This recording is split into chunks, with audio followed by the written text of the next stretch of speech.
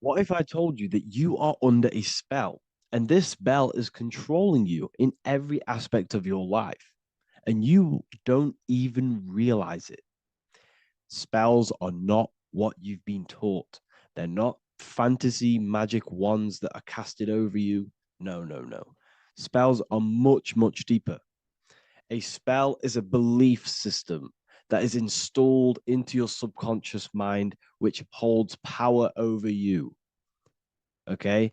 If I install a belief into your mind and that belief holds power over you and controls you, that is you under my spell. A spell is a belief that someone has installed into you. Okay. You have a subconscious mind. The subconscious holds power over 90% of your daily basis behavior, thought patterns, and overall emotional state. Because the subconscious is the back end of our mind, the mind that we don't really have access to. It's the shadow self where all of our programs, all of our memories, all of our traumas, all of our everything that we've ever experienced is recorded and kept in this vast database called the subconscious. Now, the subconscious is the 90% of our mind. We are only aware of 10% of our mind, which is the conscious mind, which is what you're using now, what you're consciously aware of. But there is a subconscious mind that holds power over your conscious decisions, and you don't even realize it. For example, as a child, you had a very, very traumatic event happen. Let's say, as a child, you were not loved enough by your parents. And this feeling of you not being enough for your parents and feeling alone as a child implanted this seed. And this seed was planted by your emotions, a strong emotion. And over time, as you grew older into an adult, this seed grew and grew and grew. And what this seed grew into is you being very needy, you always seeking validation from others. Okay. But you taking this conscious decision 10 years down the line actually stems from this hidden cause within your subconscious mind, within this little feeling, this seed inside your subconscious where you don't feel like you are worthy. So this results in a conscious decision of you seeking validation from others, being very needy from others. Okay. This is what the subconscious is. The subconscious holds power over us. For example, posting on social media. Why are you actually posting on social media? If you take a selfie with your new watch, new car, and you go and post that onto your social media, why are you actually doing that? On the deepest root cause, it's not because you just want to post a picture. No, it's much deeper. It comes from a subconscious belief or a subconscious emotion of you seeking external validation, whether you believe that or not. But that's what it is. If you're posting on social media, you're seeking attention, you're seeking validation from others on a deep level, on a subconscious level. You may not even realize this because it's subconscious. Now, this is what a spell is. Money is a type of spell. Remember, money doesn't actually exist. Money does not exist. Money is a physical object inside of the material plane. But the physical object has a belief in the mental plane. See, the mind is the highest plane. This is the root cause of reality, the mental plane. Okay. So our belief in our mind has given this piece of paper value and a meaning. But in reality, it's just a piece of paper with a belief behind it. But this subconscious belief behind this piece of paper is controlling your daily basis behavior, is controlling your emotional state and controlling your life without you even realizing it, without you even realizing that it's all an illusion. Money does not exist. It's the belief that gives the piece of paper a power. And the way we break the spell is by realizing that the money doesn't actually exist. The whole world is under the spell of money and it's controlling all of us. But the spell is the belief. Once we all wake up and realize money has no value, it doesn't actually exist, it's only a belief. There is no actual money. That's how we break the spell. The spell is broken when we figure out that we are under the spell, under the belief, under the illusion of this piece of paper having value, and it's controlling our lives. That's why the word money has mon within it. Mon is moon, and the moon represents our hidden aspect of our mind, our subconscious, and the sun represents our conscious mind. So you have two versions of yourself. You have the self that you show to everyone, the conscious mind, and you have a shadow self called the subconscious, which is the hidden aspect of you. For example, do you really love your partner who you're with, or are you just with them for, is there a subconscious fear of being alone? Do you really want to be with this person, or is it stemming from, are you staying with them because it's stemming from this fear of being alone, of being lonely? Or are you just with them because you have a subconscious sexual addiction? And all of your conscious decisions are actually coming from this little seed of wanting sex or not being alone. You have two versions of yourself, the conscious mind and the subconscious, the shadow self and the self that you show to everyone else. Okay. And the subconscious is what's holding power over you. When you drive your car, you don't consciously have to think about changing gear. You've done it that many times. It's on autopilot. That's the subconscious doing it. You can be walking down the street. Your conscious mind can be thinking about what you're going to cook for tea later, but your subconscious mind is controlling your body and walking your body. You don't have to think about moving the body. You just do it because you've done it that many times. It's a program. It's a belief in the subconscious that's giving this movement power. You see, the subconscious holds a lot of power over you. Our beliefs hold power over our daily basis behaviors and actions. Okay, like I said, posting on social media, this is seeking external validation. There's a subconscious stem, there's a subconscious urge bringing this desire into conscious reality. So we must break the spell of our emotions controlling us, our traumas from a child controlling us. For example, another example of this, let's say you were in a car crash years ago, and this car crash led you to having a very traumatic event, very traumatic emotion you felt in that car crash. You felt a lot of pain. That was impressed into your subconscious. And even to this day, you're probably scared of going into trains, going onto cars, going inside of vehicles. And you might not even be aware that it's actually stemming from this event that happened 10 years ago. That's the spell. That's the spell that's holding power over you. And you don't even realize it. You realize the spell when you realize you're being controlled by this old belief, this old trauma. That's what a spell is. A spell is not something I cast over you with a wand like Harry Potter. Spell's much deeper. It's the hidden aspects of our mind that hold power over us, that control us. Okay? So, how do we get rid of the spell? How do we break the spell? By installing new belief systems, by installing new programs into our subconscious. The subconscious is impressed by repetition and emotion.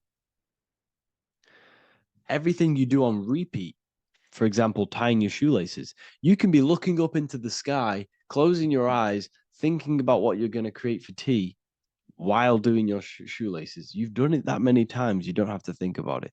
That's the subconscious taking over. Okay. That's the repetition aspect of the subconscious. For example, you could probably run down your stairs. You know exactly how to run down the stairs. If I tried to run down your stairs, every staircase is different. I'd probably fall over. But you've done it that many times, you know exactly how to do it. It's what we call ritual. When you have an evening ritual, when you tidy the house, you do your skincare routine, you wash your teeth, that's a ritual. This is what the ancients called ritual. When we do rituals, we're trying to implant something into our subconscious to either remove an old program, an old seed that is controlling us, for a new one that's going to grow into new light, into a new reality. So you can implant messages, implant new programs into our subconscious, which will then grow into a new reality. Okay. Because if I tell you something over and over and over again every single day, for example, if I say, you do what I say every single day I repeat this statement into your ears, you, about a month or 2 months in, you're going to start to believe in that statement and you're going to start to be under my spell. You're going to start to do everything that I say. So this is what spells are. Spells are subconscious beliefs that hold power over you, and you don't even realize it. So we need to remove these old programs we have that are controlling us for new programs. And we do that through ritual, affirmation, and imagination. Repetition and emotion is key to impressing the subconscious. They are the two ways that spells are created, that programs are created. The subconscious only knows the now and it only knows you. So every word you say is a spell. So when you call someone else a name, you're calling yourself a name because your subconscious takes everything you say as truth because it only knows you. It doesn't know anyone else. Uh, so every night we can do affirmation. We affirm the reality we want. This is what we call a ritual. We sit down or we stand up, whatever it is. You affirm the reality you are. I am statements. And then you imagine that reality and you do this over and over again every day, twice a day, 3 times a day, however many times. And this will cause repetition. This will install a new belief system into your subconscious, which will then start to show in your external reality. It will start to put you under a spell of the new program. For example, if I install into my subconscious that I believe that I am rich, every single night, I affirmate that I am rich, I am wealthy, I am free. And then I do a ritual. I start to imagine this reality every single night. I do these two things on repetition and I start to feel the reality and imagine the reality. Over time, I'm going to start to believe that I am rich, that I am free, and I am wealthy without having the physical reality. And what this will do is that it'll implant a message deep within your subconscious mind. It will plant the seed of this belief. And this belief over time will grow into 90% of my thoughts, 90% of my actions, 90% of my words. My words, my thinking will change due to this new belief. I may not even realize it, but I'm looking for more opportunities to make money. I'm speaking to more people because of this belief that I've installed. This belief has triggered new ways of thinking. My mind, my conscious mind is now only operating to fulfill this belief. And my conscious mind might not even be aware of it. You won't even realize that you're manifesting this belief of being rich. And that's how it happens. You implant the belief within your subconscious. You implant the spell into your subconscious, which will then gain control over you.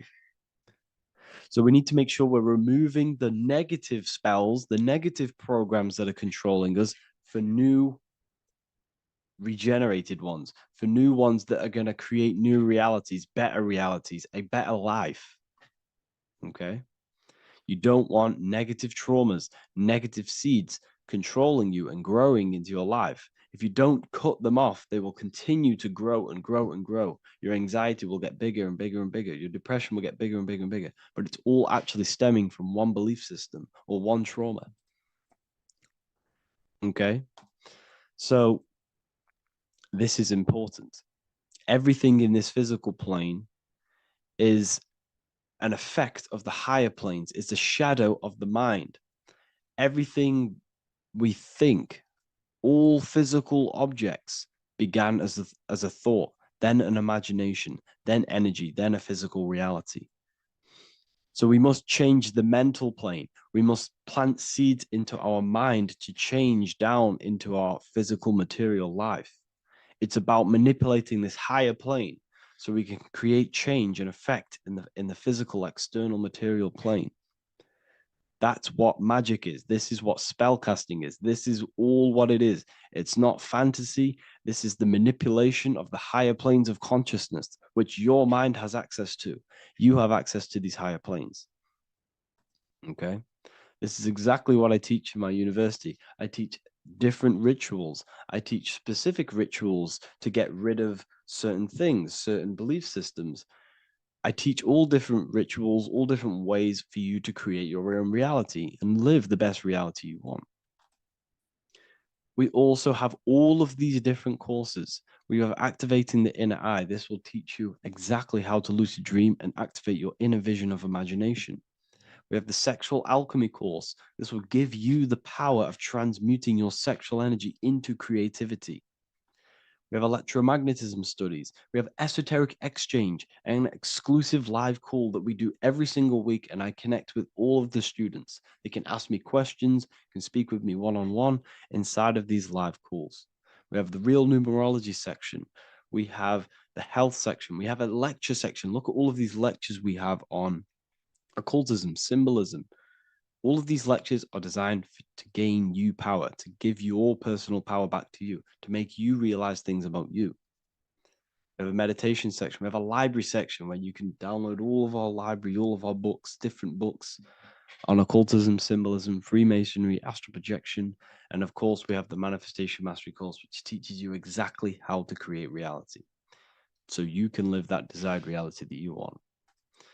This is the last chance to lock in the price of $55 a month. This is less than $2 a day. You can really level up your life because the price is going to increase as the value of the university increases because there's a new symbolism course coming out. And if you join now, you'll get this course for free because obviously when this course releases, the price will go up. The symbolism course will teach you the language of esoteric and occult symbolism. I'll leave the links in the description. Make sure to leave a like, comment, subscribe to the channel if you want to see more content. Thank you all, people. Have an amazing day.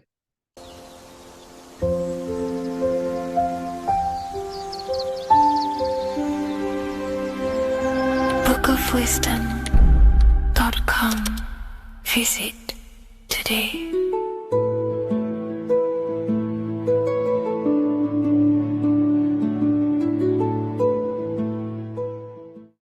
There is a secret meaning behind the number 666. 666 is 3 sixes. The number 3 in occult and esoteric numerology represents the 3 aspects of human consciousness. We see this symbolism in the all-seeing eye with the light and the triangle. The triangle is the number 3. The eye represents consciousness, observation, and the light represents the light of consciousness, because consciousness is pure light. The 3 aspects of our consciousness is thoughts, emotions, and actions. Every thought creates a feeling, and the feeling creates the action. All physical manifestation is driven from these 3 aspects of our consciousness. All physical manifestation comes from thought. Every object you see around you, this screen, the phone you're on, the laptop you're using, or the iPad, was a thought in the invisible realms of consciousness.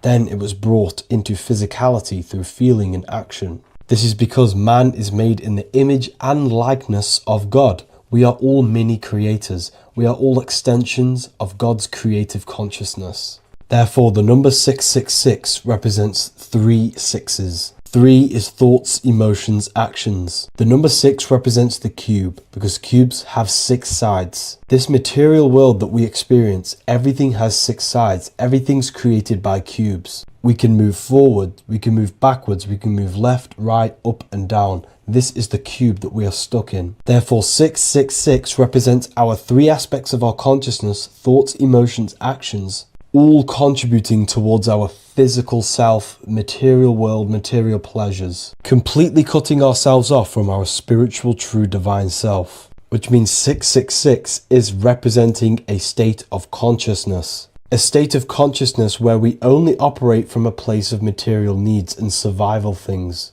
As humans, we possess a physical material body in the physical material external world, but we also possess an invisible inner world, which is what we call spirit. When we disconnect ourselves from our inner worlds, we become lost in this materialistic way of thinking and acting, which can lead to no life purpose, a feeling of emptiness and voidness in our hearts. Humans possess the ability to transcend our animal instinctual natures and turn to the divine mind, to the spiritual inner world. It is our inner world that is projecting our outer world. The outer world is just an effect of our inner state of consciousness. It's important as we go through this human life to not lose ourselves and look for our validations outside of ourselves. The external world is simply just a mirror, mirroring with mathematical precision what happens inside our consciousness. When we change our inner world, we produce effect in the outer world. To get back on track about this number, this represents when we are lost in our material self and we are completely cut off from our true divine self. The devil is always having goat horns, which represents a ground animal. This is the lower animal self of man. He's always red. The frequency of red is the lowest vibrational color, and it also represents the root chakra. This is all to do with survival mode and our physical needs and physical self. Red represents chaotic and intense emotions like hatred and anger. This is why the devil is always red, because it represents anger and an uncontrolled state of emotion and consciousness.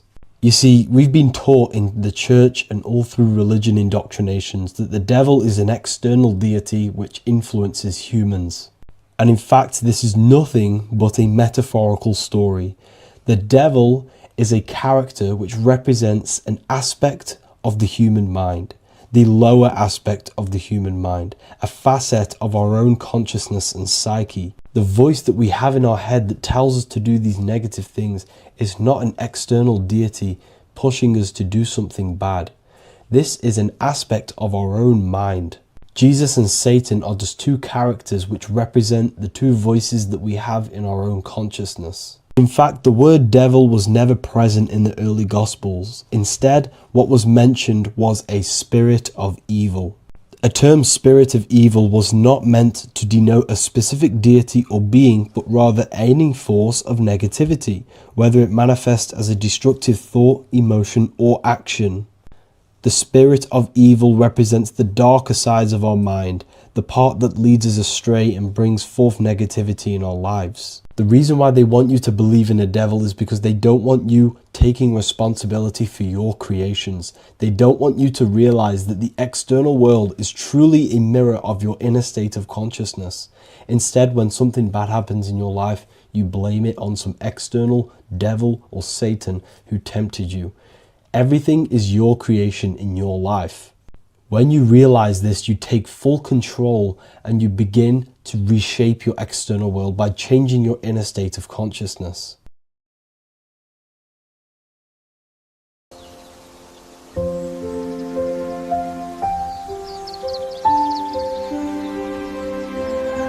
bookofwisdom.com. Visit today.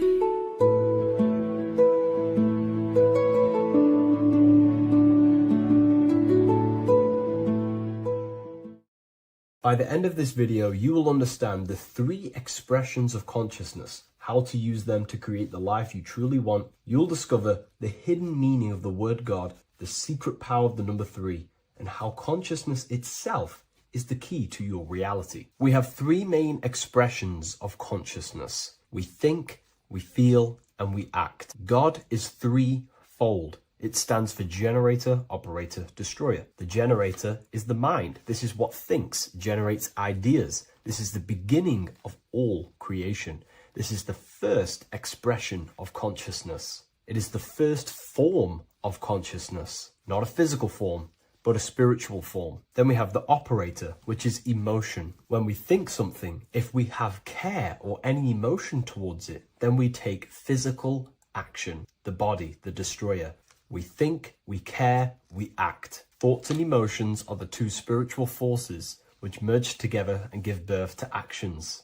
Think about it. Why are you watching this video? Because you had a care to watch the video. Therefore, the reality in front of you is because you had a thought, you had a care, you took action to express that reality. Everything goes through this threefold process. This is why we say, follow your heart, because the body does follow the heart. We think something in the mind, we feel something in the heart, and the body takes action towards it. Everything operates on the care energy of the heart. The body follows the heart. If you do not care about something, then you do not act towards it.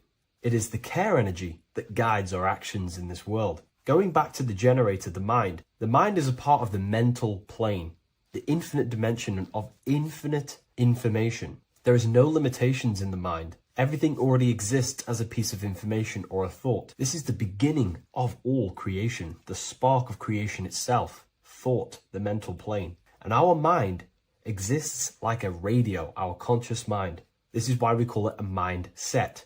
What we set our mind onto through attention, mental attention, whatever we set it on, we receive thoughts that are very similar to what we set it on. The mind is like a radio, and whatever we tune that radio to, we receive that frequency and play that song.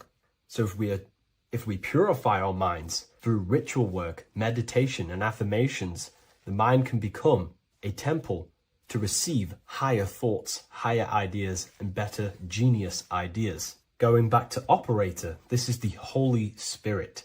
This is what we care about, our emotion. This is the feminine side of consciousness. Thoughts is masculine, the Father. Emotion is the Holy Spirit, which is feminine. And these two create a child, which is Jesus, the Son, which is actions. When thoughts and emotions merge together, you have a physical action, which is a masculine force, which is why it's a son. The Holy Spirit represents a purified heart, love consciousness, holding love in the heart. And when we purify our minds, we have an effect and purify our hearts. And the reason why I say that is because whatever we think in the mind directly corresponds to what we feel in the heart. As above, so below. Thoughts create emotions. If we think something and our heart tells us that is bad, we have a feeling that that is wrong, then we should not take physical action towards it. And if we do take physical action against the feeling of knowing it's bad, then you are going against the spirit. That's what the word Satan means, or Satan. The Hebrew word for Satan is Satan. It means adversary or opposer. You're opposing the Holy Spirit. You're opposing what you know is good. You're taking a sin against the Spirit, against the guidance from your soul, the knowingness of good. So when we do purify our mind, we purify our hearts. And when we cultivate love for the self and one another's in our hearts, we gain the Holy Spirit, which is love consciousness. And when we think in our mind with the love of the heart and we merge our thoughts with love, it gives birth to perfect actions. This is what the true Christ consciousness is. We think with the love of the heart and it gives birth to perfect actions. And if everyone did this in the world, we would live heaven on earth. Everyone would be balanced within themselves and the world as a whole would be balanced. So we need to gain full mastery over these three aspects of our consciousness, over our what we give mental attention to, gaining love for ourselves and the collective in our hearts, and gaining a strong disciplined willpower for our physical actions. And if you can gain full control over these three-step process, you can gain full control over your reality. The number 3 represents this 3 aspects of creation or transformation. This is a transformative process from going invisible to the visible. This is also why Jesus dies in a cave for 3 days. It's all about transforming the self. Transformation is the number 3. Me personally, I think the Holy Spirit has been replaced for the sacred feminine aspect of consciousness. They do not want us connecting to our feminine side of consciousness, because then we will cultivate love in our hearts for the self and one another. And love is the most potent force there is in the whole universe. It is what unifies everything. It nurtures everything. It allows things to grow. Think about it. When you hold love or care for someone, you grow relationships. The sun is the perfect symbol and representation of love energy. The sun gives abundantly, expecting nothing back, and allows everything on the earth to grow. It's a caring, nurturing, feminine force that allows things to grow and unify and come together. In today's world, we mainly have thinking and acting without emotion, without care, without the judge of our hearts. It's all about gaining unity consciousness. We think, we care, true care for one another and the self, and we act. And if you align these 3 forces towards something, your business, whatever you're trying to create, you will fully create that reality, because these are the 3 forces that you can use to generate a reality. You can do ritual work to create care in your heart about something, and then you will take more action towards it. The book I'm using here is the Book of Wisdom, Volume 1. You can get this paperback or PDF on my website. So I hope this video has helped you. Please leave a like, comment, and a subscribe on the channel if you like the content. Let me know what you think about the Holy Spirit and if it is covering up the feminine side of consciousness in the comments section. Welcome to Revival of Wisdom. Welcome people, we're back with another video. Please make sure to hit the like, the subscribe button, and turn on notifications to never miss a video. The Vatican is a giant key from a bird's eye view, and it also contains an 8-pointed star. The Anunnaki Sumerian gods also depicted this 8-pointed star. The sky god Anu from the Anunnaki also uses the 8-pointed star for his symbol. And even Freemasons depict an 8-pointed luminary with a ladder and a key. This is symbolizing the key to ascension up to the 8-pointed star, which is Polaris. Polaris is always depicted as an 8-pointed star. Polaris is the standstill star at the very center of our realm, which is perfectly aligned with the North Pole.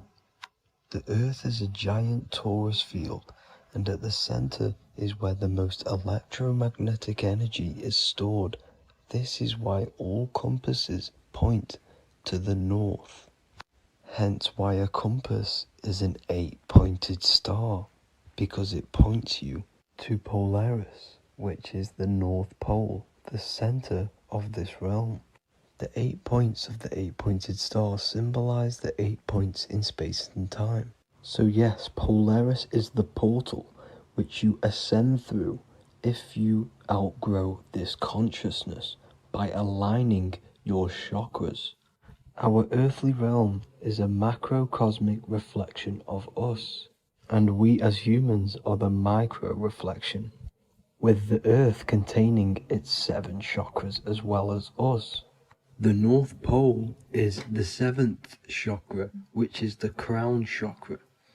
So the key to ascension is held by the Vatican, hence why it's a giant key, because they mislead the masses through their religions, which teaches the masses to look outside of themselves. As stated in the 20,000-year-old emerald tablets, written by the Egyptian god Thoth. On Earth, man is in bondage, bound by space and time to the Earth plane. Encircling each planet, a wave of vibration binds him to his plane of unfoldment. Yet within man is the key to releasement. Within man may freedom be found. So the 7 planets are associated with each 7 chakras. The lowest chakra being the root chakra, which is associated with Saturn. This is why the elites love Saturn and reflect it in all of their symbols. Because the chakras are an ascension of spiritual principles, starting from the material and ascending up to the spiritual, the crown chakra. However, evil love bondage, and they are trapping souls in the physical realm by stopping and provoking the ascension process. They do this by abusing the energy of Saturn, and Saturn is associated with the lowest chakra. The lower 3 chakras are associated with survival mode, which keeps the consciousness in a constant state of fear and only aware of its surroundings. Once you start to ascend up your chakras, you become more consciously aware of spiritual deeds. And this is the process of returning back to your true spiritual form. Going back to Polaris and its connection to ascension, Kanye West symbolizes this on his music video 24.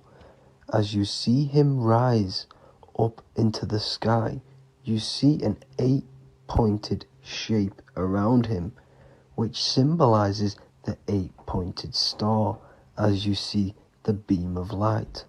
And even NASA symbolize this in their Space Delta logos, a bear holding a key with an arrow up to Polaris, the 8-pointed star. Here's another NASA logo of an arrow from the Earth to Polaris. The series Lock and Key on Netflix is all about portals and doorways, and they have the Kundalini energy as one of their keys. Kundalini energy is the energy which rises up the spine, the 33 vertebrae, and activates the third eye.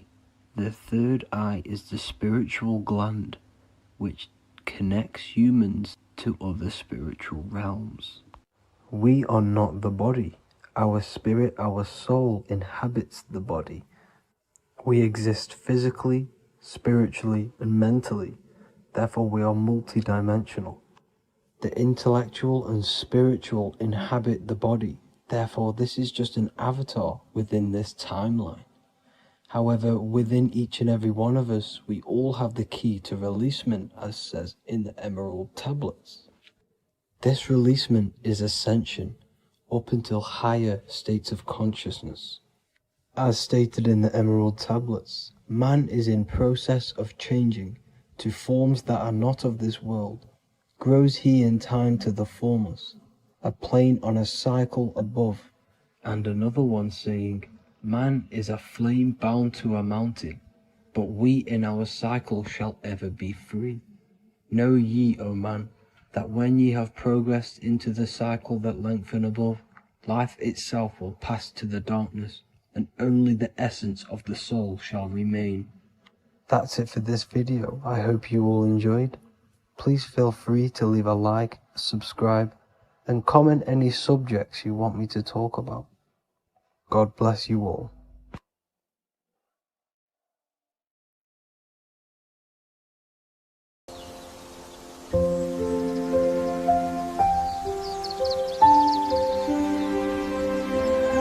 bookofwisdom.com. Visit today.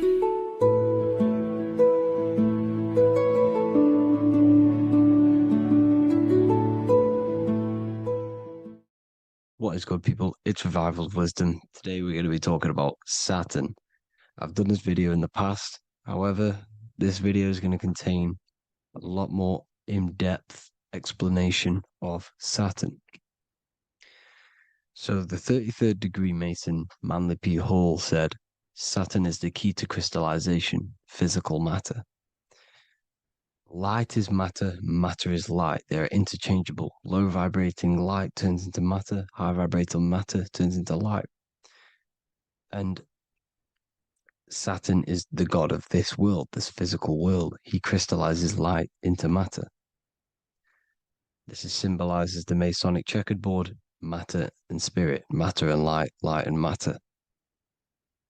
He's also the god of time, destruction, justice. He creates and destroys because all things in time die. He creates and destroys you. So, because we live in this physical world, which is the electric world, this is why we say electricity, because it comes from the root word of El, Saturn. They used to call Saturn El, E-L. This is why we used to say Elohim is God. The real God of this world is Saturn, but it's being hid. This is being hid. Jesus is Saturn. All of this is Saturn. It's all Saturn worship. It's the real God of this world, So, physical matter is a result of two opposing forces equalized on the plane of inertia, because everything is created out of electromagnetic toroidal fields. And these two poles equalize on the plane of inertia, which gives you planet Earth, plane of inertia. The plane of inertia is what Saturn is. It's the ring around the center of the plane of inertia. Thank you to Walter Russell saying, physical matter is a result of two opposing forces on the plane of inertia.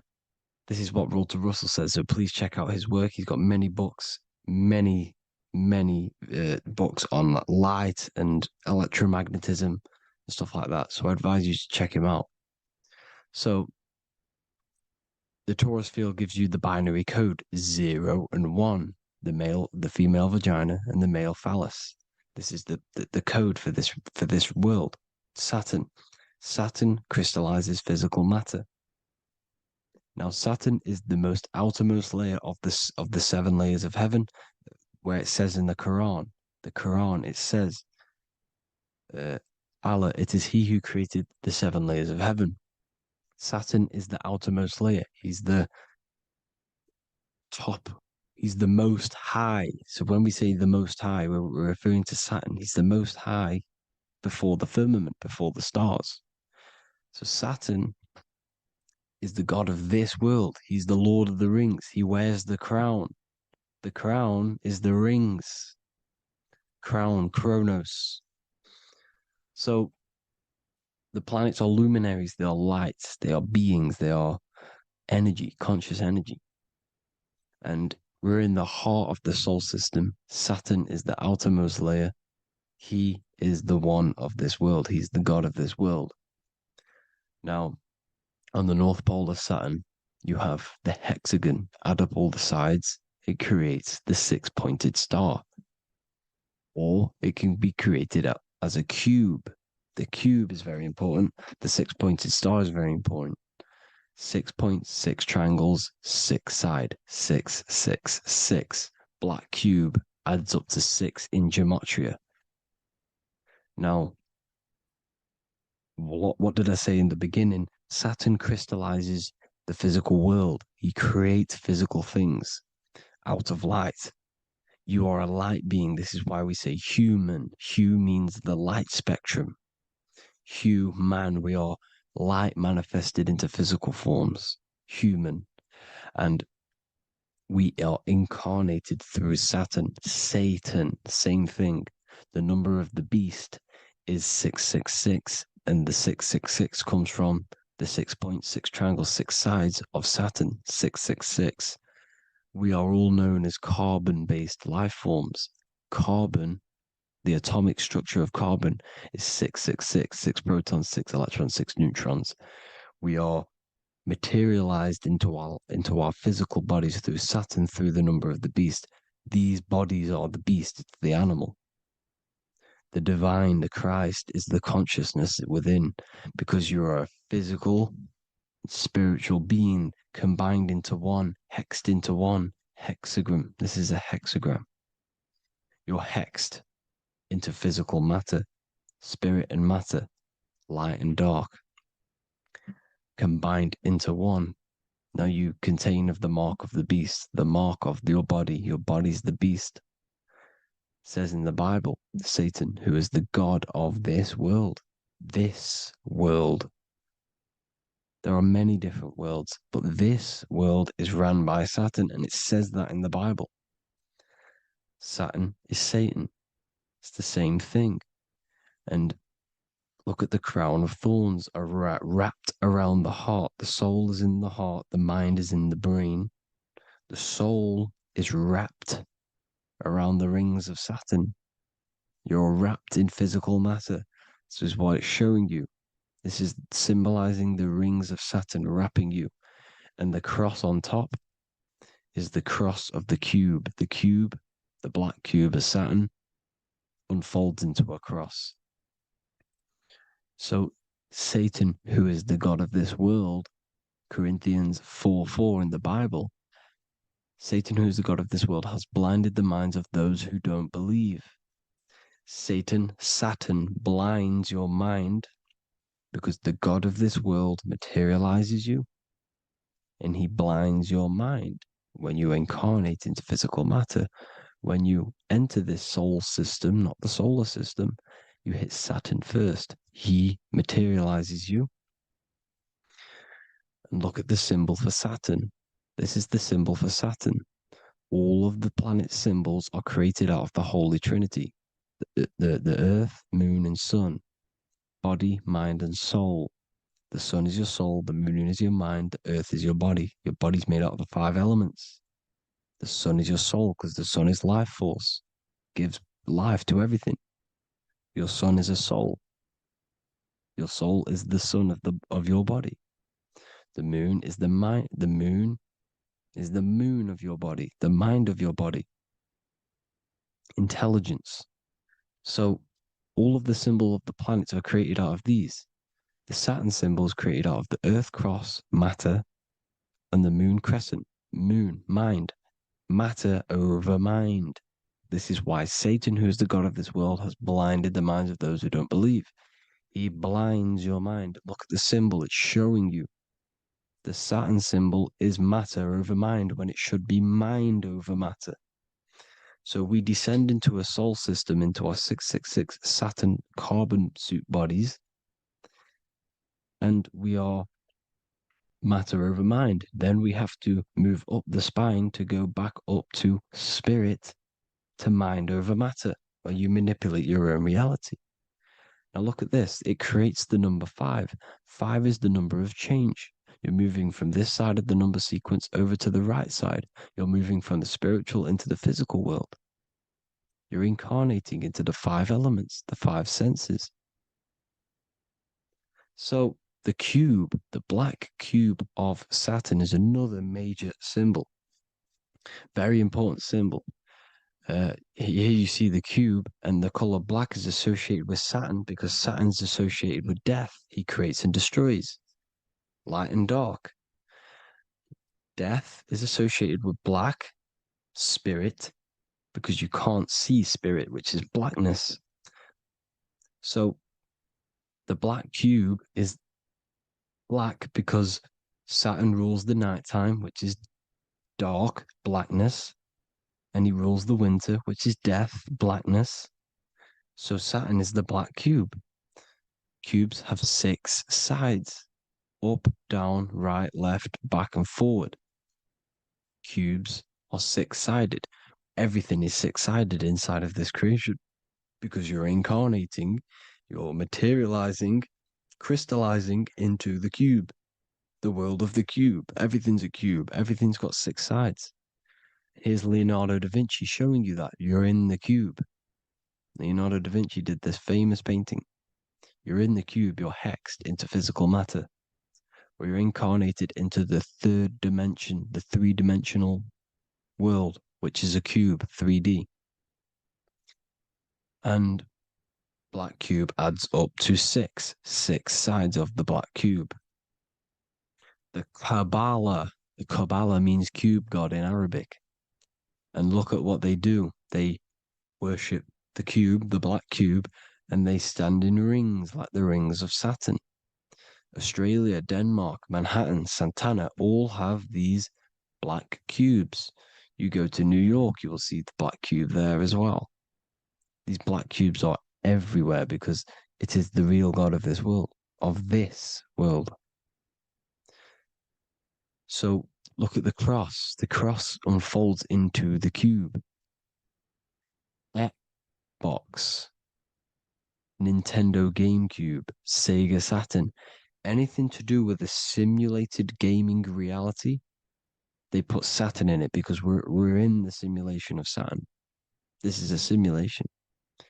And this is why they reflect this through the Xbox, GameCube, Sega Saturn, anything to do with gaming, simulations, is all Saturn. Because we're in the cube of Saturn, the black cube. We're in the GameCube, the Xbox, the Sega Saturn. As above, so below. So they reflect it through the simulations that they create inside of this simulation. Cubes have 8 points for the 8 points of time and space. 8 is the number of time. Everything's cycling, infinity. So look at the cube. The cube is symbolized as in Judaism. The Judays have the black cube.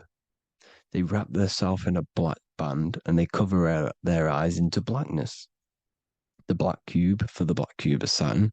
They use the star of Saturn and they worship their god on Saturn Day because it's all Saturn worship. And look how the Saturn god is wrapped around with these thorns or leaves, just like Jesus is wrapped around his heart. And Jesus on the cross is us on the cross. We are in the cross. We are in the cube. The cross is the cube. And the cross is even in the Saturn symbol. This is another symbol for Saturn. There's two symbols. You got this one, the one I've just broke down. And there's this one. This is the cross of Saturn, the cube god, the simulation, the game cube. Now, Chronos is another word for Saturn. Chronos means time. When you clock into work, you go to the Chronos machine. Well, I did anyway. And I tap my card on the Chronos because Chronos is time. Anything to do with time is Saturn. He creates and destroys. Look at the artwork of Saturn with the sand, the time. Look at this, how he's cutting off the baby's wings. He's crystallizing the spirit into matter. He's cutting off your wings. Satan, in the Bible, he falls from heaven into earth and he loses his wings. He becomes a serpent. You see that's it's all symbolic for us. We are the fallen angels, fallen angles of light. We're fallen angles of light. We are light beings. Now we're fallen into physical matter. Saturn's chopped off our wings. He's chopped off our spirit wings because when you astral project, you can fly. You will fly around. He's got the Reaper staff here, always depicted with the Reaper staff. Now look at the clock. Saturn Day is the 6th day, the number of the beast, 666. Look at the clock. 6 take away 12. Sorry, 12 take away 6 equals 6. 7 take away 1 equals 6. 8 take away 2 equals 6. 60 seconds in a minute, 60 minutes in an hour, 24 hours in a day, 2 plus 4 equals 6. That's 666. Everything's 666 because it's time. Saturn. All goes to Saturn. He's the god of time. We're in time now. We're in time. We're in the time, which is God, the god of this world, the god of time. Now look at this. The Reaper is also depicted as the Reaper with the staff, the black cloak, black symbolizing death, spirit. Judges wear black because Saturn is the law. He's the god of this world. He's the law. This is why they wear black cloaks. When you graduate from university, you wear a black cloak and a black cube on your head. You've been hexed. Funerals, you wear black because it's all to do with Saturn, Father Time, Father Crystallization. Now, Saturn, here's another one of him cutting off the wings of a child because he cuts off the wings. He creates and destroys your body. We're in the electrical world. Everything that is electrical vibrates. All vibrations have to come back to a standstill point, which is death. This is why your body dies. Your atoms stop vibrating. Corona. Look at the crown. The crown is the corona. Corona means crown. And look at this is an alcohol brand for beer. You can see the staff of Saturn in the symbol with the moon crescent. Corona, which is the crown, Saturn, the crown on Saturn, the rings. And then you've got the staff. It's all Saturn worship.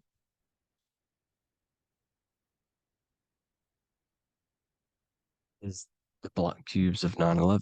2 black cubes. This was a ritual for Saturn. It's all ritualistic. And look at the Star of David, the Star of Saturn. It's not the Star of David. Creates IXXI, the sigil of Saturn. IXXI means 9/11 in Roman numerals. 9/11. It's all a ritual for Saturn, and they have the 2 black cubes of Saturn. Now look, XX, there's more symbolism of Saturn now. We're going deeper. XX is more symbolism for Saturn. The sigil of Saturn is XX, as above, so below. Same with the Star of David. You split it in the middle, as above, so below, as above, so below. XX, this is a Knights Templar Cross of Lorraine. XX, Knights Templar, High Order of Masonry. They all worship Saturn. Well, Saturn's the real god of this world. X Eon with the XX. XXL magazines, which is all to do with famous rappers and stuff like that. When you die, you put XX on the eyes because it's Saturn. He's the Reaper.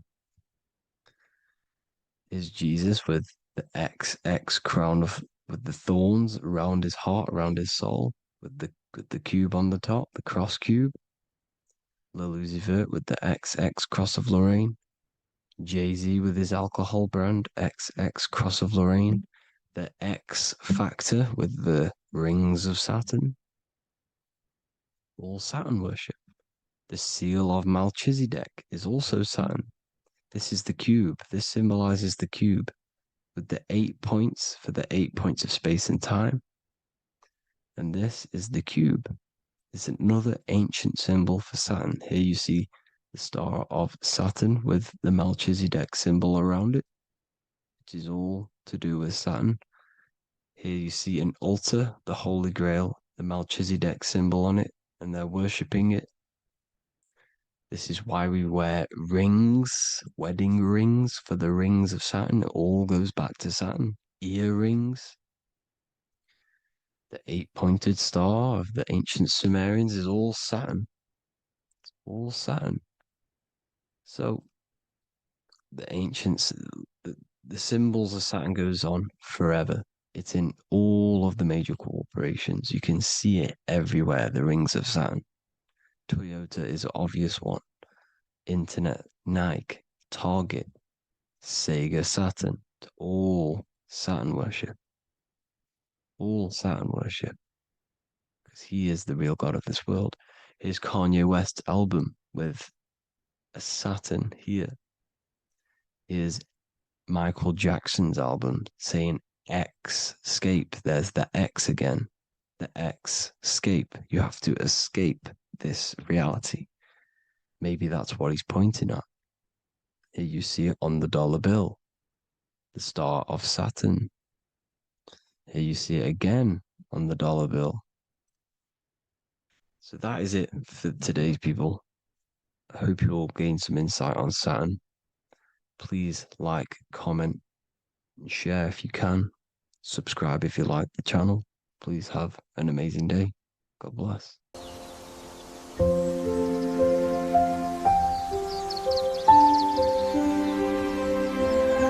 bookofwisdom.com.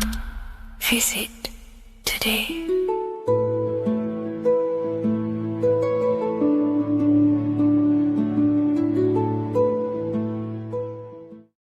The Freemasonic square and compass is not just a symbol that represents Freemasonry, a lodge, or a secret society. It is a symbol of gaining your own personal power. Now in this video, I'm going to be breaking down this symbol in the most detail I can possibly go into. Most people live in a state of illusion. They live their life impulsively, acting based on their five senses, tasting.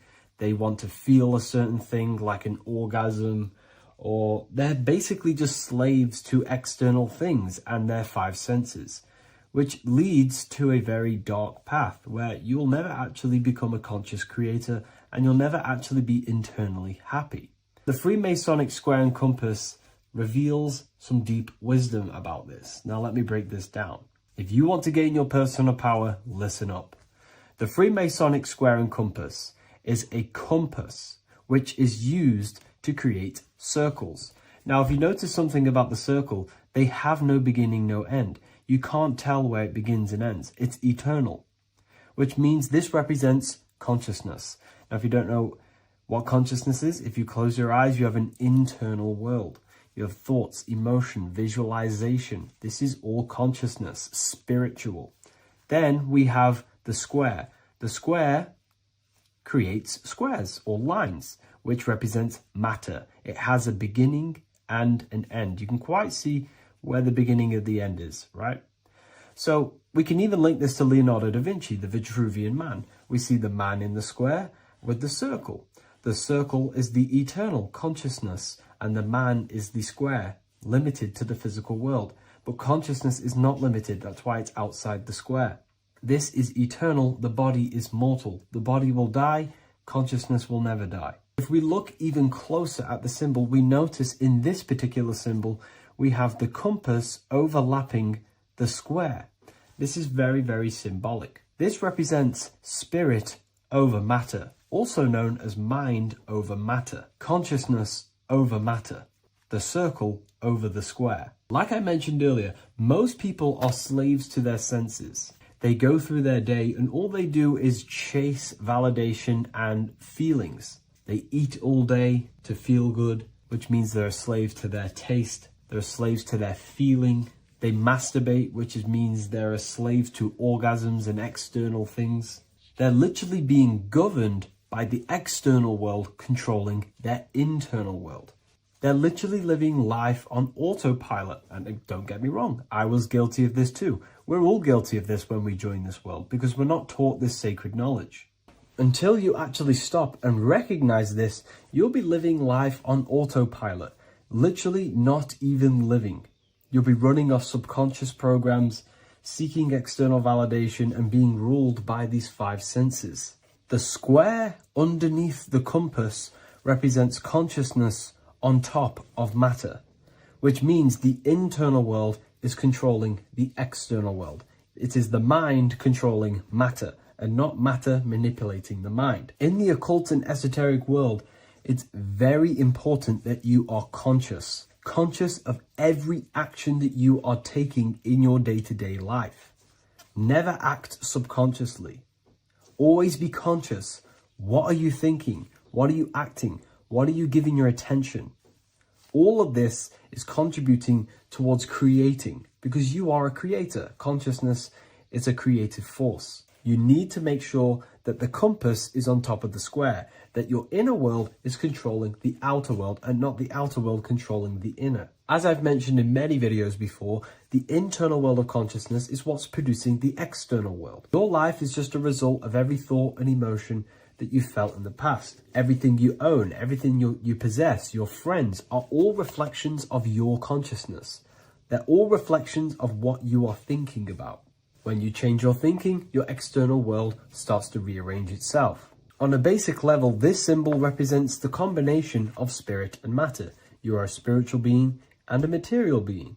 You are heaven, the sky, and earth, the ground. You are heaven and earth, spirit and matter infused into one. You are a bridge between the divine and the earthly worlds. And you can bring down these higher realms of consciousness, thought, imagination, and emotions into a physical, tangible reality. To do this consciously, we need to make sure the external world is not manipulating the inner world. Because if your internal world is being controlled by external circumstances, for example, you have a circumstance happen in your reality, an emotion triggers inside of you, and that emotion is a command to create more of that. And the thoughts that you think are creating more of that negativity. So it's a constant cycle of negative manifestation if you let the external world control your internal world of consciousness. So we need to make sure the compass is on top of the square, that the internal world are commands and not reactions to create your external reality. And not only just to create, but to actually enjoy life. If we let the external world bother our internal world, this means that we have some sort of mental or emotional attachment to the external world. We need to detach from the external world. Why do I say that? Because it's temporary. It's an illusion. We are going to die one day, and none of this will matter. You need to understand that everything in this world is temporary. You have to be okay with losing things, losing family, losing things in this world, because it's guaranteed to be temporary. We need to make sure the internal world is order and not chaos, commands and not reactions. Now, at the back of the Book of Wisdom, Volume 2, the book that I've wrote here, I go over the different meanings of the different arrangements of the square and compass. Sometimes we see the square overlapping the compass, which is the opposite of what we've just broken down. Or sometimes we see one leg of the compass on top of the square and one leg of the square on top of the compass. These are all highly symbolic. When we see the square overlapping the compass, this pretty much represents the beginning of the Freemasons' journey. When their internal world is being controlled by the external, they have a lot of spiritual growth and a lot of learning and inner work to do. Now, when we see half and half, one leg of the square on top and one leg of the compass on top, this represents the Masons' gradual emergence from the material realm into the spiritual. This interplay of symbols reflects the process of gaining greater light and knowledge as the Masons ascend from material concerns towards spiritual enlightenment. And of course, we've just broken down what this means. This represents spirit over matter. They're not chasing external physical things anymore. They're actually chasing and gaining validation and happiness from spiritual growth, more knowledge and deeper understanding of consciousness and themselves. Most people chase external material things, which actually don't make you happy in the long run. You could be given £1 million today. In a week's time, you would be back to the same original state of consciousness and actually chasing more and more millions of pounds. It's because nothing physical in this tangible world will ever satisfy your internal world of consciousness. So through spiritual growth, we can actually become happy and seek higher understanding, higher consciousness, which actually satisfies us eternally. So when we see the compass on top of the square, it symbolizes the triumph of spirit over matter. This arrangement not only signifies the mastery of spirit over the material realm, but also represents the resurrection, ascent, and dominion of spiritual principles over all earthly conditions. It's all about gaining personal power and spiritual growth. It's all about spiritual evolution, going from matter to spirit. The external world controlling the internal world, to the internal world ruling over the external world, where the mind becomes a powerful tool to actually create and command reality. The mind cannot create and command reality if it's being governed and tossed all over the place by external circumstances and thoughts. Here's a quick tip on how to know if your mind is controlling you. If your phone notification goes off and you're working on something and you instantly go to reach and pick up the phone as soon as the notification goes off, that is an indication that your mind is controlling you and you are not controlling it. The mind is the direction of consciousness. The direction, it directs the flow of your attention, your energy, your consciousness. So to practice to gain mind over matter is simply just meditation, allowing the mind to sit still and focus on one thing for long periods of time. And over time, this will gain mastery over your attention and your mind. If you are on your spiritual path, this should be your goal, your internal world becoming the master. The mind becoming a vessel for you and not a vessel controlling you. It needs to become a command center and not a reaction. Please like, share this with a friend, and subscribe to the channel if you're new. Leave a link in the description for the Book of Wisdom Volume 2. Hello, everyone. Today we're going to be discussing the esoteric and occult meaning behind the story inside of Genesis, the story of Adam and Eve. This is a widely known story, but not many people know the true esoteric meaning behind it. Okay.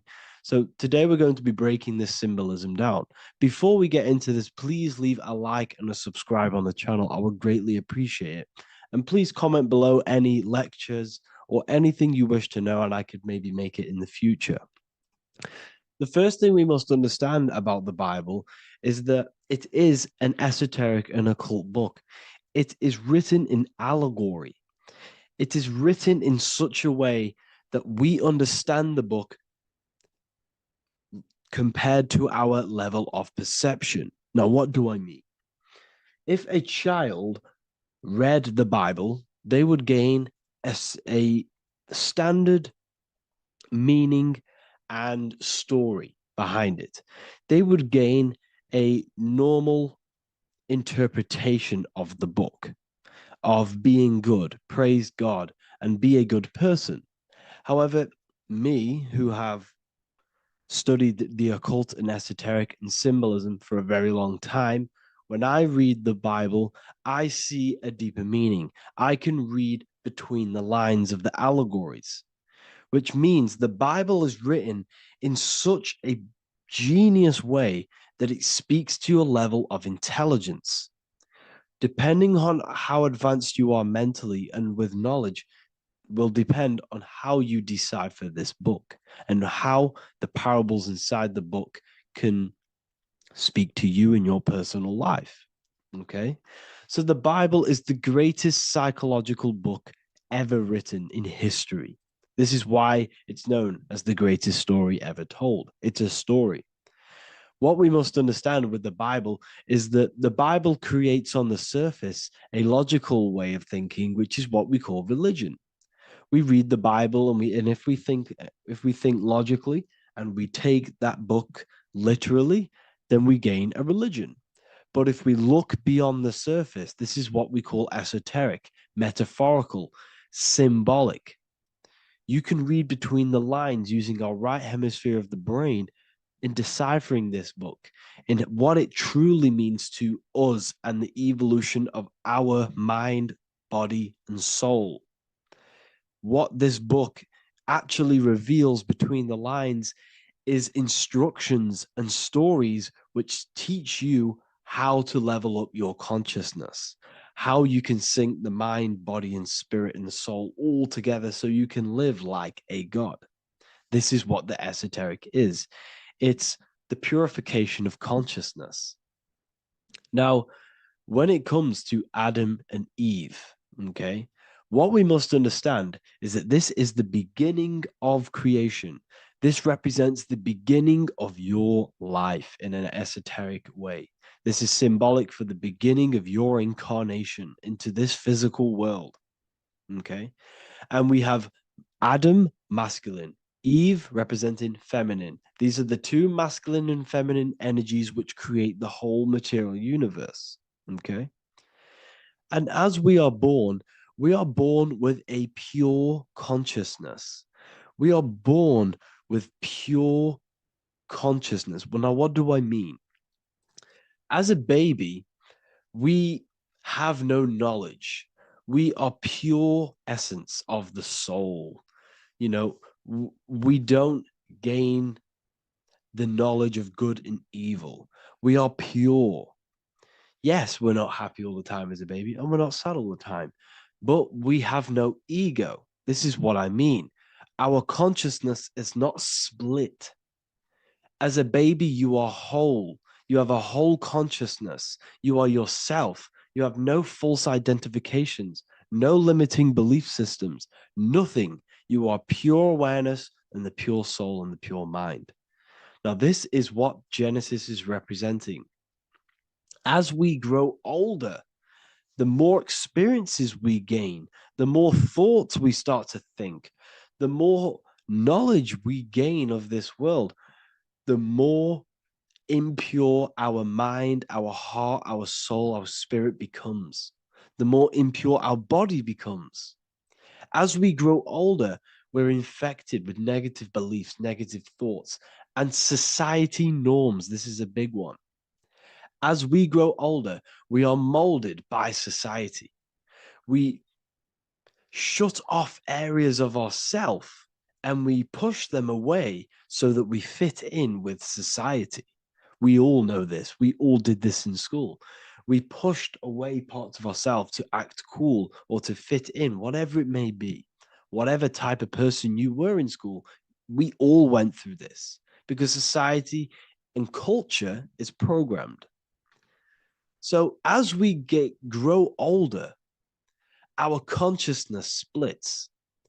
We gain a persona, an ego, and we gain a shadow self, the subconscious, and we gain an ego. Now, the ego is what you show to people.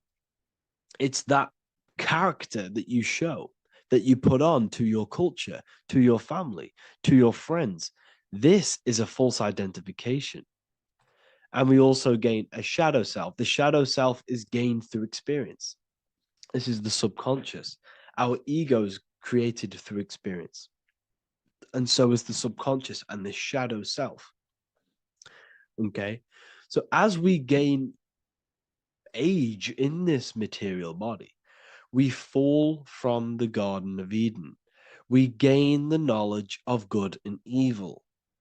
This is what the symbolism represents of us leaving the garden, us eating from the fruit. Now, the fruit represents the knowledge, it represents the insight, the experience, which splits our pure consciousness. Our soul splits.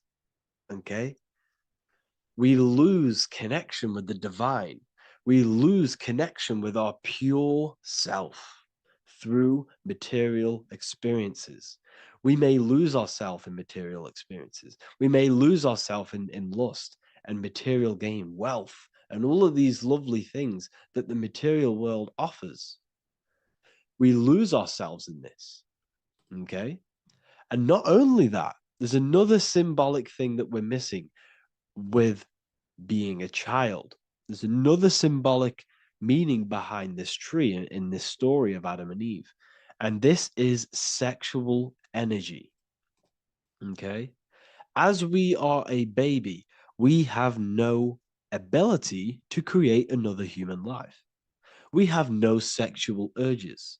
We have no desire for the material things as a baby. Nothing.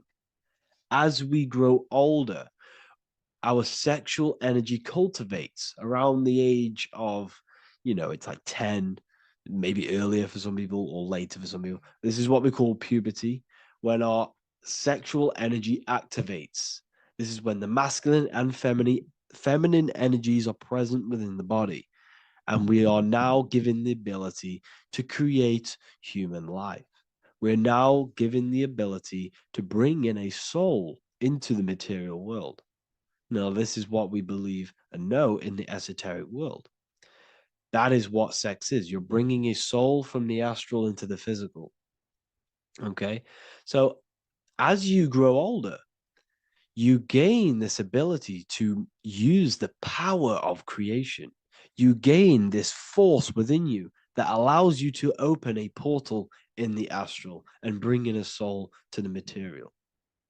Now, this power can be misused. This power is very powerful and it should not be misused. In occult and esoteric teachings, we teach and learn sexual transmutation, how we transmute sexual energy into different areas of our life so we can grow and create. Because sexual energy is creative energy. It creates a whole new human being. So if we retain it, we can transmute it into creativity. So this energy is kind of corrupting us as well. And now I'm not saying growing up is evil, all this thing is evil. This is a natural cycle that we must go through. The soul of us must go through this cycle so that we learn, so that we overcome it, so that we gain mastery of ourselves, so that we expand ourselves. I recommend you watch the Evolution of Consciousness lecture that I did on my YouTube. An amazing lecture. talks about the evolution of consciousness and how we're on a never-ending cycle of life and death and expansion. So leaving the Garden of Eden is symbolic. You see, Eve represents emotion. She's feminine. Adam represents action. That's why he bit the apple. You see, Eve takes the apple and tempts Adam because she's the emotion. She's the sexual desire. And Adam eats it. He releases. He misuses the power of his creation. He misuses his consciousness because of material illusions and material desires. This is natural. Okay. As we grow older in this life, our soul has to experience sin. We have to experience negativity. We have to experience evil. Okay. And we have to misuse this power within us to learn about it so we can overcome it and gain control over it. Now, this is why the Bible says in Genesis 3:6, for God doth know that in the day ye eat thereof, then your eyes shall be opened. Ye shall be as gods, knowing good and evil. This is very, very, very symbolic. We come into this world to experience a dualistic way of reality. We come into this world to challenge ourselves so the soul can grow, because the soul comes from pure love from God. But we come into this world so the soul may know what it's like to be evil. You see, we are like a seed. Our soul's like a seed. And when that seed grows, okay, and it's planted, them roots must grow to hell in order for the top of the tree and the roots to grow to heaven. In order for the soul to reach the highest states, it must descend down into the lowest states. Good and evil. This is the story of good and evil, okay? And this is the story, a psychological story of how the human mind has functioned in this life. This is what this story is representing of how our soul and mind is functioning, how our consciousness is splitting and growing up and evoluting. Okay. Like I said, snakes represent sexual energy. They represent, snake, when you've been snaked. This is why we say you've been snaked, because it represents a temptation of sexual energy. This is why the Kundalini is symbolized as a snake. This is the serpent within us that we can rise to activate dormant brain cells in our brain. Now that's called the Kundalini awakening. I'm not going to get into that into this video, but this is what it symbolizes, the tree and the knowledge of good and evil, because our body is the tree. Our central nervous system is the tree.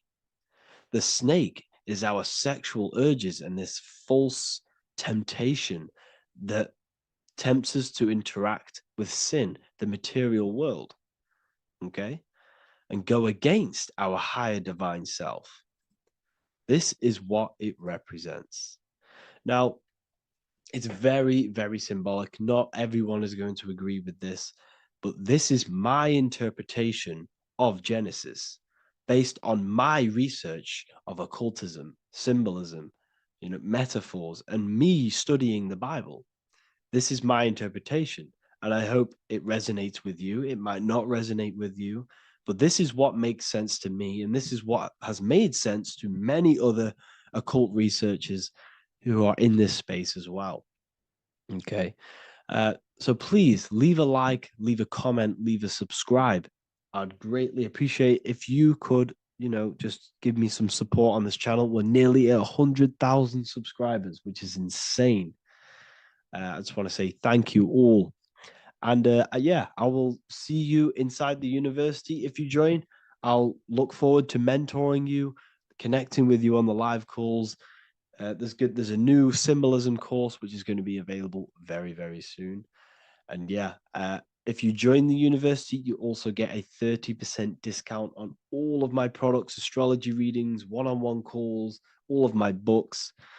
Yeah, so I hope you gain some insight on this video, and I'll see you in the next video, and I'll see you inside the university. Have an amazing day.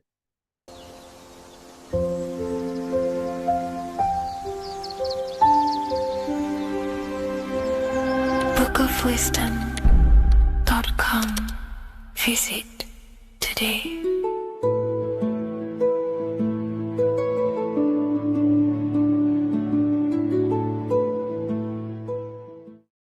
The scariest thing about having your first out-of-body experience and leaving your body is the realization that you have after. You realize everything you've been told about yourself, reality, the earth, what you're doing here on earth is a complete, utter lie. Your self-belief of what reality is and what you are is completely shattered. You now fully understand that you are more than your physical body that you inhabit. My first out-of-body experience happened a few years ago, but before all of that, I remember being a child, going to bed and closing my eyes, and I remember as a child feeling like I was floating above my body and moving. And maybe subconsciously this has led me into knowing intuitively that there is more to reality, and I've gone down this path of esotericism, occultism, consciousness. Maybe that has led me to this, I don't know, but I've always had this subconscious intuition in my mind that there's more to reality than what we've been told. And maybe it came from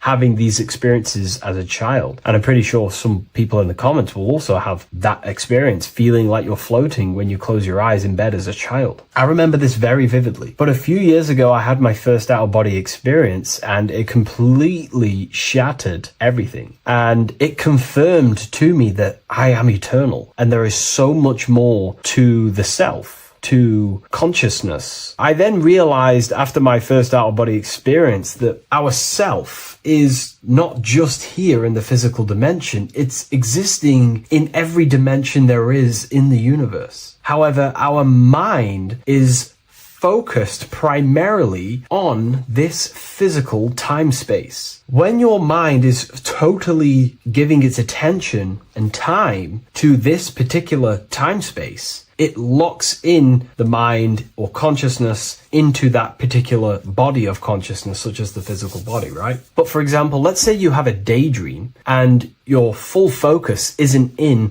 the present moment and your environment that you're in physically. Your mind kind of wanders off into a daydream, what we like to call it. That again is shifting time space. Your consciousness is 40% here in the physical plane, because your body's there, but then the other 60% is in this daydream, this imagination. So you're shifting time space, and what an out-of-body experience does is allow your mind to reduce that attention to the physical body and access attention to this altered body or dimension of consciousness. So I'm going to give you the story of my first out-of-body experience, because I know when I was researching this, I was always looking for personal stories about someone's out-of-body experience, and there's not many out there, to be honest with you. Well, based off my research, I couldn't find many. You find a few, but I'm going to give you my experience of my first out-of-body experience that happened a few years ago. It was early in the morning. I kept on waking up and falling asleep to my alarms. I went back to sleep after waking up for like the third time in the morning. When I fell back to sleep, that is when I had my out-of-body experience. It's also good to mention that I have been listening before that about podcasts, books about out-of-body experiences, astral projection, and things along them lines. So this was stored in my subconscious, this topic. And I had a desire in my heart to actually experience this for myself. Long story short, I went back to sleep early in the morning because I kept on waking up, and it began with this tingling sensation, a high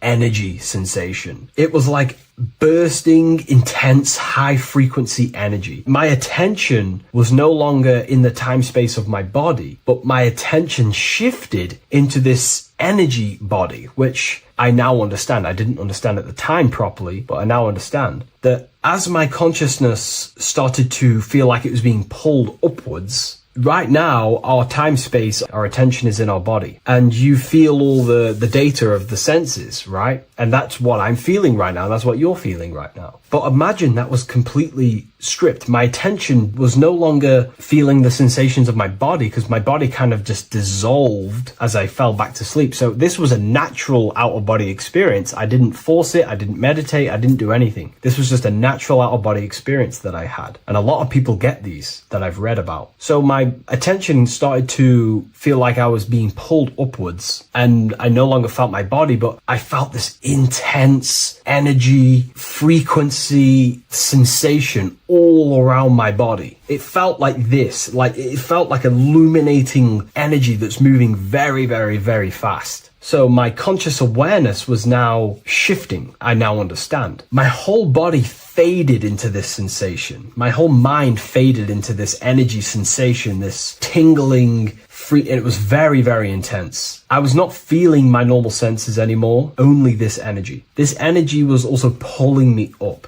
The more I was lifted up, the more intense the frequency became. So think of it like just a frequency resonator, how it just goes up and down, up and down. But then imagine the frequency resonator just going higher and higher and higher frequencies, and it would just get more and more and more intense. The energy was moving faster. This tingling was faster and faster and faster as I was being pulled up. Part of my mind began to fear this. My arms and legs grew very tense. I started to tense up because at this moment in time of the experience, I was very vaguely conscious. I was half there, half not. And as I was being pulled up, my physical body started to tense. And this is again when I started to feel my body again. But then I remembered what I heard out of body experiences is that you have to submit to the process. If you try and force an out-of-body experience, it will never happen, because an out-of-body experience is not truly out of body. What we're trying to do is trying to find a needle in a haystack. If you're trying to find a needle in a haystack, you don't go rummaging through the haystack to find the needle. What you do is you burn the haystack and then the needle reveals itself. It's the same with an out-of-body experience. We dissolve the senses of the body, so the body falls asleep, but the mind stays awake. As soon as I let go of this fear and I let go of the tensations in my body,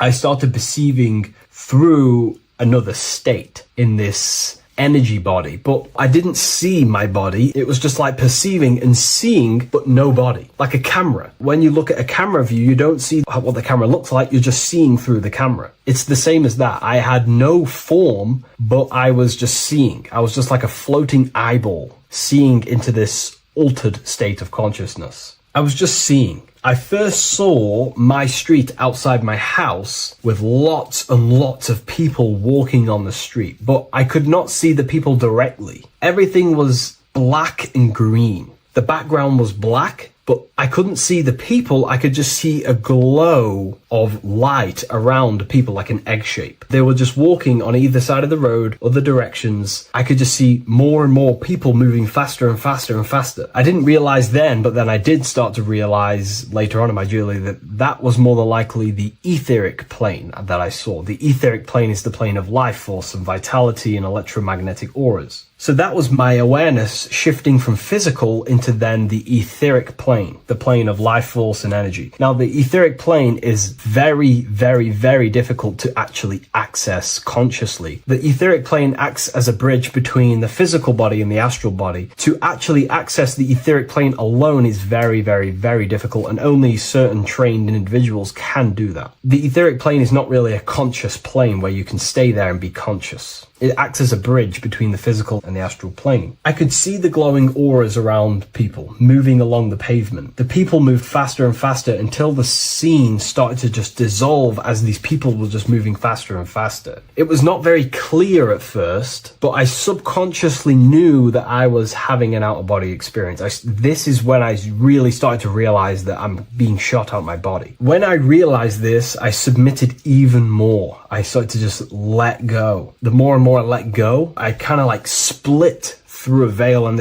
everything became super clear. Before, in the etheric plane that I think it was, the ethereal plane, things weren't very clear. I could only just see glowing auras. However, as I split through the veil of the etheric, this bridge, this place that I was going to, I then split and everything just came super, super clear. I was floating in the sky. I subconsciously knew that I was having an out-of-body experience when I realized this. As I was still being lifted upwards, I then split through the layer where everything just suddenly became super clear. But then I was awake, fully conscious, but I was not in my body. I was just like a camera in the sky. I had no body, no form. I could just see. When I entered this plane, there was some sort of voice guiding me through this whole process. It was a male voice, and it was basically guiding me where I was going. It was telling me what I can do here. This voice was pretty much saying, you can fly, you can think things into reality, you can do this, you can do that. While he was saying this voice, there was no being around me, but I felt a presence of another being. But this voice was just speaking to me mentally. Like, you can't hear it, but I just knew what it was saying.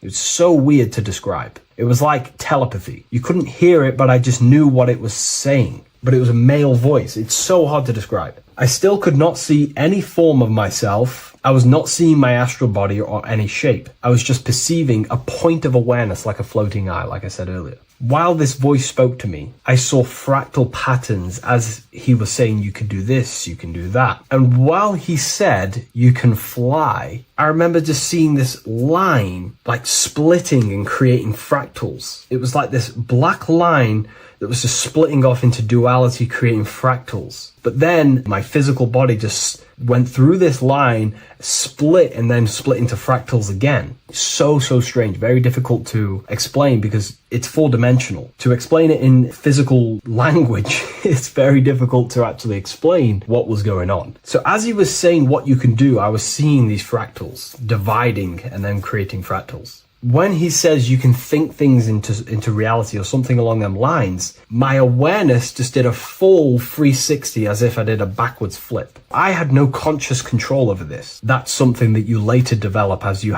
keep having these out-of-body experiences. Your first out-of-body experience, you probably won't be able to control what's going on, but you will have an out-of-body experience if you seek them. I could see all around as I rotated. I looked all the way down and then back to my original angle and point of awareness.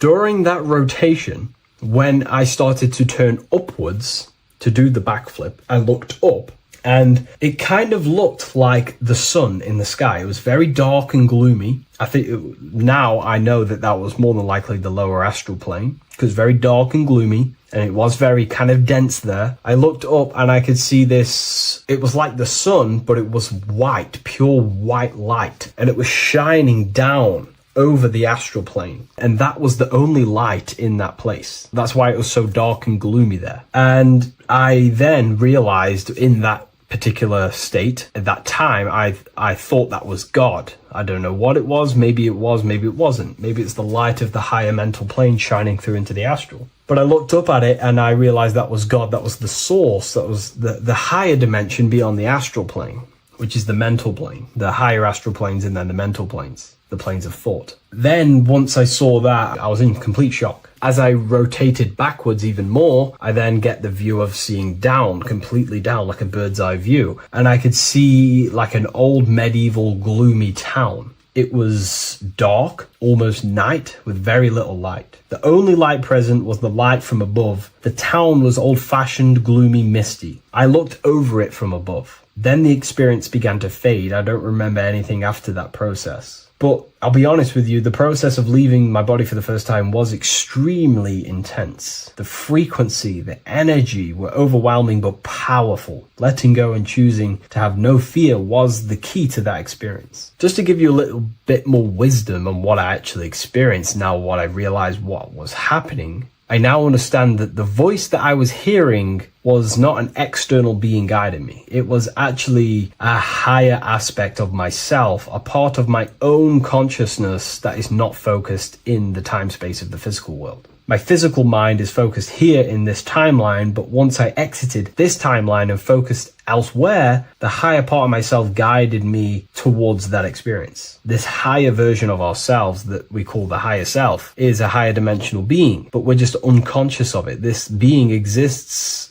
beyond our ordinary thinking mind. Our self exists everywhere in the universe, and we can unlock higher versions of ourselves as we progress on our journey of awakening and self-realization. Because let's say right now, only 10% of your awareness is actually in the physical plane. Science tells you that 90% of you is actually in your subconscious mind. 10% of your awareness is your conscious mind. So there's 90% of you that your conscious mind is not aware of. But our conscious mind becomes so addicted with the physical world and distracted with the physical world, it just gets totally locked in with the physical. And we never pay attention to the hidden aspects of ourselves, the unconscious aspects of ourselves. And that's why everyone in the esoteric and occult space talks about gnosis, seeking knowledge of self. Gnosis is not knowledge, it's knowledge of self obtained through direct experience. So gnosis is about rediscovering who you truly are. And another bit of wisdom that I could give you from this is that the observer is the same observer that is observing this video right now. You're watching this video, but who is the one seeing the screen? Who is the one seeing the screen of your reality, of what you call life? There is an inner witness consciousness within you who experiences and observes your thoughts, emotions, and actions, experiences and observes the screen you call reality. And that witness also witnesses your dreams. When you shift your awareness from your time space of this body into your dreams, that same witness is witnessing your dreams. So when you meditate, connecting with this witness aspect of our consciousness really does help to excel the process of having an out-of-body experience. Because a lot of people have out-of-body experiences, but they don't understand what's actually going on. They don't understand the nature of it. But it's all mental. You move mentally in that dimension. You create mentally in that dimension. The same that you do in this dimension, but just on a quicker scale, because things manifest in the astral plane instantly as soon as you think of it. Just like the screen in your mind, you think of something, you have a screen of an object in your imagination. That plane, it manifests instantly, but down here, it takes a longer time for things to manifest and condense. Once you understand that thought rules the universe, thought is the creative force of the universe, you start to understand,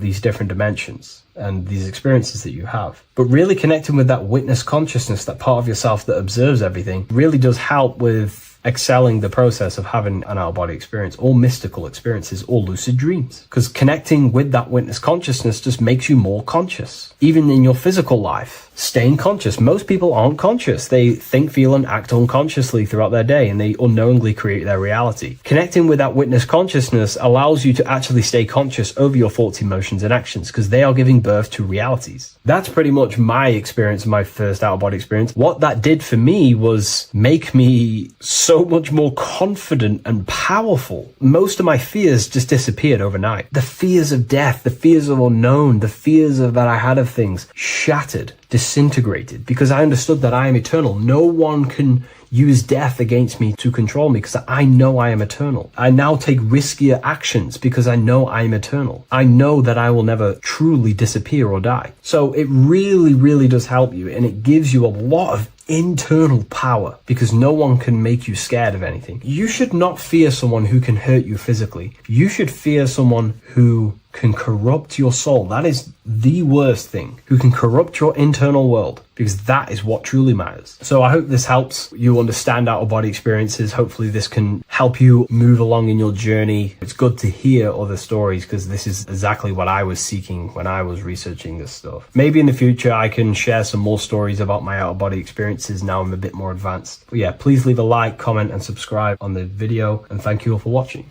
Hello, Seeker. Welcome to Revival of Symbolism, a channel devoted to the language of esoteric symbolism, helping you discover yourself and expand your consciousness into new realms of thought. I'm Harry B. Joseph, also known as Revival of Wisdom, and in this video, we're going to be discussing the symbol of the double-headed eagle, also known as the emblem to represent the 33rd degree Freemason. So let's jump straight into this.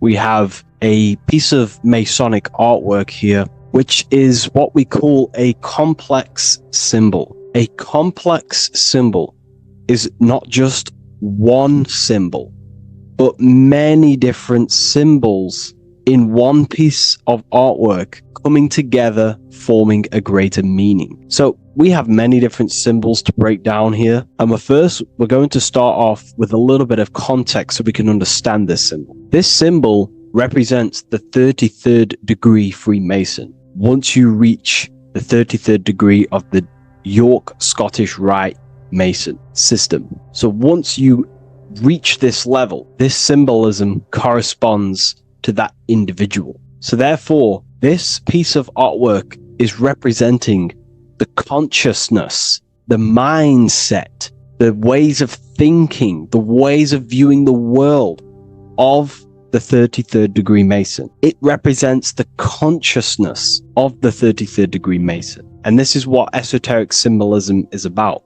Esoteric symbolism is symbols and emblems representing states of consciousness and teachings within the forces of consciousness. So let's jump straight into this. The first thing that I see when I look at this piece of symbolism is the double-headed eagle, okay? The double-headed eagle. What is this eagle doing? So the thing with symbolism is that symbolism trains the mind to think in a subconscious way. Now, what do I mean? You know, to the person who thinks in linear thought, straight line thought, A to B thought, they see an eagle. They see a piece of artwork. They just see a piece of artwork with no meaning. But to the person who is trained in the occult, these symbols are representing thought vibrations. One example would be in occult symbolism, what we're meant to do. These symbols represent thought forms in the mental plane, within the mind of the individual. Instead of me just giving you the answers, in the occult, they give you symbols. And what you're meant to do is look at these symbols, stare at these symbols, and see what kind of thought arises in your mind, and follow the chain of thought. This is how you unlock deeper levels of symbolism. This is what we call the chain of thought. Now, what do I mean by the chain of thought? If I look at the eagle, I see an eagle on a basic level thought. But then that thought leads to another connection, because this is how thought works. Whatever the character of the thought we think is, or whatever the vibration of that thought, for example, the character of the thought right now would be an eagle, then that leads to another thought. For example, flying. Then flying is connected like a chain to another thought, higher perspective. So we follow the chain of thoughts until we unlock the deeper levels of the meaning of the symbol. And this is what the occult seeks to do. Symbols make and force the individual to go inward. You look at the symbol, it's not a direct meaning, but you have to go inward and start to think and follow the chain of thought that this symbol is connected to until you find its deeper meaning that relates to the individual, to you, to a teaching or a force of consciousness or a state of consciousness. Okay?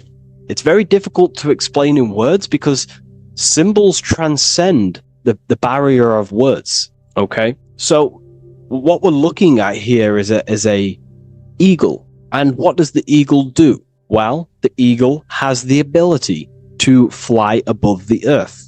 It looks down upon the earth. In allegory and metaphor, this represents a higher perspective of reality, a higher perspective of the world, of the self. So this is representing the consciousness of the 33rd degree Mason. They have a higher perspective of themselves. Why? Because they studied the mysteries. They studied the Kabbalah. They understand consciousness. They understand the human psyche. They understand the origins of consciousness, the forces of consciousness. They understand how the material world is created through the forces of consciousness. So the eagle represents higher perspective because it can fly above the earth. And here you have the earth, this circle here, this sphere. So it's flying above, symbolizing a higher perspective of reality, a higher perspective of the physical world, the physical body, and the self. Because ultimately, this is what it's about. Freemasonry is about, of course, self-mastery, building a better self.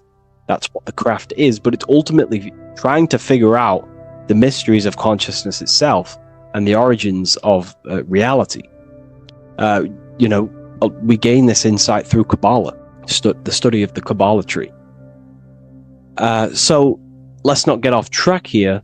So the eagle ultimately represents a higher perspective of reality because it can fly. On a deeper level, it also represents the astral body because The astral body can fly above the material plane. It has no connection, no limitation to the physical plane. It does have a connection to the physical plane because all of the dimensions, the mental, the astral, the etheric, the physical, are all interwoven to each other. However, it also represents the activation of the light body, hence why we see this light rays around it. But that's a bit too deep for now. Let's go a little bit deeper into about the basics of this symbol. If you look at this eagle here, this eagle's looking backwards, and this eagle's looking forward. So this is forward and backwards. This is symbolizing time. So we have an eagle looking into the past and an eagle looking into the future. This is called the mastery of time. This is how you master time. You have a crown in the middle of these two heads. A crown. A crown is something worn by royalty, and royalty has a lot of power. So this is symbolizing personal power and mastery. How do you gain your personal power and mastery over time, over the past and future? Well, it's very simple. In order to master time and master your future and master your past, you have to look at the forces in your past that have led you to this very moment. Here we have a triangle which represents the number 3. Remember, in this middle, which is the present. So you have to look into the past to see what thought, emotion, action, the number 3, the 3 expressions of consciousness. Consciousness expresses itself through thinking, feeling, and acting. That's how consciousness manifests itself in 3 different ways. You have to look into your past to see what thought, emotion, and action has led you to this very point in your life in the present moment. And what you can do now, which is your power, the present moment is your power, you can ultimately change your thought, emotions, and actions now to create a better future.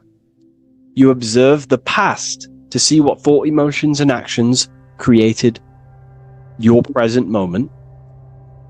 You notice the mistakes and you change the now through thought, emotion, and action to generate a better future. This is how you master time. Now, keep in mind, this is always in the mind of a 33rd degree Mason. Someone who is highly, mastered, they keep this in mind. Just like they keep in mind what thoughts they are paying attention to. 33rd degree Mason has a lot of self-mastery power, and they hold conscious thought. Most people think unconsciously and without power. A 33rd degree Mason is trained, their mind is trained. Therefore, their mind thinks powerfully. They do not think randomly because they understand thoughts are the seeds to physical creation. All physical creation is a crystallization of thought. So ultimately, this double-headed eagle representing left and right, and the crown in the middle represents mastery over time. That's how you master time. Again, here we have the eagle standing on top of a sword. The sword is, of course, on a basic level, the sword represents power. Because if I hold a sword to you, I hold the power over you because you will more likely fear. But if we go even deeper, the sword cuts through the air. When you swing it, it moves through the air. Therefore, it's a symbol of the air. Because you can't really make a symbol of the air because air is invisible. So the sword is a symbol of the air. And the air is one of the 4 physical elements in alchemy. We have water symbolizing emotion. We have fire representing the spirit. We have earth symbolizing the physical body. Then we have air symbolizing the mental body. The mental body. So the mental body is symbolized by this sword. A sword has to be continually sharpened. If you don't sharpen the sword over a long period of time after using it, it will become dull and it won't be very effective. This is an allegory symbolizing the human mind. because the human mind is like a sword. If you do not sharpen your mind, you will lose control of your mind. When you stop doing the meditations, when you stop being conscious, when you stop doing the affirmations, the mind falls back into old, unconscious thinking patterns, and we start to lose control of it. The mind is seen as a sword within the occult, because this is pretty much your tool. Your mind is your tool. This, just like the sword is a tool. Your mind is a tool to create reality. So we need to make sure this tool is always sharpened, that we stay on top of the mind, hence why the eagle is on top of the sword, symbolizing control over the sword, mastery over thought. This also goes into thought forms. In the occult, there's something called thought forms. Thought forms are basically taught to the individual and understood by the individual, who understands that the mind is not just in the brain. The mind is a part of a mental field. All around you, there is not just a field of energy. There's also a field of mind surrounding you. It's a mental universe. And this field of mind is what we call the mental plane. The field of mind is where all of the possible thoughts in the universe infinitely express itself. So each area has different thought forms. Each postcode, each place you go has different thought forms. This is why if you walk into a cathedral, for example, an ancient, amazing structure, your mind instantly becomes, you're amazed. You feel different when you walk into these areas, because all around you is a mental field. And there's something called thought forms. Thought forms are basically what religion call spirit guides or angels, helpers. This is what thought forms are. Thought forms are basically, if you dwell on the thought that you are going to lose your girlfriend, for example, let's use a negative example here, because a lot of people can relate to this, or your boyfriend. Let's keep it simple. Everyone can relate to this at some point in their life, hopefully, or if not, it's okay, no worries. It's just an example that most people can relate to. If you constantly dwell on the thought that you are going to lose your partner, what we have to understand is that the mental plane, what we have to understand is that the forces within consciousness, within what we call the universe, is always trying to give you what you want to create. That's your right. The universe or mind or consciousness, whatever you want to call it, is always trying to unfold what you want to create. It doesn't know the difference between something you don't want to create or do want to create. Whatever you think about is ultimately what this power of consciousness or the universe will try and manifest. This is why we have to gain mastery over our thought, because thought are basically the seeds that we impress into the dimensions. So we have a mental dimension, we have a higher, middle, lower subplanes of the mental dimension or the mental plane. Then that's just thought. The mental plane is just thought. Below the mental plane, thought takes the body of imagination, which is what we call the astral plane. And the astral plane also has higher, middle, and lower subplanes. Then we have the etheric plane. The etheric plane is basically an energetic copy of the physical plane. So you have an etheric brain, you have an etheric body. It's just basically an energetic, exact copy of everything that is physical. So if we think something within our mental body and we dwell on that thought, the more attention you give, the more you feel that anxiety about losing your partner, you're literally forcing energy and direction and attention into this thought idea, which manifests itself within your own aura. Your aura is basically, it's not just your electromagnetic field. Your aura has many different levels. It has a physical level, it has an etheric level, an astral level, and a mental level, like layer. So it has a layer for each one of these bodies. If you dwell on this thought and you keep giving attention, power, you start to imagine this because you're worrying about it. You literally create a elemental or energetic substance that clouds your aura. And this is what people have been called demons, people call spirit guides, whatever you want to call it. This is what it is. It's a thought form. But this is not something that's come after you. This is something that the individual has created. And wherever they go, this cloud of thought forms that they've manifested literally clouds their aura. You can see it within the astral plane and the mental plane. You can see how it's affecting them. Wherever you go, you start to randomly think about it. You keep thinking about it. You know, it's infecting you. It's like a demon. It's tormenting you. But it's simply just a force, an astral force, and a mental cloud that they've manifested within their aura. Thought forms. The 33rd degree Mason has very powerful thought forms. And this is, you know, if you're a Mason yourself, and you're not aware of this, this is why it's great to be around a 33rd degree Mason within your lodge, because they have very powerful thought forms, and you being in the present of them, you're also taking on his thought forms, and they can assist you. We're all affecting each other through thought transference through the mental field or the mental plane. Okay. Now I'm not going to go too deep into that because, you know, people can use that knowledge for really bad.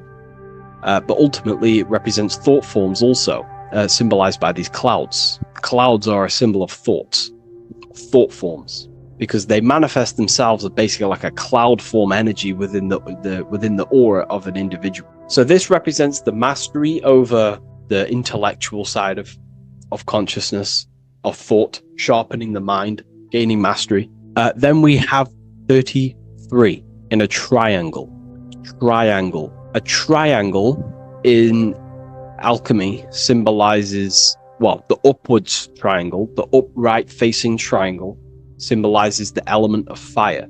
The downright facing triangle represents the element of water. So an upright triangle represents fire. Fire is very transformative. If you place, I don't know, a pencil into fire, the fire will burn it down into its raw material. And this is ultimately what this triangle represents. It represents the consciousness of the 33rd degree Mason, who has basically transformed themselves from ego consciousness, only dwelling within the limits of their ego, their old belief systems of thinking they were the body, only reacting to five sense thinking, linear thinking, low base consciousness, not knowing right from wrong. It's basically transforming themselves. They have burnt themselves down to their raw soul form, and they understand that they are a soul, and they've experienced this, by casting off all the attachments to consciousness. This is why there is the number 33 within this triangle, because 33 is the age that Jesus dies. It's also the number of the Kabbalah tree, because the Kabbalah tree has 10 Sephiroths, 22 pathways, and one hidden sphere called Dart, which all adds up to 33. And the Kabbalistic tree of life, just to give you a bit of context, basically is a blueprint of how God manifested the world, and you are an expression of God. So it's also representing how your soul fell into matter, how consciousness creates matter. And it's also a diagram of how reality is not fixed, but it's ever unfolding creation through these forces of consciousness. So the Kabbalah teaches a way back to source consciousness if you go from the bottom of the tree to the top. And in order to go to source consciousness, you have to die symbolically. It's the death of the self, the death of the ego, the death of the old self, the old belief systems that you had. That has to die. The old person has to die to give room to be spiritually reborn, so you can actually figure out who you actually are. Your ego has to die. Now, that's not saying ego death, but you have to basically give away all of your old belief systems to then be spiritually reborn. That's why Jesus dies at 33 and is resurrected. Ice melts from ice into water at 33rd degree. So it's symbolic of transforming. And again, the upright triangle is the fire element, symbolizing burning things to its base raw material. 33, which is again death and resurrection. So it's all about burning the old self and being spiritually reborn again. This is the teachings of Hermeticism, Christianity. It's in everything. You'll see this symbolism or this story of death and resurrection absolutely everywhere in the ancient myths, because it's all talking about the same thing. You have to symbolically die. You have to kill off the old self to be spiritually reborn, to be initiated into a mystery school. So the 33rd degree Masons basically saying, well, they have resurrected. They have resurrected the connection to their soul, because as we grow older in this life, we lose connection with our true authentic self as the ego develops as we get older. And if we don't stop developing the ego, we never actually connect with who we truly are, which is a divine, immortal, formless being who has the infinite power of creation. This is what you actually are. Okay, so it's also symbolizing the union of opposites, hence why we have a double-headed eagle here. It has opposites. Obviously, this is massive within the occult. You see this everywhere, union of opposites. Okay, so union of opposites goes from, basic teachings to the most advanced teachings that most minds are not ready for. Union of opposites is on a basic level, is union of the mind and the heart, going from mind consciousness, which is basically ego, the lower self. That's not to say the mind isn't powerful, but that is the house of the lower self. The ego. It's the house of the ego. So we have to learn how to use the mind for what its proper use. The mind's proper use is for the soul to create.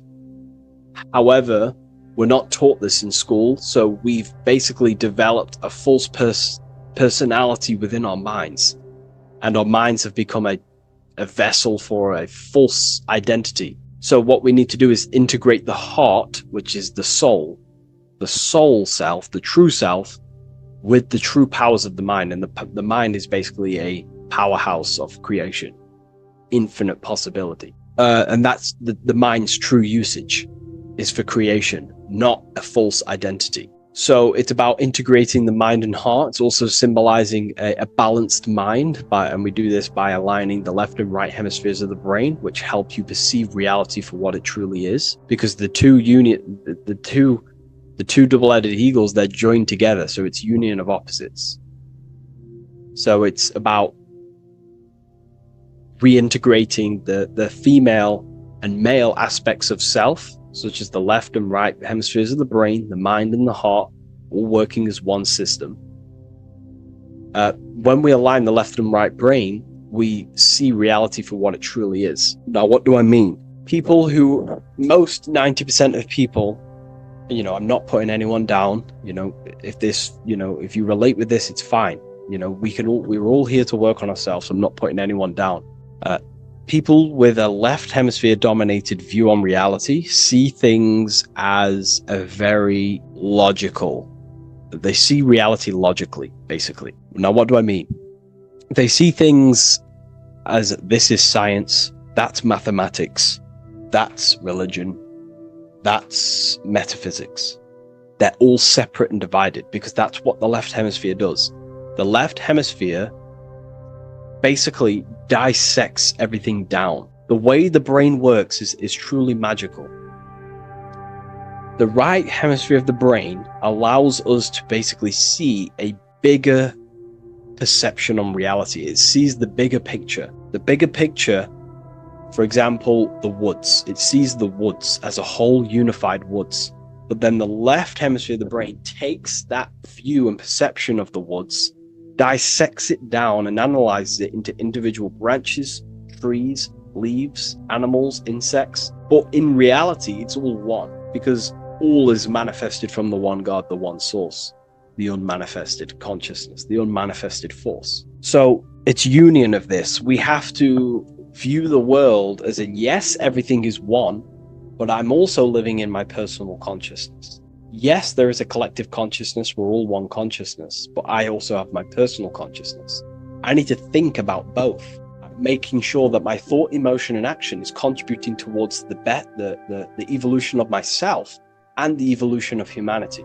A person who is only left hemisphered only thinks about themselves mainly 90% of the time.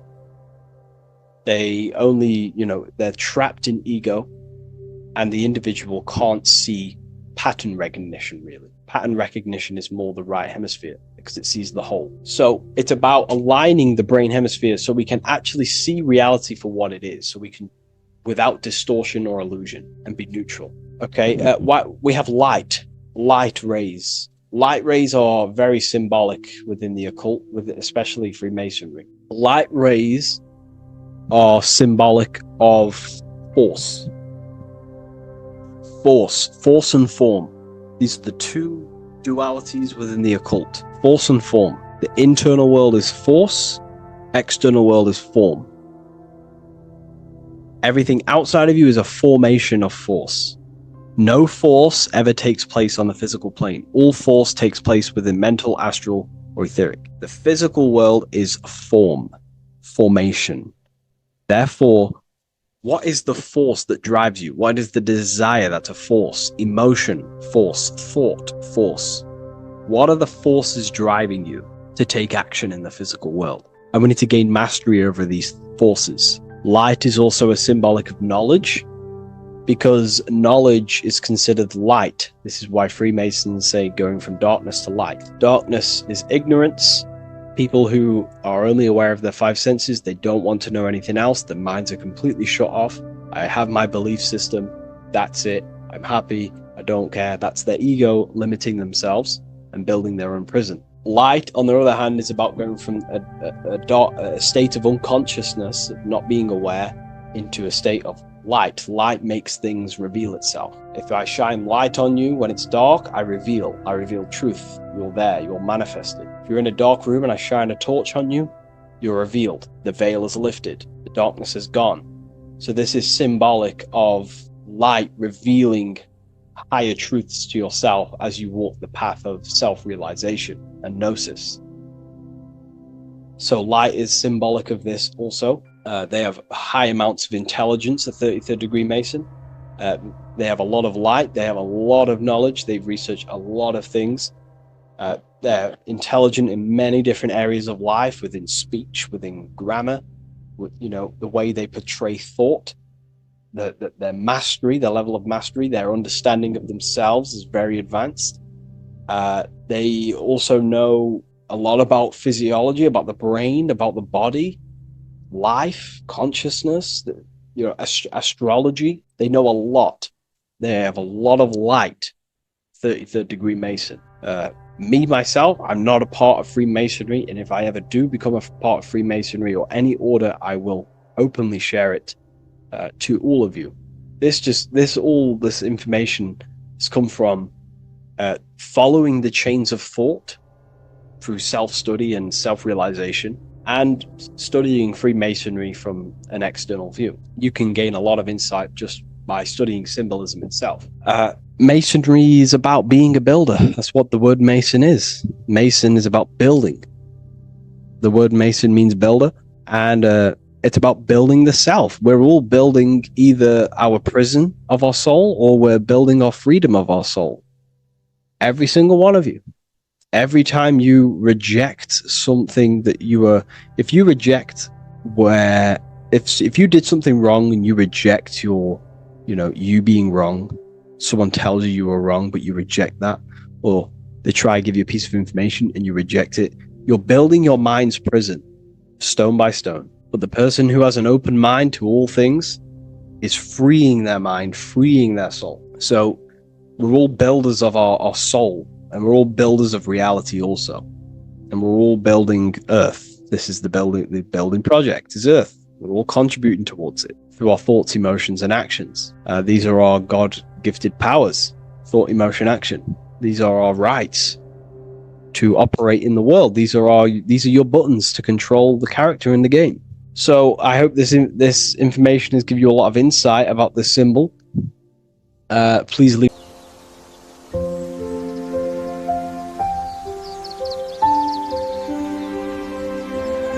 bookofwisdom.com. Visit today.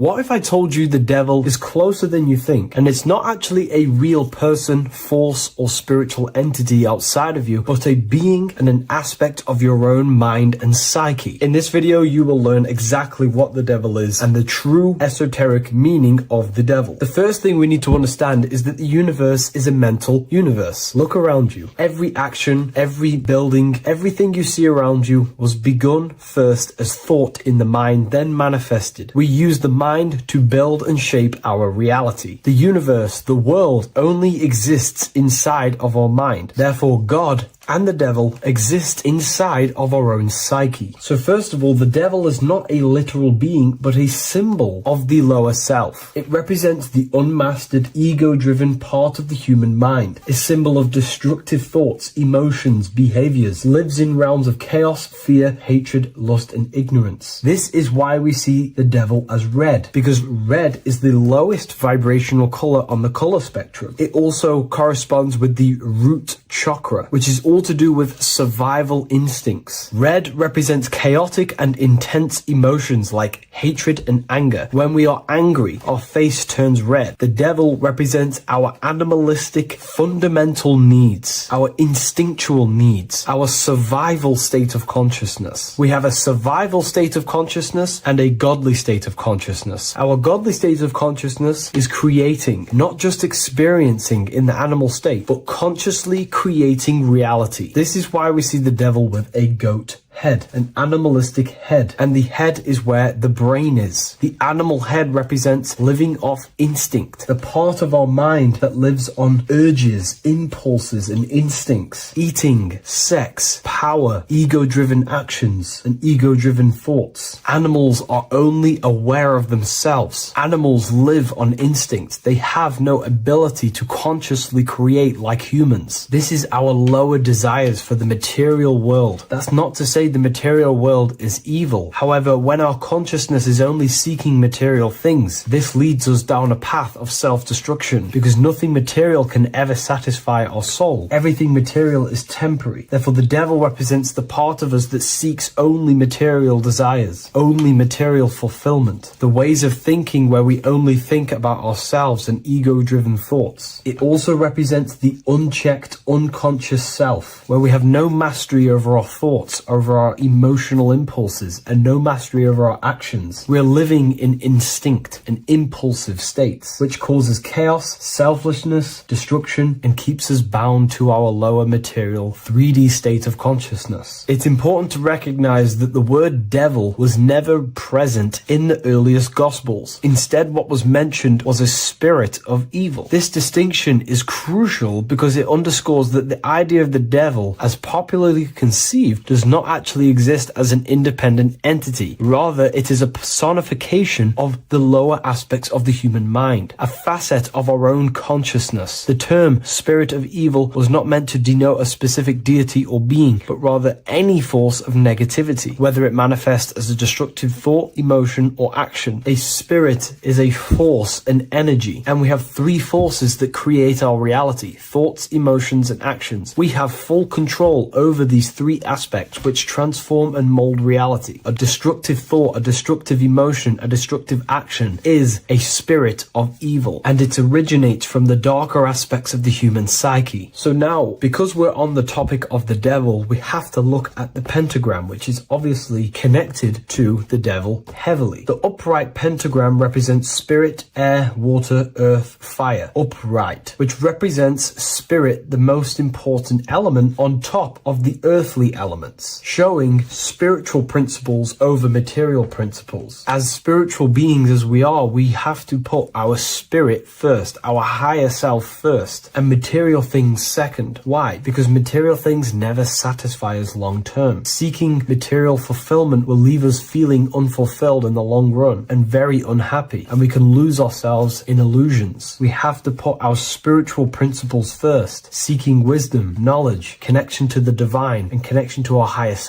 is what gives us true fulfillment in our hearts and souls. But when we see this pentagram inverted, we now have spirit on the very bottom, which now represents earthly principles on top of the spiritual principles. We're putting our earthly elements on top of our spiritual element, which this inverted pentagram represents no longer caring about spirit, no longer caring about our invisible internal world, and only caring about this external body, food, sex, material things, cars, money, and all the things outside of us, the world outside of our mind. This is what true Satanism is. Satanism is not worshipping an external deity, but it is worshipping the self, only fulfilling the ego's desires. This is what true Satanism is, and we have all been conditioned to live in this state. Satanists want us to believe that there is an external deity called Satan or the devil, and the reason they do this is because they trick us, making us believe that we are not Satanists, while they are actually conditioning us to be self-seeking, ego-driven people, where we only care about sex, food, material things, and money, which is actually conditioning us to be Satanists. 80% of the population today are unknowingly involving themselves in Satanism, which is ego-driven thoughts, actions, and emotions, dwelling and living in this state, where we only care about ourselves. When we are spiritual, we realize we are all one. We are all one consciousness family, and we need to do things that help and contribute towards our collective experience, helping others, instead of seeking to serve only the self. The angel is depicted with wings, which represents elevation, higher self. The devil is represented with an animal horns, which is on the ground. A goat is on the ground, which represents the lower self. This is the elevated mind and the lower material mind. Horus, the bird, higher self. Set, the ground animal, lower self. Jesus and Satan. These are two forces, two characters that exist within the human psyche, not real entities. They are forces of our minds, and there is a battle between our higher self and lower self all the time within our own minds. There's always a part of us that's telling to do one thing and another thing, to do something bad and to do something good. There is this battle inside of our own consciousness. Here we have the human spinal column. The human spinal column is showing you the higher and the lower self. The higher self represents the head. The head is where the mind is. This is the creative essence of the universe. This is where all material things begin as a thought in the mind. We create with the skull, with the brain. This is our higher self, the heavens, connected to the heavens, the sky. And the lower end of the spinal column is where our reproductive organs are, where our gut is. Our reproductive organs and our gut is all to do with survival. The lower end of the spinal column, lower instinctual 3D based consciousness. The lower end of the spinal column is where our lower self dwells. Eating, consumption, power, and sex, lust. These are all emotional forces and instinctual based organs that are not inherently evil, but when we dwell and live off this lower end of the spinal cord, it keeps us in low states of consciousness. Our goal to raise to our higher mind is to balance this, not to overeat, not to abuse power, not to abuse sex and lust, but to master these organs and gain the ability to say no to these organs so that we can raise to our creative side of consciousness. Instead of dwelling in our instinctual nature, we can turn to our creative nature and consciously become a builder and constructor of reality. This is the true way of raising consciousness. This is the stairway to heaven, out of the animal consciousness to the higher consciousness. To wrap all of this up, it's all about gaining control over our instinctual lower nature and allowing our spirit to rule over our body and not our body ruling over our spirit or mind. The moment you let a thought become instantly an action is the moment you are an impulsive person. We are all trained to be this way. It is okay if you are in this state. The moment you let a thought turn straight into an action without questioning, that is the mind mind controlling you and you not controlling the mind. We need to gain control over the mind, and we do this through many different ways, through meditations,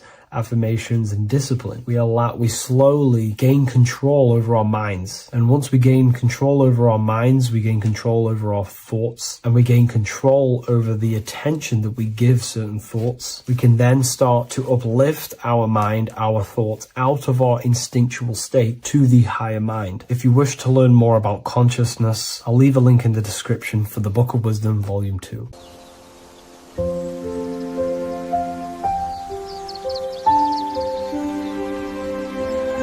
bookofwisdom.com. Visit today.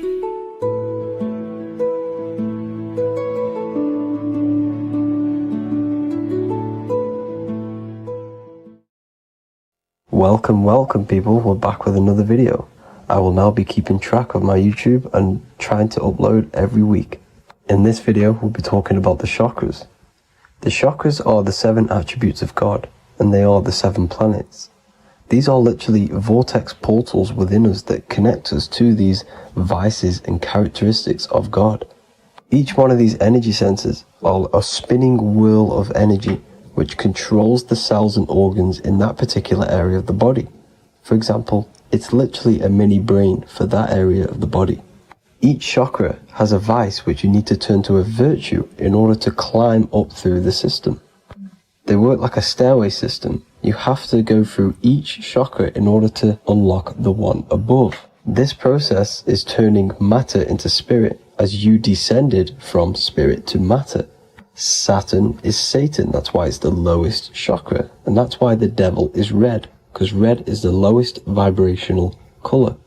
When you are in these lower states of consciousness, you are in your animal nature.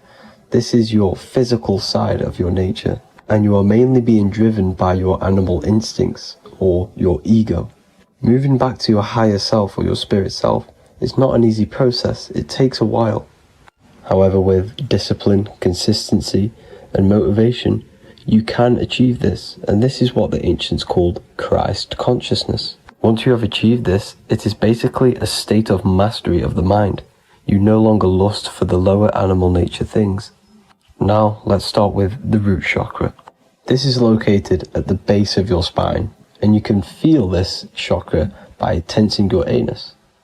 This energy center is in control of your survival needs, your vitality, stability, and security. Now, if this chakra is unbalanced, you will feel insecure, fear, anxiety, unstable, low self-esteem, anemia, over or underweight, and constipation. In order to balance this chakra, you need to feel grounded, embodied, stable, calm, centered, a sense of safety, and trust in yourself and the world around you.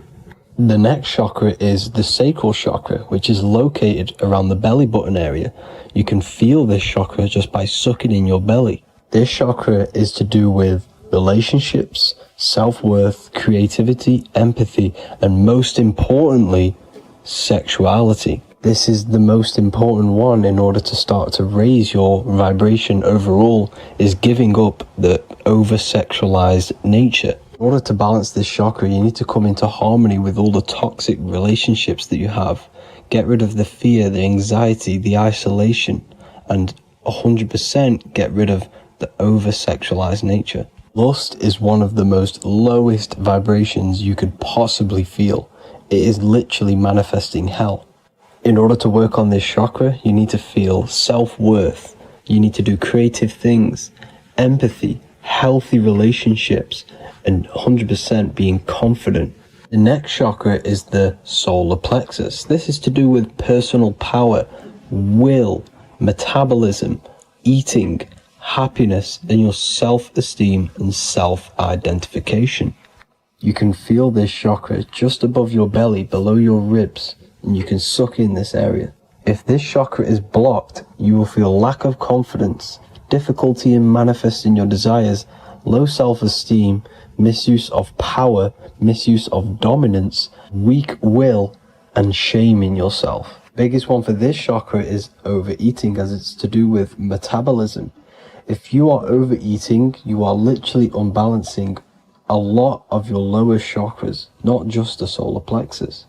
In order to work on this chakra and balance it, you want to have a positive self-identification. You want to feel happy, a happy self-esteem, effectiveness to people, not overeating, and a strong willpower. Now for the heart chakra, one of the most important chakras. Chakra is to do with love, understanding, trust, hope, openness, compassion, balance, and forgiveness.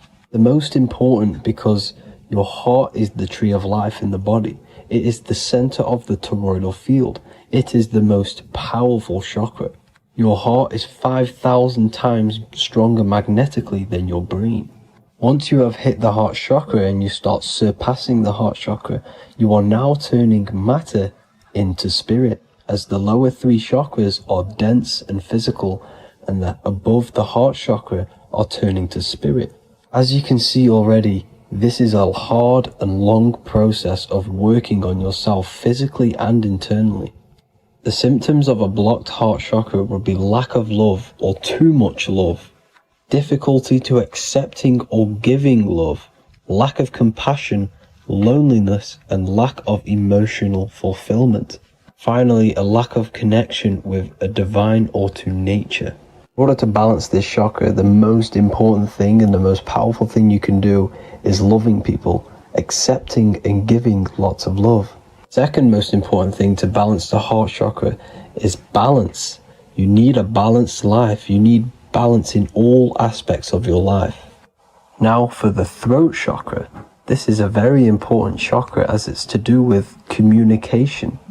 A symptom of this being unbalanced is a lack of self-expression and putting on a front all the time, acting with the ego. In order to balance this chakra, you need to constantly self-express yourself. You can't be putting on a front. That voice inside your head, you have to let it come outward. Don't just block it off with a wall. Self-expression will lead to you gaining friends who actually like you for being you, and not these fake friends that you have to put on an ego for. In order to balance this chakra, you need to express yourself, express the word that's within you. Don't be lying to people, don't deceive or be deceptive. The next chakra is the third eye chakra. This is starting to get very advanced and you are coming very close to spirit. Just before we head on, I want to announce the PDF is now available, containing all the presentations I've ever made, all into a condensed 38-page PDF.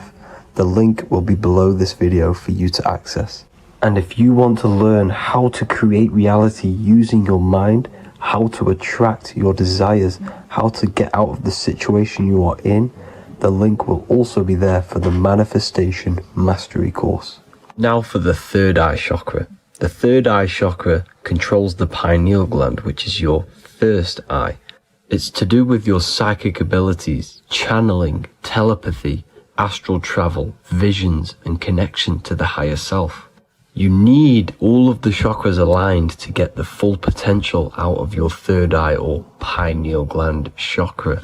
For example, if you're astral traveling and you fear something, you will be instantly shot back to your body.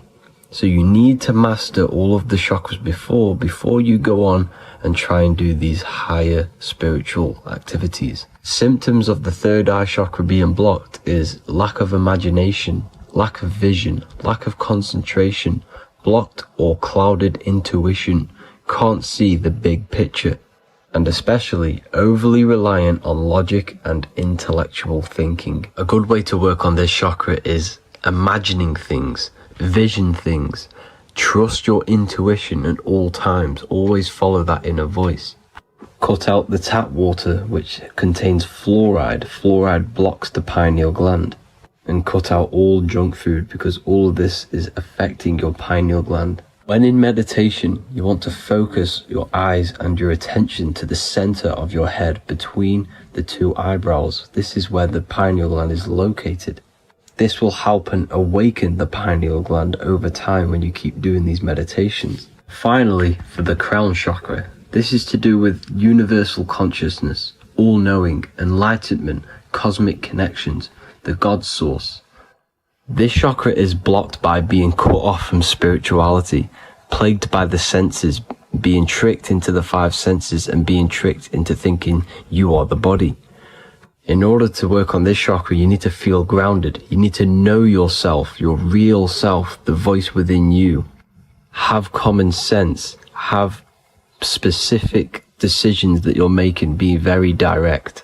Now we've got out of the way all of the chakras, I can now introduce methods and meditations which will help you unblock them spiritually. When meditating, you want to get into the present moment in a nice, comfortable position. Bring yourself to the present moment by saying, I am here right now, nothing else matters. Keep repeating this over and over with your eyes open or closed. After a couple minutes of bringing your attention to the present moment, you can now start to breathe in through the nose deeply and breathe out through the mouth slower than you breathed in. Place your attention on the chakra that you want to balance. Think of a high vibrational emotion like love, and think of this while placing your attention on that chakra. You can do this exercise every day for 10 to 20 to 30 minutes. The longer the better. Another practice you can do is by chanting the Bijis for each chakra. They are here starting from the root chakra all the way to the crown chakra. Or you can chant the 7 vowels. There are not 5, there are actually 7. A, I, A, O, U, M. A, I, O. This is the proper way of pronouncing the 7 vowels. These are so powerful because these are the only things that exist. It is literally the sound of God. By pronouncing them right, you can actually create a lot of power within you and align your chakras. That's it for this video, people. I'd appreciate a comment and a like to help the algorithm. I appreciate you all. Love and light.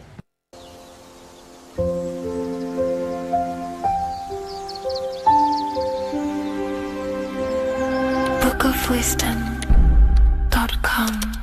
Visit today.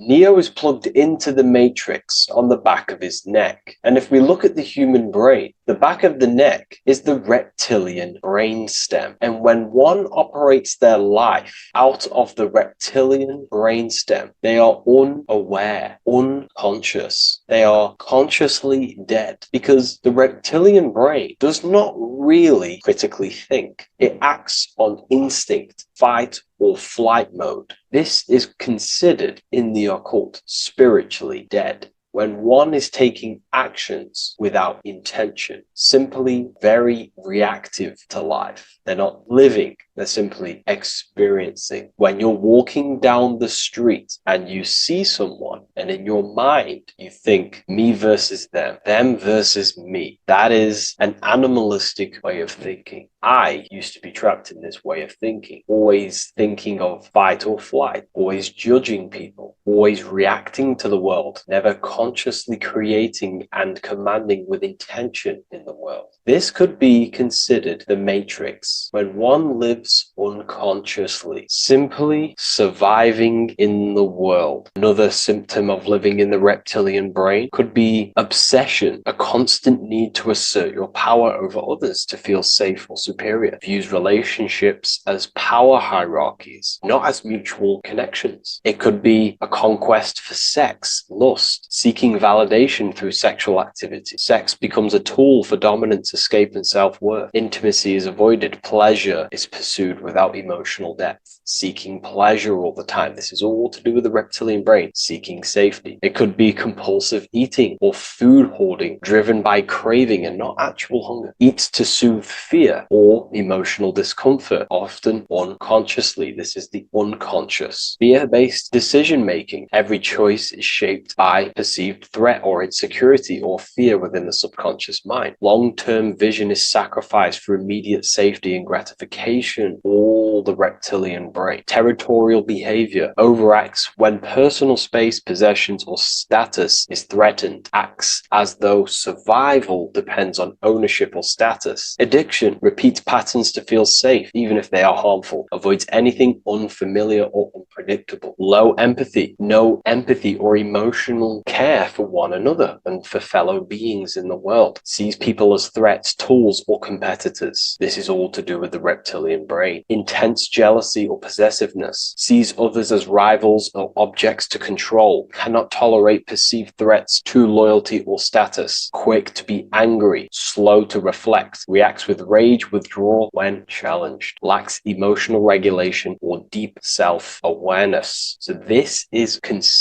brain could be considered the matrix, hence why Neo is plugged into this brain. He's operating the life out of this brain, unconscious, simply navigating life like an animal. I was in this state, and you can only really realize this when you come out of this brain and you start to function from the higher regions of the brain, which we will discuss very soon. And my life was chaos because there was chaos operating internally. I was never thinking about the future. I was always operating life out of fear, out of lack, never had care for another person. When you operate life out of this brain, the matrix, things outside you, can easily control you. This is why they keep us in a constant state of fear. So we operate life out of this. So we never gain full control over our reality, over our actions, over our thoughts. So Neo is called Neo, and he works at a place called meta cortex, very symbolic of the neocortex, the higher region of the brain. Now, this brain makes you human. It ultimately allows you to hold control over the animal urges, okay? The neocortex is the brain that allows you to have self-mastery, that allows you to control your urges, your instinctual survival urges. So humans can overcome their reptilian animalistic state and start to operate their life in a conscious mastery state. And Neo is plugged out of the reptilian brain, and he starts to use his neocortex, the human brain. This allows one to learn to have self-control, allows one to create, allows one to think about others. It allows one to critically think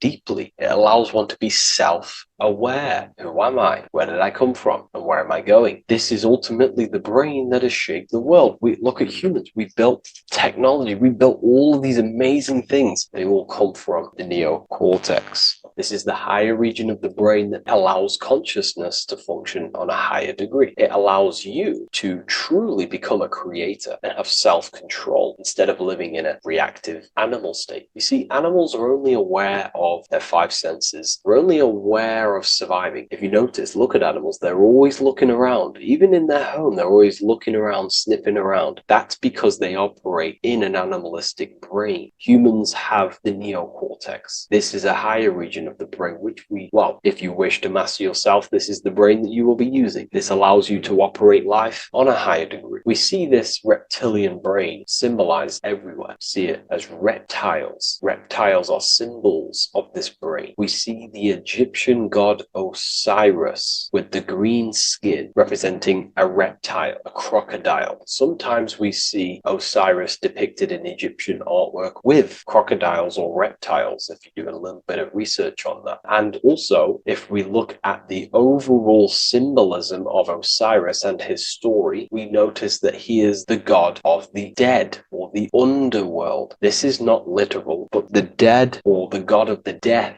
the god of the death of self, the dead of consciousness, because you are a divine being with limitless potential to create. And ultimately, to create, we have to master our reptilian brain. But when we function from this reptilian brain, we are dead to our higher powers of creation, of imagination, of actually gaining control and operating life from the higher mind, operating life as the divine being as you are. But if you operate life in Osiris, he is the god of dead. You are spiritually and consciously dead. You act unconsciously. You are dead, not physically, but mentally and spiritually. So what we're looking at here in the Egyptian artwork is the reptilian brainstem. We have the left hemisphere and the right hemisphere of the brain. Notice a curve. The feminine body is very curvy. This represents feminine. The masculine body is very liney. So if we study geometry, we know that lines are masculine, hence why the word masculine, line, and the feminine body is,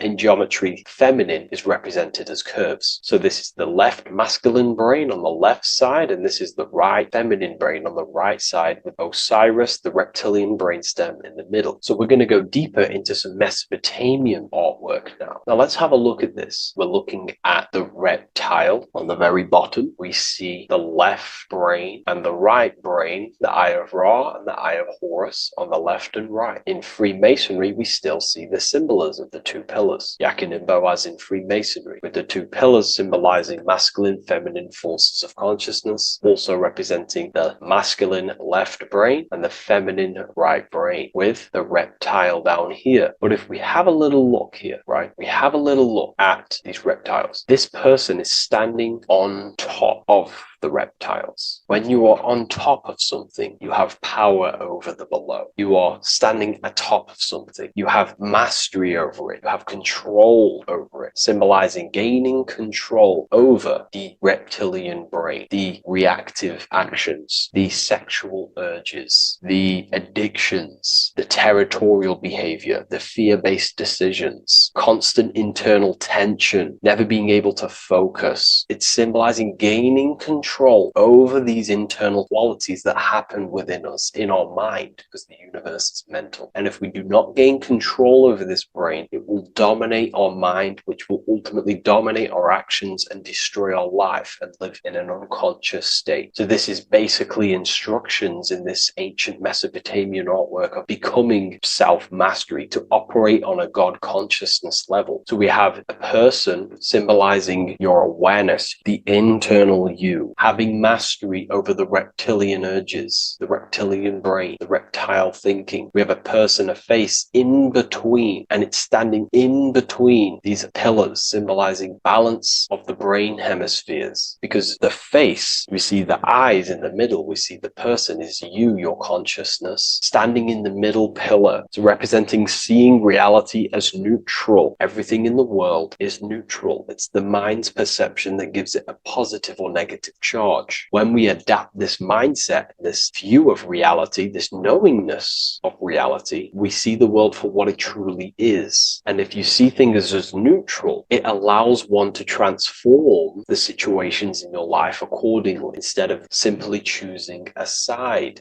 This is a major problem in society, and this was a problem within myself also. We like to choose sides, and choosing sides can keep your consciousness locked in a certain mindset, in a certain belief. And belief is what is ultimately destroying humanity. It's about knowingness, and knowingness is in the middle. We want to seek to know things. Knowing things allows you to go out there, directly experience it, and know it for yourself. For example, I know I'm not on a spinning global ball flying through space. Why? Because my senses tell me I'm not doing that. My senses tell me I'm not going 1,000 miles per hour and 360,000 miles per hour through space while spinning around the sun. I know that because I know myself. I know I'm not my body because I've had direct mystical experiences beyond the physical body. So we should seek to know things, and that's what we call gnosis, direct knowledge obtained through direct experience, knowingness. And that is a middle pillar quality. So in Freemasonry, we see the middle pillar. The matrix is designed to give you two wings all the time: Democrats, Republicans, feminism, and then there's another side. There's always two sides that they're giving you because they want you locked in either way, which is seek the middle pillar, seeing things as neutral, seeing things as the middle pillar, seeking direct experience, gnosis. And this aligns with the brain because the brain gives us these two perceptions also. The right brain sees the woods, the whole woods, but the left brain sees the individual trees and branches and leaves. If we're too left hemisphered, we're going to see everything as divided. If you're too left hemisphered, you're only going to see yourself. You're only going to think about me, myself, my ego, my consciousness, my life. And I'm only going to operate in the world, take actions only towards me without considering the collective, which is the right hemisphere quality. The right hemisphere allows you to see the bigger picture, how we're all connected. We're all one family of consciousness. We're all one being separated in different bodies, one consciousness operating in different bodies. So it's about aligning these perceptions of the brain and standing in the middle, and also conquering the reptilian brain. This allows us to operate in the world and see the world for what it truly is and operate from a place of balance. We also see some more symbolism in Egypt of the Ram Sphinx in Egypt. Ram Sphinx. Please leave a comment and please leave a like and a subscribe onto the YouTube if you like my content. Smash that like button and we'll get straight to this. So this is the Ram Sphinx in Egypt, also symbolizing the brain. This is my research. These are my conclusions. You can take this with a pinch of salt and go out and do your own research. This is what makes sense to me based off my information I've gained, my symbolism that I can read. So take what you can from it. I'm not here to obstruct anything. I'm not here to place anything in your mind. I'm simply here expressing my research. Never take anything off anyone as solid truth. I've never have said everything I say is solid truth. This is my research. If the research aligns with you, that's great. Maybe it doesn't with some people, that's fine. Simply take things with a pinch of salt, go out and collect as much research and information from many different sources and place together your own understanding of symbolism and your own perspective on reality. But like I say, seek to know and not believe. So this is the Ram Sphinx in Egypt. This is a more powerful symbolism of the brain. We have Osiris here, the god of the dead, which is the reptilian brain, and an Aries symbol here symbolizing the hippocampus in the brain. So this is the reptilian brain stem, heavily aligned with the reptilian brain stem here. We can see the connections if we look closely. So this represents the dead of consciousness. This is the dead of self, living in impulsive animalistic state, the symptoms that I listed earlier. I'm not going to go over the symptoms again. And Aries symbolizes the hippocampus in the middle of the brain. It's the hippocampus. And Aries is a symbol of a state of being. Why? You see, ancients and the ancient Egyptians, according to my research, Freemasons still use this symbolism today. So what they do is they use the path of the sun to symbolize a state of consciousness or a journey in consciousness. So what do I mean? So Aries here is the transition from the winter arc. So this is the winter arc from Libra, Scorpio, Sagittarius, Capricorn, Aquarius, Pisces. This is when the sun is dead. This is when the electromagnetic waves of the sun are not very present. This is the winter. This is when there's more darkness in the world. However, from Aries, Taurus, Gemini, Cancer, Leo, Virgo, and to Libra, this is when the sun is giving more electromagnetic rays. Everything grows. Everything is reborn again. Everything's growing. There's more light. There's more warmth. You can grow crops. So this is very symbolic as a state of consciousness. Aries is used heavily to represent the rebirth of the sun, but internally as an esoteric interpretation of Aries, it symbolizes the resurrection of awakening of the self. It is the rebirth of the sun, of the soul, the rebirth of becoming aware out of the darkness into the light, living in the reptilian unconscious state, the unconscious, not being aware that I possess consciousness, not being aware of my thought, emotion, actions. And Aries is that symbol of the rebirth of the spirit, the rebirth of the self, becoming self-aware. So that's what we're looking at here with the Ram Sphinx. We're looking at Osiris, dead, the reptilian brain, operating life in an unconscious state, not really thinking, not self-aware of thought, emotion, actions, not aware of the soul, not aware of good and evil, not aware of the laws that are in the heart of love, not aware that there's always an intelligence in the heart telling us what's the right thing to do at all times, not aware of anything, just simply reacting to the world. But then we have a symbol of Aries above, which is the resurrection of self. So again, this is symbolizing by the Egyptians to me and my research going from darkness to light. This is the resurrection of consciousness. consciousness, when we start to deepen our self-awareness, which is ultimately what I'm doing to you in these videos. Hopefully I can awaken some people's minds and make people think deeper. And that process of internally what's happening within you that's what Aries represents, when you're starting to say, wow, my mind's going deeper and deeper into the self, and I'm realizing more. That is what Aries symbolizes. When the sun returns, it's also a symbol of a sacrifice, because obviously when the sun returns back to Aries, we're sacrificing the winter, when we're transitioning, and all transitions require sacrifice. So in Aries, the Jews celebrate the Passover. It's the Passover of the sun, and what do? They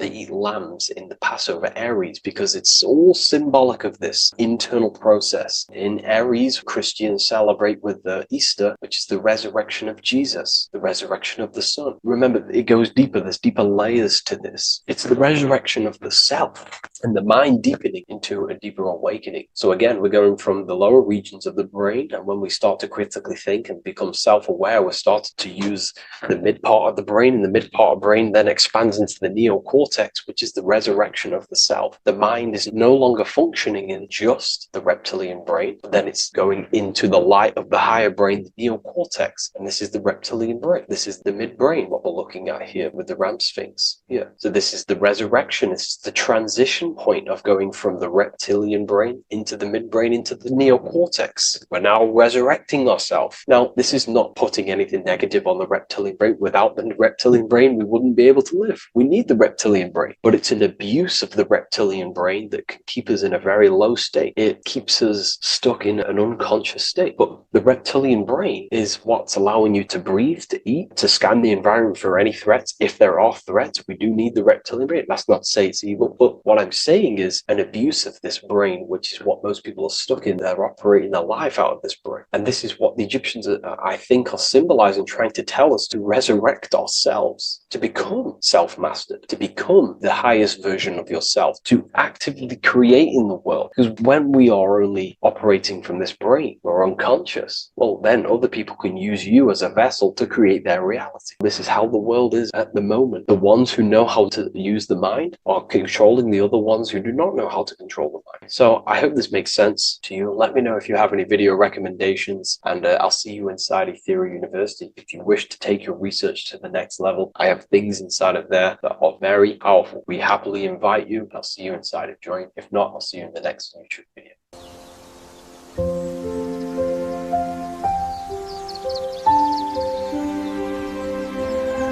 bookofwisdom.com. Visit today.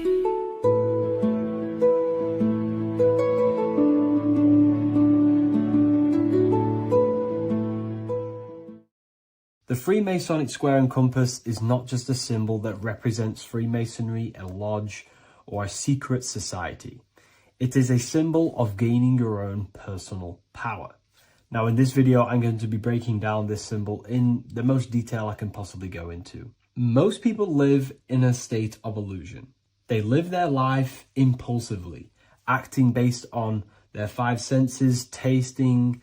They want to feel a certain thing like an orgasm, or they're basically just slaves to external things and their five senses, which leads to a very dark path where you'll never actually become a conscious creator and you'll never actually be internally happy. The Freemasonic square and compass reveals some deep wisdom about this. Now let me break this down. If you want to gain your personal power, listen up. The Freemasonic square and compass is a compass which is used to create circles. Now, if you notice something about the circle, they have no beginning, no end. You can't tell where it begins and ends. It's eternal, which means this represents consciousness. Now, if you don't know what consciousness is, if you close your eyes, you have an internal world. You have thoughts, emotion, visualization. This is all consciousness, spiritual. Then we have the square. The square creates squares or lines, which represents matter. It has a beginning and an end. You can quite see where the beginning of the end is, right? So we can even link this to Leonardo da Vinci, the Vitruvian Man. We see the man in the square with the circle. The circle is the eternal consciousness, and the man is the square, limited to the physical world. but consciousness is not limited. That's why it's outside the square. This is eternal. The body is mortal. The body will die. Consciousness will never die. If we look even closer at the symbol, we notice in this particular symbol, we have the compass overlapping the square. This is very, very symbolic. This represents spirit over matter, also known as mind over matter, consciousness over matter, the circle over the square. Like I mentioned earlier, most people are slaves to their senses. They go through their day and all they do is chase validation and feelings. They eat all day to feel good, which means they're a slave to their taste. They're slaves to their feeling. They masturbate, which means they're a slave to orgasms and external things. They're literally being governed by the external world controlling their internal world. They're literally living life on autopilot. And don't get me wrong, I was guilty of this too. We're all guilty of this when we join this world because we're not taught this sacred knowledge. Until you actually stop and recognize this, you'll be living life on autopilot, literally not even living. You'll be running off subconscious programs, seeking external validation and being ruled by these five senses.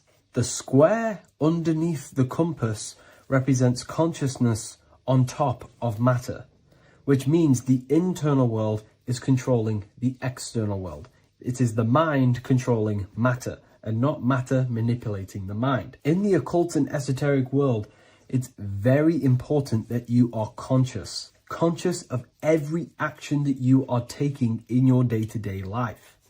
Never act subconsciously. Always be conscious. What are you thinking? What are you acting? What are you giving your attention? All of this is contributing towards creating because you are a creator. Consciousness is a creative force. You need to make sure that the compass is on top of the square, that your inner world is controlling the outer world and not the outer world controlling the inner. As I've mentioned in many videos before, the internal world of consciousness is what's producing the external world. Your life is just a result of every thought and emotion that you felt in the past. Everything you own, everything you possess, your friends are all reflections of your consciousness. They're all reflections of what you are thinking about. When you change your thinking, your external world starts to rearrange itself. On a basic level, this symbol represents the combination of spirit and matter. You are a spiritual being and a material being. You are heaven, the sky, and earth, the ground. You are heaven and earth, spirit and matter infused into one. You are a bridge between the divine and the earthly worlds. And you can bring down these higher realms of consciousness, thought, imagination, and emotions into a physical, tangible reality. To do this consciously, we need to make sure the external world is not manipulating the inner world. Because if your internal world is being controlled by external circumstances, for example, you have a circumstance happen in your reality, an emotion triggers inside of you, and that emotion is a command to create more of that. And the thoughts that you think are creating more of that negativity. So it's a constant cycle of negative manifestation if you let the external world control your internal world of consciousness. So we need to make sure the compass is on top of the square, that the internal world are commands and not reactions to create your external reality. And not only just to create, but to actually enjoy life. If we let the external world bother our internal world, this means that we have some sort of mental or emotional attachment to the external world. We need to detach from the external world. Why do I say that? Because it's temporary. It's an illusion. We are going to die one day, and none of this will matter. You need to understand that everything in this world is temporary. You have to be okay with losing things, losing family, losing things in this world, because it's guaranteed to be temporary. We need to make sure the internal world is order and not chaos, commands and not reactions. Now, at the back of the Book of Wisdom, Volume 2, the book that I've wrote here, I go over the different meanings of the different arrangements of the square and compass. Sometimes we see the square overlapping the compass, which is the opposite of what we've just broken down. Or sometimes we see one leg of the compass on top of the square and one leg of the square on top of the compass. These are all highly symbolic. When we see the square overlapping the compass, This pretty much represents the beginning of the Freemasons' journey, when their internal world is being controlled by the external. They have a lot of spiritual growth and a lot of learning and inner work to do. Now, when we see half and half, one leg of the square on top and one leg of the compass on top, this represents the Masons' gradual emergence from the material realm into the spiritual. This interplay of symbols reflects the process of gaining greater light and knowledge as the Masons ascend from material concerns towards spiritual enlightenment. And of course, we've just broken down what this means. This represents spirit over matter. They're not chasing external physical things anymore. They're actually chasing and gaining validation and happiness from spiritual growth, more knowledge and deeper understanding of consciousness and themselves. Most people chase external material things, which actually don't make you happy in the long run. You could be given £1 million today. In a week's time, you would be back to the same original state of consciousness and actually chasing more and more millions of pounds. It's because nothing physical in this tangible world will ever satisfy your internal world of consciousness. So through spiritual growth, we can actually become happy and seek higher understanding, higher consciousness, which actually satisfies us eternally. So when we see the compass on top of the square, it symbolizes the triumph of spirit over matter. This arrangement not only signifies the mastery of spirit over the material realm, but also represents the resurrection, ascent, and dominion of spiritual principles over all earthly conditions. It's all about gaining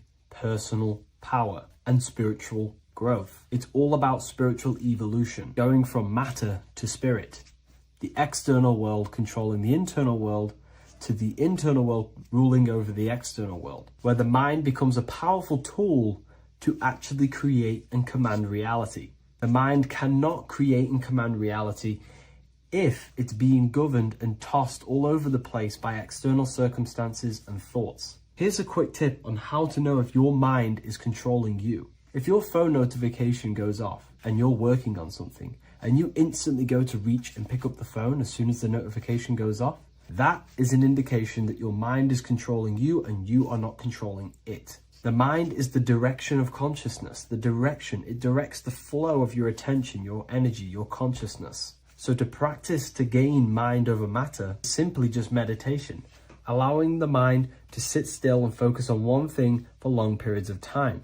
And over time, this will gain mastery over your attention and your mind. If you are on your spiritual path, this should be your goal, your internal world becoming the master. The mind becoming a vessel for you and not a vessel controlling you. It needs to become a command center and not a reaction. Please like, share this with a friend, and subscribe to the channel if you're new. Leave a link in the description for the Book of Wisdom Volume 2.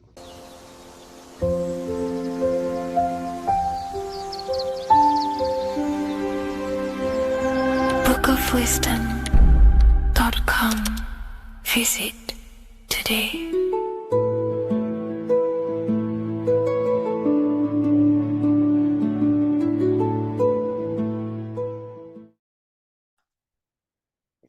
In this video, you're going to learn exactly what Christ consciousness truly is and how to cultivate this into your life so you can live a better life, create the things that benefit yourself and humanity, and ultimately to bring heaven on earth. This is the true way. If you're familiar with my work, you know that, I'm pretty much obsessed with symbolism. Symbolism is such a massive topic, and it unlocks profound ancient wisdom that is hidden behind these layers of symbolism of the ancient paintings, symbols, and texts. So I was going through some Christian artwork and I came across this painting. It's a well-known painting called The Sacred Heart of Jesus. And it just blew my mind what this is revealing about human consciousness and Christ consciousness, which is what Jesus represents. If you're not familiar with Christ consciousness, you should definitely do a bit of research on that. But I'm going to explain it today in detail. So when we look at this painting, we are looking at symbolism. We're looking at consciousness, a state of being, a state of living, a way of thinking, a way of feeling, and a way of acting in the world. As I've said this many times, we're all creators. We all create and generate reality. And you don't just have your personal reality, you have a collective reality. Your reality is affected by the collective consciousness. Depending on the collective consciousness's understanding of reality will also affect your life. We have a collective life and a collective experience. So Jesus in this depiction here is in a way showing us instructions to reach Christ consciousness, whether you see it yet or not. But I'm going to decode this for you. And your mind might be blown after watching this. Okay, so so what is the meaning of Christ consciousness? What's the whole purpose of this? Very simple. Like I mentioned before, we have a collective experience on this world. And Christ consciousness is the natural consciousness that we all need to be functioning on to generate peace, love, and unity on the earth in this experience we call life. That's what Christ consciousness truly is. It's a state of being that we need to cultivate within our own self, within myself, others, and everyone in this life and experience, so that we can all live in peace and heaven on earth, what they like to call it, so that we can generate the best experience possible together on this thing we call earth, on this material world, this material dimension. The material dimension is simply just a physical dimension of thought. It's a physical outcome of thought, but that's a whole other lecture. So please leave a like, leave a comment if you have any topics to talk about that you wish for me to cover, and definitely leave a subscribe if you like my content and channel. So to go deeper into this, right, we've explained what Christ consciousness is and what it actually, will do to the earth and what it will do to reality in our collective experience. And it's also representing a profound understanding of self, a deep understanding of the true nature of self, the true source of self, what the self is, pure consciousness, pure God. We are all Jesus. Jesus is you, a physical manifestation of the divine made manifested physically. A physical manifestation of consciousness, okay, of spirit descended into matter. However, Jesus is a symbol that should not be worshipped, but something that we need to cultivate, maybe look up to, and cultivate within our own mind and hearts and actions. So he is someone that we should embody into our own very own being. We need to reach a level of intellect, the mind, a level of emotional understanding, and ultimately this creates Christ consciousness. Okay, and now I know that was very, very vague what I just said, but I'm going to explain it a bit more. I don't want to give it fully away yet because you need some more information, more keys. So let's observe the top end of this painting. Jesus with this circular light emanating around his head is symbolic of the mind, of the our thinking aspects of consciousness, the way we generate thoughts, ideas. The mind is also good at also ruling communication. It also rules what we give attention to. Okay, so this is symbolizing the mind of every human being. The mind is a very powerful center of consciousness located in the head, of course. This is why Jesus is the head at the top with the circle around it, representing the mind. Now, to reach Christ consciousness, we need to purify our minds. Purification of the subconscious mind. The subconscious mind is the hidden aspect of our mind with all of our memories, belief systems, and everything we've ever experienced is stored within there. We have traumas there. We have bad belief systems that hold us back. So it's about reprogramming the subconscious and aligning the subconscious with higher consciousness, with higher understanding of self, removing any mental blockages from the mind. Because in today's world, most people's minds, including myself before I, purified myself, and I'm still continually purifying myself. That's not to say I'm perfect, because I'm definitely not. But what I was saying was purifying the mind so we can have a powerful mind. Because like I was saying, most people's minds are not their own friend.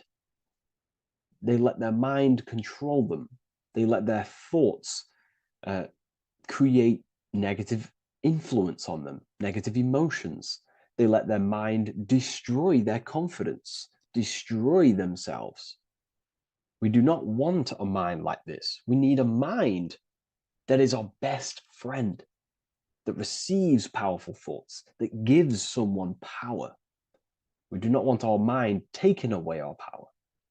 Okay, so in this specific image here of Jesus, this represents a light mind, a powerful mind, enlightenment.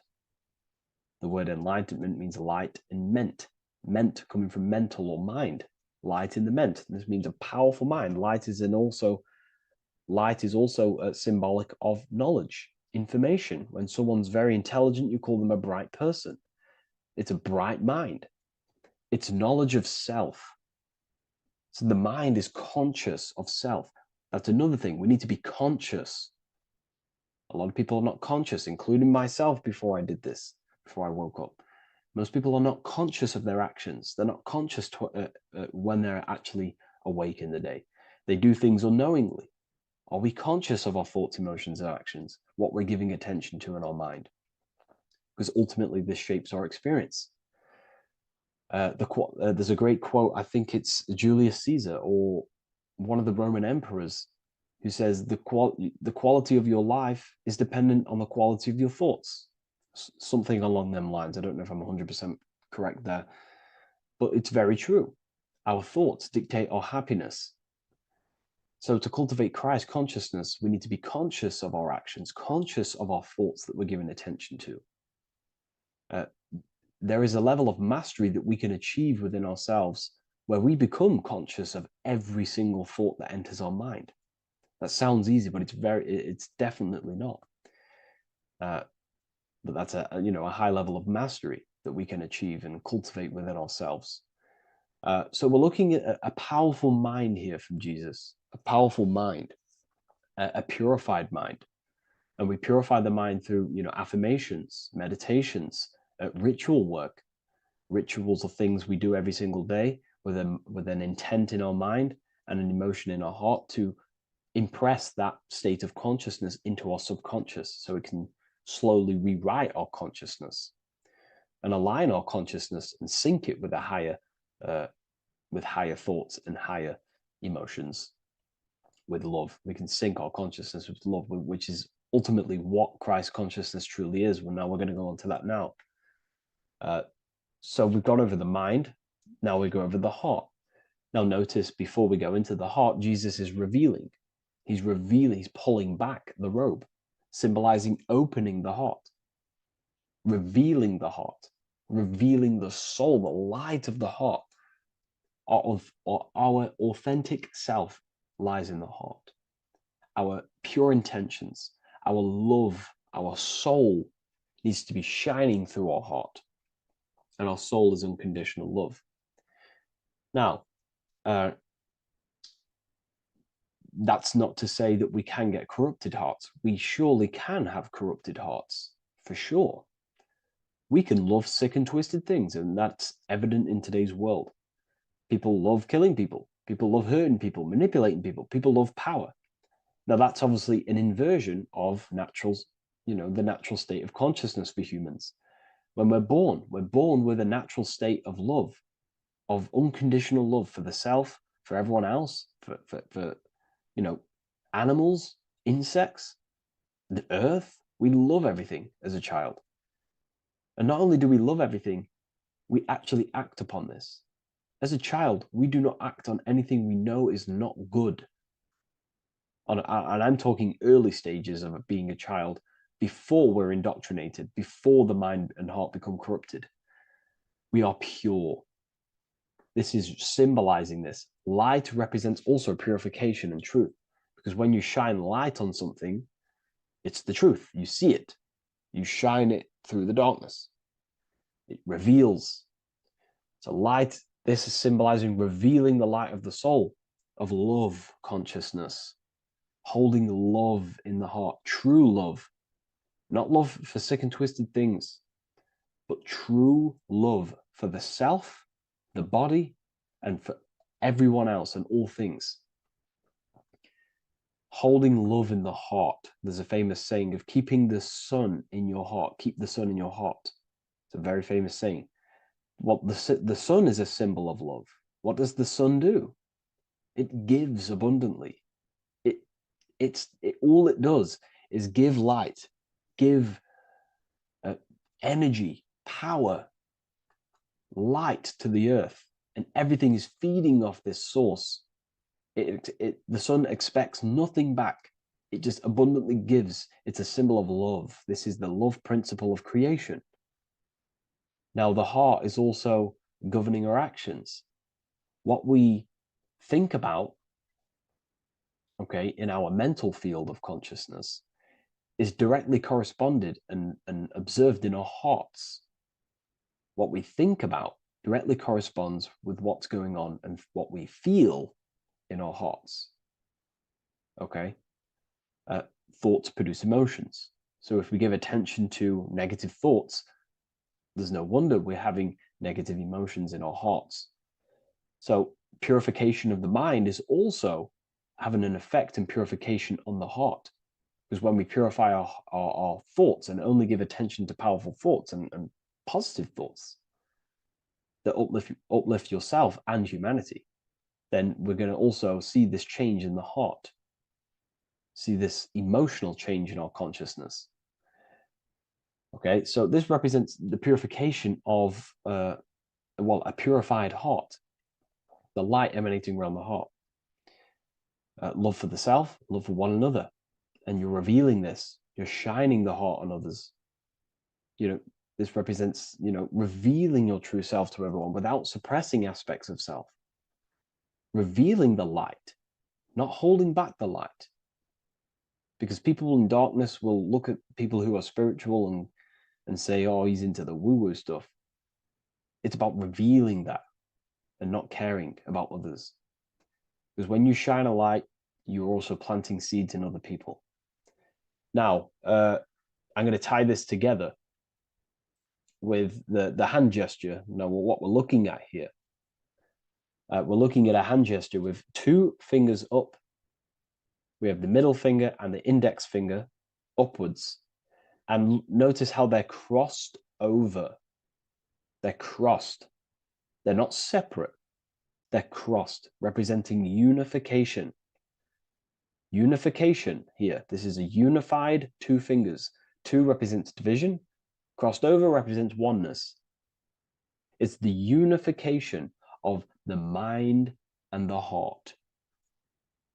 A lot of people talk about this, but not many people go into detail about it because, for many reasons. But this is the unification of thought with emotion. This is how we truly reach Christ consciousness. And ultimately, when we do gain the love in our hearts and we do slow, it's a gradual process of cultivating love for the self and everyone else in the world, because we're so programmed to be divided. But it's a slow progress. But when we do cultivate love in our hearts for the self and one another, love is a very, very nurturing and growing force. Like I said, the sun earlier, that is pure love energy. It makes everything grow on the earth. While love in your heart grows connections with people. It grows care. You go out your way to do things to people. and do give people things. You know, it's a very nurturing and growing energetic force. And me personally, I think the whole universe is built upon love. The whole thing. Without love, you know, without the love, there is nothing. Nothing is, love is the only true emotion that truly exists. Everything else is either an opposition of love or a different degree and branch of love. Love is the only true emotion, and everything is built upon that principle. Okay, love is what guides us to a higher consciousness. When we cultivate love in our hearts, we become a vessel for light, more energy, more vibration. Our electromagnetic field expands, our biofield, when we hold love in our hearts. It's a very powerful force. And when we do cultivate a strong spiritual compass within our heart, because that's what our heart truly is, it's a spiritual compass. It tells us, well, it doesn't tell us, it knows what is right at all times. If you think something, your heart tells you whether that is right or that is wrong, whether you should act upon it or whether you should not. The heart knows what's good and evil. No one told you this as a child. As a child, you already knew this. You came into the world, you knew what was right and wrong. You knew it was wrong to hurt people. So this unification that he's doing with his hand symbolizes thinking with the love of the heart, represents thinking with love of the heart, thinking with love of the heart for the self and the collective. Now, ultimately, what this does is give birth to perfect action.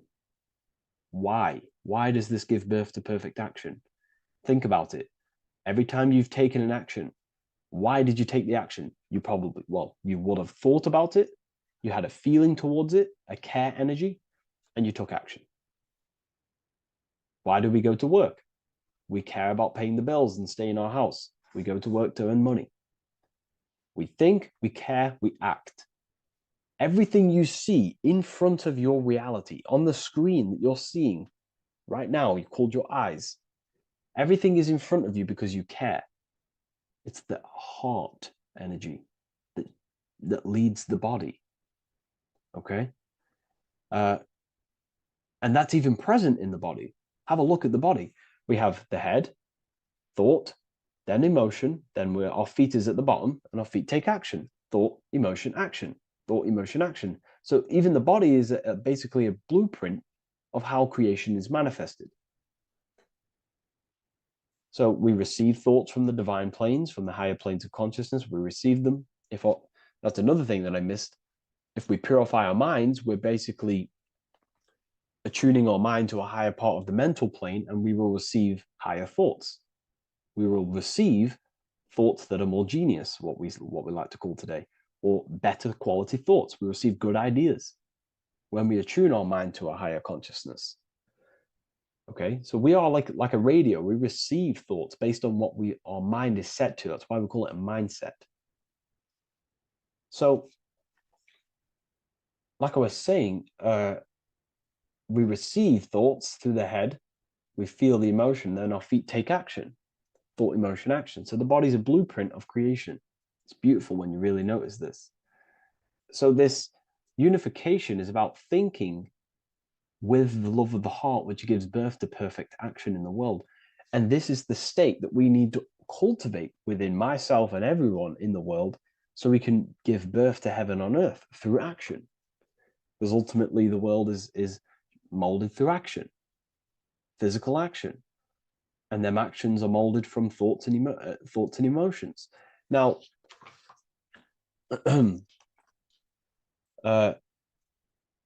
just to have a little announcement, I am now opening 10 more spaces inside my symbolism masterclass. We have 10 more spaces. You're going to learn about a lot more about symbolism. It's very affordable. I'll leave the link in the description if you wish, if you care about gaining more information and learning the ability to read symbols. So what is the inversion of this? What is the inversion of this consciousness? Well, that's what we call satanic consciousness. Satanism. Satanism on its true level is the opposite, the opposing the natural state of consciousness that we are born into. It's about thinking with no emotion, thinking and acting. This is what the Skull and Bones represents here. So the Skull and Bones Secret Society, this is their main logo. Again, we have the skull, which represents thought, and the bones, which represent action. The bones take action in the physical body. We're looking at thought and action with no emotion, no empathy, no love for one another, only love for the self, the inverted love. Okay? We're looking at gray. Gray is a symbol of dullness, death. There's no emotion in gray because colors provoke emotion. When we look at a color, it invokes an emotion. Gray has no emotion. So we're looking at dullness of the emotions. I'm not going to go too deep on this subject. I'm going to create a whole new lecture for that. In fact, I think we have a great lecture inside Ethereal University on Satanism. We're going very into depth of what Satanism is and what Satanism consciousness truly is. And again, it's just the cross inverted. Satanism is just it's the invertation of, I don't know if that's a word, but it's the inverse of natural law, natural consciousness, of love consciousness that we are born into. Okay, so ultimately the message in this video was to create love in our minds, love in our hearts, think with the love of the heart, think with the care for one another, and that gives birth to perfect action.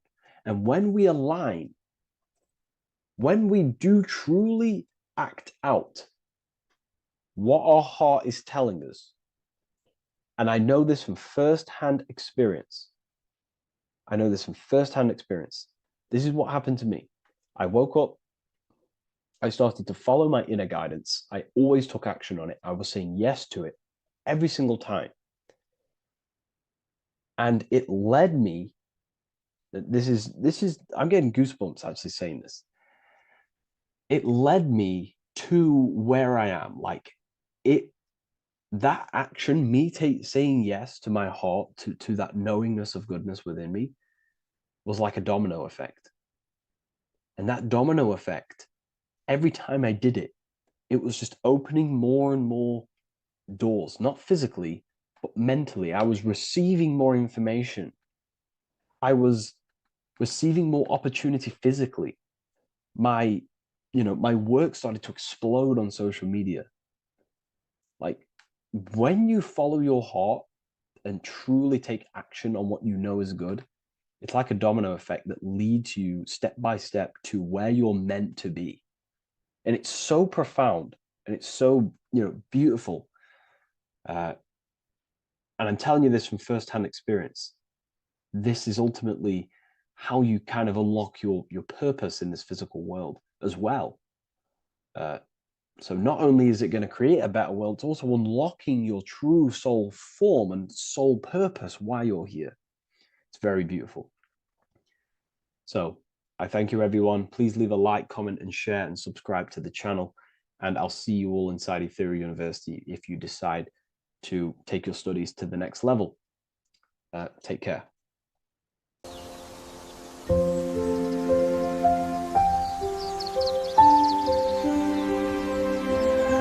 bookofwisdom.com. Visit today.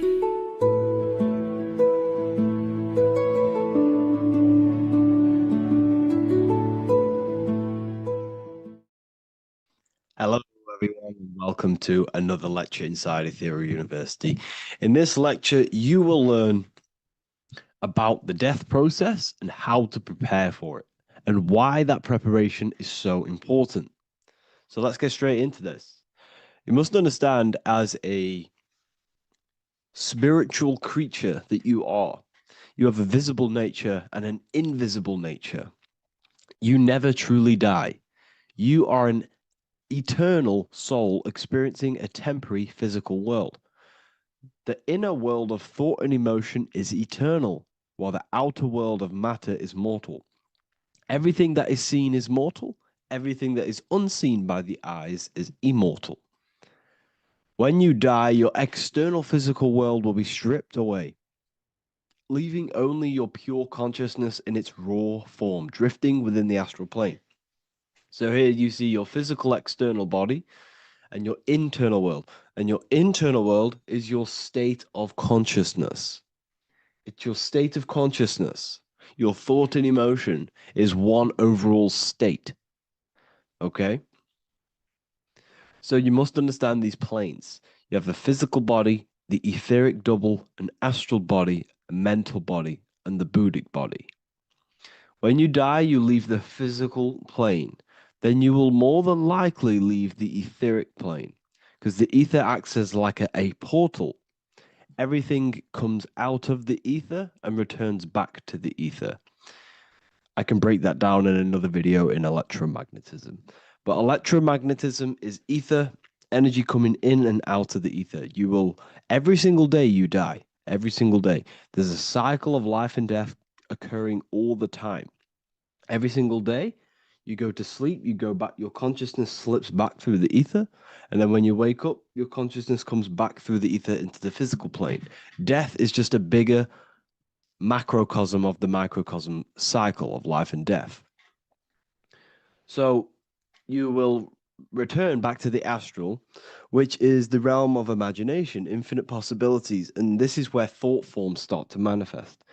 Okay. So depending on how advanced you actually are mentally and emotionally, will depend how long you stay in the astral. Now, what we must understand is that there is many different components to the astral. We have the higher astral, the middle astral, and the lower astral. These are all vibrational states. So if your mind and soul is operating in lust, lust, desire, hate, food, physical addiction, smoking addictions, then these are quite heavy. These are quite heavy attachments to your consciousness, and they're quite low level desire, which means they have a low vibration. You will manifest in the lower astral when you're stripped from your physical body. The lower astral is not inherently evil. However, there's just low vibrating things going on there. Low vibration does not mean evil. Okay. So just like bad doesn't mean evil. Okay. In the lower astral, you are going to see lower astral beings. You're going to see spirits, souls with low level desire. Okay. People who are attached to the physical plane, people that lust, people that do these things. Technically, this is hell, but you can escape it by escaping yourself. Now we're going to break all this down. I'll break all this down properly once you understand the full context. So depending on your level of desire, you will manifest in a corresponding layer of the astral plane. If your mind is still attached to the low physical desires, you will find yourself in the lower astral realms. But if you have few desires and have detached from the worldly attachments while you are encased in a body, then you will rise into a higher or middle astral plane, mainly the middle. Okay. The higher astral plane is very formless. So as I broke down here, this is, well, the physical plane is the lowest dimension. This is the most form, the most matter. It's quite heavy. The higher you go, the lighter it becomes, the more fluid, the more formless it becomes. So you see here it says denser down and lucidic up. So this is more lucidic in these higher realms. This is more dense in the lower realms. So this is why the ancient Egyptians were always talking about, I'll show you this. This is showing you death. So first of all, we have Anubis, which represents death. Here you have the heart, which represents the soul. And here you have a feather. And this is a scale. You see how this is a balanced scale? So what this is symbolizing, this represents death, this represents your heart, and this is a feather. So when you die, your heart must be as light as a feather, which means your emotions, your soul, should have no attachments to the world. It should be light. It should be detached. This is why the word light and light are the same. Light is in heavy and light is in very bright. Because when you're less attached to the things, your soul shines. You're authentic. You're light. You're very bright soul. And you have no attachments. Your light is in not heavy. So you must detach from the worldly desires. We have to detach from the smoking, the food. This is why we should fast. Smoking, this is why we should detox. We should also meditate. We should also be able to sit with ourselves for long periods of times. Okay, I'm going to break all this down properly. But that's why the Egyptians show you the symbolism here. Okay. So you're stripped of your material body. So that state of consciousness you're in right now, your inside will, if you shut your eyes, that state you're in, that is what you're going to experience when you die. Okay. And you're going to be manifested into the astral. In the physical plane, you can mask or hide almost anything.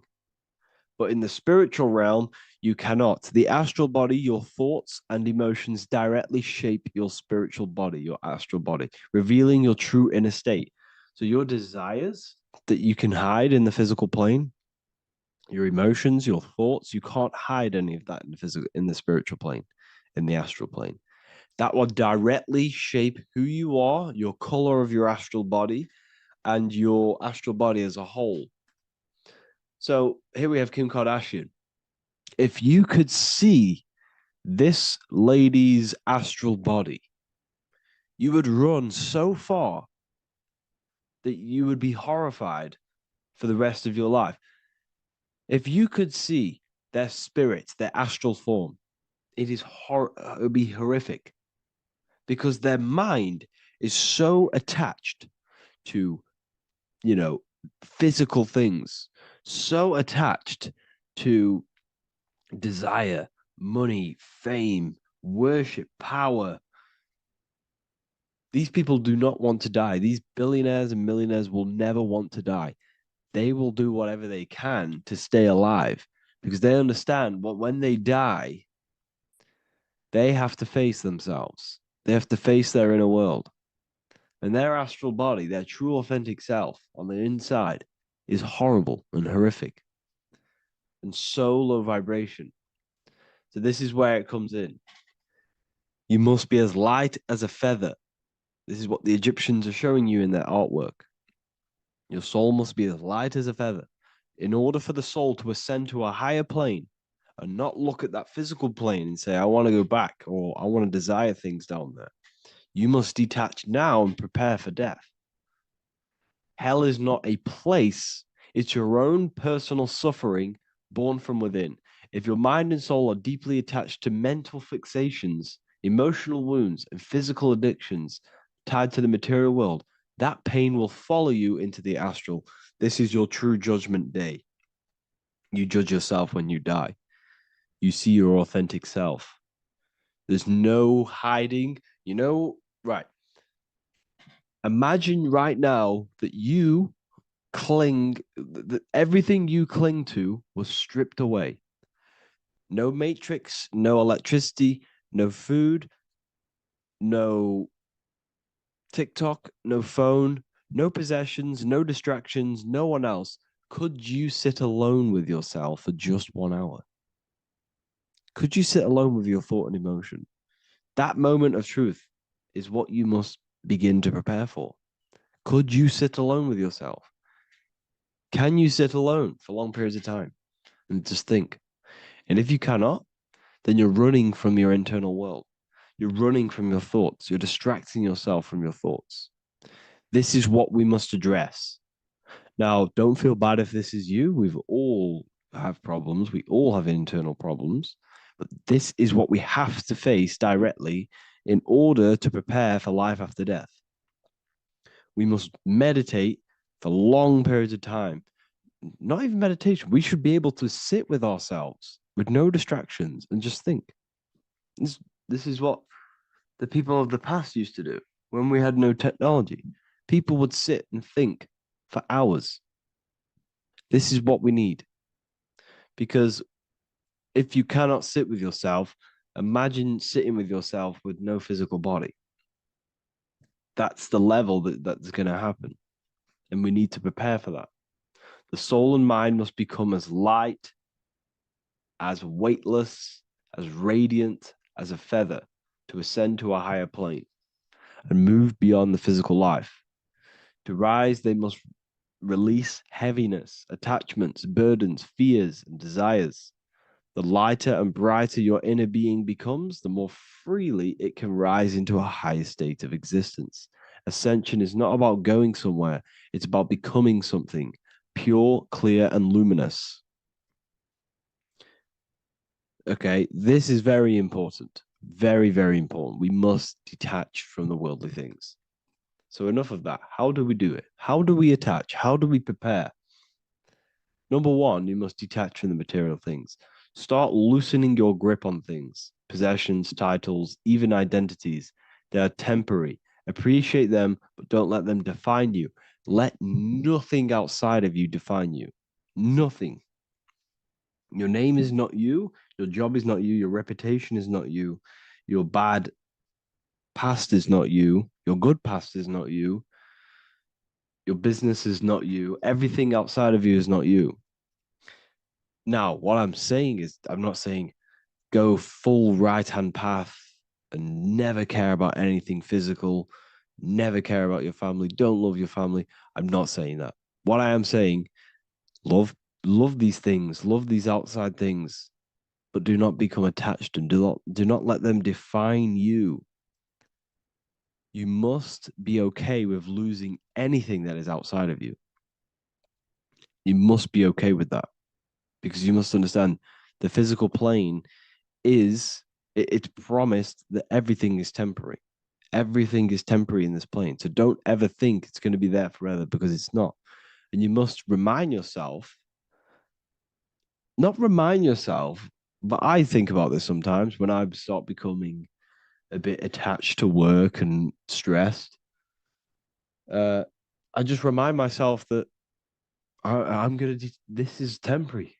I'm going to leave this world one day and I'm not going to care. So you must have the balance. Okay. The balance is key. You can go down that right hand path and just fully cut off from the world like a monk and shave off your hair, disconnect from the physical world. You can do that. That's not wrong. There's different paths in life. You have the left hand path, purely physical. You have the middle path, which is balance between the physical and spiritual. Then you have the right hand path, which is monk mode, where you fully disconnect from the world. They shave their hair off to disconnect from the physicality. They meditate for long periods of time. This is what they're doing. They're preparing for death. Monks prepare for death. They understand this. They understand that you don't die. Your inner world is the true world. The inner world is the only world that exists. Everything outside of you is an extension of you. Number two, cleanse the mind. Watch your thoughts. Are they rooted in fear, anger, regret, or craving? Meditation, mindfulness, and inner reflection help purify the mind. The cleaner your thoughts, the lighter your spirit. So your astral body is formed by your thoughts. It's formed by your emotions.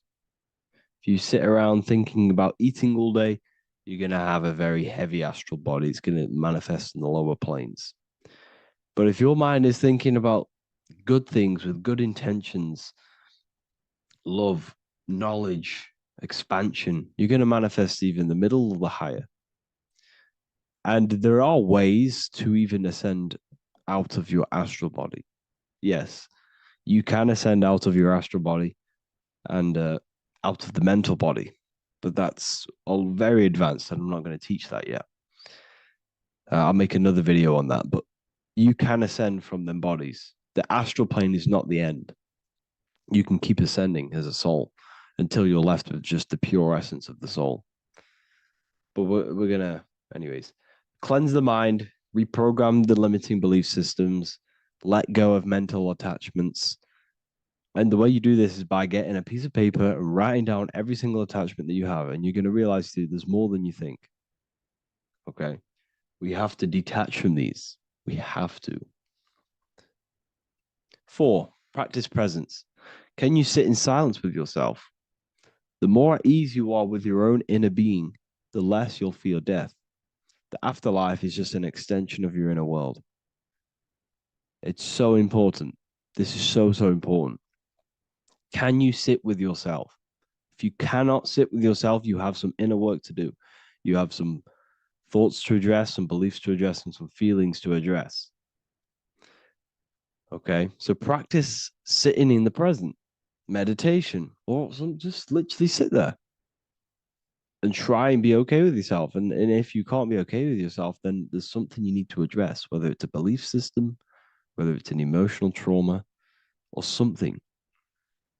This is what we must reshape, refine, and let go of.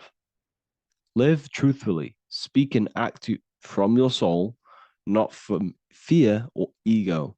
The more authentic you are, the more aligned you become with your true self, which carries beyond this life. The ego is your mind's perception of itself while being incarnated in this world. It's been shaped by your experiences, your thoughts, your beliefs, and your emotions. So your ego is basically this false thought form that you've created. It's a false layer of yourself that sits on top of your true authentic self. It's basically your physical character. When you were young, you had no ego. You were pure. You had a pure consciousness. But then as you grew older, your ego started to grow, and it still is growing because it was shaped by experiences, things you've gone through, things you said, things you believe, things you think. It's created by you, by your mind. And the ego is close to the word echo. The ego is the echo. It's an echo. It's a layer. It's a false identity. It's a false layer that sits on top of your soul. And if you don't get rid of that ego, if you don't know how, well, not get rid of it, but balance it. If you don't know how to rise above that ego and you die, it's that ego that's going to be pulling down when you die. It's that ego that's going to be your suffering. Okay.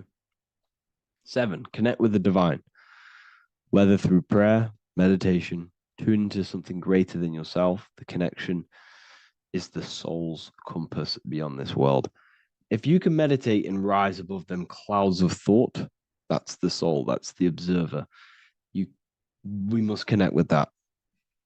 Okay, this will definitely help with just allowing yourself to connect with your true self. Meditation's great because you can just fully detach from the world. And the more you meditate, the more you can prepare for death. A powerful way to cultivate detachment is through daily detachment meditation, done either at night or in the morning or the first breath upon waking. Or do this as many times as possible per day. Start by physically grounding yourself in the present moment. Say out loud, I am here right now, nothing else matters.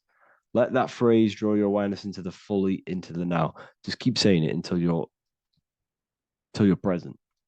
Then begin to slowly list everything you identify yourself with, one by one. I am not your body. I am not my body. I am not my name. I am not my possessions. I'm not my house. I'm not my children. I'm not my everything. I am not my thoughts. Release each layer gently. Imagine, if you want to, if you have a good imagination, imagine placing these things into a big box.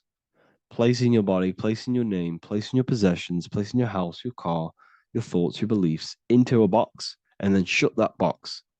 If you have a good imagination, do that. That can help. And you'll be left with yourself. And you're not even that.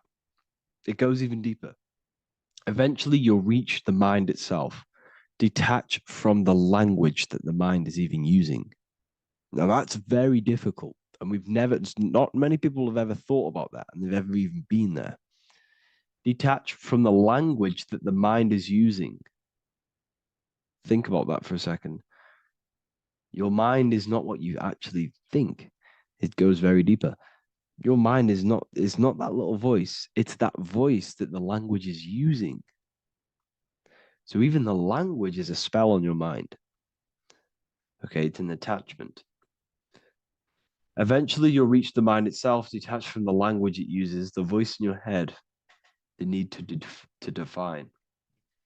What remains is something beyond thought and beyond words. I can't even describe what's left, because words, once the language is gone, it's purely metaphysical. All I can say is pure awareness, and it's symbolized. This is why symbols are so amazing, because they can symbolize things that are beyond words. A flame, it's just a flame, and you won't be able to understand that until you've been there. It's just a flame. It's pure cause. Words can't describe it. You'd have to experience it. Connect with this essence daily. This is truly who you are.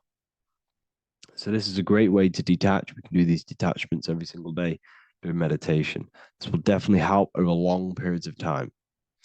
Of course, you're not going to be ready tomorrow for death, but just try and prepare for these things. This is the whole reason people used to meditate. It's the whole reason why people do these spiritual practices, because they understood that this plane is temporary and your soul moves on from this plane. And you'll never truly believe in the soul until you experience it. So I can show you these things, but you must go out and experience it. The soul is real, but you won't understand unless you cast off everything else. Okay. So I hope this video helps. It's a very deep video. I'm going to be making more of these stuff, of more self-mastery. And of course, we've made the self-mastery section now. So I'm going to start filling up this place with lectures. And I think it's a great time to start this, because a lot of people have been asking on how to master yourself, prepare to death. So hope this video helps. See you in the next one.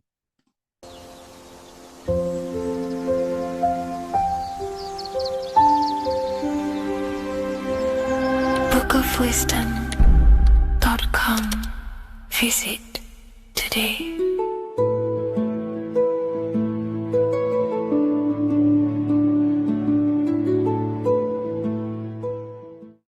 The scariest thing about having your first out-of-body experience and leaving your body is the realization that you have after. You realize everything you've been told about yourself, reality, the earth, what you're doing here on earth is a complete, utter lie. Your self-belief of what reality is and what you are is completely shattered. You now fully understand that you are more than your physical body that you inhabit. My first out-of-body experience happened a few years ago, but before all of that, I remember being a child, going to bed and closing my eyes, and I remember as a child feeling like I was floating above my body and moving. And maybe subconsciously this has led me into knowing intuitively that there is more to reality, and I've gone down this path of esotericism, occultism, consciousness. Maybe that has led me to this, I don't know, but I've always had this subconscious intuition in my mind that there's more to reality than what we've been told. And maybe it came from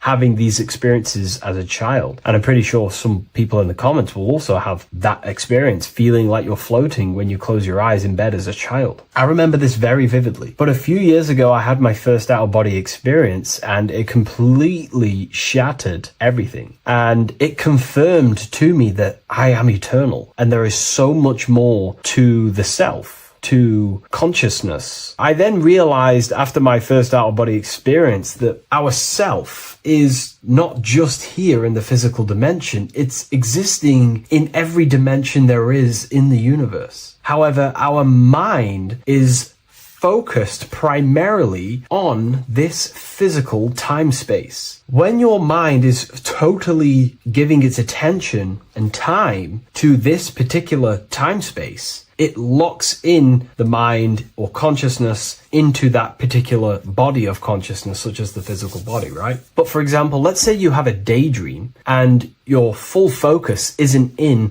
the present moment and your environment that you're in physically. Your mind kind of wanders off into a daydream, what we like to call it. That again is shifting time space. Your consciousness is 40% here in the physical plane, because your body's there, but then the other 60% is in this daydream, this imagination. So you're shifting time space, and what an out-of-body experience does is allow your mind to reduce that attention to the physical body and access attention to this altered body or dimension of consciousness. So I'm going to give you the story of my first out-of-body experience, because I know when I was researching this, I was always looking for personal stories about someone's out-of-body experience, and there's not many out there, to be honest with you. Well, based off my research, I couldn't find many. You find a few, but I'm going to give you my experience of my first out-of-body experience that happened a few years ago. It was early in the morning. I kept on waking up and falling asleep to my alarms. I went back to sleep after waking up for like the third time in the morning. When I fell back to sleep, that is when I had my out-of-body experience. It's also good to mention that I have been listening before that about podcasts, books about our out-of-body experiences, astral projection, and things along them lines. So this was stored in my subconscious, this topic. And I had a desire in my heart to actually experience this for myself. Long story short, I went back to sleep early in the morning because I kept on waking up, and it began with this tingling sensation, a high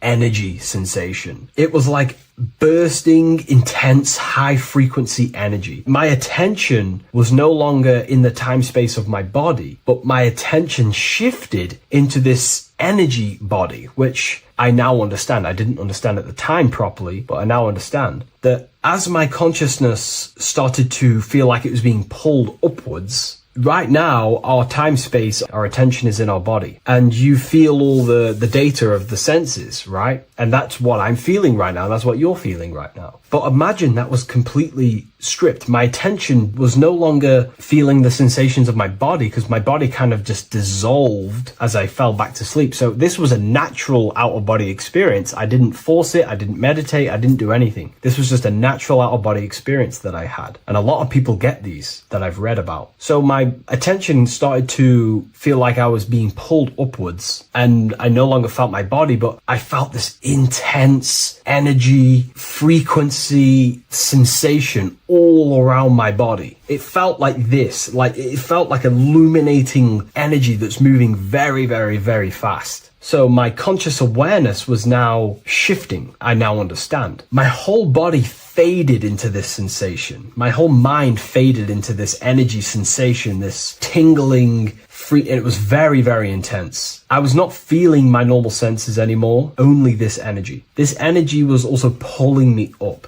The more I was lifted up, the more intense the frequency became. So think of it like just a frequency resonator, how it just goes up and down, up and down. But then imagine the frequency resonator just going higher and higher and higher frequencies, and it was just getting more and more and more intense. The energy was moving faster. This tingling was faster and faster and faster as I was being pulled up. Part of my mind began to fear this. My arms and legs grew very tense. I started to tense up because at this moment in time of the experience, I was very vaguely conscious. I was half there, half not. And as I was being pulled up, my physical body started to tense. And this is again when I started to feel my body again. But then I remembered what I heard out of body experiences is that you have to submit to the process. If you try and force an out-of-body experience, it will never happen, because an out-of-body experience is not truly out of body. What we're trying to do is trying to find a needle in a haystack. If you're trying to find a needle in a haystack, you don't go rummaging through the haystack to find the needle. What you do is you burn the haystack, and then the needle reveals itself. It's the same with an out-of-body experience. We dissolve the senses of the body, so the body falls asleep, but the mind stays awake. As soon as I let go of this fear and I let go of the tensations in my body,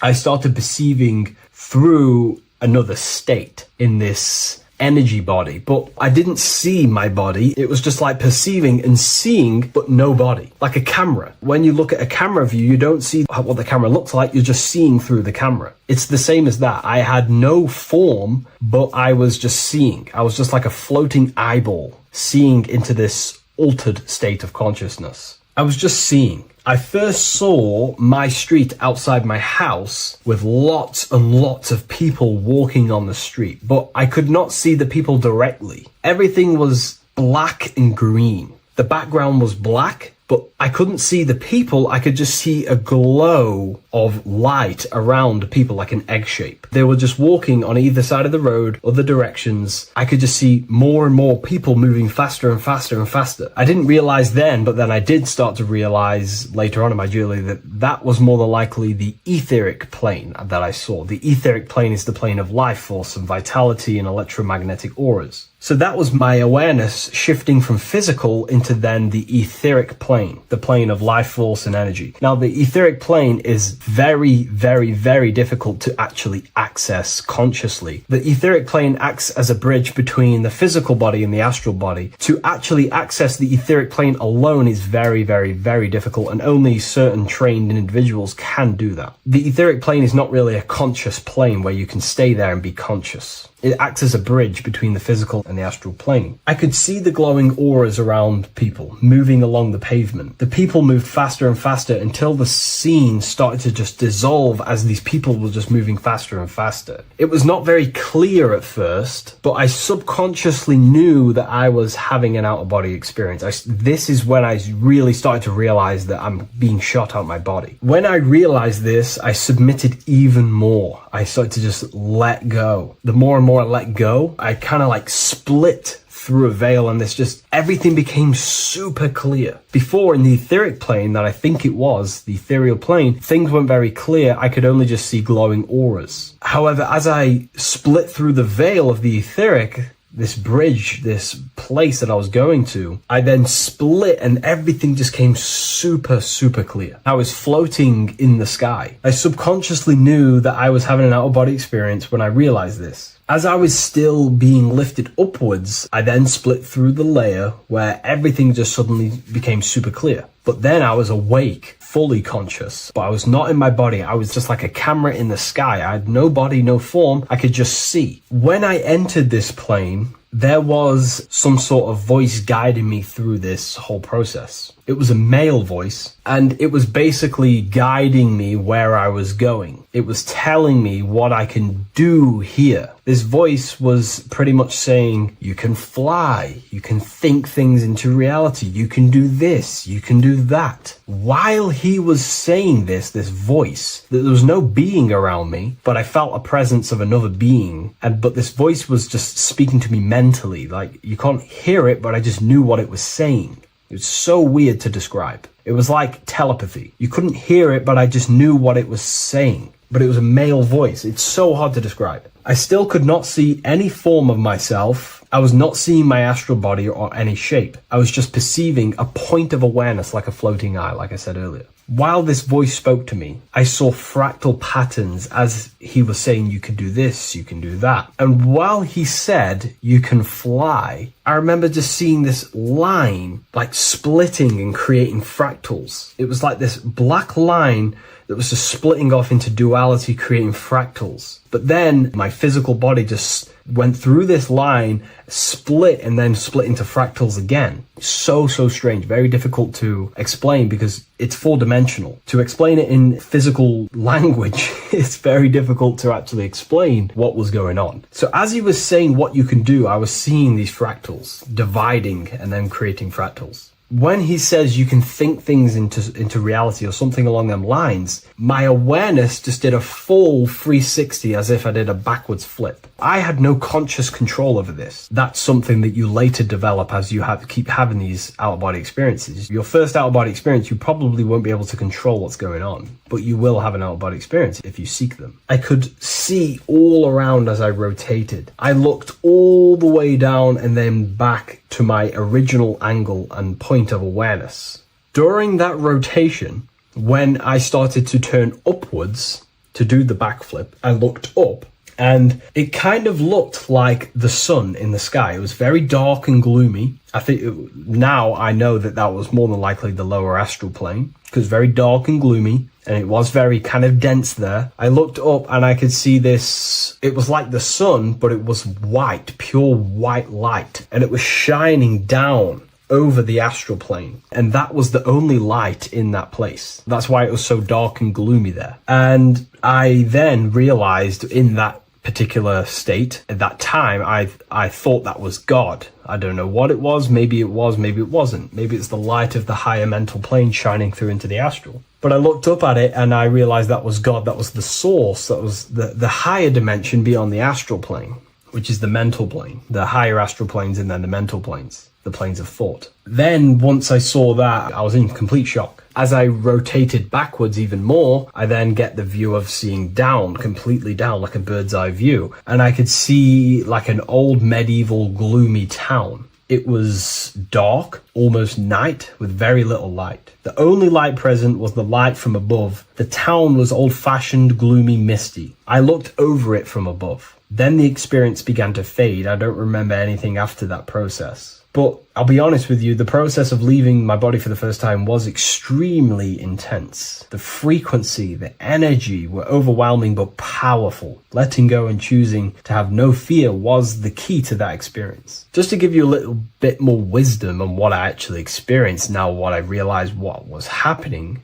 I now understand that the voice that I was hearing was not an external being guiding me. It was actually a higher aspect of myself, a part of my own consciousness that is not focused in the time space of the physical world. My physical mind is focused here in this timeline, but once I exited this timeline and focused elsewhere, the higher part of myself guided me towards that experience. This higher version of ourselves that we call the higher self is a higher dimensional being, but we're just unconscious of it. This being exists beyond our ordinary thinking mind. Our self exists everywhere in the universe, and we can unlock higher versions of ourselves as we progress on our journey of awakening and self-realization. Because let's say right now, only 10% of your awareness is actually in the physical plane. Science tells you that 90% of you is actually in your subconscious mind. 10% of your awareness is your conscious mind. So there's 90% of you that your conscious mind is not aware of. But our conscious mind becomes so addicted with the physical world and distracted with the physical world, it just gets totally locked in with the physical. And we never pay attention to the hidden aspects of ourselves, the unconscious aspects of ourselves. And that's why everyone in the esoteric and occult space talks about gnosis, seeking knowledge of self. Gnosis is not knowledge, it's knowledge of self obtained through direct experience. So gnosis is about rediscovering who you truly are. And another bit of wisdom that I could give you from this is that the observer is the same observer that is observing this video right now. You're watching this video, but who is the one seeing the screen? Who is the one seeing the screen of your reality, of what you call life? There is an inner witness consciousness within you who experiences and observes your thoughts, emotions, and actions, experiences and observes the screen you call reality. And that witness also witnesses your dreams. When you shift your awareness from your time space of this body into your dreams, that same witness is witnessing your dreams. So when you meditate, connecting with this witness aspect of our consciousness really does help to excel the process of having an out-of-body experience. Because a lot of people have out-of-body experiences, but they don't understand what's actually going on. They don't understand the nature of it. But it's all mental. You move mentally in that dimension. You create mentally in that dimension. The same that you do in this dimension, but just on a quicker scale, because things manifest in the astral plane instantly as soon as you think of it. Just like the screen in your mind, you think of something, you have a screen of an object in your imagination. That plane, it manifests instantly, but down here, it takes a longer time for things to manifest and condense. Once you understand that thought rules the universe, thought is the creative force of the universe, you start to understand,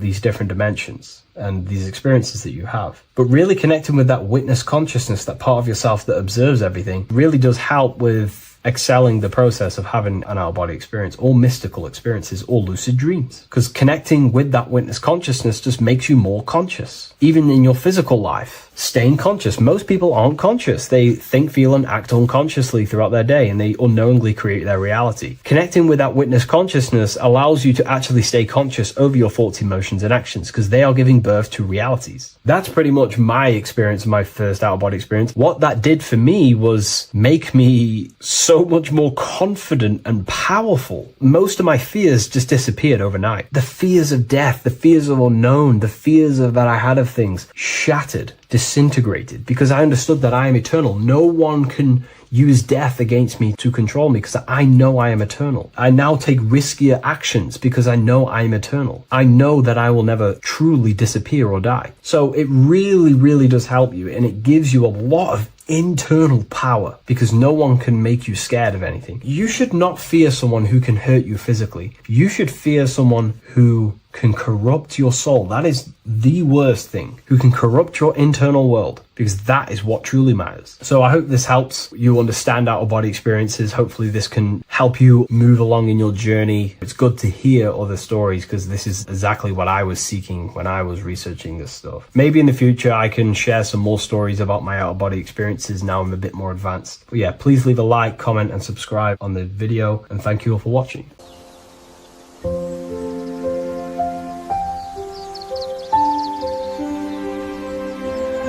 bookofwisdom.com. Visit today.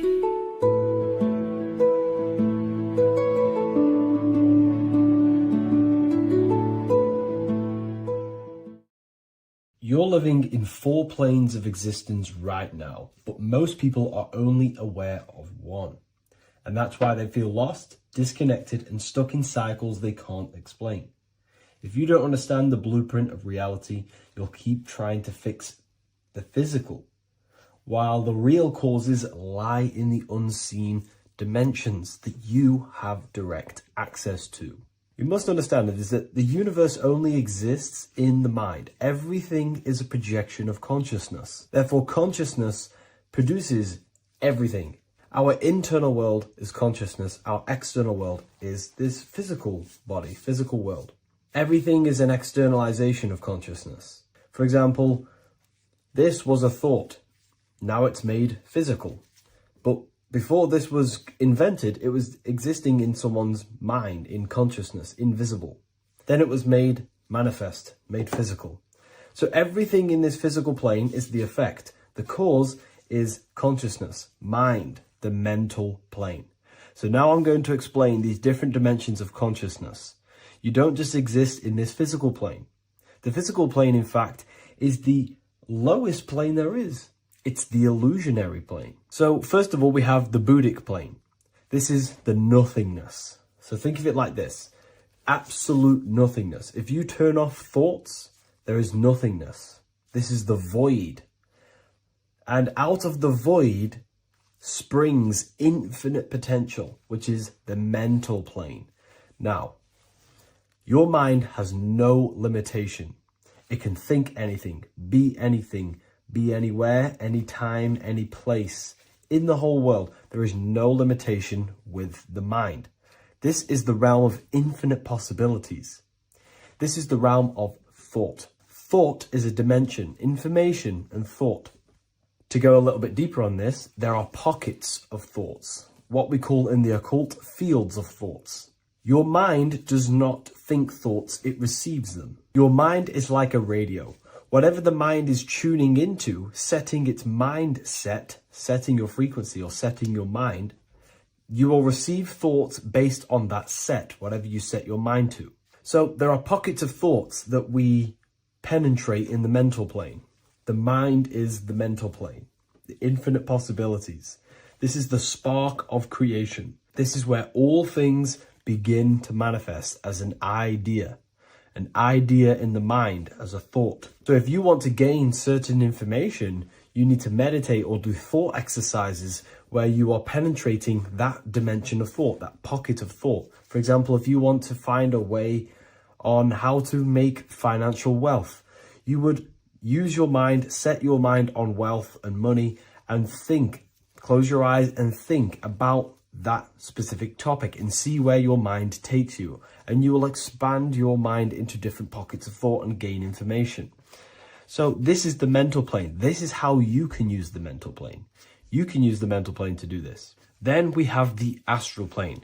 We have higher, middle, and lower astral plane. The astral plane is the body for thought. So every dimension, physical, etheric, astral, mental, Buddhic, is a body for a dimension above. Each dimension below is a product of the dimension above.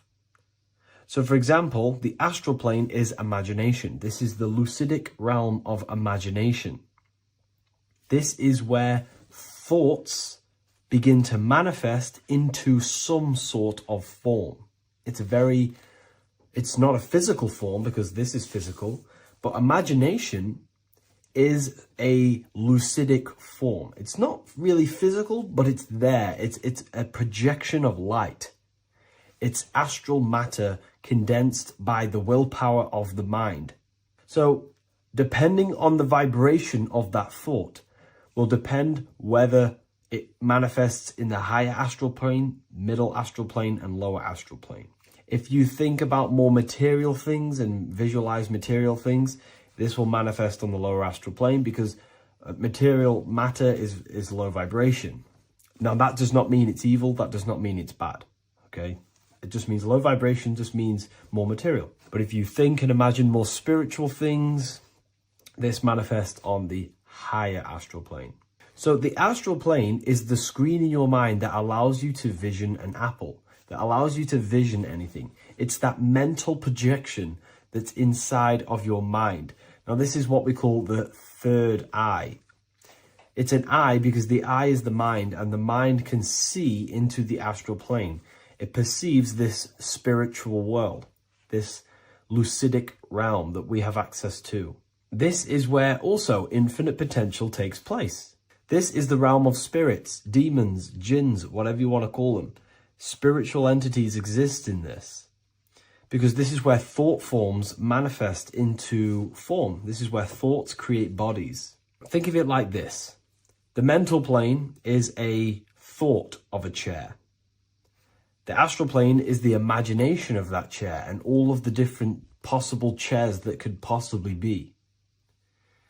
The etheric plane is the energy double of that chair. And the physical plane is the physical chair. So as you can see, the higher we go up, the more formless and lucidic it is. The lower we go down planes, the more dense it becomes. This is formless and this is form. Everything manifests through this process.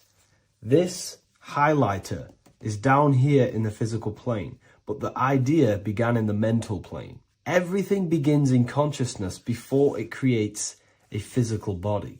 It goes through this process. Therefore, if you want to start to mold and create your own reality and create things in your world, you can use these planes to your advantage. You can use your mind to do mental thinking exercises by closing your eyes and expanding your mind into a different pocket of thought to gain wisdom, gain information, gain downloads. The way you do that is simply get into a meditative state, close your eyes, pick a topic that you want to think about, and see where your mind takes you, but always remain centered on that topic. And you can do this for maybe an hour or two or half an hour, and your mind will take you places where you will unlock information. You can even use this to make decisions in your life. Think of the topic and see where your mind takes you. You'll gain information. This is how you use the mental plane for ideas. The astral plane is imagination. You have to reconnect with your imagination very vividly. Your imagination, your consciousness is infinite. It's not a three-dimensional plane. It's an infinite plane. You can think and make form anything in your consciousness, in your imagination. You can think anything and you can imagine anything in the most vast details. You just have to reconnect with your imagination. I have a free book on my website. I'll leave the link in the description. It's an ebook. It's called Activating the Inner Eye. This is going to help you reconnect with your imagination. It's a practical guide on how to imagine. So once you know how to use the mental plane and astral plane, thought and imagination, you pretty much need to use the physical plane to take physical action with this physical body that you have and start to manifest these desires you have in the higher planes. Now, it's very important that we master the mind because the mind is the very fabric of reality. We become what we think about. Your life is a product of every thought you thought in the past. It is the mind that directs the flow of consciousness. And wherever this consciousness is flowing is what you will create in your life. Consciousness is the most potent force in the universe, and the mind is pretty much the universe in a microcosm form. It is infinite potential, and your mind will continue to expand into new realms of thought forever and ever and ever. You are eternal. You are not this physical body down here. You are consciousness, literally dreaming that you are in this physical body. So everything begins with the mind. We need to be conscious of the thoughts that enter our mental field of consciousness. There is a level of self-awareness that you can reach where you can become conscious of pretty much every single thought that enters your mental field. Now, we have over 7,000 thoughts a day. You can gain such mastery over your mind where you can become conscious of every thought you think. And that is when you gain superior power. Because when the mind is fully under control of self, you can direct the mind's potent force into a specific goal. Most people's minds are dualistic. They want something, but their mind is thinking something else. They have limiting belief systems. They have the little voice that comes in and says, you can't do this, you're a failure. That is a fractaled mind. The mind needs to be singular. It needs to be on your team and not an enemy. Do not let your own mind take away your power. Your mind should be on your team, giving you power, giving you the best possible thoughts and the best possible beliefs. When the mind is in this condition and on your team and not taking away your power through the destructive thoughts, it becomes a potent, powerful force used for manifestation to create anything. And the way we get the mind on your team is through constant meditation to learn how to control the mind and turn it on and off. Subconscious reprogramming through visualization, affirmations, cultivating emotions associated with your goal. All these three ways we can reprogram the mind slowly over time so that it becomes powerful and becomes on your team and doesn't give you negative contradicting thoughts. When the mind is fully aligned on one thing, it can create massive empires and things in your physical reality. So I hope this video helps, and I'll see you in the next one.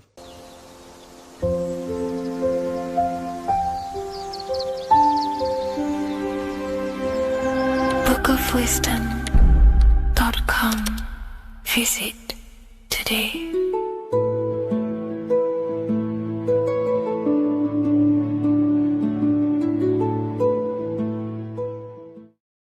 What if I told you that the Egyptians were trying to give you instructions on how to not reincarnate and come back to this material world and ascend your consciousness, your soul, to a higher plane that exists in the various dimensions of consciousness? This is Anubis, and this is his scales. You can find this image in the famous Book of the Dead, which is a famous Egyptian book and text talking about death, reincarnation, and the different things that go into death and how to prepare our mind, our souls for death. The Egyptians saw this as a massive thing in life. We must prepare our consciousness for the transition from a physical reality to a non-physical, tangible reality. The first thing we must understand in order to understand death is the term as above, so below. We die every single night. Consciousness goes to sleep, which is the withdrawal of consciousness from the material body into the inner realms of the mind. At nighttime becomes the darkness, and consciousness goes within itself. When the daytime comes around and the sun becomes more powerful, the rays of the sun increase the brain waves, and the body becomes active again, and consciousness manifests things externally. So the nighttime is the internal world, death or sleep, and the daytime is life, the external world. When we die, it's just a bigger version of sleep. We enter into our inner realms of consciousness. However, this transition needs some preparation. In order to understand the universe, understand what happens after we die, we have to understand that life is mental and the mind is not the brain. The brain is just a physical computer for the mind to operate the physical technology of the physical body. What you are seeing right now in your eyes is a simulation produced by your brain. Light waves entering in your eyes and the visual cortex at the back of the brain producing an image of what you call reality. Therefore, reality is not outside of you, it's a simulation produced by the body. The five senses are just electrical threads of light, all sending information back to your brain, and your brain is interpreting these electrical signals as senses: touch, taste, smell, and hear, and see. So everything you're experiencing right now is a simulation produced by the brain and the nervous system, but you are the observer of that reality, of that simulation produced by the technology of the body. So when you die, the technology, the simulation produced by the electrical system called the human body, is no longer running. Therefore, we don't actually leave anywhere, but the simulation stops running and we are dissolving one layer of ourself. So most people think they leave the body when they die, but we're not. We're simply just removing an aspect of ourself, a different dimension of ourself, and casting off that dimension,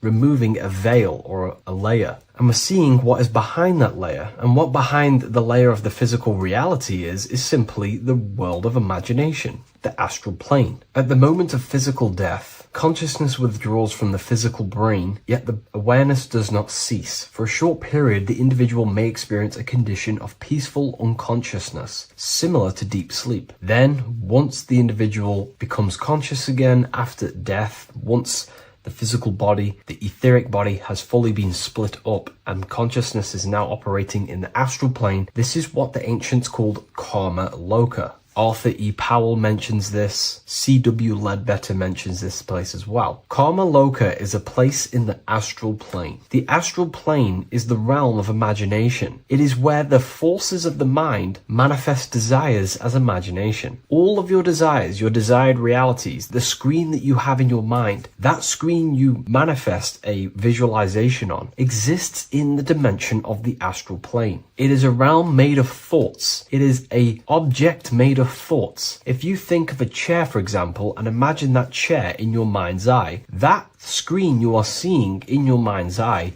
is a thought animated.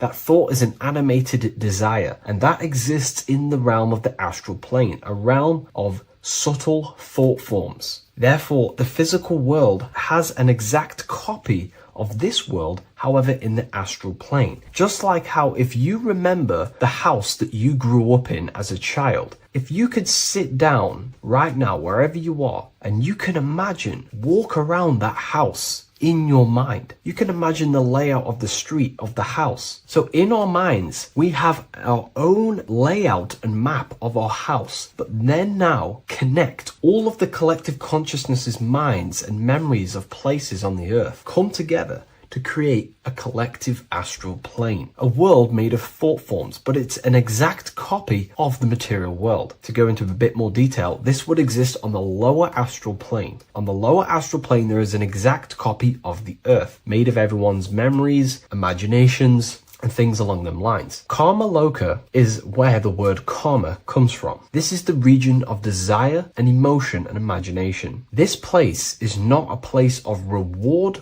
or punishment, but a state of consciousness corresponding to the emotional nature of the person who passed on, who transitioned from the physical to the astral. Your state of consciousness, the thoughts you think every day, the fears that you face every day, the belief systems you have in your mind every day, still is passed on from the physical into the astral. The astral plane, you will go into an astral plane that directly corresponds to your state of thought, just like a dream. In your dreams, you will see materializations of your fears, belief systems, and things going on in your subconscious mind. You will go into an environment and a landscape when you die in the astral plane that match your desires, habits, and your state of mind. If you believe in Jesus, you will go to a place where then thought forms manifest in the astral plane. If you believe in Buddha, you will go to a place where then thought forms manifest. That is the environment. It's mental. Reality is your level of realization. You are seeing through the lens of your mind, of your beliefs, and you see the world tinged with your belief systems. Karma loka is a place where you balance out your desires, sensual cravings, ambitions, jealousies, fears, emotional fixations continue to assert themselves in your mind when you die. Yet because there is no physical instrument through which they may be gratified, they gradually burn themselves out. These desires, start to be balanced out again, and your mind becomes more balanced. The more refined the individual in physical life, the shorter and gentler this stage becomes. The more desires you have for material things, sex, whatever it is, the longer it will take to balance out the forces in your mind in karma loka. Desires weaken through repetition without fulfillment. Emotional attachments lose their magnetic hold. The astral body sheds its lower layers. It's like you're stripping away aspects of yourself. When that last personal desire dissolves eventually in the astral plane, consciousness can no longer maintain cohesion in the astral vehicle. The astral body disintegrates naturally and awareness withdraws into the mental body. The mental body is what the Christians call heaven. The mental plane is heaven, the realm of creative thought forms, the realm of pure mind, pure thought. The mental plane, also called the Devachanic plane, is a realm of blissful, creative, and luminous consciousness. The Devachanic plane is not an illusion, but subjective yet intensely real world, constructed by the individual's highest thoughts, ideas, loves, and aspirations. How does this link in with Anubis? Anubis is trying to give you instructions on how to prepare for life after death in this image. If we take a look at Anubis in this image, we have to understand this is symbolism. This is metaphorical. Anubis is known as the god of the underworld. He symbolizes the transition from awake to death. He is not a real god that you will meet when you die, but he represents the process of death, transitioning consciousness from physical to astral. He's giving you instructions in the Book of the Dead to make your heart as light as a feather, as this is a scale. So he represents death. Your heart needs to be as light and balanced as a feather. The heart is the emotional vehicle of consciousness, as I just explained that emotions are subjective to the astral plane or karma loka. We do not want a heavy heart before we die. We do not want addictions to smoking, addictions to pornography, addictions to status, the ego, material gain. If we die with these things, this means we have a heavy heart, and this will manifest in the astral plane when you die and take longer to balance out them emotions and desires. So this is telling you to remove any addictions, any emotional attachments, mental attachments you have to the material plane. This does not mean go full monk mode and don't have anything physical, don't chase after anything material. We should definitely have material things as we are spiritual and material. However, do not place your heart on it. We should all aspire to have the best possible life, have the most possible resources as possible in our lives, have an abundance in everything. That's completely fine. But placing our soul on it, your desires on the material world, will only pull you down in life after death, take you longer to balance out them forces and desires. This is why transformation during physical life is essential. We need to release attachments to master our thoughts and emotions and align with truth. We don't want to die with false identifications, that thinking and believing that we are the physical body. We need to balance out our heart. Yes, have material things. Yes, chase the best possible life for ourselves, but also have connection with the divine and practice detaching from the material world. Maybe even fasting from any addictions that you have, the phone and things along them lines. When this is achieved, when you are fully balanced and have no more addictions and attachments to your mind and consciousness, the scales are balanced. The soul becomes free and rises beyond the lower planes of existence when you die. It transcends the physical body and more than likely enters the mental body. We can't take anything physical after this life. The only thing we can take is spiritual things such as wisdom, understanding, and connection. We can only take internal things. So we have to master our internal world before we pass on to a world where we cannot fulfill our physical desires. Now, this is kind of what heaven and hell is. There is a hell realm in the astral plane. If you desire horrible things, you desire to kill people, or you desire to do horrible things, then you will manifest in a place where that is taking place, with people, with entities that assimilate with that vibration. You might have to watch this video a few times to get a full understanding of this, but Anubis is trying to teach you, make your desires as light as a feather, purify your heart, purify your soul, and place your heart on the spiritual things, knowledge, information, connection, thought. Because if you desire material things, then you will more than likely desire to manifest yourself back into the material world and reincarnate. If you've read the Book of Symbolism, you already know this information. You can now find this book in the description of this video. Please leave a like, comment, and subscribe to the channel if you like this information. And we also have the Book of Symbolism available on Amazon.com now. Take care, everyone. I'll see you in the next video. There's an ancient symbol hidden in plain sight, one that holds the key to transformation, power, and unlocking your true potential. It's been used for centuries by mystics, rulers, and even modern science, but almost no one understands its true meaning. Once you do, it will change the way you see yourself and the world forever. Stay with me, because this could be the key to your own awakening. The symbol of the snake, or the serpent, is a very powerful symbol that refers to something within you, that we all are on this journey.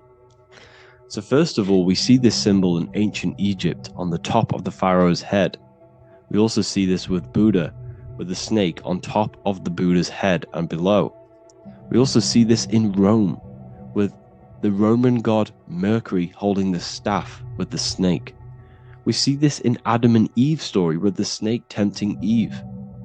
We even see this today on the medical facility. But what does this mean? Why is this symbol being used for thousands and thousands and thousands of years? It has a very deep esoteric meaning. We see this in the caduceus staff, and we even see the snake representing the Kundalini. What does the snake actually mean? A lot of people think it represents the Kundalini, which it does. However, there's a deeper interpretation of this symbol, and it goes very far beneath the surface of what the snake actually represents. Okay? So first of all, when looking at symbols, we need to observe what the snake does in nature. The serpent sheds its skin. The serpent shedding its skin is a sacred symbol of an inner transformation. It transforms from its old self to a new self. It sheds layers of itself. As the snake discards its old exterior, it mirrors our own journey of realizing outdated beliefs and patterns, paving the way for a renewed, authentic self on the esoteric path of awakening. Essentially, it represents transformation, but not transformation of our physical bodies, transformation of our inner world. Now, this is where things get a little bit tricky and you may become a little bit confused, but I'm going to make this very clear for you. The snake symbol, or any symbol, can be used for different contexts. For example, the Kundalini. We see the snake representing the Kundalini. We all know that energy can't be destroyed, only transferred. Like I said, this is a transferring of energy. It's a changing, a transforming, shedding its skin. It represents transformation. Sexual energy is energy, and we can transform the sexual energy into a Kundalini awakening to activate dormant brain cells in our brain, and to activate the human light body, which is the spirit.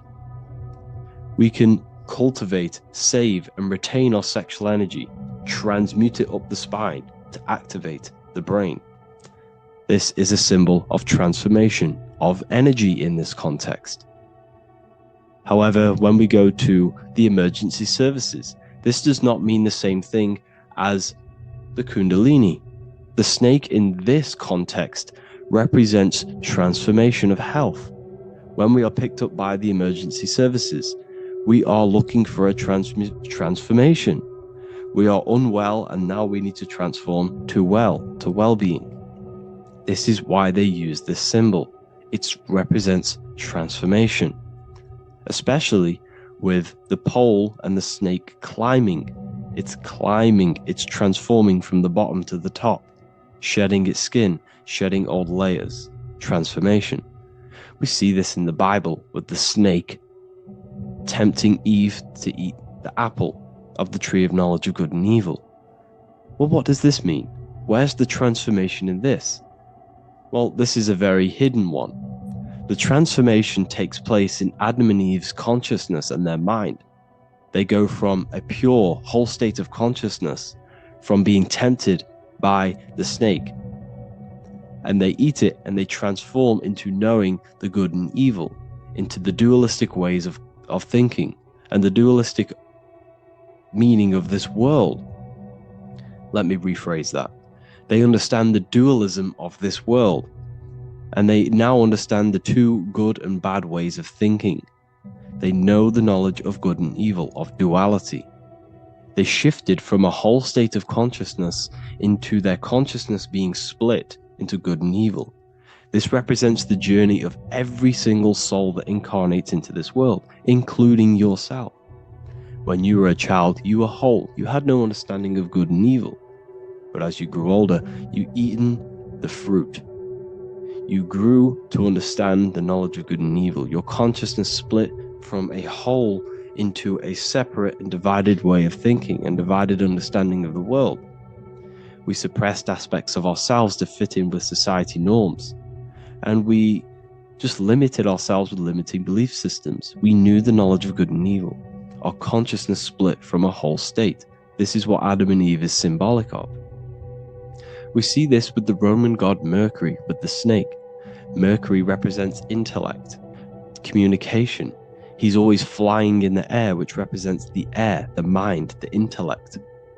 He's holding the snake to represent transformation of the mind. This is what we call mental alchemy, turning base metals into gold, turning the unenlightened aspects of our mind into enlightened ones, turning our negativity into power and control. We see this with Buddha, and Buddha is all to do with transformation of the inner world, transformation of the mind and the soul and the emotions. And it also represents the Kundalini.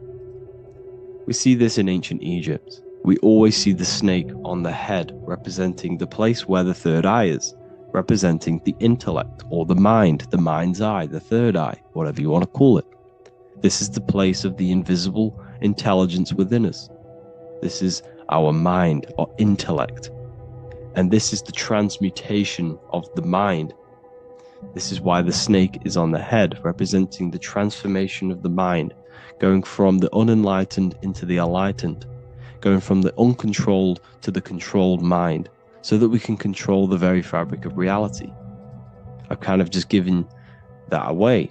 Why is this important? Humans are creators.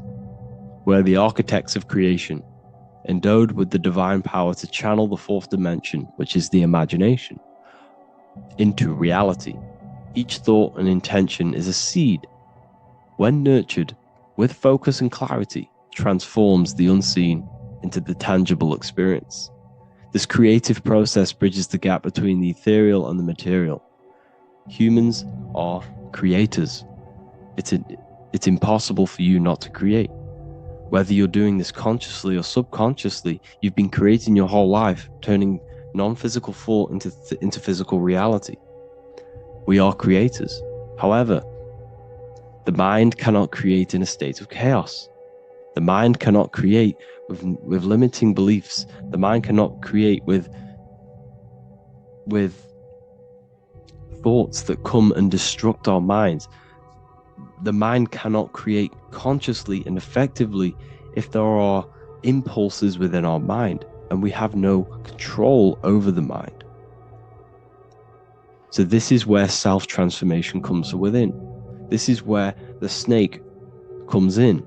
The snake represents the transmutation of our mind from the uncontrolled to the controlled. In this context of the Egyptians with the snake on their head, it's all to do with mental alchemy. In the occult tradition, the mind is seen as a delicate instrument that demands constant vigilance. Left unchecked, it reverts to archaic and destructive thinking patterns. Like a finely honed blade, it must be continually sharpened through discipline and self-refinement.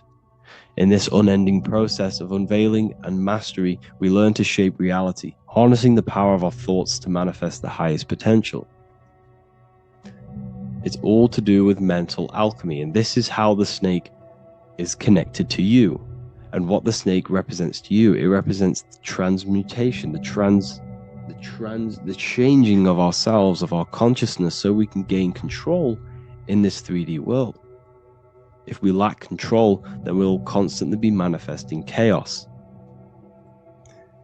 Now, there are 3 ways that we can transform our world, and we can slowly transform our mind. Now, this is not an overnight process. It takes periods of time of purification.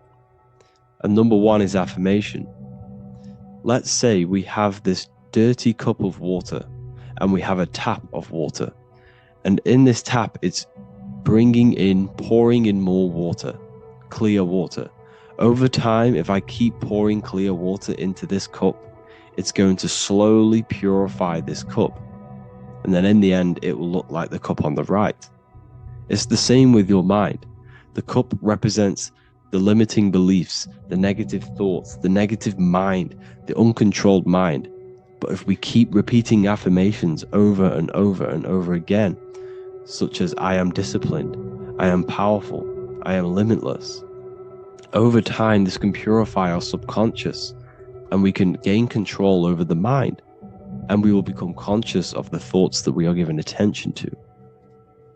The second way is meditation. Meditation allows one to develop an off switch for the mind, providing a sense of control over it. Over time, we gain the ability to filter our thoughts and become more conscious of the ones we choose to engage with. Meditation, over a period of time, will give you this button that allows you to filter out negative thoughts. If you have a negative thought in your mind, you'll be able to become conscious of this and redirect your mind's attention. This is all about self-control, because remember, we become what we think about. The snake represents the transmutation of the self. And another way is visualization. Visualization allows your subconscious mind to experience the reality you desire, accepting it as truth. As the subconscious becomes more immersed in this imagined reality, it works to manifest it into your conscious experience. Your visual eye, visual eye. You're using the mind's eye to see and mold your future. That's what imagination is for, to create in your future. You can become your future now in your imagination. And this can slowly purify your consciousness, slowly purify your mind, which will then, if you do all 3 of these over periods of time, you will see great transformation from the inside out. And your outer world will start to mirror your inner transformation, because it's as within, so without. You change your inner world of consciousness, of thought and emotion, you'll change your external reality and your circumstances. So I hope this lesson has gave you a great understanding of what the snake actually represents. And now that you see it, you will see this everywhere. Every time you see a snake, you know it represents the transformation. So please, if you can, leave a like, comment, and subscribe, and turn on the alerts to make sure you never miss a video. And if you have any video suggestions, feel free to make a comment and I can make a lecture on it. I appreciate you all watching this video today, and I'll see you all inside my university if you're inside, and I'll see you all in my Telegram if you join, and I'll see you in the next video, of course. Thank you and take care.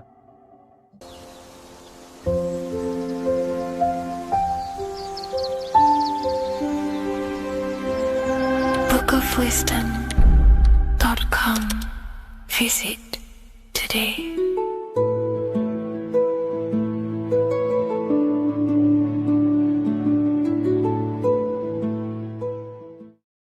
Creation demands destruction. Every time you release your sexual fluids, you're destroying a part of yourself to create an extension of yourself. For example, if you want to create a business, you have to destroy your time, attention, and energy in order to create the effect of the business. All creation demands some sort of sacrifice or destruction. This falls under the law of polarity in the universe. It's the same with your sexual fluids. Your sexual fluids, especially as a man, contains minerals, all the minerals in your body. It contains your vitality. It contains your DNA. It contains the blueprint of you, and it can create a whole new human being. You are literally playing with the power of creation if you are releasing your sexual fluids too much. Sexual fluids also extend beyond the physical plane. They contain astral forces because all physical creation is a mental creation. We live in a mental universe. Everything begins as a thought in the mind, then the thought takes the form and the body of imagination, which is an astral force. Imagination turns into etheric emotional energy. Then the etheric emotional energy turns into the physical action and the physical manifestation. We live in a mental universe. Therefore, these dimensions do not exist separately. They are permeating and mixing in with all. Your physical body has an astral body. Everything physical has astral forces behind it. Semen is known as the astral fluid of the soul. It feeds nerves, the channels of life force and consciousness within the body. And every time you release it, you're destroying a part of your vitality, your brain, your nerves, your energy levels, your creativity, and your DNA to create an extension of you. Therefore, it is a sacred fluid within your body and not something to be played with and to be released too much. Think about it. This is a very creative energy, your sexual fluids. It can create a whole new human being. This is how powerful it actually is. It is the power of creation, and the misuse of this power can destroy your own vitality and your life of your body, because that life you are giving in order to create an extension or a child is the same life you could keep inside of you and not waste to recycle and regenerate the body. Sexual energy has been for thousands of years associated with regenerating the body, longevity of life, and maintaining youth. Not only that, every time you release your sexual energy, it floods the brain with dopamine. Dopamine is the brain's reward system, created within the middle of the brain. It releases every time you've achieved something. However, sex or an orgasm is the most powerful feeling you can feel. It's the most amazing, intense feeling and release of dopamine you can possibly feel as a human. Therefore, if you flood your brain with this high amount of dopamine every single day, you are getting the epitome of human feelings every single day. Therefore, you will become numb to everything else in reality. You won't be able to enjoy the small things in life. And I know this firsthand because I experienced this myself. As soon as I stopped, this is when I started to enjoy the little things in life, seeing family, and I actually gained more energy, more ideas. We'll get into this a bit later. It is a creative energy. It creates a whole new human being. Therefore, if we maintain this energy, we can maintain our creative power within us, because that's what we are. We are all creative beings, moving energy from higher dimensions of consciousness, the mind, into lower dimensions of consciousness, the physical world. You hold the power to create. You are not in a world. The world is working through you. You do not possess a life. Life is working through you. You are not in a universe. You are the universe. It's moving through you. There is no past, present, and future. The present moment is you. When we release every single day or frequently throughout the week, like I said, we're triggering the brain's reward system, dopamine, which makes you feel as if you have already achieved something. And if your brain is telling you you have already achieved something by overusing your sexual fluids, then you will not have the motivation to achieve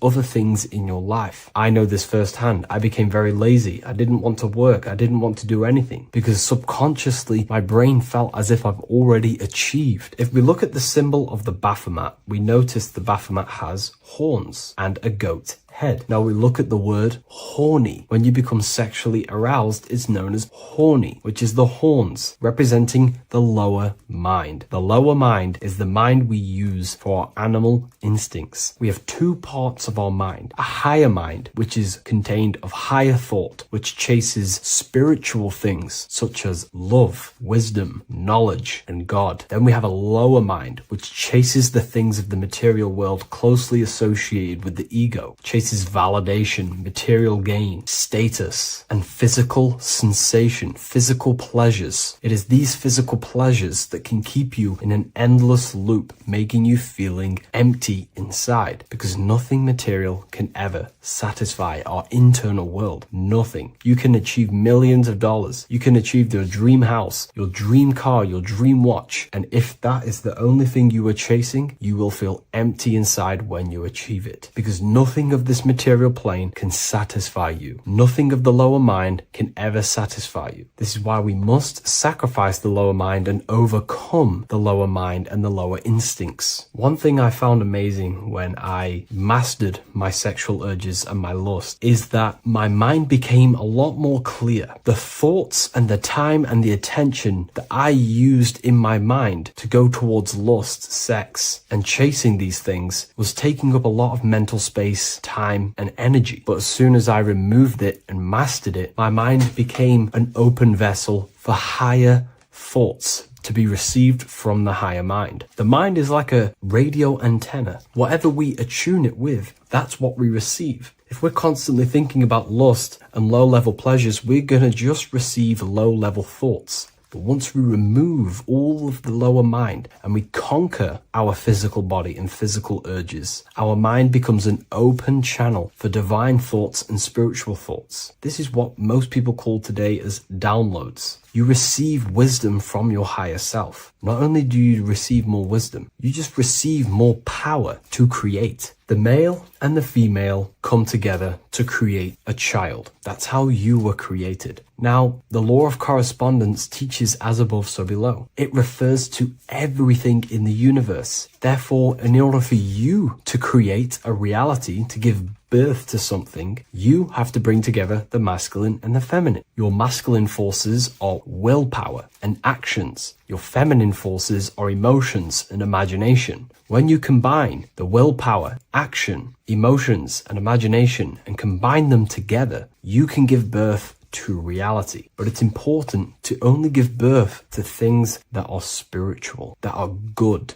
that are for the benefit of yourself and humanity, and not for the ego and the lower mind. Killing our lower mind is essential for spiritual ascension when we die. The thoughts that we give the most attention and energy to when we die are pretty much the same thoughts that we're going to think when we die. When you die, your physical body and external world is stripped and you're left with your internal world of consciousness. More than likely be resonating within the lower astral plane before you move on to any higher dimensions of the astral. It's important that we kill any addictions such as sex, food attachments, emotional attachments to people, any desire for material things before we physically die. The Hindus taught this, Buddhism taught this, the ancient Egyptians taught this. We have to remove the desires in our heart for material and things before we physically die, because when we die, we cannot fulfill physical pleasure. Therefore, we will create our own suffering within the astral dimension. So sex is the biggest part of this. We have to remove the desire for sex or releasing any of our sexual fluids before we physically die to master ourselves. And not only that, it's going to benefit the way you feel, the way you think, the way you act towards people once you have mastered this. Porn psychologically damages you. You are quite literally the person in the corner of a room watching two other people give pleasure to each other. Psychologically, that is not good. And what happens in darkness is always revealed in light. What you do in your alone times will show in your confidence, in your eye contact, in your presence, in your aura, your energy. You cannot hide things that you do in the dark, because they always reveal themselves in a subconscious way, whether physically or through an energetic spiritual way. Sex can be known as sacred energy exchange. You are exchanging energy, bioelectrical energy. It's a scientific fact that when you hold hands with another person, your brain waves of each individual become synced. Your emotions sync, and you exchange electromagnetic energy because you are an electromagnetic being. When you have sex with someone, you are literally exchanging emotional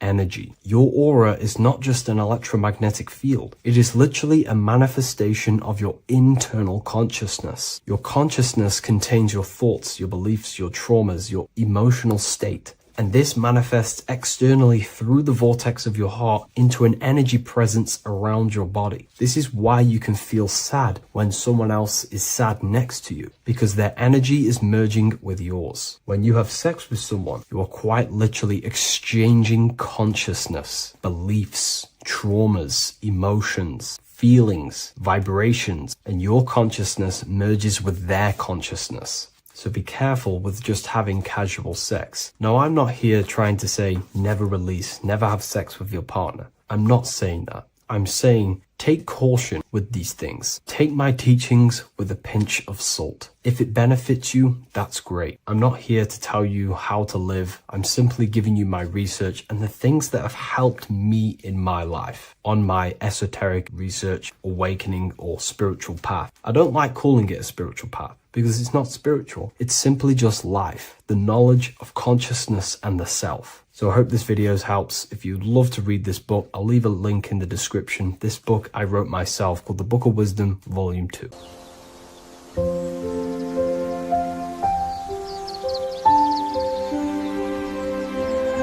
bookofwisdom.com. Visit today.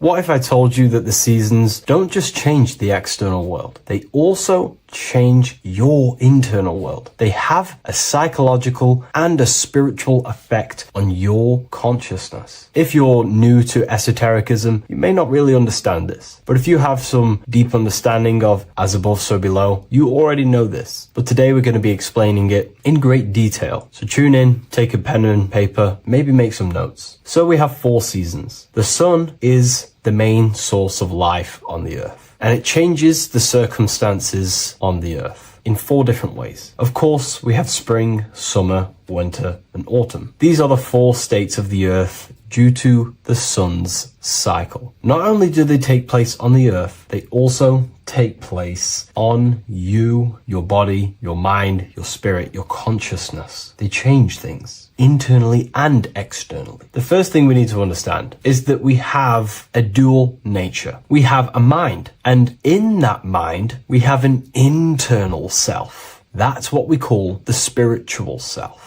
It is the individual that exists within their own mind, within their own consciousness. It is the self that imagines, thinks, feels. That's the spiritual self. And internally, that self is the true self. When it's detached from the false identifications, of course, such as the ego. But the true self dwells within the mind, and that's the immortal self. That's the self that will never die, never perish, that will always be there and it always has been there. The internal self. But on the other side of the mind, the outside of the mind, we have this, what we call our physical human body. This is our external physical body. So outside of us is a physical reality, but inside of us is a spiritual non-physical reality. Inside of us cannot be measured. Outside of us can be measured. So we have an internal world and an external world. I think this is the reason why the word individual has the word dual at the end. Dual meaning opposing or two. We have a dual nature. Inner world, in the mind, and a self out the mind. And the mind acts as some sort of doorway. It is a doorway into ourself. So in esotericism, this is what it's all about. It's about we work with the internal world. We try and figure out who we are from the inside out, not who we are outside of us. Because we realize that the external world is nothing but a crystallization of what's happening inside of us. Our lives are a result of every single thought that we thought in the past. So let's not get off track here. Let's carry on. As I was discussing the seasons, we have an internal world in the mind and a self outside the mind. And this is reflected even in the cycles of the heavens. This is how you know the universe is intelligently designed, and the law of correspondence corresponds with everything. The law of correspondence is as above, so below. It's not a Hermetic principle. It's not a Freemasonic principle. The law of correspondence, as above, so below, is just the law of life of the universe. It is in everything. So the daytime, the sun, this is external impressions or expressions, should I say. We express ourselves outside the mind, in the outside world, in the material body, taking actions outside of us during this daytime. The sun represents outward expression, the daytime. This is when we wake up, we're conscious, we do things outside of our mind. But then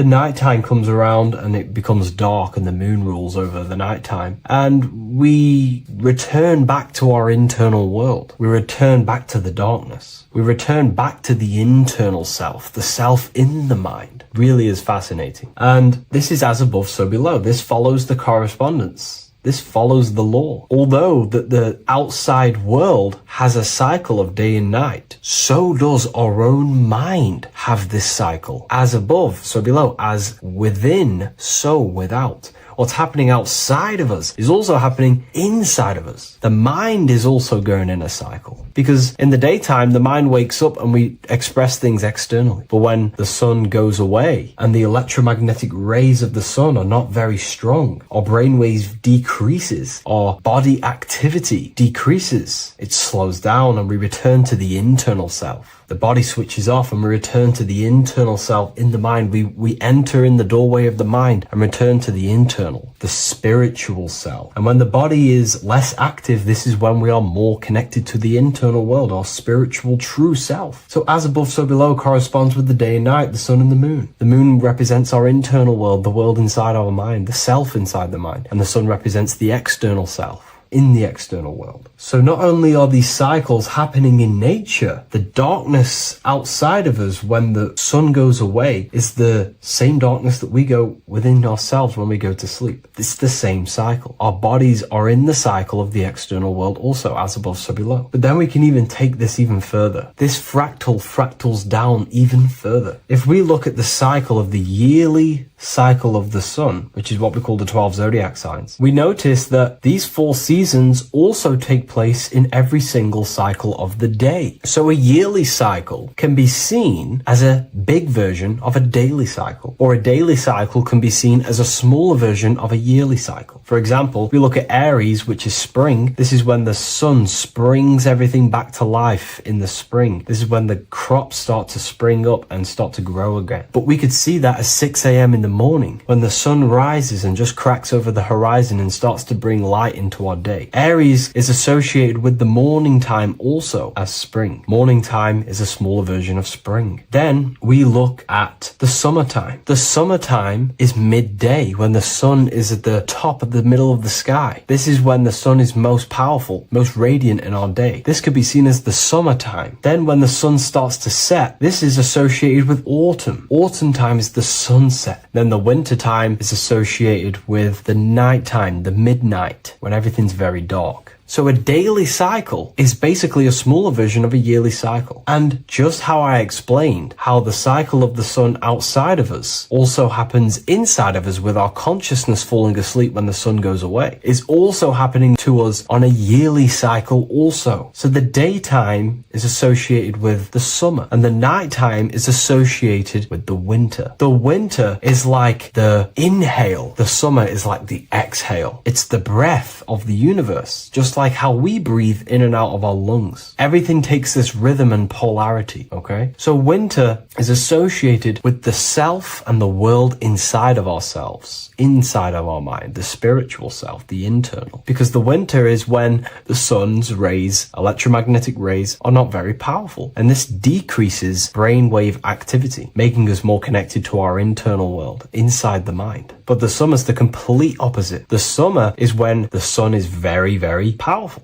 And the sun's powerful electromagnetic rays increase brain activity, making us more actionable in the physical world outside of our mind, in the external world. So summer is the daytime and winter is a big version of the nighttime. Vice versa. Just like how in the winter, we're more in the house. We're inside buildings because it's very cold outside. Animals hibernate. They go inside. They go into little places. They collect all their food and prepare for the winter. They go inside. They go in darkness to hibernate. So does our consciousness, our spirit, the self inside of our mind. We can use these cycles to our advantage, to evolve spiritually, to connect and be more balanced. You know, I've mentioned a lot of this inside the university to my members, to the family inside of there. We discussed this. We had a great discussion about this. And, you know, the live calls we have are priceless. the conversations you can have with someone when they're awake, you never forget them. You always have deep, meaningful conversations. And we discussed this deeply, and we're going into some interesting things about how we can use these types of changes in the seasons for our spiritual growth. We even discussed about spring and autumn and how they're associated with the different spiritual bodies that we have. But anyways, let's not get off track. Lucid dreaming,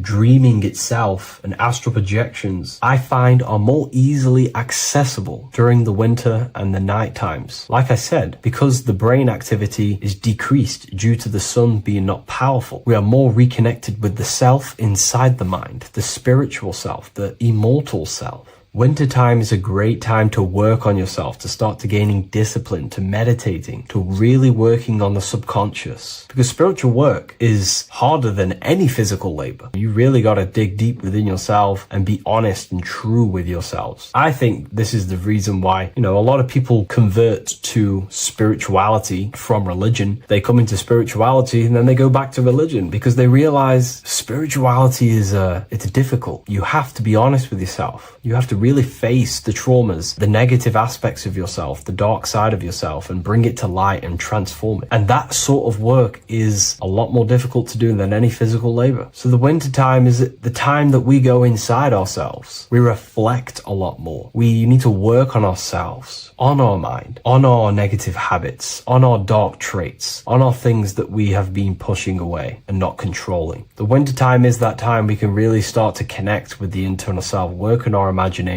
work on our mental willpower, work on all of these things like lucid dreaming, astral projections, and purifying ourselves, removing any mental barriers, any negative belief systems that may be subconsciously holding us back. It's easier to access the subconscious in the nighttime and in the winter, especially the winter. That's why I made this video, because we're in autumn now. We're transitioning into the winter. So I thought I'd share this with you all. And it's important to understand that you are a microcosm of God. Like I said, the law of correspondence associates with everything in the universe, people. Everything. And that's the best thing with the law of correspondence. And I've been using this for the past 3 to 4 years, right? The law of correspondence has determined and filtered out so many lies that was given to me, that's given to you, that's given to everyone in the world. The law of correspondence is like a filter. If someone gives you a piece of information, for example, gravity, and it does not apply with the law of correspondence, then you know it's a lie, because it's a universal thing. What happens inside of me also happens outside of me. What happens in my astral world happens in my material world, more than likely. As above, so below corresponds with everything. The same structure in my veins, in my nervous system, is the same structure in the trees, in galaxies, in everything. As above, so below, the universe is a fractal universe. Therefore, the point that I was getting at is that you are a microcosm of God. The same mind that God manifested things through thinking. He thought the stars, the earth, nature, the human body, designed everything with the God mind. He thought everything into existence. And that mind then powers that God used to manifest everything into physical existence through the power of thought is the same mind that you possess, but on a smaller scale. God manifested the macrocosm through thought, as the universe is a mental universe. Everything you see around you was thought, then manifested into physical reality. God manifested the macrocosm, the world, through thought, and that same force of thought you use to create the microcosm, to create your own world. You think your life into reality, your world into reality. Your body is a microcosm, a miniature universe. Every thought you think commands 50 trillion cells in your body, and your cells religiously execute on every command that you give it. You're in charge of 50 trillion cells. You're literally commanding a whole civilization inside your body. And this is how you are a reflection of the divine. The God mind created the macrocosm, the world, and you create your own world inside that world using the same power as thought. Very powerful. So everything that happens outside of you is also happening inside of you. The law of correspondence is the most important, the law that you could possibly learn, because it makes everything so clear for you in the universe. Makes life so clear. You see the reality for what it truly is. It's a reflection of the higher dimensions. Just like how reality right now is a reflection of what's happening happening inside of people's minds and consciousness. We can't blame the elites for all the negative things that's happening in reality, because all the negative things that's happening in reality is the negative things that's happening in people's minds. We need to take control of ourselves. So with that being said, thank you all, everyone. If you wish to read more, 90% of you watching this video have already got this book. I want to say thank you for your support. It means the world to me. It makes me research more and write more books. And the book of symbolism is coming very soon. So thank you, everyone. I'll leave a link in the description for the university, for the live calls, and for the book if you wish to join. Have an amazing day. Hello and welcome to another video and another lecture from Ethereal University. Today we're going to be breaking down in detail the Freemasonic 33rd degree symbol.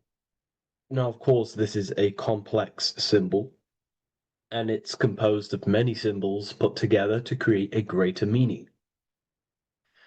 So, as you should know from my previous videos, a bit of context behind Freemasonry, what it particularly is, and I will give you a brief overview before we go into this. It's definitely important to know what Freemasonry is before we break down this symbol, okay? Because without the knowledge of Masonry and what it is, it's difficult to understand what the symbol truly means. So Freemasonry is all about building. The word Mason means to build. And we're either building with light or we're building with darkness. So that we have good Freemasonry, we have good Masons, people who want to spread the truth, people who want to help people awaken their mind and liberate them and bring them up to higher consciousness. Or we have Masons who want to divide, keep the knowledge to themselves, create walls, build walls in people's minds, construct illusions in people's minds for their own personal gain. Okay, so we're either building with light or you're building with darkness. You're either building with light or bricks, spirit or matter. God and the devil, same thing. You're either uplifting people or dividing people. Each and every single one of you is a Freemason. Well, a Mason. Not a Freemason, but a Mason. You are a builder. And you're either constructing division in you and other people, or you're either creating oneness. Everyone is doing this. Everyone is building. Everyone is contributing towards the world and building our reality. So Masonry is a craft, and that craft is to craft a better mind and heart, a higher consciousness, a higher understanding of the self, building a higher perception of yourself, getting to know who you actually are, why you are here. Every action, behind every single action, behind every single cause is choice. You chose to be here. Whether you know why you are here or whether you do not know. You chose to be here in this time, in this period of life on the earth, on this physical dimension. You chose, the mind of yours chose to be here in this body at this specific time. You are playing a role, you are building in this world at this specific time. So Masonry is all about getting to know the self, to know what you actually are through gnosis. Gnosis is direct knowledge obtained and extracted from direct experience. Knowledge extracted from direct experience. Knowingness. You know you have hands. You don't believe you have hands. You know you have hands. That's what knowing thyself truly means. To go within the self. To dwell in meditation for long periods of time. Not even meditation.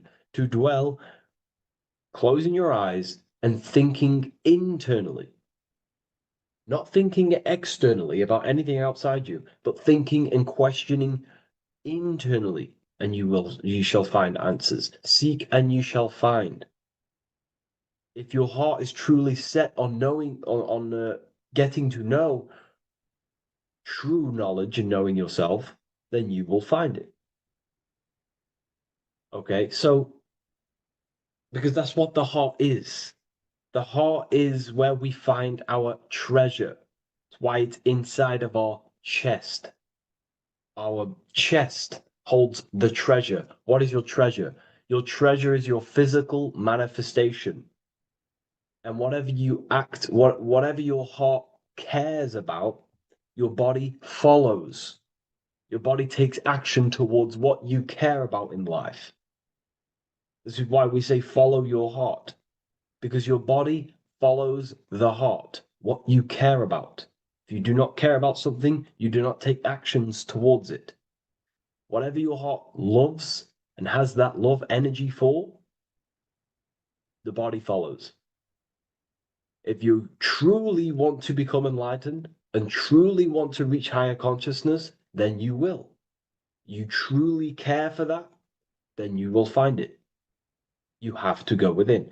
Okay, so this is what Masonry is about. It's about going within and finding out your true nature and constructing a higher consciousness by dissolving walls and blockages inside your mind and heart, purifying the self.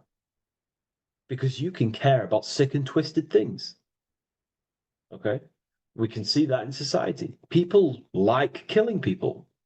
It's psychotic, but I know. So we can be corrupted.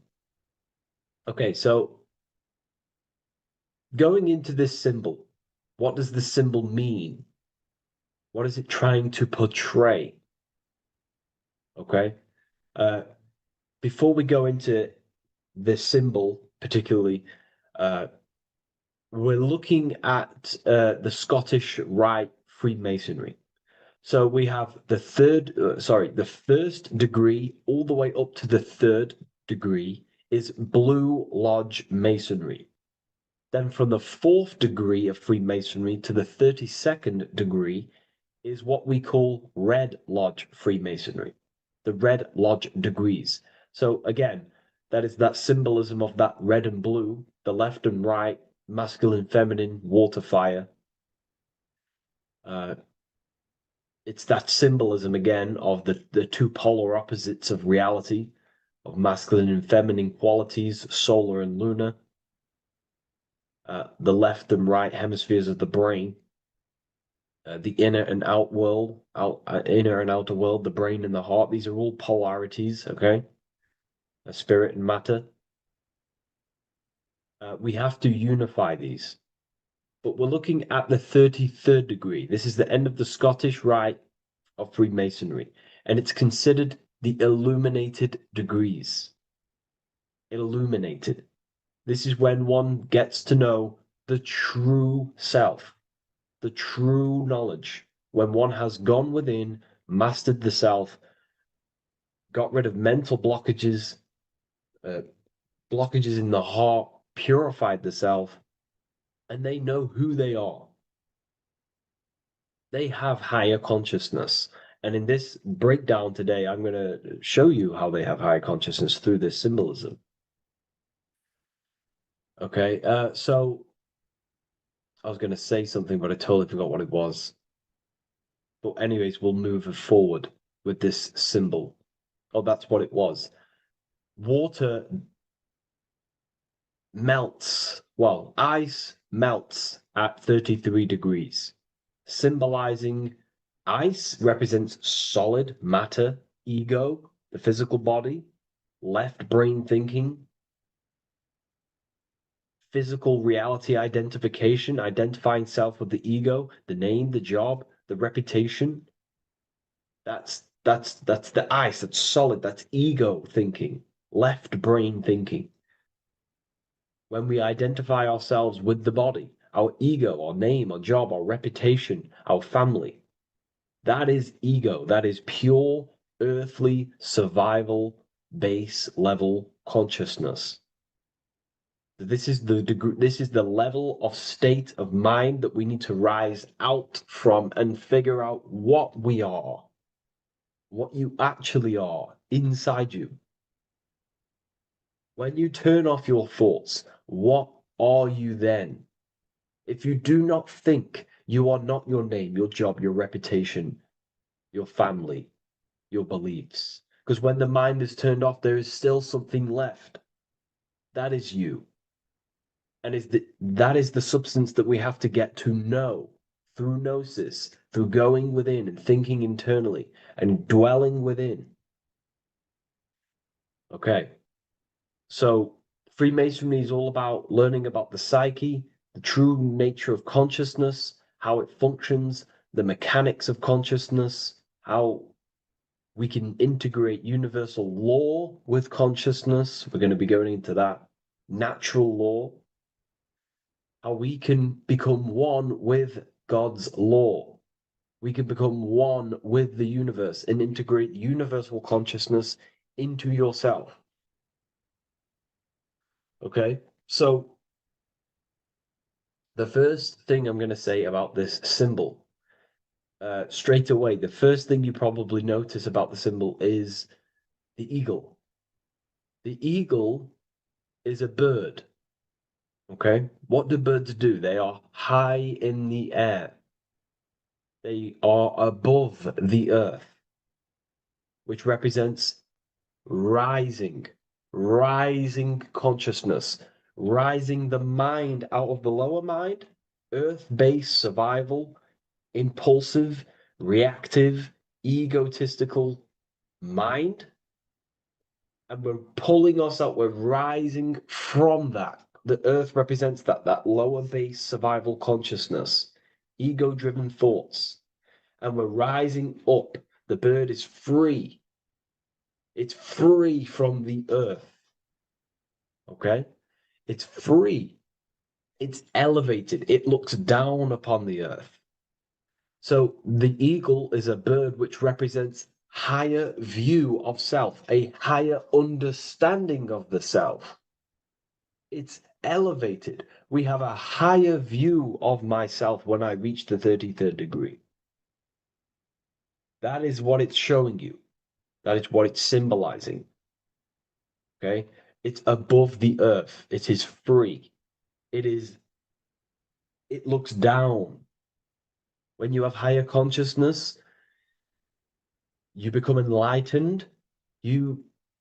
It's impossible not to look down. You do look down on people, but not in a bad way. Not in a bad way. That sounds bad. I understand if that sounds bad, but that's not a bad way. I don't mean that in a bad way or a bad-hearted way. I mean that as when you have higher consciousness, you can see people who are living and dwelling in zombie mode, low level earth based consciousness. They think they're the body, they think they're their name, their job, their reputation, their family.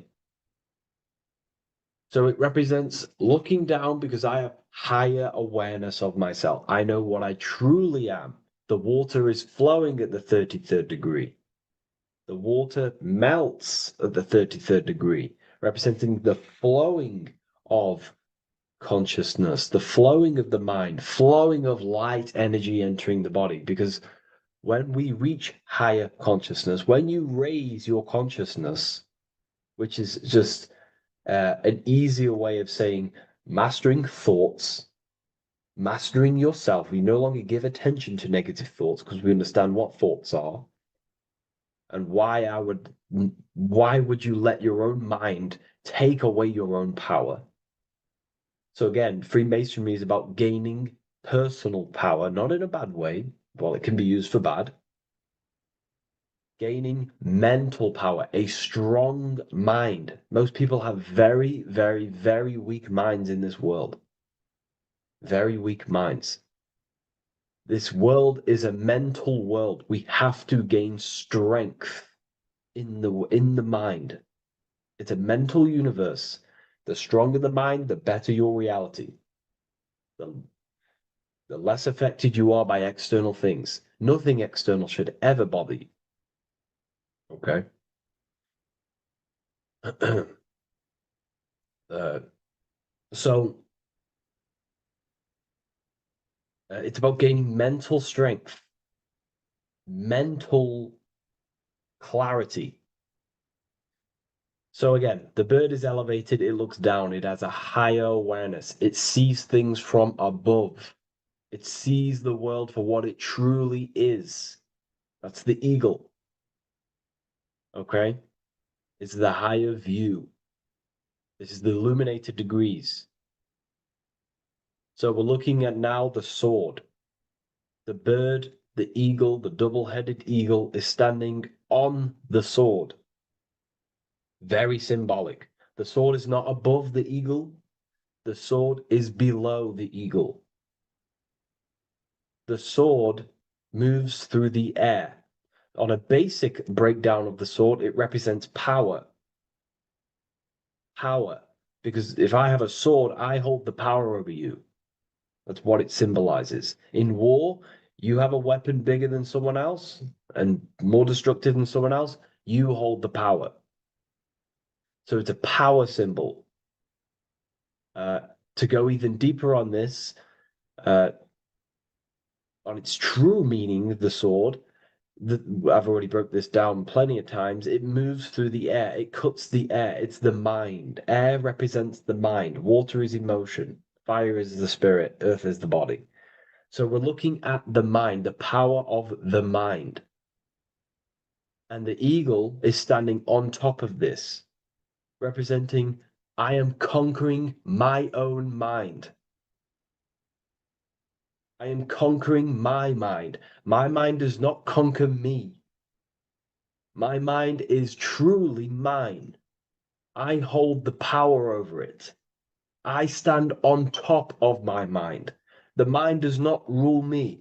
Thoughts do not enter my mind that take away my power. I think it, I feel it, I act towards it. It's unity. My mind is the monarch. It is the command center. It is mine. I'm above the mind. That's what it's showing here. I hold full control over this mind. I hold the power. Okay? And I have an elevated view of the mind. The eagle is elevated. It looks at the earth from above. It's the higher perception of the mind. The mind has a higher view of the self. It is conscious. Most people are not conscious. Okay? Most people walk around, they act unknowingly, they don't even know they exist. They don't realize they have consciousness. They think they grew from a monkey. They're born on a spinning ball in the middle of space, and they think they're the body. That is the level of earth-based consciousness. And it's saying, I hold the power. I hold my mind to what I want to direct the mind's forces to. I create with my mind. I carve reality. I shape my reality with my mind and thoughts and my intellect, my communication. Okay? That is what we're looking at here with the sword. It's on top, meaning I control it. When you stand on top of something, you are the top. You are on top of it. You hold the power. You rule over it. When you are the boss of your business, you rule the business. That's what we're looking at here. The sword needs sharpening. It always needs sharpening. You can't use a sword forever. You need to sharpen it. The mind will not stay powerful and strong and and aligned with what you actually want unless you continuously refine the sword. The mind needs to be refined or reminded. If you stop doing affirmations, the mind will fall back to old ways of thinking. If you constantly meditate, you constantly implant the messages into your subconscious mind, you constantly visualize, you are keeping the mind sharpened with what you want in life, what you are trying to create. And the mind will continue to think with that power, with them words, with them visualizations.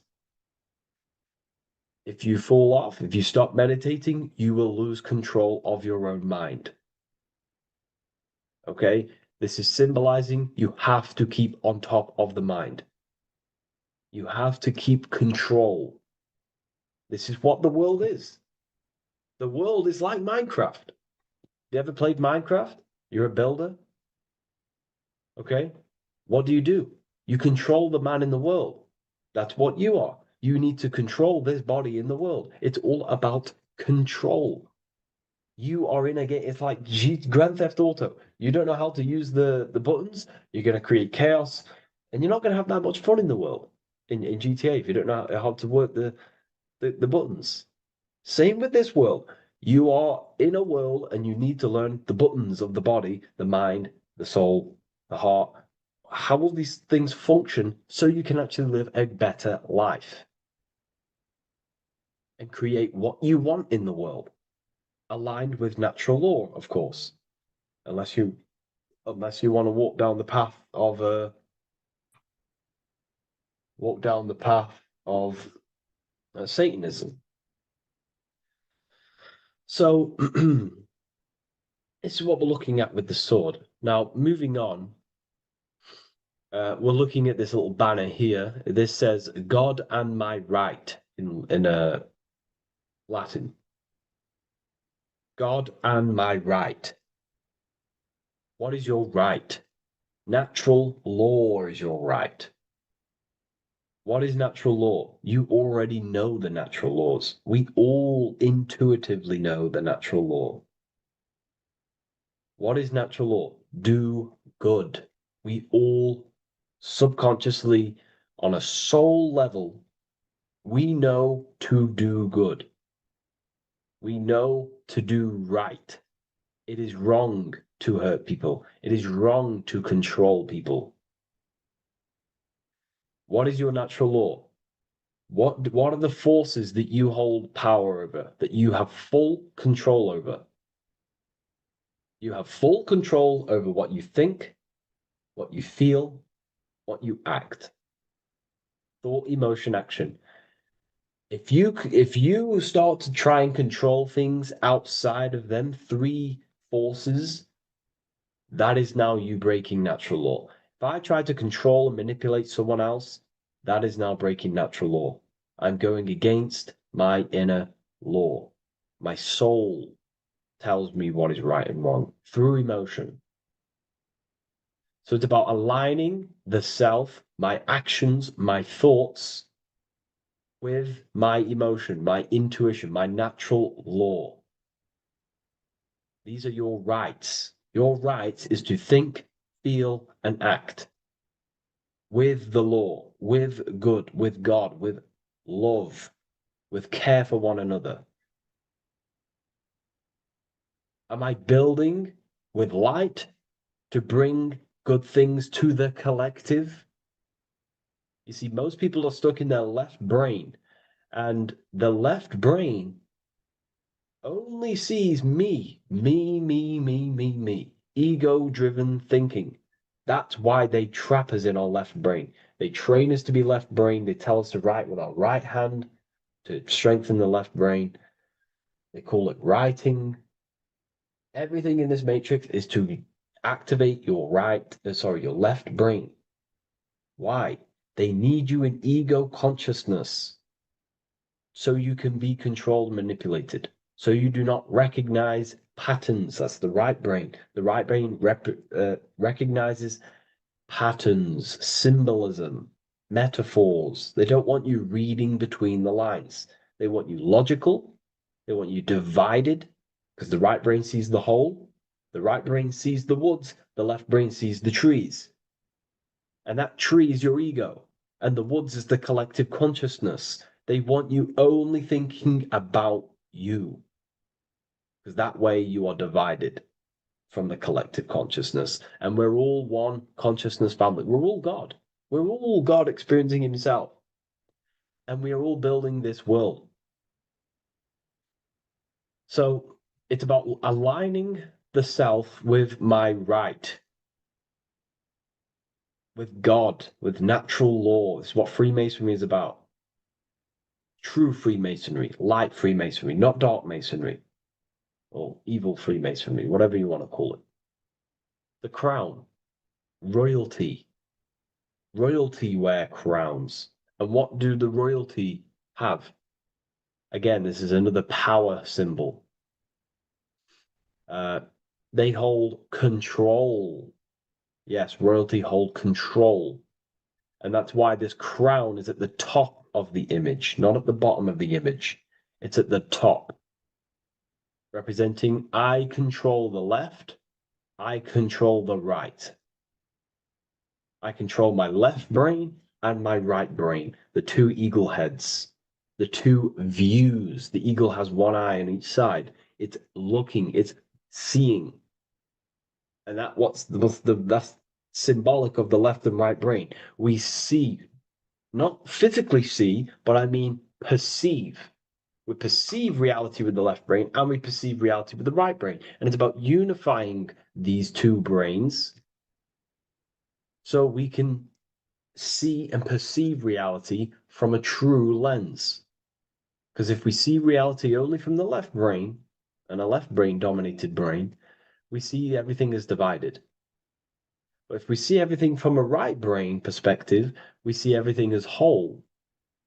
When everything is in the middle, you need to see reality from the middle. Yes, I have my own personal consciousness, and yes, there is a collective consciousness. So I need to balance between that. I need to see reality between the line, between the left and right brain, and align this worldview, and align my thoughts, align my actions with this. Because if you're left-brained dominated, you're only going to take action on ego. You're only going to take action on me. You're only going to think about me, me, me. But if you're right hemisphere brained, you're only going to take action for the collective, which is, yes, that's good, but you also need to think about yourself. Why did you come here? Your life has a meaning as well. It's not just about the collective, it's about you as well. But we need to balance this. You see? This is what we're looking at. The crown is in the middle, representing the balance, the power over the two. Okay? It's the balance, it's mastery, it's control. Royalty hold control over society, royal families. So it's about controlling the self. It's control over the eagle, control over the sword, over the mind. It's about personal power we're looking at here. Self-control. Now we're looking at a upright triangle, which represents the element of fire, which is masculine. Masculine is all to do with action. Action, the physical body. We're looking at fire, which represents spirit or transformation. Fire is a very transformative element. It transforms things. Okay, so we're looking at self-transformation through action. This is what we're looking at here. Fire is a very, very masculine force.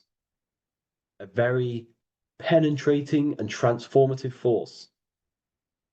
So we're looking at transforming the self, not through knowledge, but through action.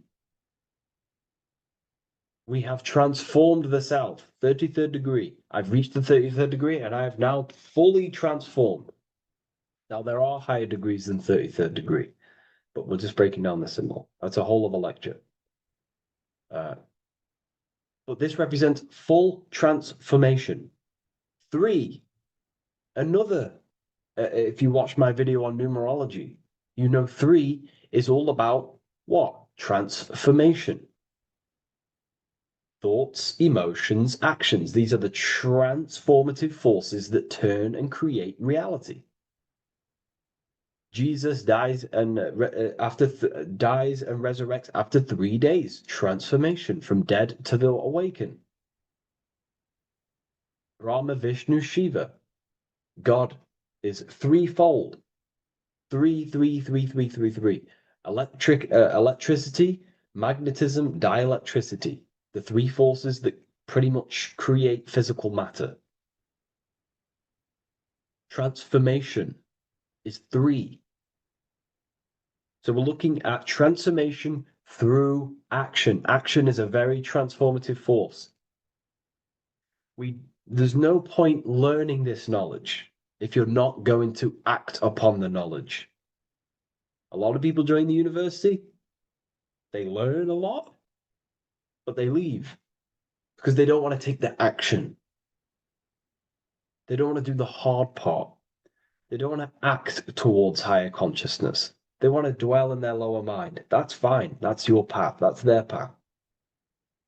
But if you truly want to raise your consciousness, you have to act upon it. You have to actively not take the action. It's about what you do and do not do, because not doing something is also an action. If you are not participating in the low level pleasures like sex, casual sex, masturbation, going out and getting blind drunk. These are low level pleasures. It's going to keep you on a low level frequency and a low level consciousness. That is also an action, not doing that. It's about what you not do as well, which is very important. You have to act upon it to reach this degree. You will not reach this degree if you have not taken a lot of action towards reaching higher consciousness, reaching self-mastery over the mind, controlling the mind. This is what, again, it's about taking action on actually controlling the mind, controlling the self, gaining your power. Okay? Okay. This is another fascinating part about the eagle head and wings. It also represents the past, present, and future. The crown is, again, symbolic of the crown chakra. This is all to do with knowledge. So we're looking at knowledge of the past, the eagle on the left looking behind, and the eagle on the right looking forward. So we're looking at the crown, knowledge of the past and the future. Looking at your past is very powerful. What has led you to this very point in your life? What actions have taken you to this point? And not only you, remember, there is a collective.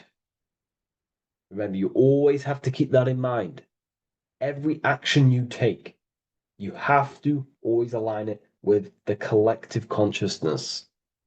It's not just you in the world. We have a collective. So how did you and how did the collective get to this point in life, in this present? How did we get here? How did we get into this mess? Humanity is in a mess. A straight up chaotic mess. And if you think everything is perfect and everything's divine and everything's just, there's some people out there in the spiritual community saying, everything's divine, everything's meant for this purpose. No, there are people actively manipulating and using mind control methods to control this reality. How have we got into this mess? So we have to look into the past to analyze patterns so we can take action now in the present to change the future of the collective and your personal life. That's what we're looking at here. So the eagle looking left is looking in the past, representing analyzing the past, analyzing the actions in my life and the collective life. The actions that led to this mess now, to this state now. And what can I do now with my knowledge to change the future to a better future, aligned with, again, natural law. aligned with goodness, aligned with God, aligned with care and love for one another and the self. So it's all about knowledge of the past and knowledge of the future. And what I can do now to take action, the triangle pointing at the middle, which is the present, what can I do now to change the future? To create a better future, to transform the world. 33, transformation. To transform the future. Okay, this is what we're looking at here with the two double-headed eagles as well. Again, this is more art. This is a lot more complex symbolism here. But again, we have the Earth hemisphere here. And what? The eagle above. It is raised above the earth, above material pleasures, above the material thinking self, above the ego. Not to say get rid of the ego. We need the ego, but balancing, control, power over the ego, power over the two hemispheres of the brain, power over my past and my future, power over time.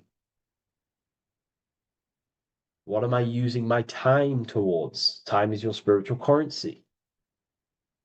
Okay? It's elevated. It sees things from a higher perspective. It is higher consciousness.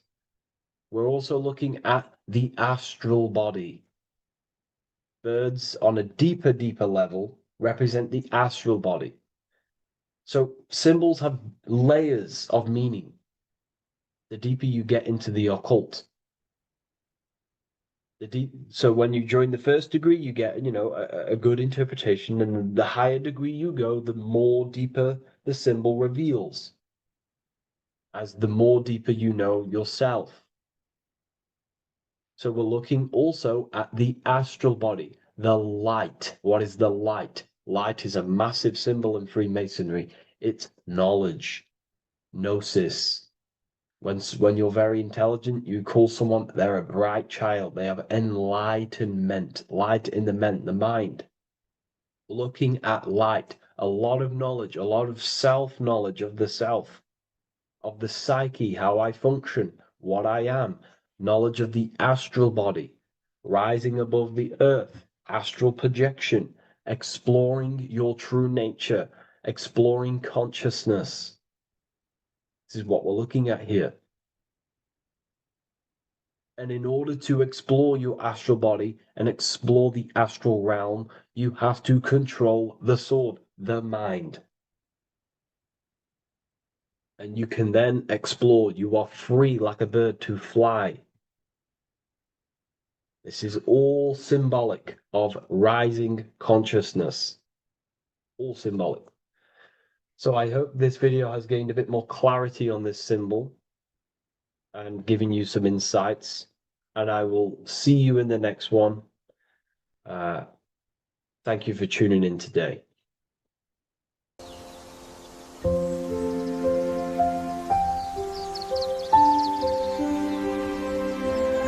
bookofwisdom.com. Visit today.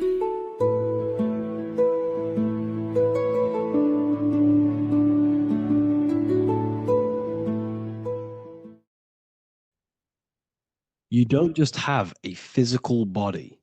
You have a physical, mental, spiritual, and emotional body. Each one of these aspects are a body of its own. Body does not just refer to a physical substance. You have a mental body for thinking, an emotional body for your emotions, a spiritual body for your energy in your astral form, and a physical body to encapsulate all of these. Each four of these aspects are essential for the human experience and essential to balance. Now, today we're going to be syncing the four aspects of your consciousness with the four seasons and the four elements and how this ties into the Bible. So we have 4 physical elements. We have 5 elements in total, spirit being the most important, but spirit is pure invisible. We have 4 physical elements. We have air, fire, earth, water. Air and earth, earth and water are feminine. Air and fire are masculine. Air and fire are active. Water and earth are passive. The air corresponds with the mental body of consciousness. This is where your intellect, this is where your communication, this is where your thoughts, intuition all comes from. This is the mental body of consciousness that allows you to think, allows you to process, figure things out, and have intellect and gain knowledge. This is your intellectual aspect of your consciousness, located in the head region. We have a fire nature, a spiritual nature. This is our astral body. Our astral body is all to do with the subconscious realms, the higher realms of consciousness. This is the body that allows us to be free from the physical body. Our spirit is more of our energy. Water is our emotional body. This is what allows us to feel things, that allows us to gain intuitive feelings of conscience. So emotion allows us to understand what is right and what is wrong. When we feel something bad, we know that this is wrong. When we feel something good, we know that we are doing good. Emotions are a creational force that allows us to feel certain things to bring them into existence. Our emotional body is a creational force and should not be reactive, and they should be controlled. Most actions are stemmed from emotions. Actions bring thought into physical existence. Emotions are the driving power. They are what drives your actions. The thought, then the emotion, then the action. Earth is your physical body. This is your physical state that allows you to take mind and emotion into action, into fruition, into physical matter. This is what your physical body allows your consciousness, your soul, to interact with the physical world and bring things into physical existence. The physical body, the physical world, is an outcome and an effect of the thinking mind.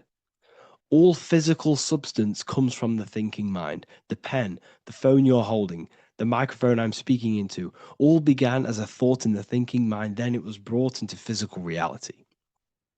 Earth is the most dense. So it goes in this order: body, emotions, spirit, mind. The higher you go up, the more lucid and fluidic it becomes. The lower you go down, the more dense and dull it becomes. Air is the mind, fire is the spirit, water is the emotion, earth is the physical body. So this is why you are a microcosm. You have these 4 things within you. You contain of these 4 elements, which correspond to the 4 bodies of your consciousness, the 4 bodies of the soul. You are the soul. You are the spirit. So this is why in Theologians 4:17 it says, "Caught up together with them in the clouds to meet the Lord in the air." You don't meet God or the Lord in the physical air, in the clouds. This is clearly a parable. A human being cannot go up to the clouds and meet a mystical man in the clouds. This is obviously a parable, a metaphor. The air is your mind. You must raise your consciousness beyond the body, beyond the emotions, beyond the spirit, and enter in the mind during meditation, turning the mind inward to connect with the Lord. The Lord is the highest aspect of your consciousness, the one that exists beyond the physical body, beyond your emotions, beyond the thought. So you meet the Lord in the air, in the mind. The mind represents the air. This is why in America there's a saying called an airhead. You're an airhead. This means that you are stupid or you don't think, or you have nothing in your mind. You have nothing in your head. When someone's very stupid, you call them an airhead, because air represents the mind. The air is elevated. The air is invisible. The mind is totally invisible to the human eyes. It is a metaphysical substance. In fact, it's not a substance at all. It's so fluidic, it's everywhere. The mind can be everywhere at all times. It can be anything. Nothing is impossible within the mind. Now, this is synced with the 4 seasons. The 4 seasons represent the 4 aspects of human consciousness, the 4 bodies of your consciousness, the 4 bodies of your soul. The sun is your soul, okay? And the sun travels around 4 seasons. Summer, when the sun is the most hottest point. Autumn, when the sun starts to move away from the hottest point. Things start to die. Then it goes to winter. This is when everything dies. This is when things enter in within itself. This is when darkness occurs. Then spring. This is the reignition of the sun. This is when the sun starts to bring back the warmth back to the summer. You have 4 seasons, which correspond to the 4 bodies of consciousness. Fire is the spirit. This is when you are passionate. This is when you are taking action. This is when you are fiery. The sun is blazing. You're taking action. You're very passionate. You're very spirit. You're in the spirit. Autumn is water, emotion. This is when you start to become very reflecting. This is when you start to feel emotional, because in autumn there's lots of water. This represents the emotional body of consciousness. Winter is the mind. This is air. Winter, what happens in winter? Everything enters within itself. The leaves die, the trees die, everything dies and goes within. This is the mind. The mind is the darkness, remember. You close your eyes to enter within the mind. The winter represents meditation. In the winter, what do people do? They stay inside of their house. They research more. They read more books. They become more intellectual. They think more in the winter because we are so we're stuck inside. So we're more reflective. We're thinking more. We're more communicative. We're more intellectual. In the spring, this represents the earth, the body. This is when we start to come out of the mind and we awaken to the body, and things start to grow again. The plants start to grow. The earth is growing again and reborn again. This is the body. This is when you become more active in the spring. And then the summer, back to the summer, we then take action on these thoughts and these thoughts that we gained over the winter. Essentially, this is just a massive cycle. And this is a daily cycle also. The nighttime is the winter. The morning is the spring. The midday is the summer. And the evening time is the autumn. This is a microcosm. We have 4 bodies of consciousness. You are the sun. You are the soul. And the soul has 4 bodies: summer, autumn, winter, spring. Emotion, air, body, spirit. Sorry, emotion, mind, body, spirit. So you are the soul. You are the pure essence of consciousness. The sun is your soul in the heart. And the seasons are inside of you because you are a microcosm. Okay? You are a microcosm. The word sun is son. The Latin word for sun is sol, which is soul or solo, because the sun is solo. It's on its own. You are the soul, and the soul has the 4 different bodies of consciousness. So before we move on any further, if I've blown your mind, please, if you can, leave a like, a comment, a share, and a subscribe. Let me know what videos you want me to make in the future. Please drop a like. It definitely will help me. You are a microcosm of the macrocosm. Man is a miniature universe that goes through its own cycles. The seasons of the summer, winter, spring, and autumn do not occur merely outside of him, but within him as well. The summer is within you. You feel different in the summer. You feel different in the winter. You feel depending on the body of consciousness, your soul's interacting with. So the sun in the sky is your soul inside, and the sun goes through these cycles, which is affecting your bodies of consciousness, because the cycles represent your bodies of consciousness. Now, this ties in with the Bible. This is why we have 4 Gospels. This is why Matthew, Mark, Luke, and John are always seen with the 4 different zodiac sign animals or symbols.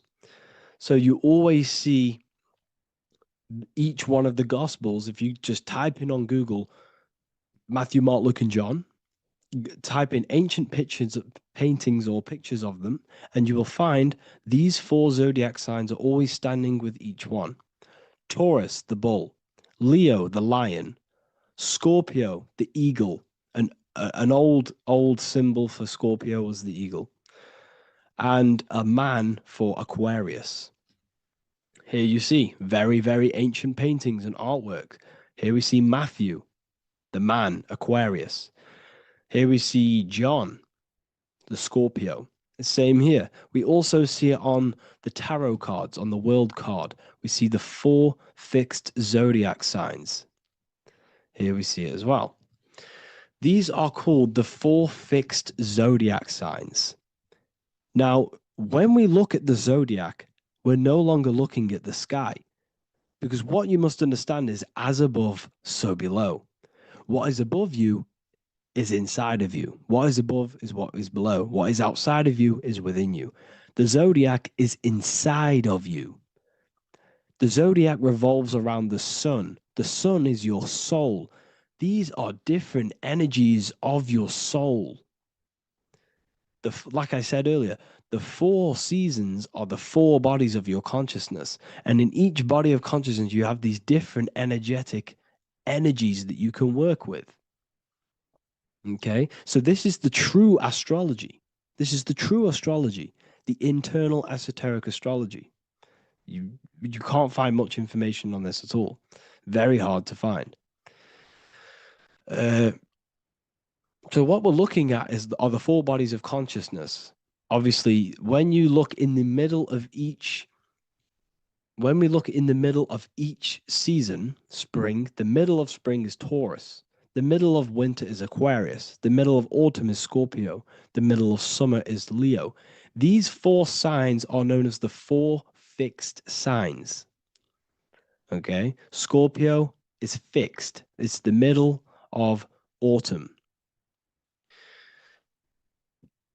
Scorpio is a water sign, emotion. Aquarius is the air sign, the mind. Taurus is an earth sign, the body. Leo is a fire sign, the spirit. This is why we see Matthew, Mark, Luke, and John with the 4 fixed signs of the zodiac, which represent the 4 bodies of consciousness. Leo, the spirit, fire. Luke, Taurus, earth, body. Matthew, Aquarius, air, mind. John, Scorpio, water, emotion. Each gospel is depicting Jesus and showing Jesus in each gospel. Each one of these gospels is showing and depicting Jesus according to the different body of consciousness. In John, this is when Jesus starts to turn water into wine. Water is emotion. Wine is transmuted emotion. This is when he does miracles with his emotions, water into wine. Aquarius, which is Matthew, air, the mind. Inside of the Gospel of Matthew, this depicts Jesus as an intellectual person, a person is communicating and using his mind, his mental body a lot inside of the Gospel of Matthew. Go and read it, and you will see this. Luke, Taurus, earth, the body. Luke shows and depicts Jesus according to the body of consciousness, the physical body. He shows Jesus as a human, being a human being, helping people physically and helping people's physical needs, like giving away food and doing all sorts of good things for other people. Leo, Mark, inside of the Gospel of Mark, This shows Jesus as a spiritual teacher, a passionate person who is taking action. Each gospel is showing Jesus according to the different body of consciousness. And Jesus represents you, the Son. That's why it's called the Son of God, the light of the world. Jesus represents your soul, and your soul has these four gospels, the four bodies of consciousness, the four fixed signs, the four elements, and the four seasons. These things all correspond to your consciousness.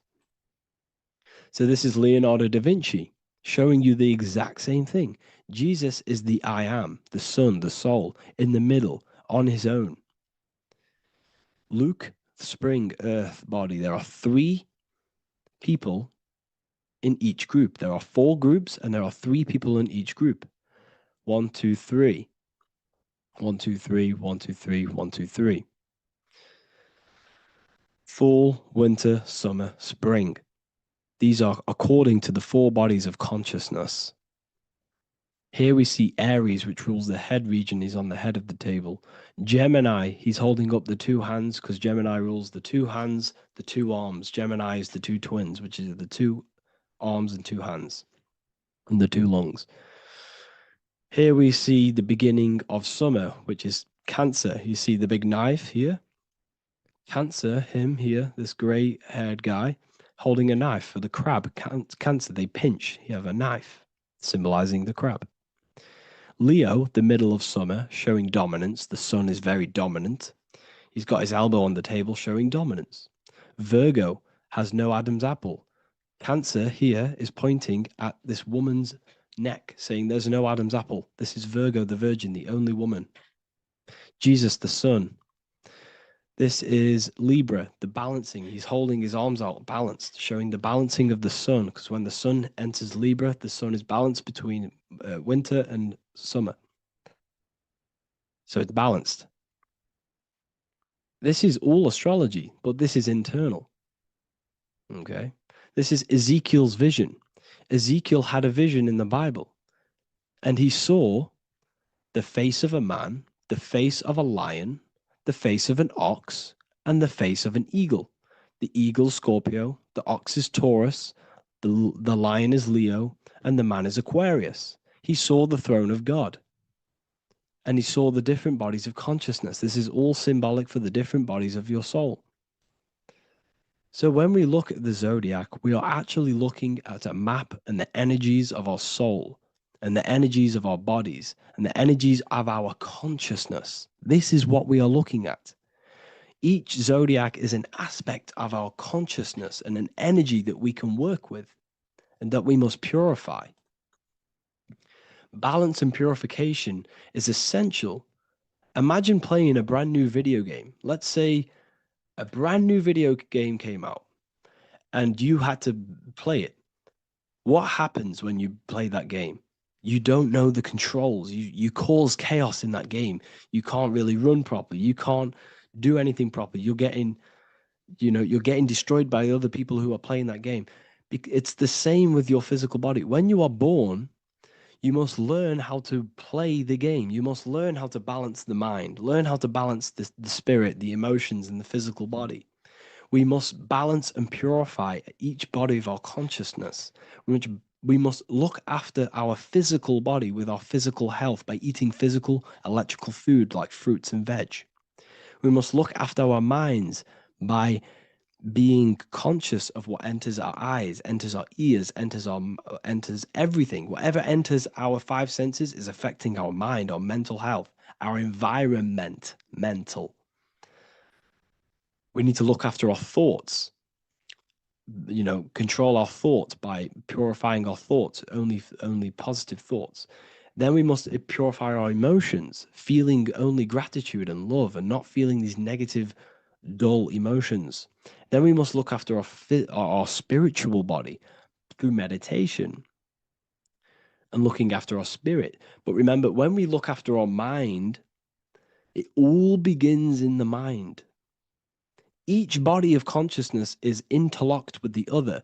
If you have an unhealthy body, you have an unhealthy mind, spirit, and emotions. If you have an unhealthy mind, you have an unhealthy body, spirit, and emotions. If you have an unhealthy emotions, you have an unhealthy spirit, mind, and physical body. They're all interlocked. You must balance each one of them. Look after your physical body, look after your thoughts, look after your emotions, look after your spirit. But remember, the mind is the most powerful one. It's mind over matter. Once we look after the mind, because once we start to control our minds and control every thought we think, this will then turn into discipline in our physical body. Because once we learn how to discipline the mind, we learn how to discipline what we eat, we learn how to discipline what we feel, we learn how to discipline our spirit. This is all interlocked, but work on the mind first. Work on the mind first. All of this knowledge is inside of the brand new Book of Wisdom, Volume 2. This is a revolution of human consciousness. If you've read it, please leave a review down below. If you've read Volume 1, leave a review down below. This is the next revolution. I don't see this information anywhere. This is the next revolution of human consciousness. And of course, if you are serious about this and you truly want to gain enlightenment and join an amazing community where you can connect with me on live calls, lectures, the Manifestation Mastery course, you can gain access to my library with over 45 PDFs plus my books. And if you do join the university, you can order a Volume 2 free of charge. All you have to do is to pay for shipping. If you truly take your knowledge serious and you want to take advantage of life, join the university. This is where truth seekers belong. Just want to say thank you all. Please leave a comment. Please leave a like. It's going to help me a lot spread this knowledge to the world. And yeah, share this with a friend and subscribe. Thank you all.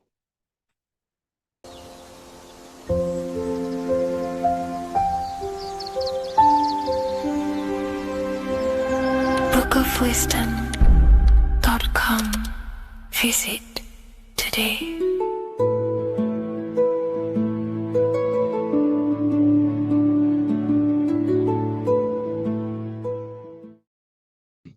This one secret that is hidden and guarded within secret societies grants you profound power, which can fully transform your life and perspective on reality. Today, I'm going to reveal this one secret, which you probably already know, but never realized how deep it truly is. This has the power to change your life. It is the key to your potential. And if you stay with me, this power may be yours, and you could transform your life with this hidden secret that is guarded within secret societies and esoteric orders. And this secret is not really a secret, but something people overlook, that the universe is mental. Everything we experience and interact with and perceive originates within the mind. The universe is a boundless field of consciousness, a mental construct molded and shaped by thought. We do not just live in a physical world, as they want you to believe. There are hidden forces that mold the material world. They want you to believe that you are only a physical being inside of a physical universe. But this is completely wrong. You are the architecture of the universe. Your consciousness is the very fabric of reality, and you create your own universe. The universe is an infinite field of consciousness, a vast and limitless mental construct, intricately woven and shaped by the power of thought. It is a dynamic and ever-evolving field where the interplay of awareness and attention gives form to existence. Within the boundless realm, every idea, perception, and belief contributes to the creation and transformation of reality itself. Each thought holds the power to transform reality. Your consciousness is the very fabric of reality. And this is shown in the symbol of the flower of life. The flower of life is a symbol. It symbolizes the interconnectedness of all existence, illustrating how every thought is not merely a fleeting moment, but a ripple that reverberates across every layer of reality. Each action, like the intricate overlapping circles of this pattern in the symbol, extends its influence far beyond its origin, weaving a web of interdependence where every choice impacts the whole. It serves as a profound reminder that everything is connected, bound by an unseen field of consciousness. This symbol represents how one action, one thought is a ripple in the whole vastness of the ether of consciousness. To master your mind is to master the universe, because your mind is a miniature universe. The mind is the very fabric of reality. So if we gain the hook, if we gain the power and the mastery over our minds, we have now gained the power to create reality to your will and intent. You see, most people live in a cycle, and this cycle is the outer world manipulating how they feel on the inner world. People's external circumstances are creating their thoughts and emotion in the inner world of consciousness, which is producing a constant cycle of negative manifestation. For example, let's say something negative happens to me in my external world. Then I start to think negative and feel negative. What that is actually doing is manifesting and projecting more negativity, because our thoughts hold the power to control and weave our own life. Your life is a direct correlation of every thought you thought in the past. What we need to do is stop and not let the mind control you in your reality. You need to control the mind so you can control reality. So what does this actually mean? Reality is an externalization of consciousness. Consciousness and matter are one. They're not separate. They are inseparable and interconnected. Everything we see, experience, and observe is a manifestation of thought, beliefs, and consciousness, shaping the world around us. Now, this ties in with the secret fifth element that they have hid from you. They've hid from you this sacred and very important symbol and pillar to reality. And this pillar, this sacred thing they've missed, is called the ether. And they've held this from you for a reason, a specific reason. This is the true fifth element. Why do they hide the ether? Because the ether has the power to shape and manifest whatever we imprint upon it. Every thought is a vibration interacting with the ether and actively shaping our reality. The ether, you could see it as the codes to physical reality. It's like an energetic blueprint which surrounds all physical objects. It is the life force that gives life to all things. All energy comes out of the ether and returns back to the ether. Energy, it's 0 point energy, and it is an infinite source of energy. So this is why they hide the ether, because whatever our mind can imprint onto the ether, we can create into a reality. And we imprint the ether through thought and imagination. The mind holds the power. The mind is the very source of reality. The material realm is not separate from the mental realm.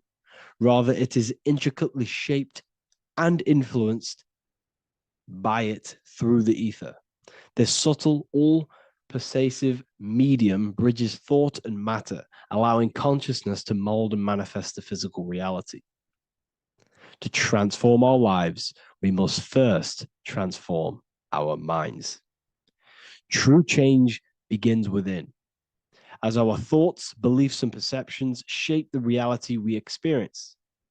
By shifting our mindset, we unlock the power to reshape our world and recreate the life we desire.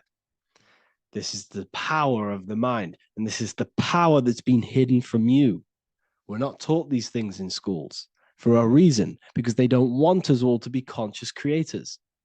Instead, they feed you your beliefs. They feed you your thoughts through the music, through the entertainment, through the movies, through the news. They're controlling your thoughts with this information. They're installing beliefs and information into your mind. So you are producing their reality. But this is what we need to stop. We need to take control. We need to stop consuming their music, their movies, their information, their news, because all of this is contributing towards your reality. They have the collective consciousness at the tip of their fingers. They do not create the world. We create the world by believing their beliefs and their thoughts and installing their information into our minds. You see, it's mind over matter, and most people live in matter over their mind. Most people let matter, the external circumstances, dictate their mind, when it should be the other way around. It should be mind over matter. This is the mental plane. This is the astral. This is the etheric. This is the physical. The mind holds power over the emotions, over the imagination, over the physical, and over our spirit. It holds power over everything. It's mind over matter. It's the mental body that we must transmute and change. Most of us live in a chaotic state of mind, and this is what we must change. Turn chaos into order. So we need to be mind over matter. We need to install this belief into our subconscious. I, Harry B. Joseph, have created the ultimate esoteric school on the earth. As a member, you'll gain access to live mentoring calls twice a week, along with new lectures, books, and exclusive content released every week. Additionally, you'll have a full access to all my life-changing programs. If you're ready to transform your life and start your journey today with me, join Ethereal University. These are the campuses. We have the real lecture sections filled with lectures that you can watch. Manifestation Mastery, which teach you exactly how to reprogram your subconscious mind so you can live that reality.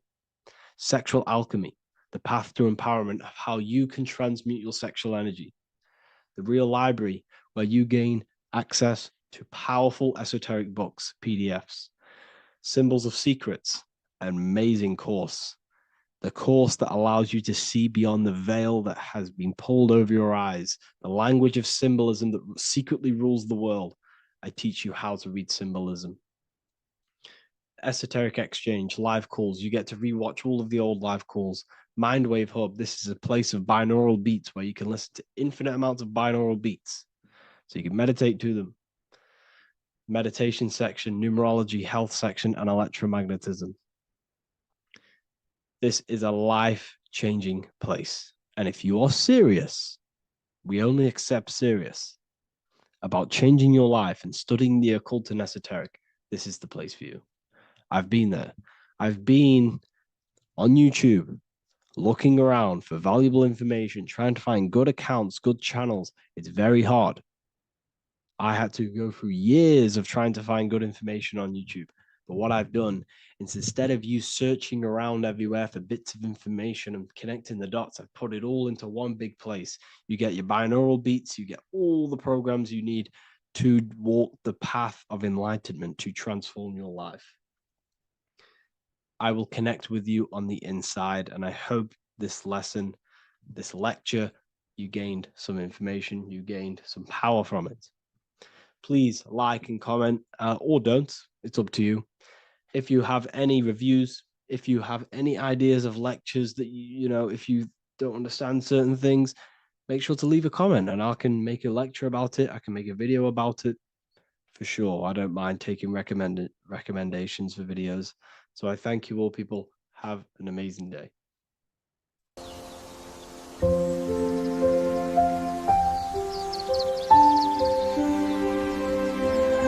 bookofwisdom.com. Visit today.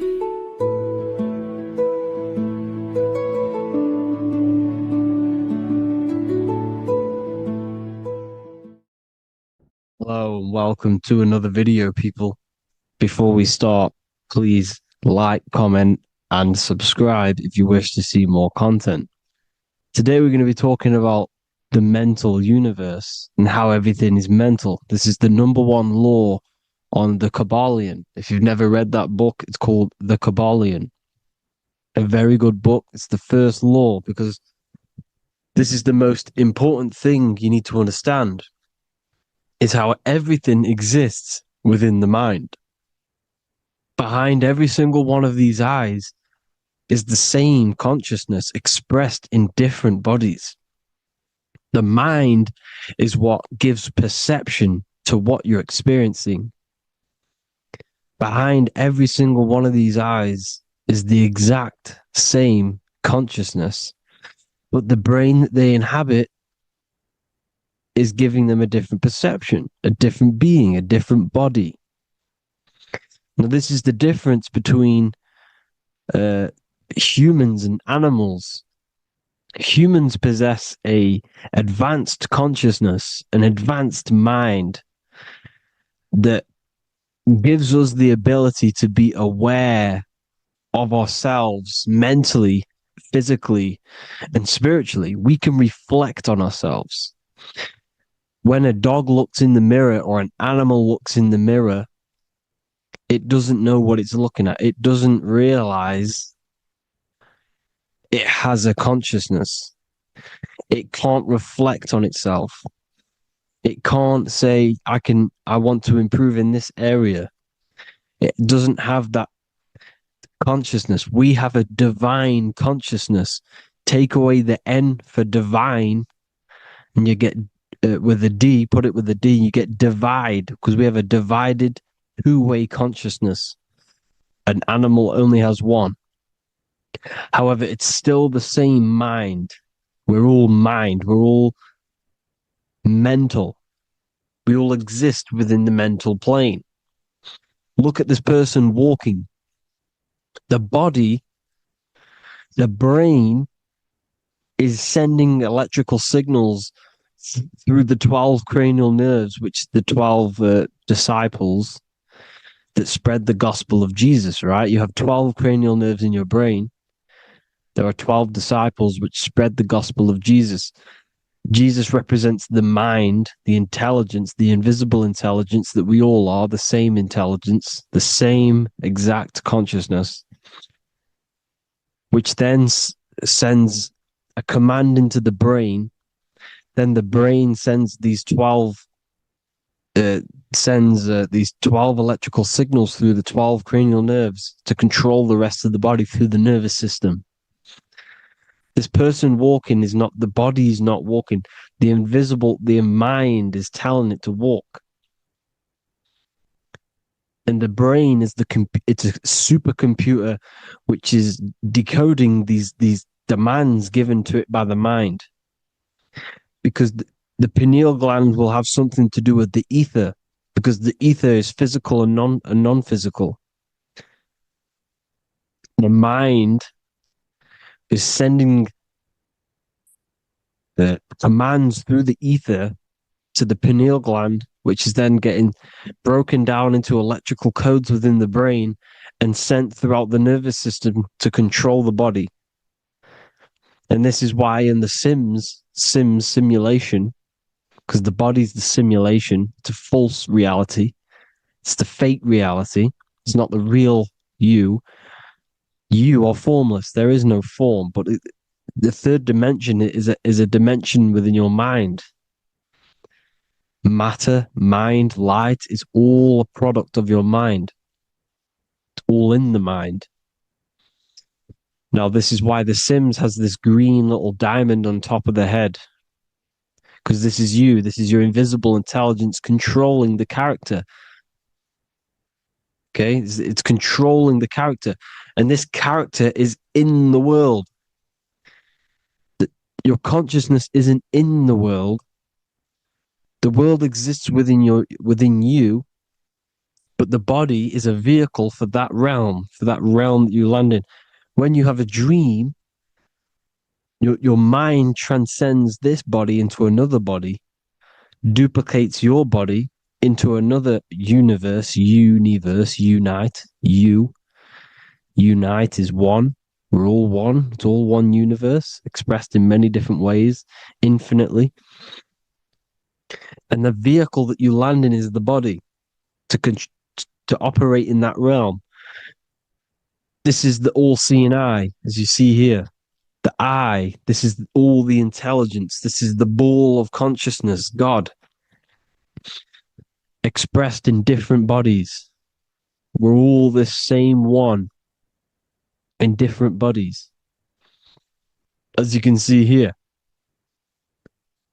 And this intelligence is expressing infinitely throughout the universe, an infinite universe.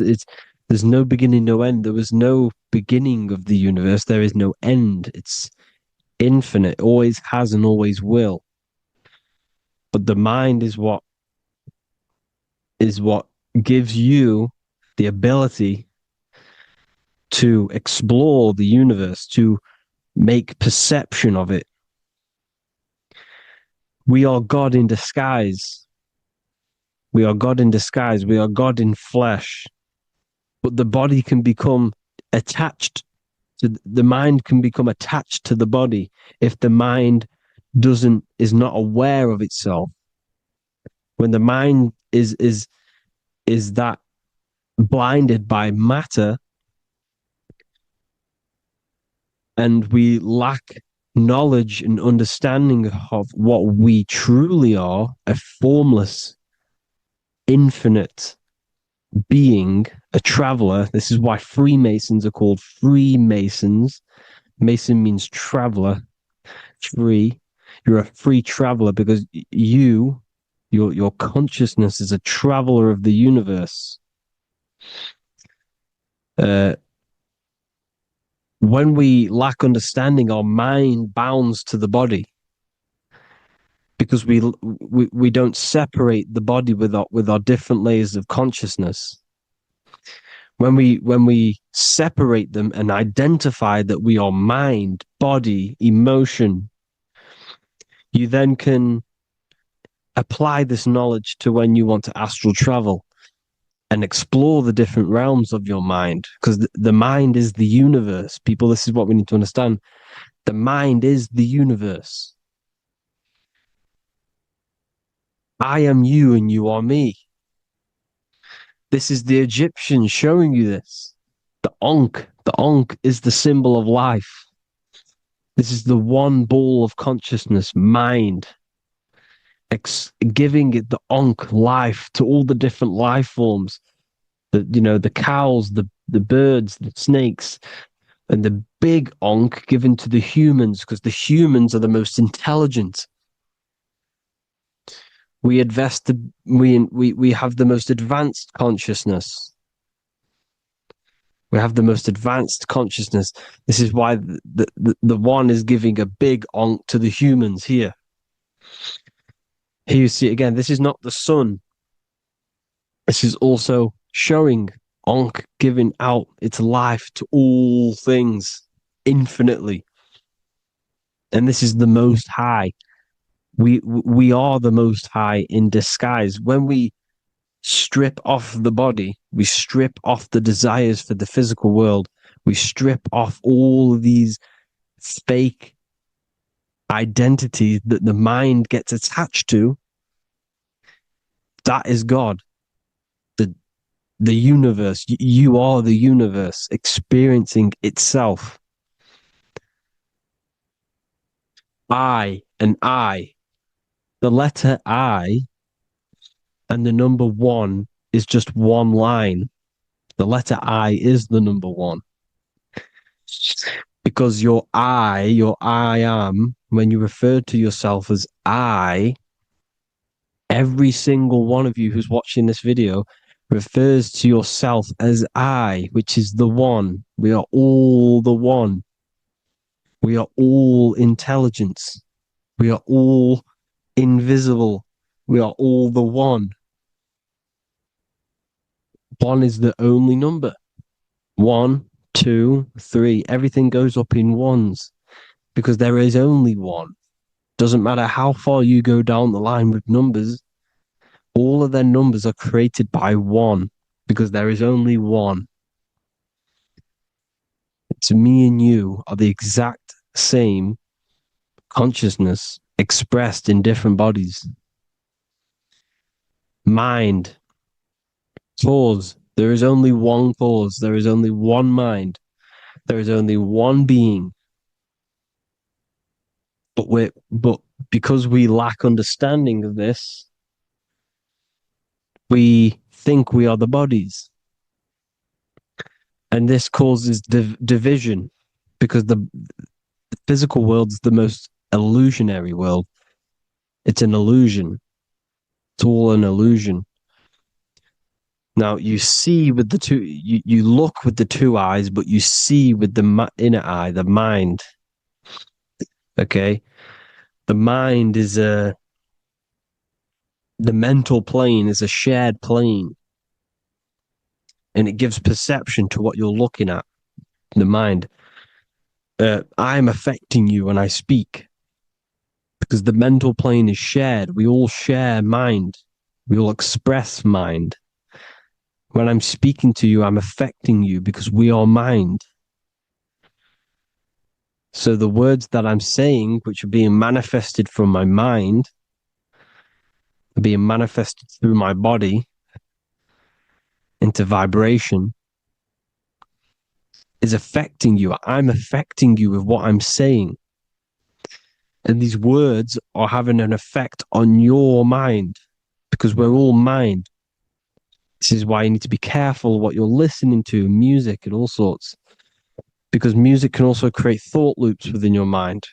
Because the chorus, we shouldn't be listening to choruses. Choruses are loops.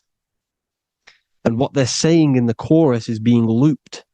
And this can create thought loops within your mind. Go and listen to an old song that you used to listen to about 5 years ago, 10 years ago, 20 years ago. Go and listen to an old song, and you guess what? You will get nostalgia. Why will you get nostalgia? Because that song will trigger the thoughts that you were thinking in that time of listening to that song.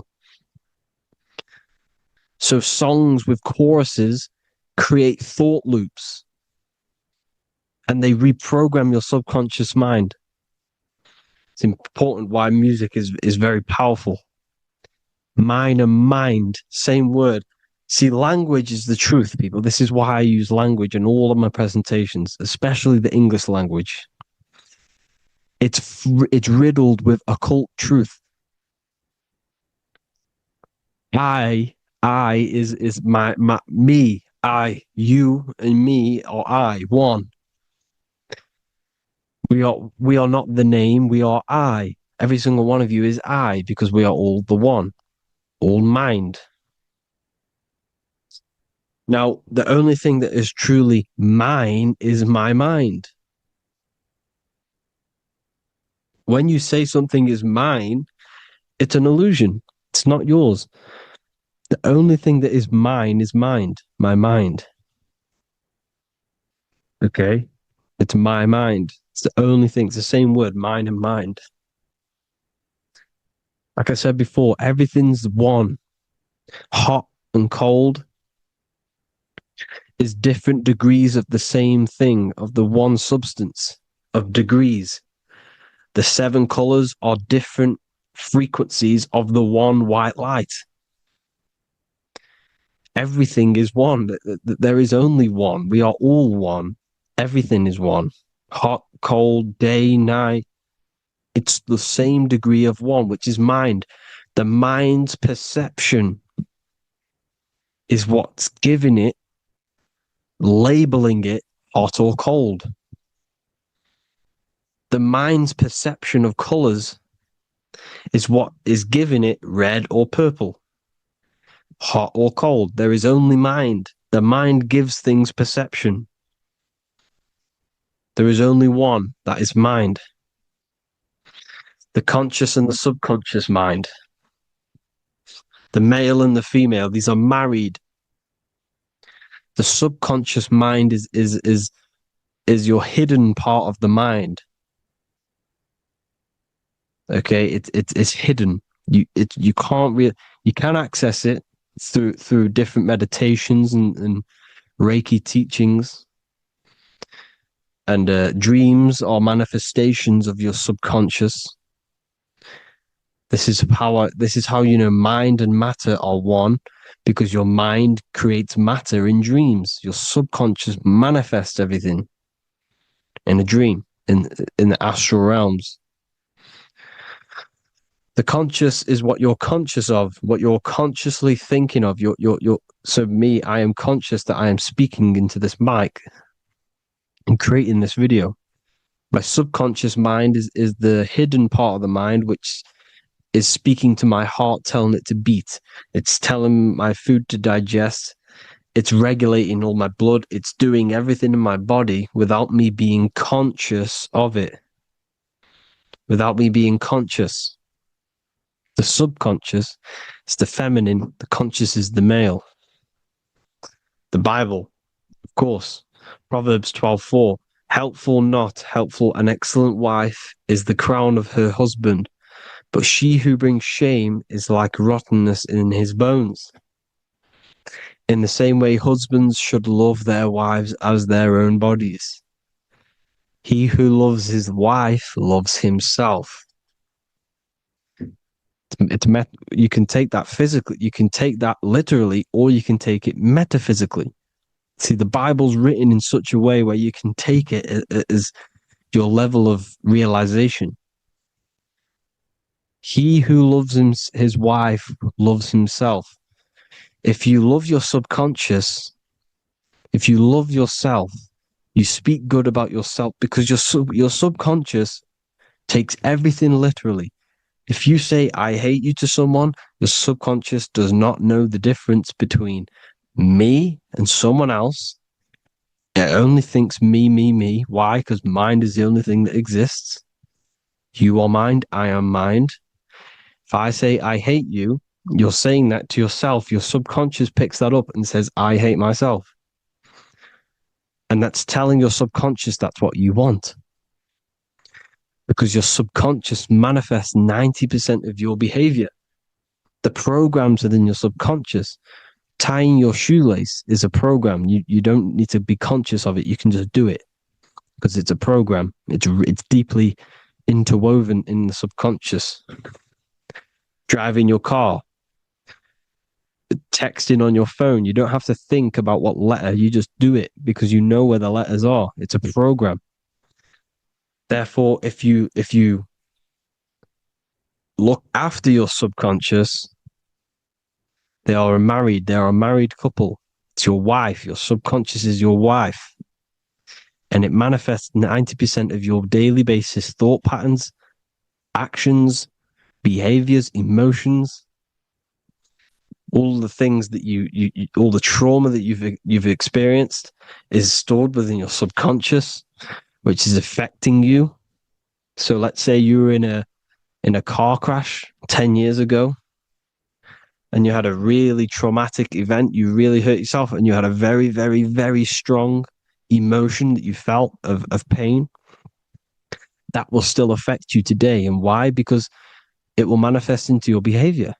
How? Well, you'll be cautious of what cars to go in and who.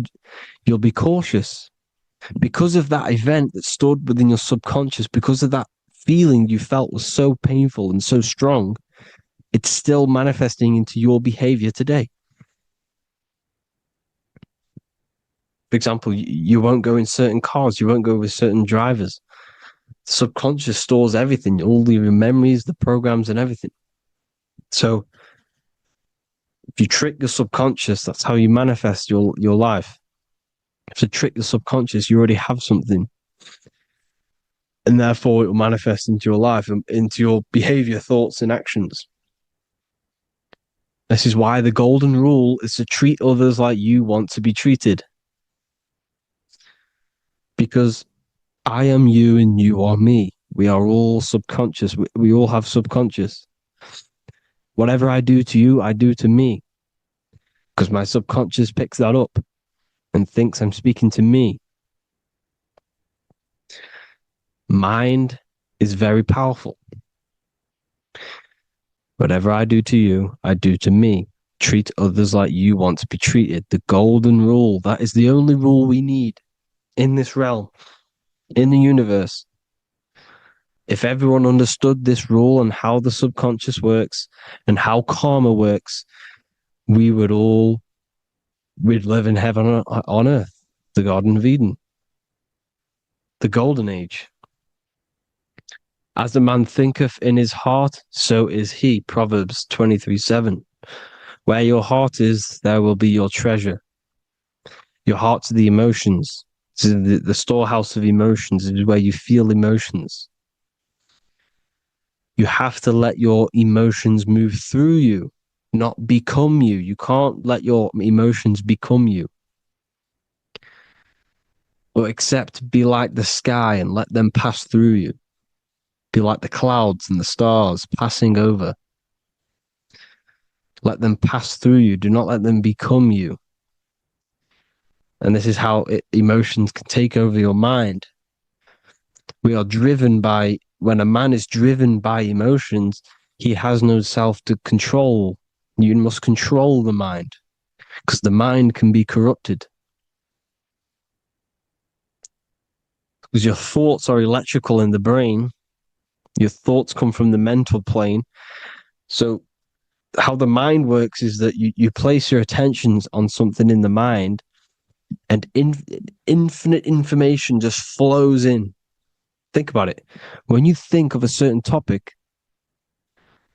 as soon as you think of that topic, information comes flying into your mind. Different ideas, ping, ping, ping. It's all connected. It's why we call it a mindset, because your mind sets itself to frequencies. And when we think of something, we tap into that frequency, and just the universe, the mind, the mental plane just flows in information based on that frequency and that thought. The universe is just information. All of the information out there, nothing is new. It's all there. You just have to tap into it. You can tap into these different thoughts, and it's all there. Everything already exists within the mental plane. You don't think anything. You receive thoughts. We all share the mental plane. We affect each other. I'm affecting you. Listening to me is affecting your mental plane, your mind. The physical plane is the lowest plane. It's the world of effect. Everything you see in the physical plane is the effect of mind. Like I said, the person walking is the effect of their mind telling the body to walk. The physical plane is the lowest dimension of your mind. Mother Earth, we are in a mother. We're in the womb still. The Earth is feminine. It looks after you. It provides you with food for free. It grows on trees, with water. It's Mother Earth. It's the womb. The dome above your head is your mother's belly. Okay? Is your mother's belly. You're in the womb still. You're forever in the womb, because your mind's constantly expanding. Because when the baby's mind figures out that there is a reality outside of its mother, it starts to hear the people on outside of its mother, what does it do? It figures a way out of the mother, and it becomes born again in the water, in a hospital, into the other world. It's the same with our minds. When our minds figure out there is other worlds beyond this physical, we explore them. The astral plane, for example. You figure a way out of the body. Because when you're the firmament, look at the word firmament, meant at the end. Firm is firm, something strong, something like a rock is firm. If your mind is firm like a rock, you will be stuck under the firmament. So, for example, people who are very programmed and can't think outside the box, They have a firm mind and they'll be stuck under the firmament because your mind is the only thing that's keeping you under the firmament. It's the only thing. When you're doomed, doom is dome. This is the dome, which is your head. Your head is the dome. Above your head, above the earth is the dome, the ethereal barrier. But that's just an external manifestation of your head. You don't leave the earth, you leave your body to leave the earth, because your body is the earth. It's a dimension within your mind. So when you're doomed, you're domed. Your reality is your level of realization. You realize something, or when you have an idea, the mind, and the EYE or I. Same thing, mind. It's all mind. Reality is your level of realization. You realize there's other worlds. That's your reality. Your perception's your reality. Mind in Latin is mens. Jesus was known as the fisher of men, which is the fisher of minds. He was fishing minds worthy of knowing the higher truth, the deeper occult knowledge. Jesus figured out that we are all God. And he got killed for it because in that age they were trying to suppress this information. Jesus figured out he was God because we are all God, every single one of you, and they killed him because we're all mind. We are not the body. We're the invisible intelligence, which is God. But you are not God if your mind is attached to this physical world, to the worldly pleasures. If you master your mind and travel the depths of your mind, that is God. Mental and men. Look at the word mental. It has men in it. Men in the Bible means mind. Here you see the Masonic symbol with the eye, the mind. Looking over, everything is the one. Everything comes from the one. All the lines coming off it, giving its life to all of the life forms. Down here on the bottom, you have duality, black and white. Up here, you have singularity. One and the two. Unification and division. The lower self is divided into the left and the right. So the Bible even says, I forgot what verse it is, but it says, it's better to go through life with one eye than to have two and be cast into the fiery abyss of hell. I'm not sure what verse it is, but you can research it yourself. It's better to go through life with one eye, to be unified consciousness, dimension. No brainer. The language tells you the truth, people. Dimension. The dimensions are in your mind. Entertainment. Entertain the mind. Disappointment. It's all in the mind. Environment.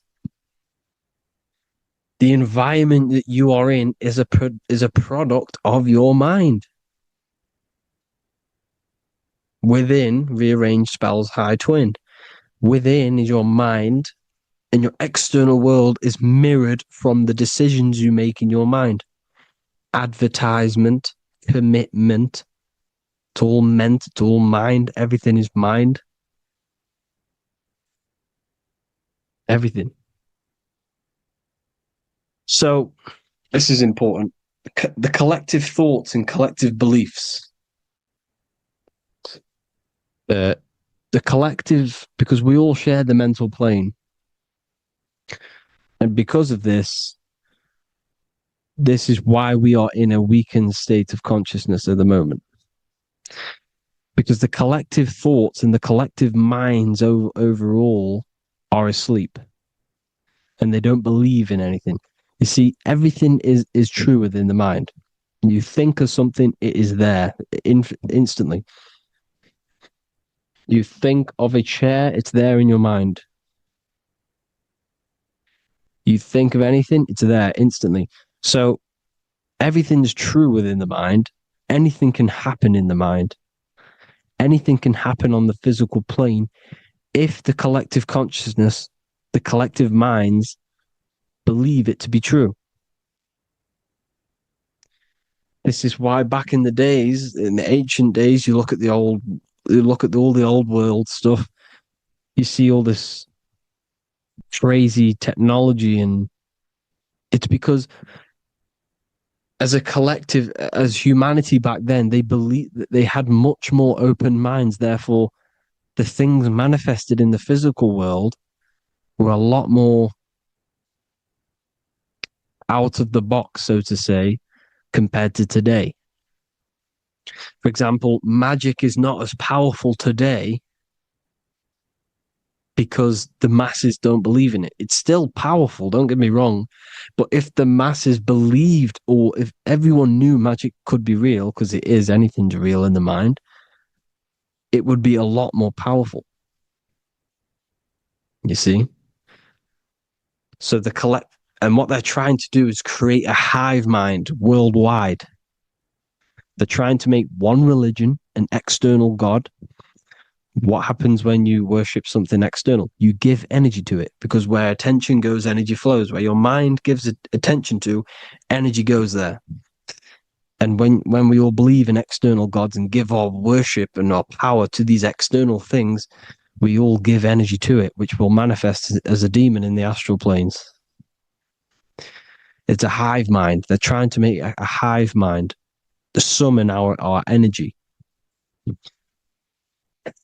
Trying to summon our energy. And it through mind, through collective thoughts. The hive mind. They want one religion, one government, one currency, one belief system. And that will create a hive mind, which will limit our consciousness, which will limit what we can do in the physical world.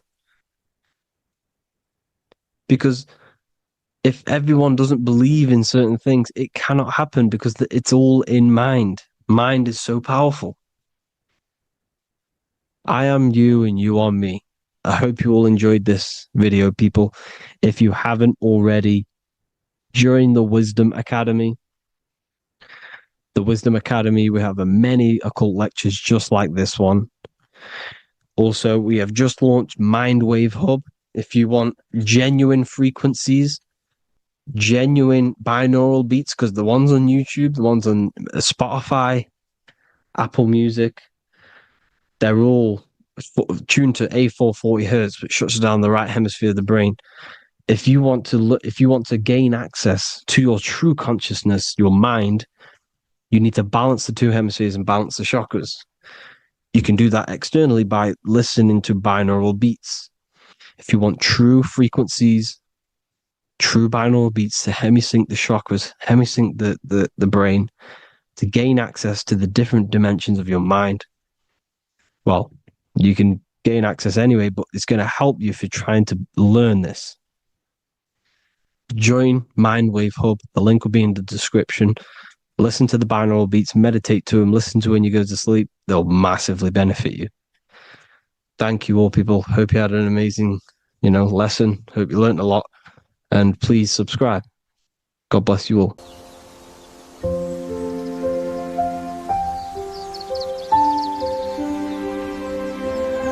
bookofwisdom.com.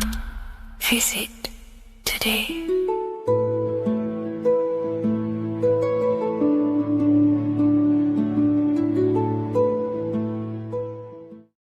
Do the elites actually worship Saturn? In this video, we're going to be discussing the occult and esoteric meaning of the 7 planets and the abuse of the Saturnic energy within today's world. This will help you gain a deeper understanding of reality, yourself, how you create reality, and what these 7 planetary energies actually truly are. In order to understand anything within the universe, we have to understand the law of correspondence, the law of as above, so below. There is one consciousness expressed in infinite forms. Me, you, the squirrel, everyone who possesses consciousness within this universe is an expression of the one divine consciousness, what we like to call Source, God, or the grand architect of the universe. We have to understand there is a large scale, but the large scale is mirrored in the small scale. If we look at lightning, this is a large scale. This is the macrocosm. Then we go a bit smaller to the trees. We see the same pattern. Then we look a little bit smaller into the human body. We see the same pattern of the nervous system. Then if we zoomed into the microcosm, brain cells, we still see the same pattern. This reveals the universe is a fractal universe. The large is reflected in the small. And this is the symbol of the Fibonacci sequence, which represents this as above, so below principle. The big spiral represents the macrocosm, but then this spirals into the tiny spiral. This symbol goes for eternity, never touching, never finishing. The large is mirrored in the small. With understanding this, we can realize that we are a microcosm of God. We are our own universe. We are our own world. Your body is the earth. Your mind is the mind of God, just in a smaller version. You are a drop in the ocean of the vast collective consciousness. With that being said, everything you see outside of you is inside of you. As above, so below. The 7 planetary energies on a macrocosmic scale are the 7 energies that form the physical world. The physical dimension is crystallized thought. Everything you see around you was thought made manifest. Thought imagined, then created in the physical reality.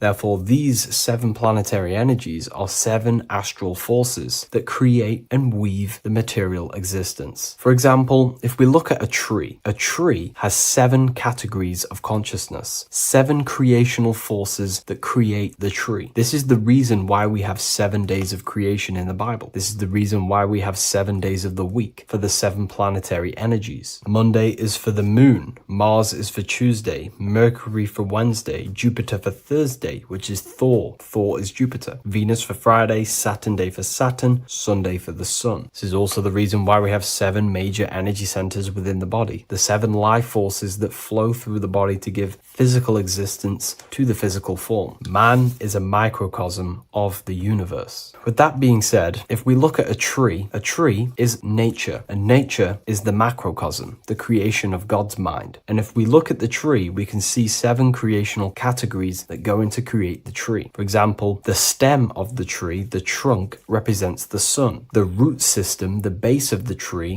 where the tree grows out of, is Saturn. If we look at the fruit of the tree, that represents Jupiter. The smell, the look, the colors of the tree, that's Venus. How the tree communicates with other trees through the root system is Mercury, the intellect, the intelligence, the communication. The leaves of the tree is the moon. The defense mechanism of the tree, how it defends itself from infections and other territories, is Mars. So we can see all physical matter, all physical creation demands these 7 categories of consciousness, these 7 planetary forces. But again, that is the macrocosmic scale. The macrocosm is reflected in the microcosm, which means you have access to these forces, these 7 planetary energies, and you use them to create anything in reality. You've been using them maybe unconsciously your whole life. For example, this book that I've created, the Book of Wisdom Volume 2, you can find it in the bio if you're interested in reading it. It has the 7 planetary forces that go into this tree, into this book. I used the sun, which is my passion and my drive to take actions. I used Mercury, which is my intellect, my thinking, my communication. I used Venus, the layout, the look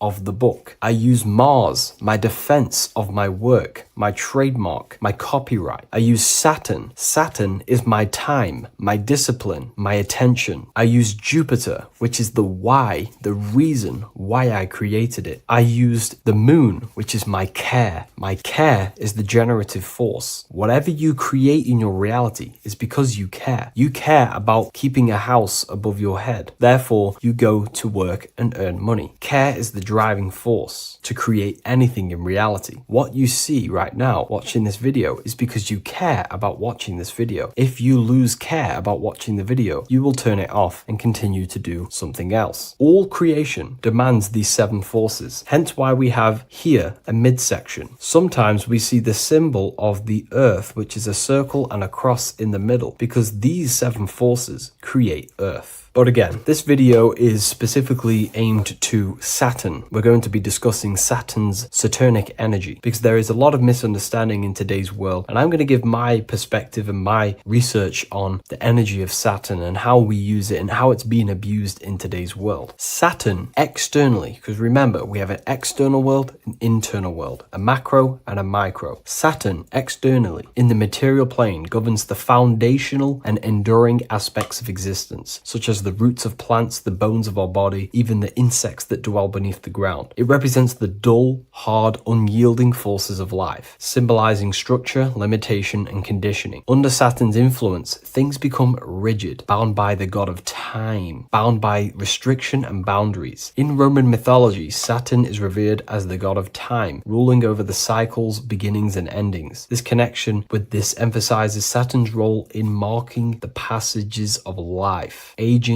and inevitable constraints we all face. Internally, inside yourself, the microcosm. Internally, Saturn embodies the conditioning within our own consciousness. When Saturnian aspects of consciousness dominates, we become overly rigid, fixated, restricted in our thinking and actions. For example, Saturn's influence is strongly felt in today's world, where many people's minds are confined to societal norms and conditioned responses. The pervasive control Saturnian energy can lead to the sense of limitation, as people become trapped within structure imposed by society and power structures. However, we have to remember that limitation, there is dark and light. Limitation is not bad. This is why Saturn is connected to the god Satan. They are the same being. It's something that restricts, holds back, and keeps you limited, conditions and limits consciousness to its lower power. Saturn is a great teacher, guiding us through difficult life lessons that ultimately lead to growth and expansion and power. Although Saturn's energy is harsh and often challenging, it helps us to develop resilience, discipline, and wisdom. Yet in modern age, this energy has overpowered the minds of the masses, fostering excessive rigidity and limitation. Instead of being ruled by Saturn's constraints, we should seek to embrace more freedom, love, joy, balancing Saturn's lessons with openness and fluidity in our life. So like I said, Saturn rules law. Anything that is limiting or holding back, something that is a restriction or a wall. This is why we see judges wear black robes. The color black is associated with Saturn because Saturn rules over the nighttime and the winter time. Capricorn, they wear black robes. A graduate also wears a black robe with a black square cap on its head because black is associated with Saturn, restriction, limitation. University graduates wear this. Personally, not to offend anyone, these educational systems that we have in today's world are not here to give you power, to find you the power of consciousness or yourself. They are simply to restrict you, to keep the mind limited in a certain belief system. That's not to say the things in university are completely useless, but what I'm saying is it is a conditioning by the educational system. And if we actually look at the top of the hat, it's a square over a circle. And in Freemasonry, we see the compass on top of the square. In Freemasonry, we see the square underneath the compass on top of the square. The square creates squares and the compass creates circles. So this is symbolizing the square, which is matter, the circle, which is spirit, matter over spirit when it needs to be spirit over matter. This is a symbol of conditioning, limiting the mind into being locked in the 5 senses and base consciousness. Saturn's energy is keeping people restricted. This is why there is so much Saturn symbolism in today's world, because Saturn is anything to do with limitation, restriction, and time. All of the systems in place are to limit our minds, to keep us on base consciousness, only thinking in a limited box. only thinking and aware of the five senses. In base consciousness, in animal nature, one only thinks according to their senses. When they have a sense, their mind thinks. This is an affect state of consciousness. They're living in the affect. We need to understand that in base consciousness, we have no true power to create. We're simply living in cycles of affect. Now, what do I mean? The physical world is the effect. It's already manifested and cannot be changed. Our consciousness needs to rise to become a cause instead of playing around and being lost in the effect, to become a co-creator. And this is what the system does not want you to do. It does not want you to become a conscious creator. So they keep you in base consciousness, not giving you the awareness that you are literally a god creating a world right now. You are a world and you are shaping the world. Our consciousness needs to be mastered, controlled, and then we can become a conscious creator instead of running around in the world of illusion and effect. As above, so below. What happens in the mind happens in reality. We do not want to be matter over spirit, which means the external world over the internal world. We need the internal world to rule over the external. Saturn symbolism can be symbolized as a black cube. The cube symbolizes this physical world because everything has 6 sides. We can move forward, backward, left, right, up, and down. We are in this cube. This is why we say think outside the box. Thinking outside the box means to become a cause and not an effect. The mind needs to be a cause, an instruction center, and not just thoughts that are reinforcing the effect and lost in the effects of the material world. Instead of reacting, we need to become a commander. This is a symbol of conditioning and the physical plane. Black is dull, lifeless. The physical world is lifeless. It has no power to create. It has no power to do anything. It is simply a projection and an effect. You, the mind, consciousness, are the cause. You can create the effect. In today's system, Saturn's energy is heavily relied on, which is just simply man-made laws, restrictions, time wasting, and keeping people in base consciousness, only aware of the physical 5 senses. Let's get something straight about the elites. They do not worship Saturn. There is nothing to worship. They simply use the energy of Saturn to keep people limited. They're not using the planet Saturn, but they're limiting people in their belief systems and physically where they can go, restricting boundaries, countries, restricting people's minds through mass media, which is all symbolism of limitation and restriction of Saturn. They're not worshipping it, they're using it and abusing it. Saturn could be anything in your mind that keeps you limited. If you have a limited thought that does not allow you to take action on something, that is a Saturnic energy within your own mind. Anything that is indoctrination, anything that is boundaries on you, that is a Saturnic energy. Some people say that the Saturn and the moon are working together to trap our soul. This is highly symbolic. Saturn and the moon are not forming a matrix to trap your soul and keep you reincarnated. Again, this is symbolic, and in the esoteric version and understanding of this, we can see that they do have a relationship. The moon is our subconscious mind, and Saturn is restriction. If we have restrictions and belief systems in our subconscious mind that keep the soul locked and trapped only in these 5 bases, these 5 senses, then we will think and condition ourselves that we are only the physical body and never actually free ourselves from the material world and ascend. Saturn and the moon are not working together, but these are highly linked. By limiting the subconscious, we keep people stuck in base awareness, keeping them locked in the world of effect, never becoming a conscious creator. We have 2 spiritual currencies, time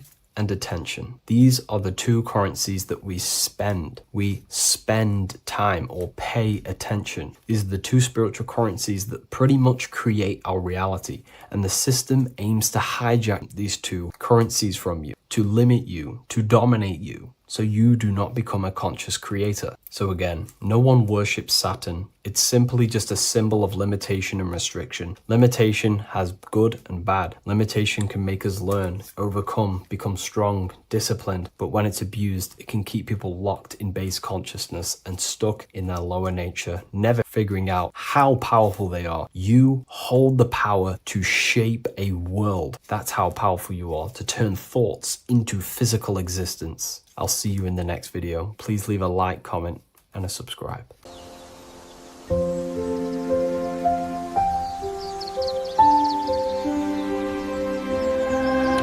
wellofwisdom.com.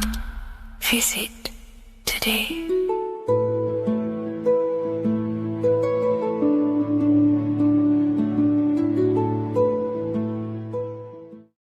Welcome to Revival of Wisdom. Today, we're going to be talking about portals, portal symbolism, and what portals are, okay, and how they show them to us, because they have to tell you the truth, guys. This is the thing with the universal law. They have to tell you the truth. And they tell you through symbols, they tell you through movies, and different things like that. But let's jump straight into this.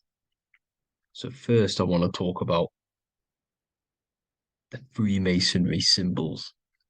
Okay, so first we got, obviously this is some Freemasonry art, but notice how you've got the ladder with a key. Okay, so this is ladder symbolism with a key. So maybe this is talking about ascending.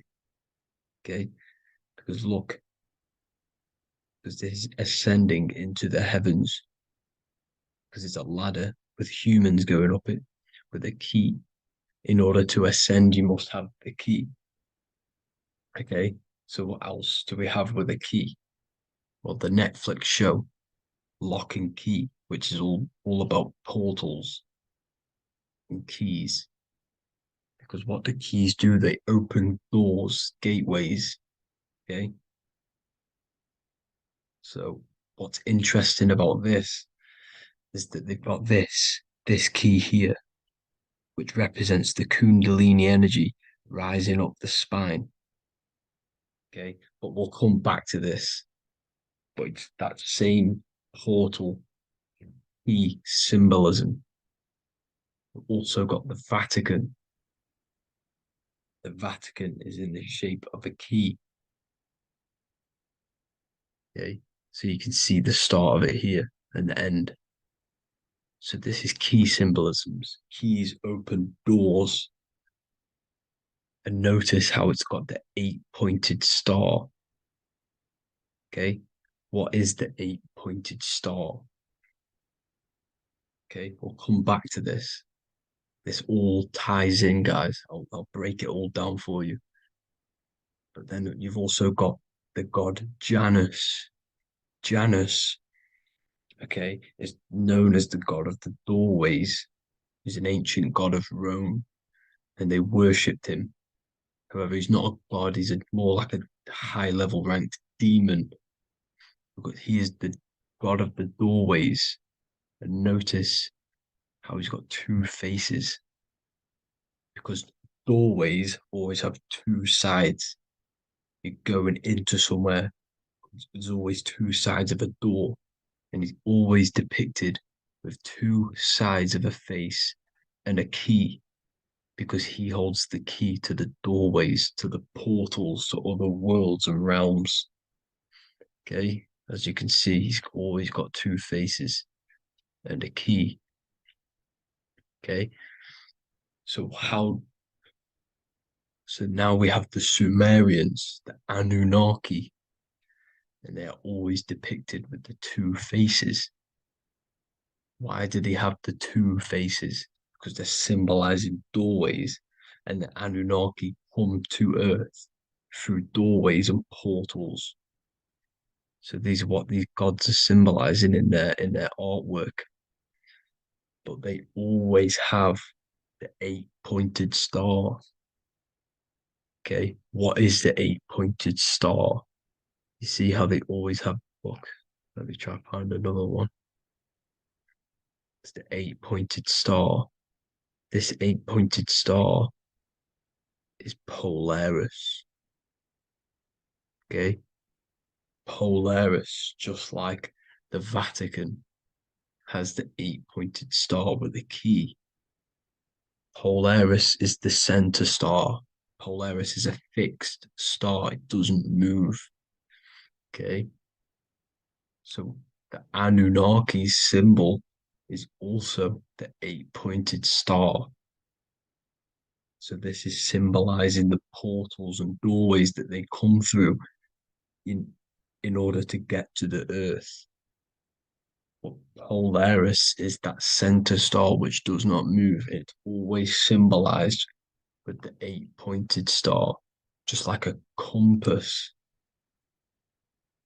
Why is a compass the 8-pointed star?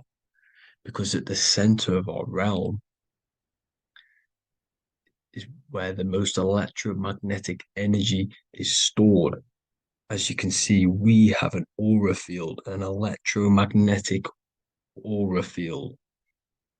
So does the Earth. And in the center, so like our heart, for example, is where the most energy is stored. And like the center of the Earth, this is why all compasses point to the center, because this is where the most electromagnetic energy is stored. It's at the center of our realm. Okay. So like I was saying with the lock and key series, see this here? The Kundalini energy rising up the spine, just like your Kundalini energy rising up the spine. Let me try. I can't zoom in, but you know what I'm trying to say here. Let's go back to Polaris, because at the center is where pole. Can you see the pole of electromagnetic energy? Polaris, the North Pole. It's symbolized. The truth is in the words. It's like a pole of electromagnetic energy. And this is where the aurora borealis comes from. Notice how it's got the word aura in it, because it's the Earth's aura, electromagnetic field, just like you have an aura, also known as the northern lights, because it's coming out of this center hole in the center of our realm, where the black sun is. And this is where the electromagnetic energy is coming up from. And this is what the aurora borealis is, or the northern lights. It's just electromagnetic energy. And it's symbolized through our symbols, the original O, okay? Because it's like a pole through the middle, Polaris. So this Polaris is the sky vault. It's the portal into this realm, because this is what the Anunnaki are always talking about, always symbolize it with the 8-pointed star. And just like a compass, it's the 8-pointed star pointed to the center, to Polaris. Okay. See here on the Sumerian tablets with the 8-pointed star again.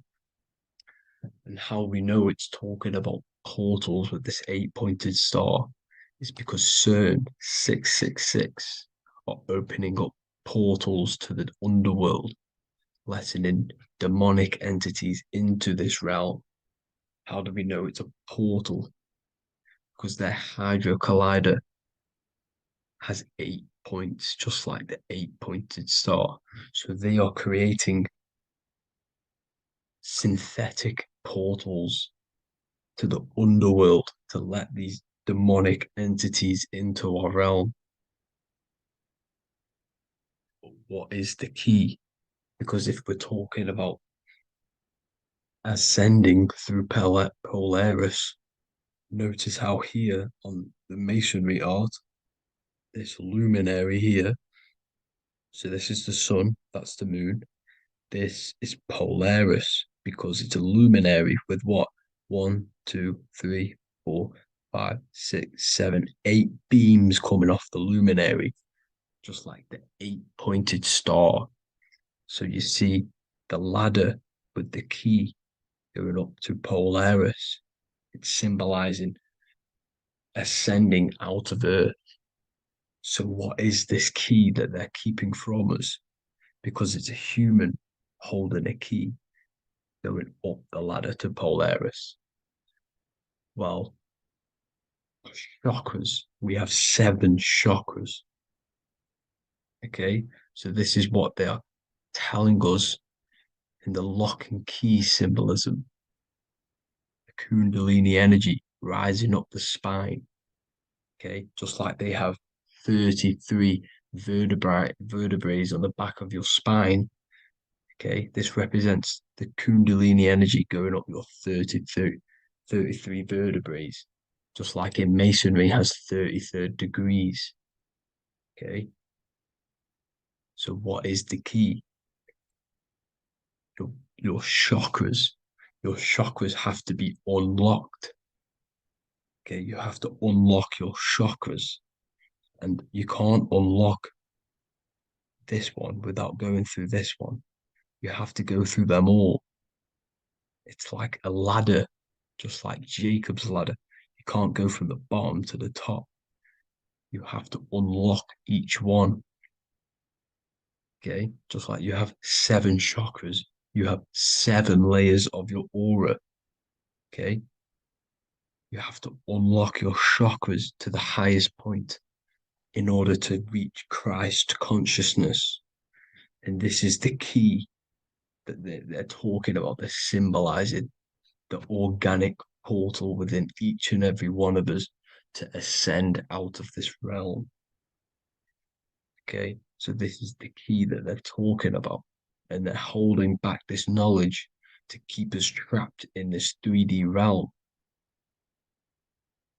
Okay, so like I was saying with the 33 vertebrae and the Kundalini energy coming up the spine, 33 vertebrae, you can see this sort of symbolism going up to the light, because it's the light. You see here, your crown chakra turns on and becomes enlightened, just like the Illuminati symbol. Can you see it? But also, Jesus also died at 33. So this is symbolizing, okay?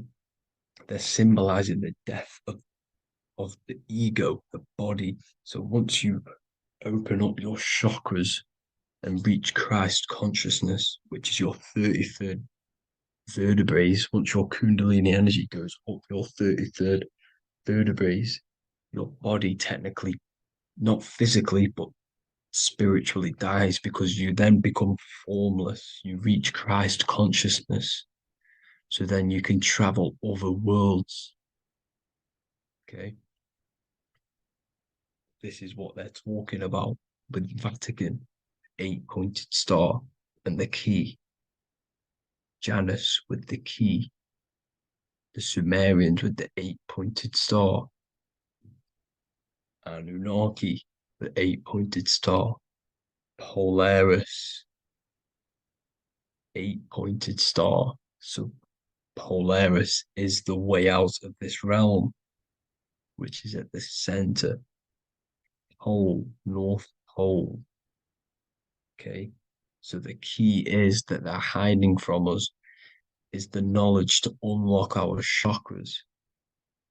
Okay, and without this knowledge that they keep from us is trapping our souls in this reality to keep reincarnating. Okay, well, thank you all for tuning in. I'm going to leave you all there. Make sure to leave a like and a comment in the comment section. Let me know some topics to talk about so I can break it down for you. God bless you all.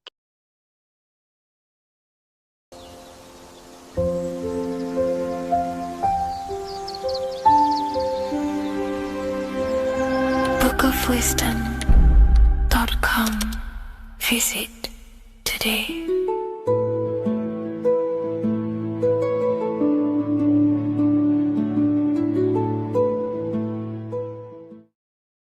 So depression doesn't actually exist, and in this video I'm going to show you how depression is actually a choice. And I'm going to give you some solutions on how to deal with it. And this is probably going to change your life forever just by doing this alone. Okay, so the first thing you need to understand about depression is that it exists in your conscious mind. It exists in your thinking mind. So what is inside your thinking mind? You have your body, your name, your reputation, your trauma, your memories, your family, your worries, your interests, your bills, your passion, dislikes, goals, right? Most people identify their lives with this. They identify their lives with their thinking mind. They think they're their name, their job, their reputation, their memories. But this is not who you actually are. Who you actually are is the observer of that. What happens if you stop thinking? What is left? You're left with unconditioned consciousness. You're left with the self, which is what we refer to as I. We are the consciousness, not the thinking consciousness. You are not these labels. You are not your thoughts. You are not your job, your name, your reputation. Okay?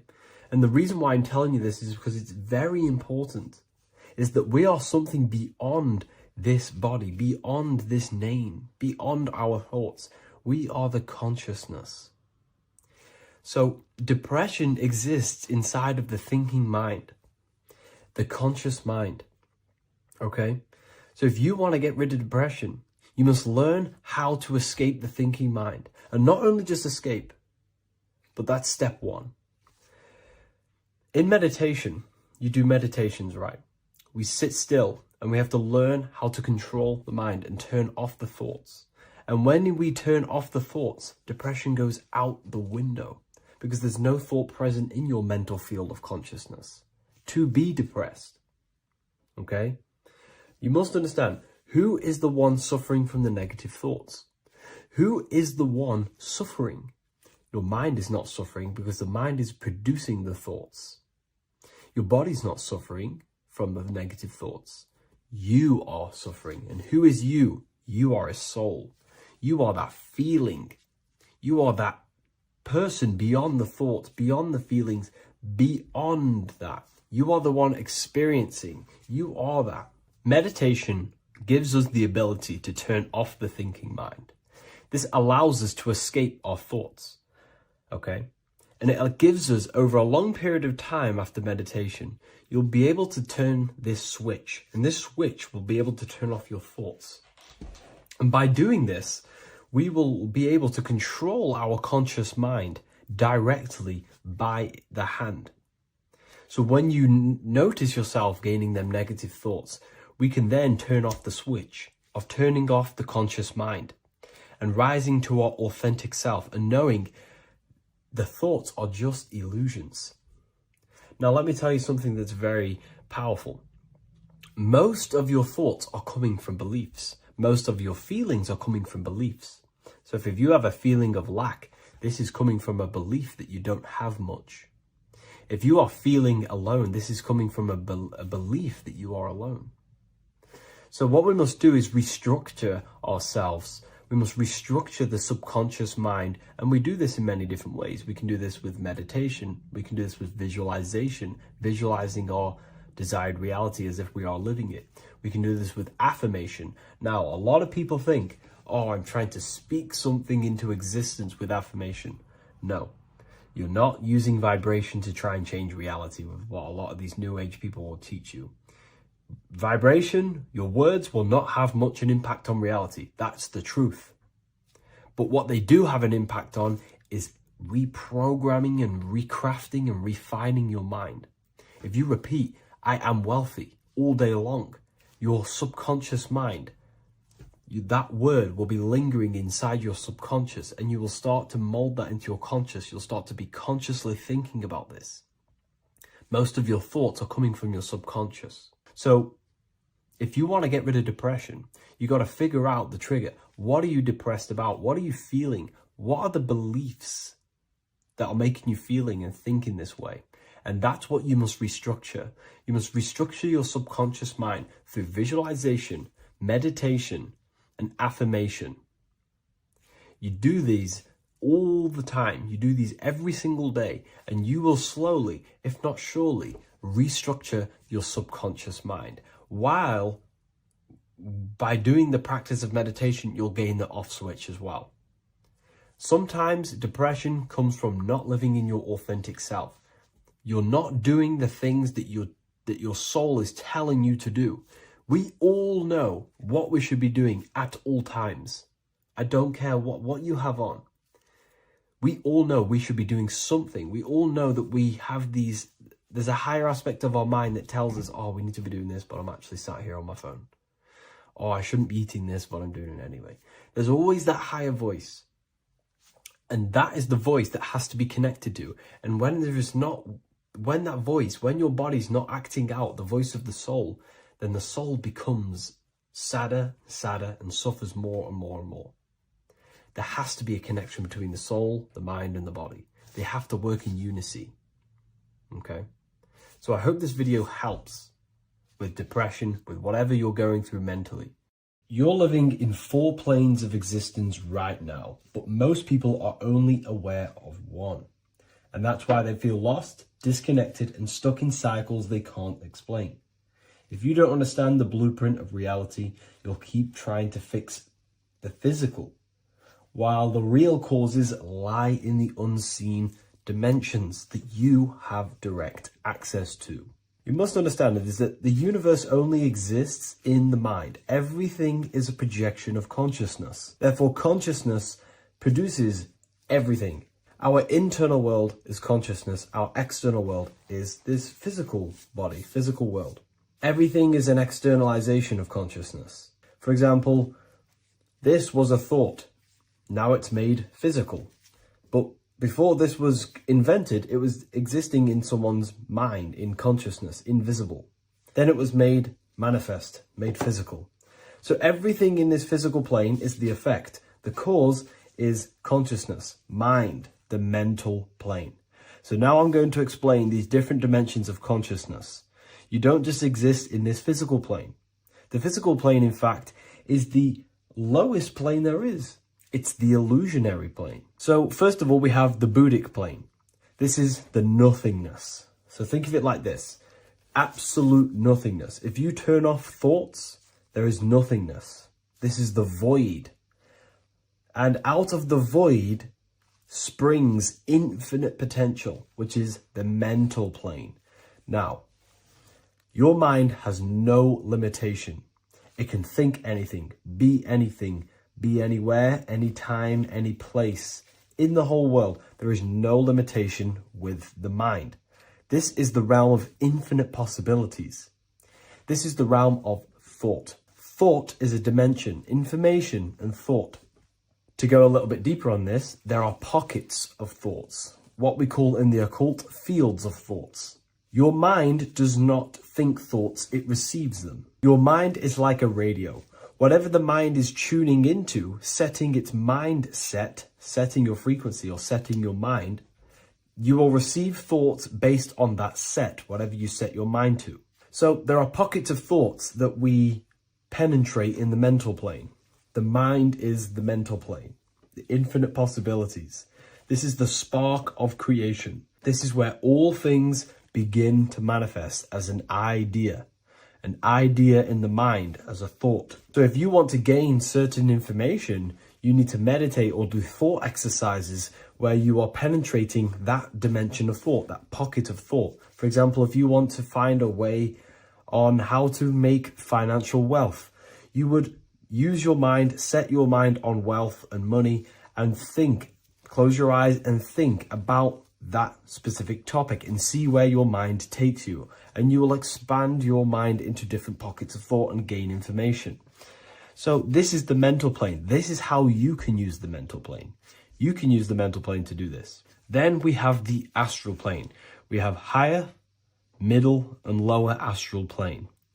The astral plane is the body for thought. So every dimension, physical, etheric, astral, mental, Buddhic, is a body for a dimension above. Each dimension below is a product of the dimension above. So for example, the astral plane is imagination. This is the lucidic realm of imagination. This is where thoughts begin to manifest into some sort of form. It's not a physical form because this is physical, but imagination is a lucidic form. It's not really physical, but it's there. It's a projection of light. It's astral matter condensed by the willpower of the mind. So depending on the vibration of that thought will depend whether it manifests in the higher astral plane, middle astral plane, and lower astral plane. If you think about more material things and visualize material things, this will manifest on the lower astral plane because material matter is low vibration.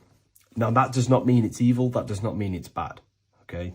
It just means low vibration just means more material. But if you think and imagine more spiritual things, this manifests on the higher astral plane. So the astral plane is the screen in your mind that allows you to vision an apple, that allows you to vision anything. It's that mental projection that's inside of your mind. Now, this is what we call the third eye. It's an eye because the eye is the mind, and the mind can see into the astral plane. It perceives this spiritual world, this lucidic realm that we have access to. This is where also infinite potential takes place. This is the realm of spirits, demons, jinns, whatever you want to call them. Spiritual entities exist in this because this is where thought forms manifest into form. This is where thoughts create bodies. Think of it like this. The mental plane is a thought of a chair. The astral plane is the imagination of that chair and all of the different possible chairs that could possibly be. The etheric plane is the energy double of that chair. And the physical plane is the physical chair. So as you can see, the higher we go up, the more formless and lucidic it is. The lower we go down planes, the more dense it becomes. This is formless and this is form. Everything manifests through this process. This highlighter is down here in the physical plane, but the idea began in the mental plane. Everything begins in consciousness before it creates a physical body. It goes through this process. Therefore, if you want to start to mold and create your own reality and create things in your world, you can use these planes to your advantage. You can use your mind to do mental thinking exercises by closing your eyes and expanding your mind into a different pocket of thought to gain wisdom, gain information, gain downloads. The way you do that is simply get into a meditative state, close your eyes, pick a topic that you want to think about, and see where your mind takes you, but always remain centered on that topic.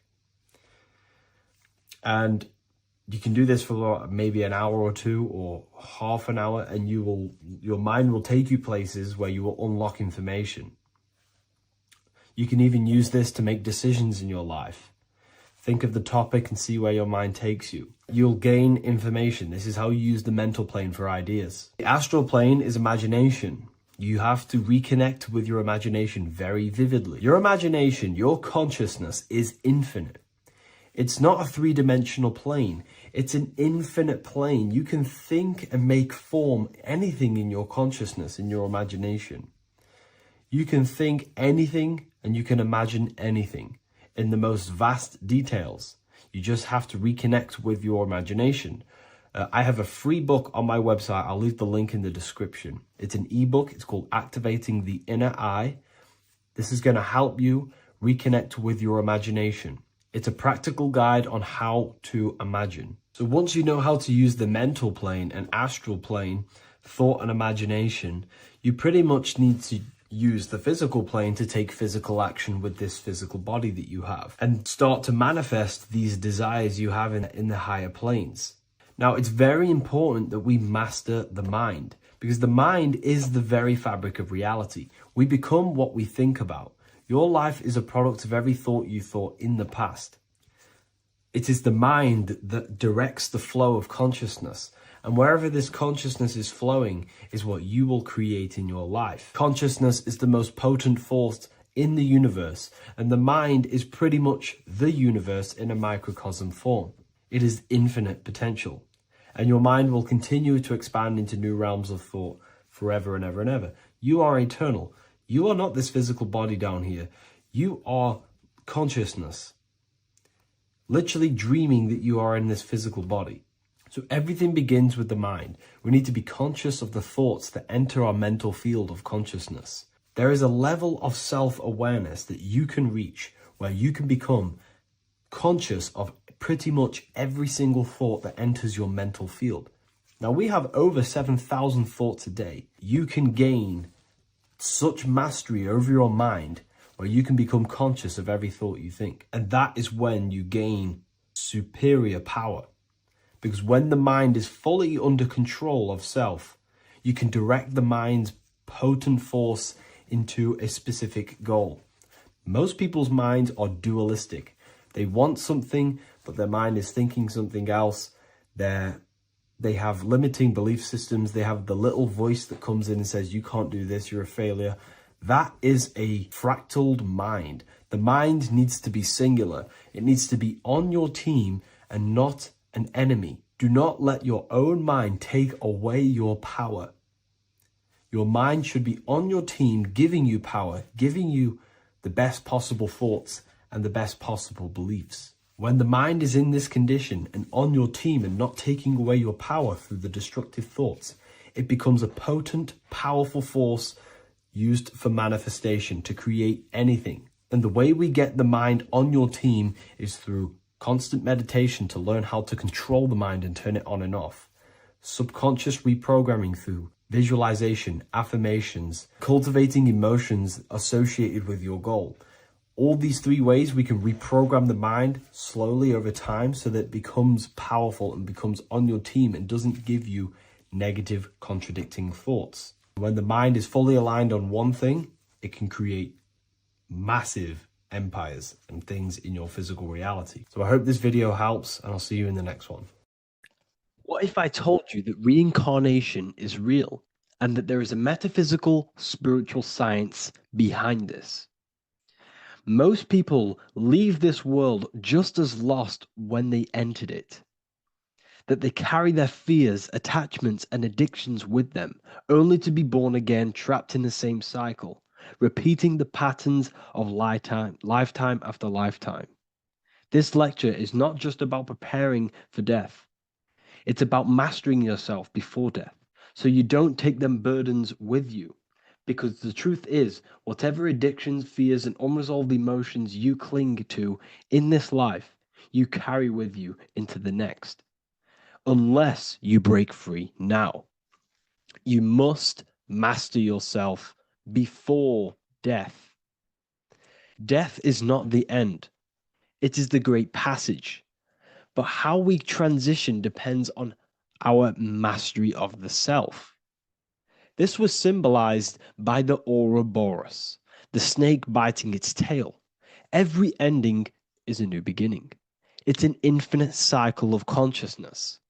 Now, your human body is basically an antenna tapped in to a stream of consciousness. Just like a radio is tapped into a specific frequency to play that radio.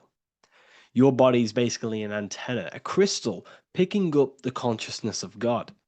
You are on an ever-ending journey, a journey of learning and expansion of the mind into new fields of thought. This was symbolized as the Ouroboros. When you die, it is a new beginning. It is transitioning, not an ending.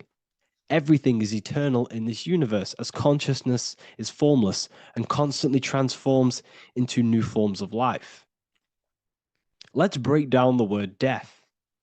Death contains the word ether. Now, the ether can be found in the word heart or earth. Ether. Everything in this plane comes from the etheric plane. The etheric plane is the barrier between the physical plane and the spiritual plane, the astral plane. The astral plane is the screen that you have in your mind that allows you to imagine a red apple, for example. This is the imaginative plane where thought forms start to take form.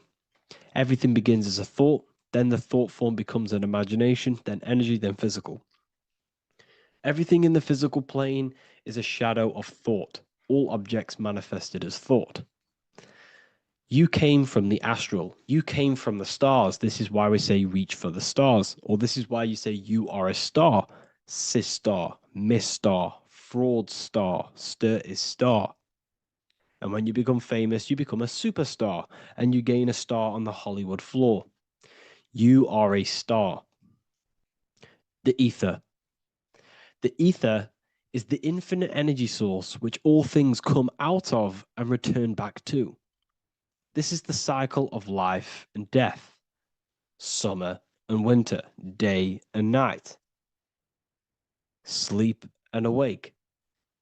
The ether is the infinite energy source which all things come from and will return back to. Okay, sorry about that little error.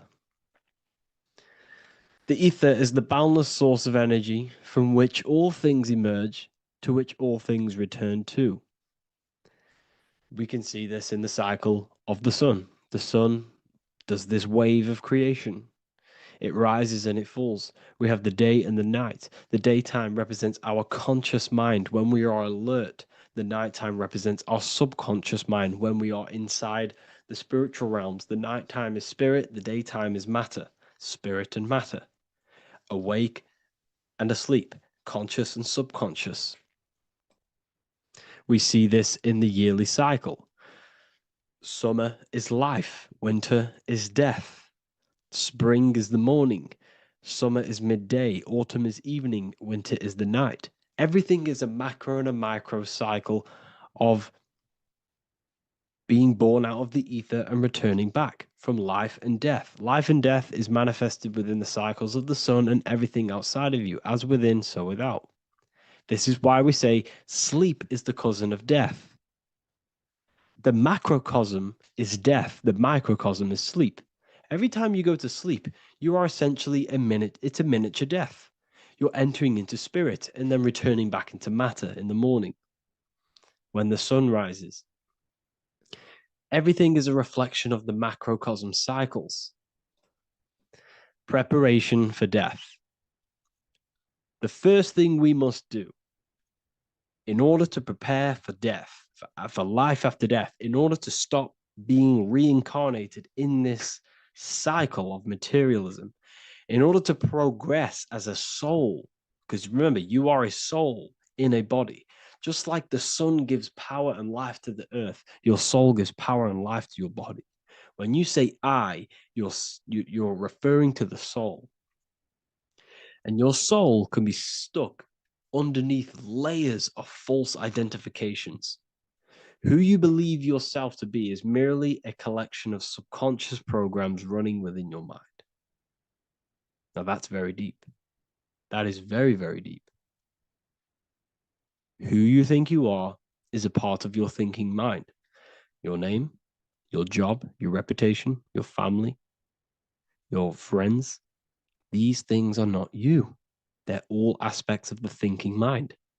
What happens if you meditate and you turn off the mind? Then all these things do not exist. You're left with the pure soul, the pure awareness, the pure observation. If you turn off the thinking mind, you're no longer your body, you're no longer your reputation, you're no longer your friends, you're no longer your job and your labels. You are the soul. That's the true you, the observation of the mind, not the thinking mind. The ego is the echo. It's an echo of your true self. The ego is your mind's perception of itself shaped by experiences, trauma, emotions, and beliefs. It is merely an echo of your true soul self. The ego is not you. Your mind is not you. You are the soul.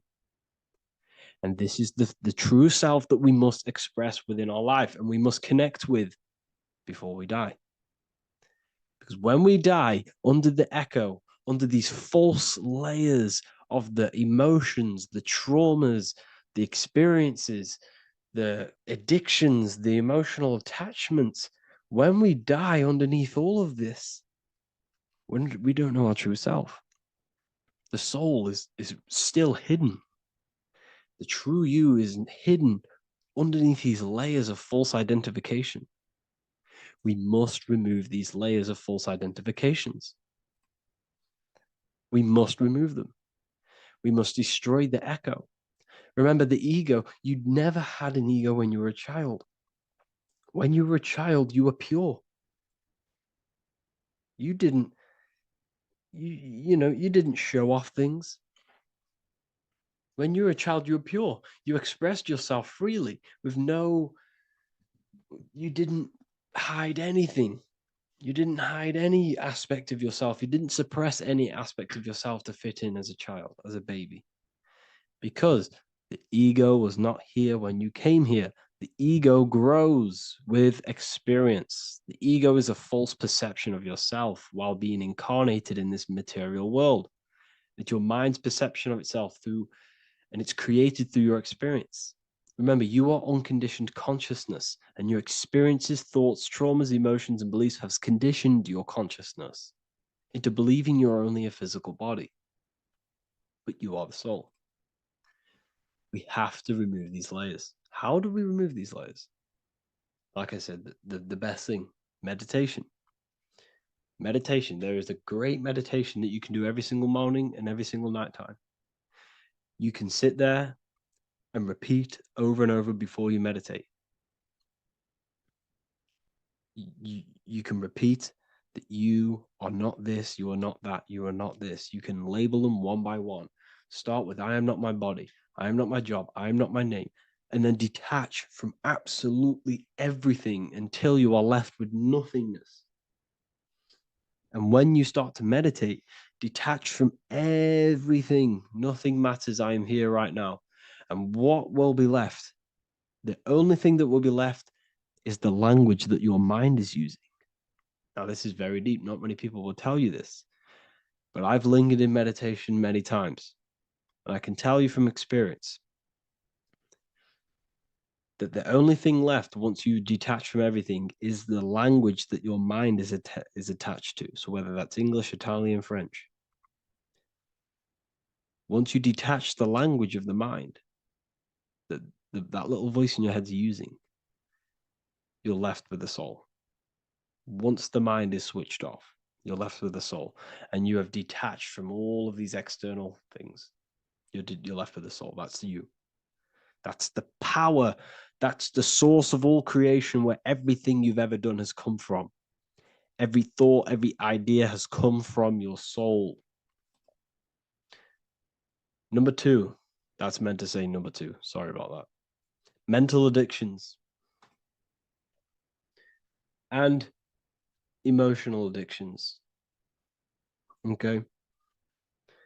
These two are very important. Mental addictions, this could be thought patterns, this could be the labels that we've just been talking about. Then you have emotional attachments, which is maybe you're too attached to an external thing. Maybe you're too attached to your phone.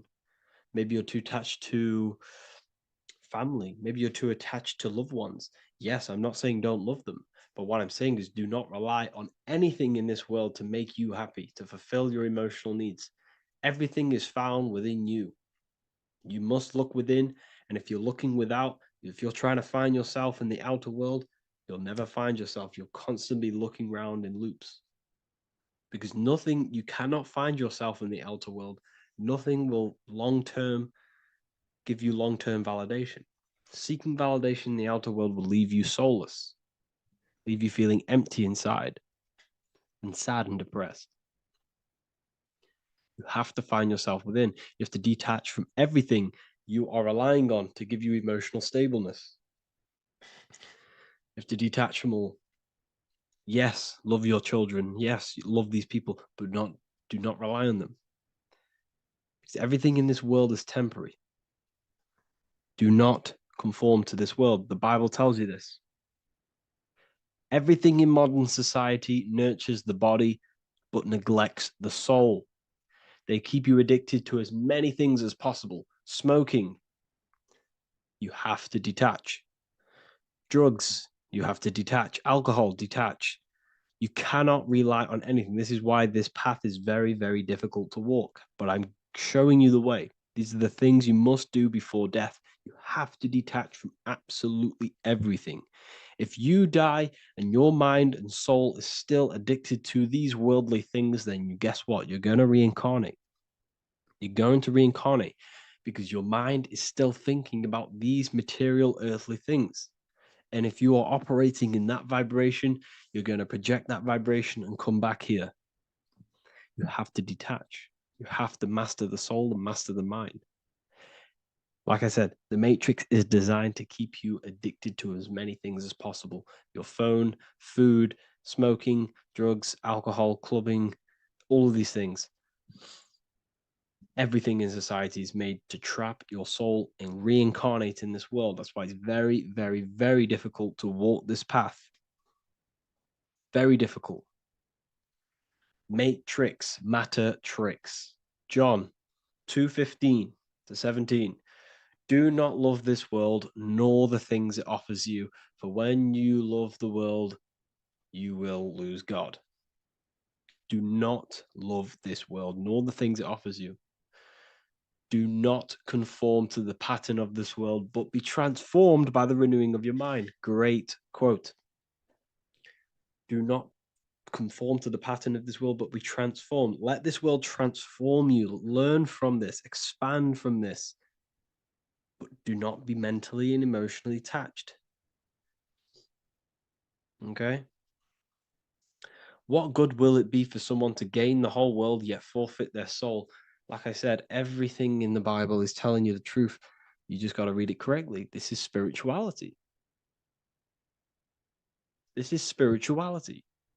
The Bible is spiritual. It's a spiritual text. We must disconnect from everything outside of us and connect with the true soul. Here we have the Egyptians showing you the soul leaving the body. Here we have the soul here. Here we have the Masons showing you the soul coming out. The soul is real. You are the soul. And when you leave this physical plane, you will go into the astral plane. That's where you came from. You came from the astral. You came from the stars. You incarnated into this physical body. Your consciousness fell into this material form to experience limitation, to experience a 3D world. So in order to ascend properly before we die, we have to let go of all the attachments. Every addiction you have, write them down. And one by one, tackle them. Before you die, you have to, or else you will reincarnate. This is the teachings of Egyptians. This is the teachings of Masonry. All of these addictions contribute towards life after death. Everything must be controlled, and we must be attached to the soul. I'm not saying I'm perfect. I'm not saying I'm perfect, people. We're all not perfect.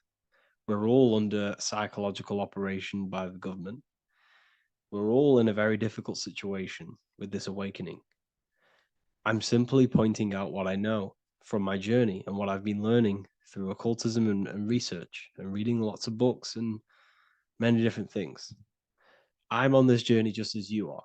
Maybe I'm further. Maybe you're ahead of me. We don't know. But this is what I'm sharing with the world. This is what I'm sharing with my research. And this is what makes sense. It's common sense. Look at everything around you. Everything's made to feed the body, not the soul. So, my beautiful watchers and fans and supporters, I appreciate every single one of you, and I hope this video has supported your journey. If you're feeling lost in life, if you're searching for deeper answers, whether you're seeking clarity, looking to expand your studies, or ready for personalized mentoring, this is your chance to connect with me live and receive insights tailored just for you.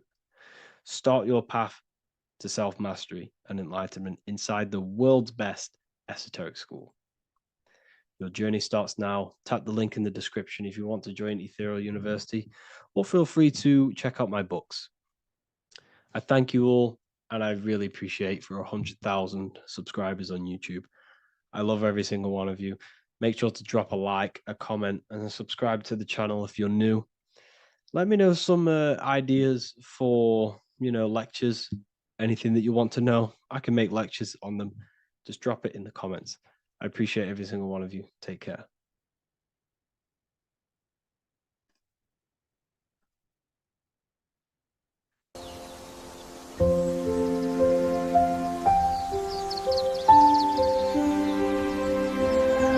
bookofwisdom.com. Visit today.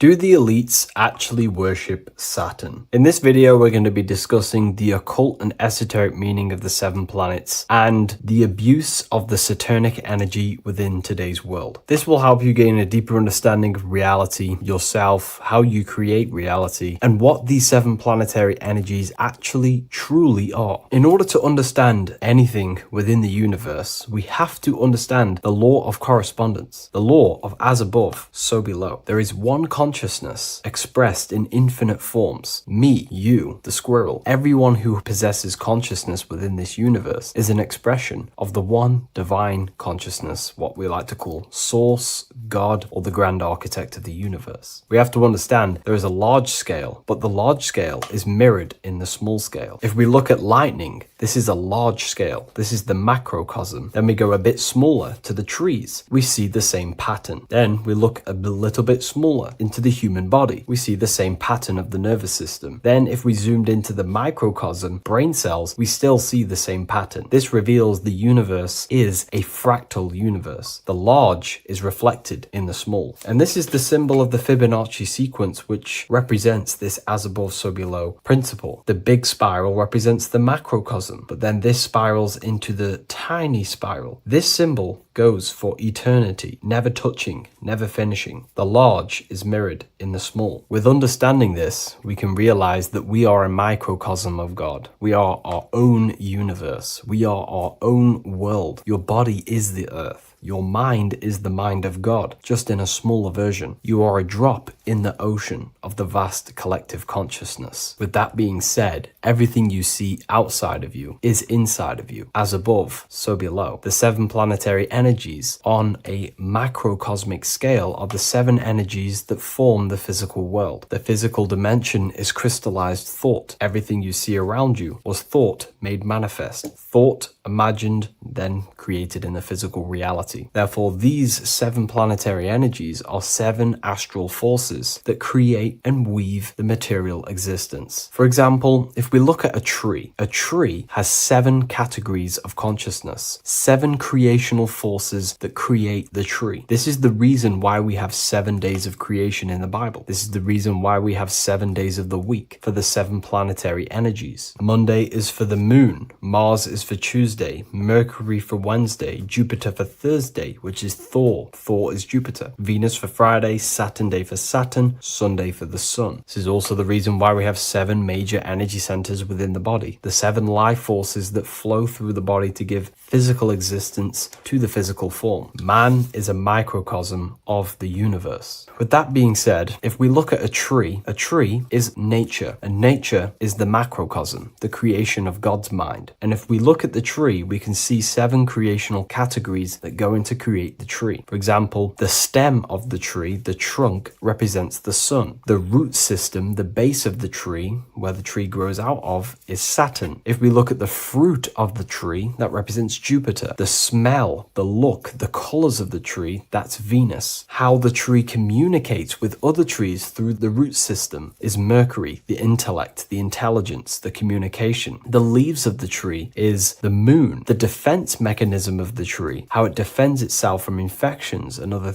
territories, is Mars. So we can see all physical matter, all physical creation demands these 7 categories of consciousness, these 7 planetary forces. But again, that is the macrocosmic scale. The macrocosm is reflected in the microcosm, which means you have access to these forces, these 7 planetary energies, and you use them to create anything in reality. You've been using them maybe unconsciously your whole life. For example, this book that I've created, the Book of Wisdom Volume 2, you can find it in the bio if you're interested in reading it. It has the 7 planetary forces that go into this tree, into this book. I used the sun, which is my passion and my drive to take actions. I used Mercury, which is my intellect, my thinking, my communication. I used Venus, the layout, the look, of the book. I use Mars, my defense of my work, my trademark, my copyright. I use Saturn. Saturn is my time, my discipline, my attention. I use Jupiter, which is the why, the reason why I created it. I used the moon, which is my care. My care is the generative force. Whatever you create in your reality is because you care. You care about keeping a house above your head. Therefore, you go to work and earn money. Care is the driving force to create anything in reality. What you see right now watching this video is because you care about watching this video. If you lose care about watching the video, you will turn it off and continue to do something else. All creation demands these 7 forces, hence why we have here a midsection. Sometimes we see the symbol of the earth, which is a circle and a cross in the middle, because these 7 forces create earth. But again, this video is specifically aimed to Saturn. We're going to be discussing Saturn's Saturnic energy because there is a lot of misunderstanding in today's world, and I'm going to give my perspective and my research on the energy of Saturn and how we use it and how it's being abused in today's world. Saturn externally, because remember, we have an external world, an internal world, a macro and a micro. Saturn externally in the material plane governs the foundational and enduring aspects of existence, such as the roots of plants, the bones of our body, even the insects that dwell beneath the ground. It represents the dull, hard, unyielding forces of life, symbolizing structure, limitation, and conditioning. Under Saturn's influence, things become rigid, bound by the god of time, bound by restriction and boundaries. In Roman mythology, Saturn is revered as the god of time, ruling over the cycles, beginnings, and endings. This connection with this emphasizes Saturn's role in marking the passages of life, aging, and inevitable constraints we all face. Internally, inside yourself, the microcosm. Internally, Saturn embodies the conditioning within our own consciousness. When Saturnian aspects of consciousness dominates, we become overly rigid, fixated, restricted in our thinking and actions. For example, Saturn's influence is strongly felt in today's world, where many people's minds are confined to societal norms and conditioned responses. The pervasive control Saturnian energy can lead to the sense of limitation, as people become trapped within structure imposed by society and power structures. However, we have to remember that limitation, there is dark and light. Limitation is not bad. This is why Saturn is connected to the god Satan. They are the same being. It's something that restricts, holds back, and keeps you limited, conditions and limits consciousness to its lower power. Saturn is a great teacher, guiding us through difficult life lessons that ultimately lead to growth and expansion and power. Although Saturn's energy is harsh and often challenging, it helps us to develop resilience, discipline, and wisdom. Yet in modern age, this energy has overpowered the minds of the masses, fostering excessive rigidity and limitation. Instead of being ruled by Saturn's constraints, we should seek to embrace more freedom, love, joy, balancing Saturn's lessons with openness and fluidity in our life. So like I said, Saturn rules law. Anything that is limiting or holding back, something that is a restriction or a wall. This is why we see judges wear black robes. The color black is associated with Saturn because Saturn rules over the nighttime and the winter time. Capricorn, they wear black robes. A graduate also wears a black robe with a black square cap on its head because black is associated with Saturn, restriction, limitation. University graduates wear this. Personally, not to offend anyone, these educational systems that we have in today's world are not here to give you power, to find you the power of consciousness or yourself. They are simply to restrict you, to keep the mind limited in a certain belief system. That's not to say the things in university are completely useless, but what I'm saying is it is a conditioning by the educational system. And if we actually look at the top of the hat, it's a square over a circle. And in Freemasonry, we see the compass on top of the square. In Freemasonry, we see the square underneath the compass on top of the square. The square creates squares and the compass creates circles. So this is symbolizing the square, which is matter, the circle, which is spirit, matter over spirit when it needs to be spirit over matter. This is a symbol of conditioning, limiting the mind into being locked in the 5 senses and base consciousness. Saturn's energy is keeping people restricted. This is why there is so much Saturn symbolism in today's world, because Saturn is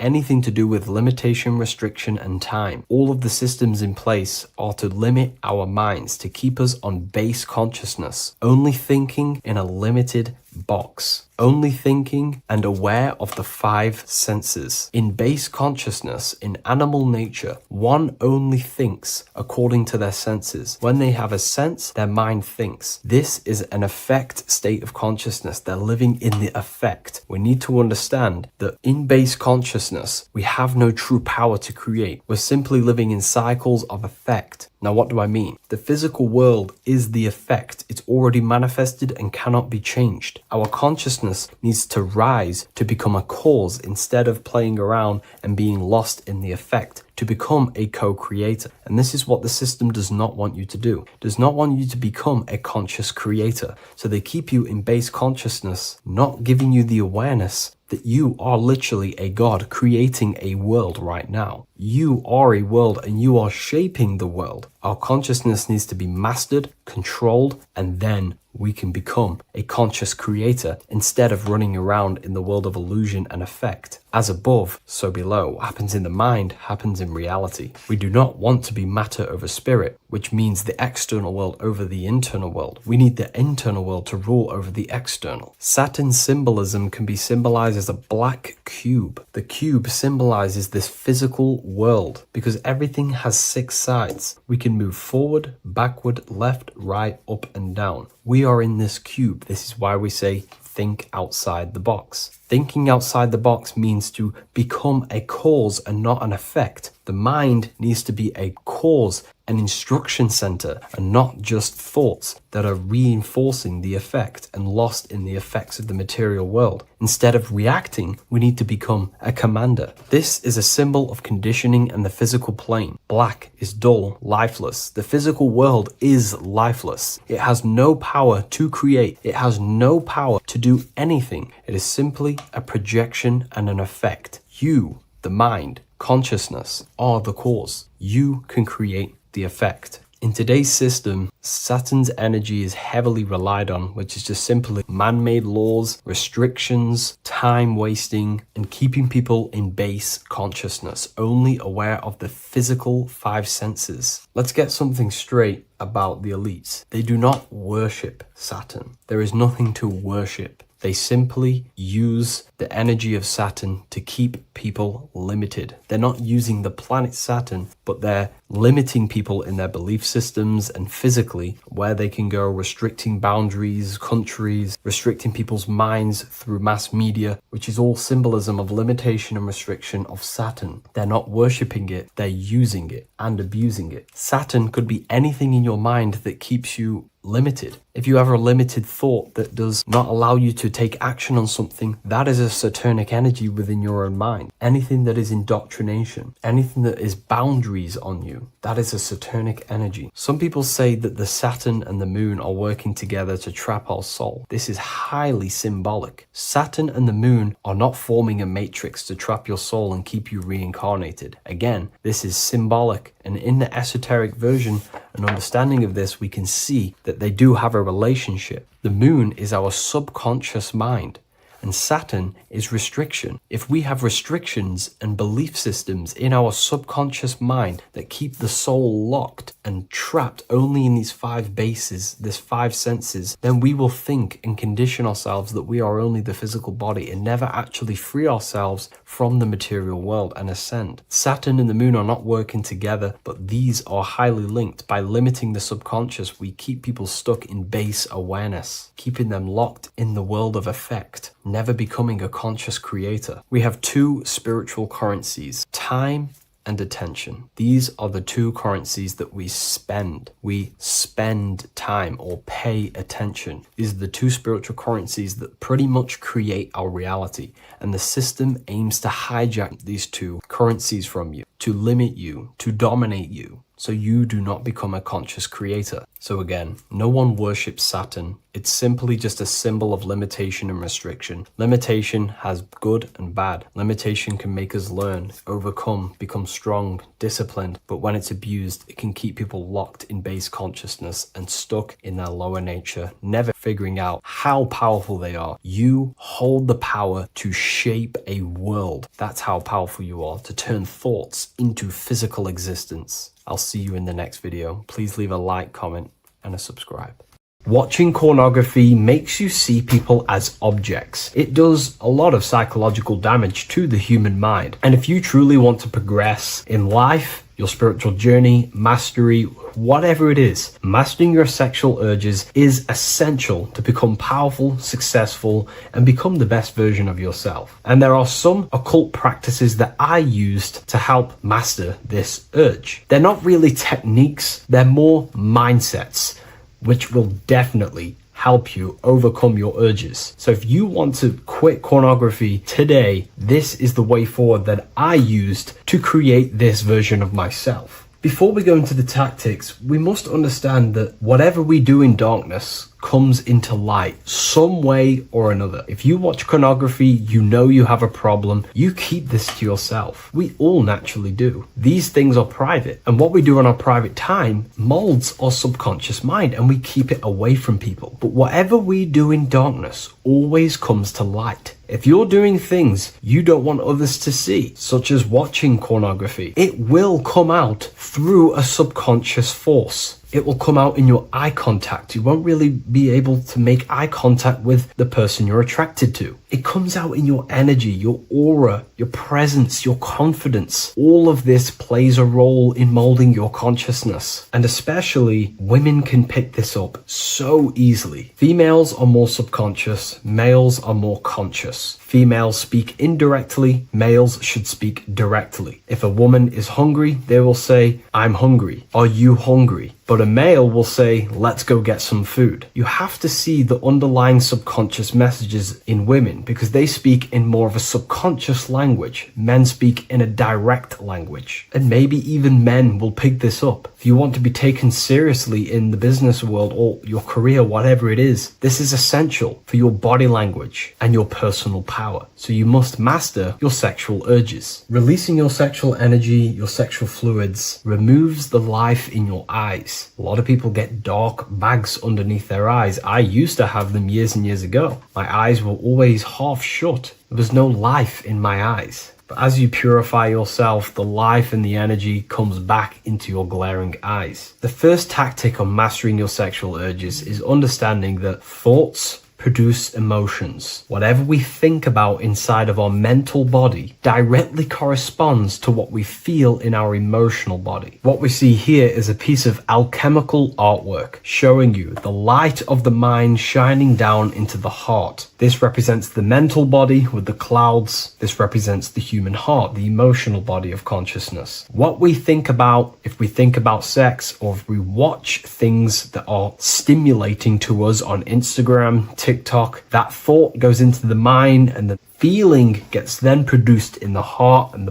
body becomes aroused. What we think inside of our brain becomes emotional energy in our heart. As above, so below. And what becomes in our heart is what we take action on. We take action on emotion. Human action, human behavior pretty much comes down to what we feel. We only act on what we care about or what we love. If you love that feeling of watching pornography, that is the reason why you're taking the action. So keeping this in mind at all times is very important in your journey of self-mastery. What you think is what you feel, and what you feel is what you act upon. Remove stimulations that can possibly produce that thought of watching pornography. Unfollow the people. Purify your environment so these thoughts do not enter your mind. And if you do become stimulated, remember, thoughts produce emotions. Change your thoughts. Think about something else instantly. The more you think about it, the more you feel, and the easier it is to take action upon it. And the second tactic that I say to myself is that it's all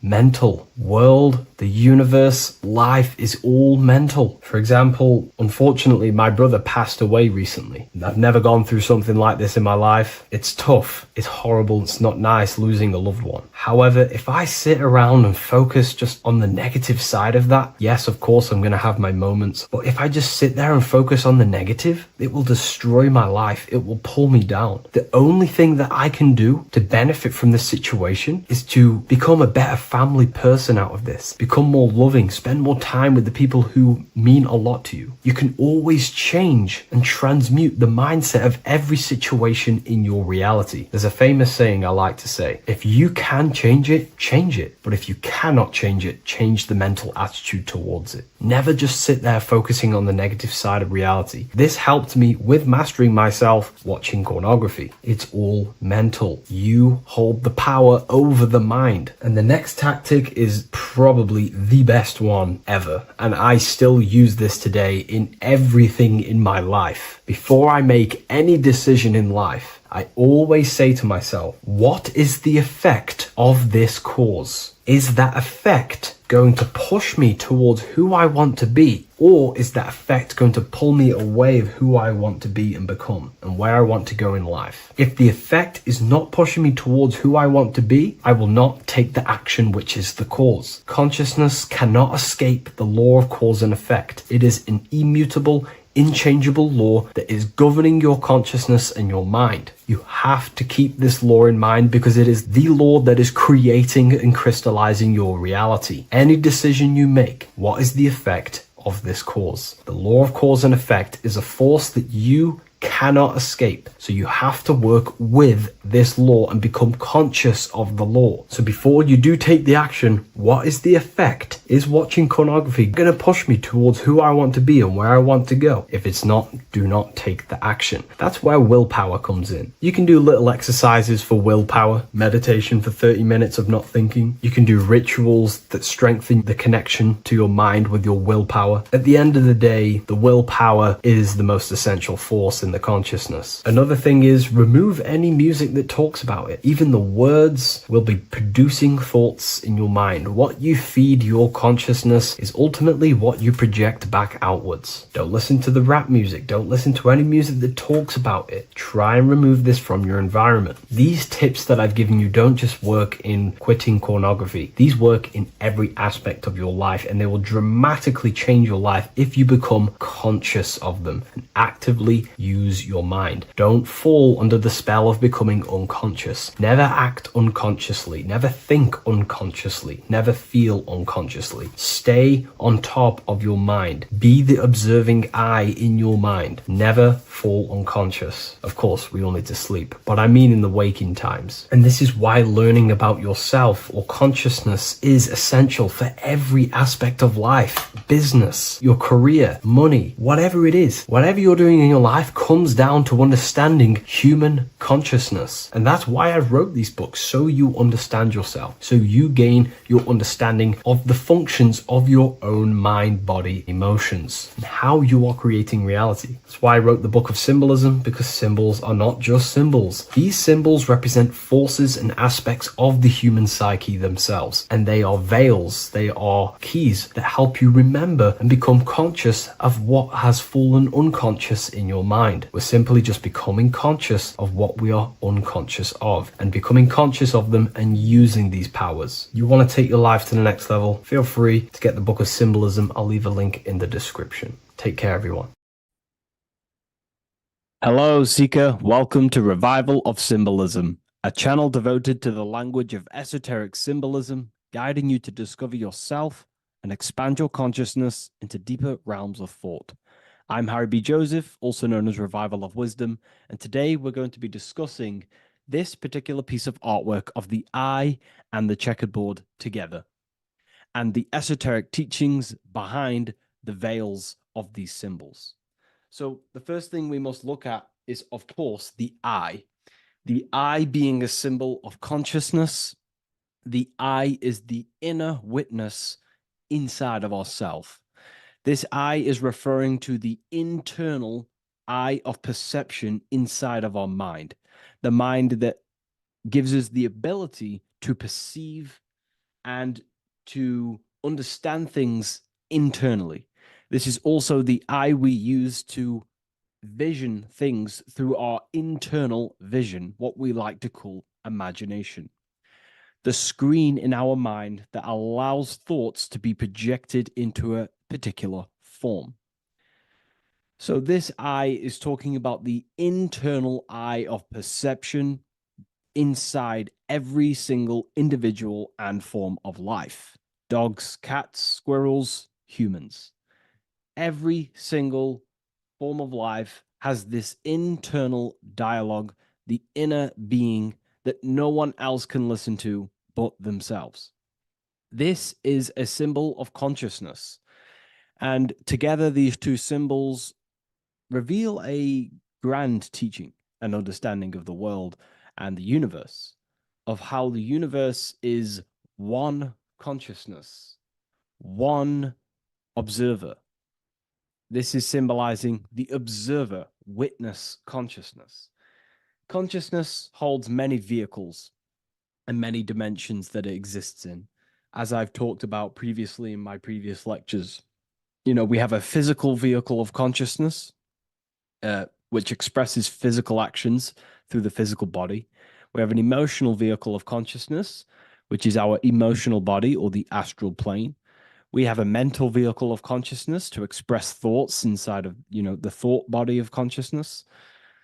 We also have a witness side of our consciousness.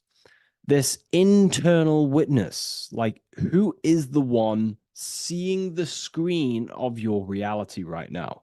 Who is the one seeing it? Not looking, who's perceiving the screen of reality through your eyes? Well, that would be the inner witness. And that inner witness is also perceiving your thoughts. A lot of people become identified with their thoughts, and they let the changes, the ever coming, unfolding changes in their mind, world, become a part of who they are. And they get caught up in the world and the changes that happens to them. And a great teaching that I've come across this last year is to never identify with the ever changing circumstances that happen in life. When things are tough, when things are bad, always remind yourself that you are the witness of your thoughts and you are the witness of this reality. You are the one witnessing your thoughts, emotions, and actions. You are the one behind them. So when things get tough, try not to get too indulged in these negative things. The I is the witness. Connect with the witness. And this is the same I that sees the screen of your reality, and it also sees the screen of your dreams.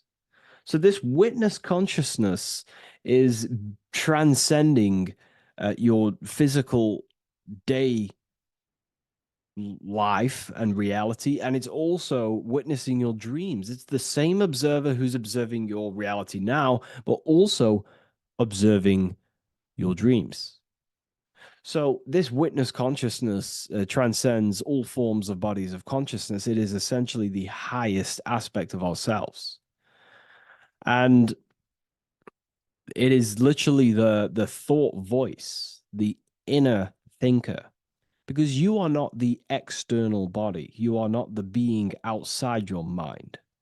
You are the being inside your mind who is actively thinking. I like to call what you are, what we are as consciousness is consciousness in action. We are the thinking inner thinker, the inner being. And it's about becoming into contact with that inner being again to unveil who we truly are. If we sit back and truly have a thinking session of, closing your eyes and going inside yourself, and you ask yourself, who am I truly? Who am I beyond all of my beliefs, memories, my body? Who am I beyond that? And it will lead you to the inner voice, the inner dialogue. But again, you are not the voice. You are the one hearing the voice. You are the silent, invisible one, the one behind the veil. So this is ultimately what the I is representing. It is representing the inner self shining, looking down upon the earth, upon duality, right?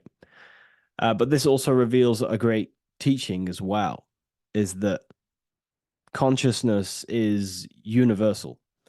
It is not something uh, solely given to you. It is universal. It is a part of a greater whole. Consciousness is personal and also impersonal. We have our personal sense of self. We have this inner voice. We have this sense of who we are in this world. And that is our personal sense of self. But you can also transcend the personal sense of self by turning off the mind and fading into the collective impersonal consciousness, which is ultimately what you call transcended states of consciousness, altered states of consciousness, or astral projection. When you astral project, you are simply accessing this impersonal aspect of consciousness.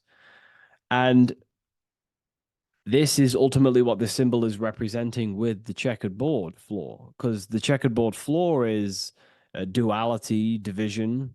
There is many, many different forms, but the I is singular.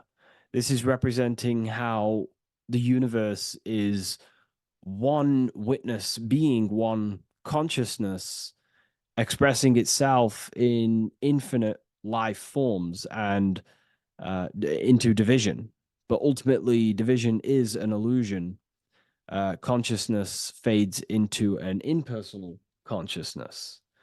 So the checkerboard floor and the eye above symbolizes how consciousness fractals itself and crystallizes into many different forms of personalized consciousness.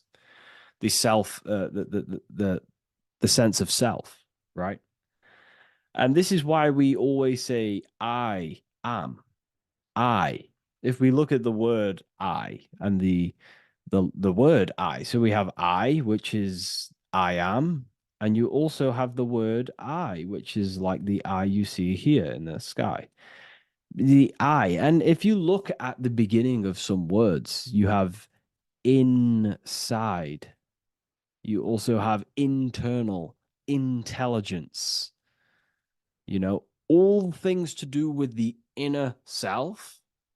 Most words begin with an I, which is, I find, is a great connection because it's referring to the inner intelligence, the inner being, the inner sense of self.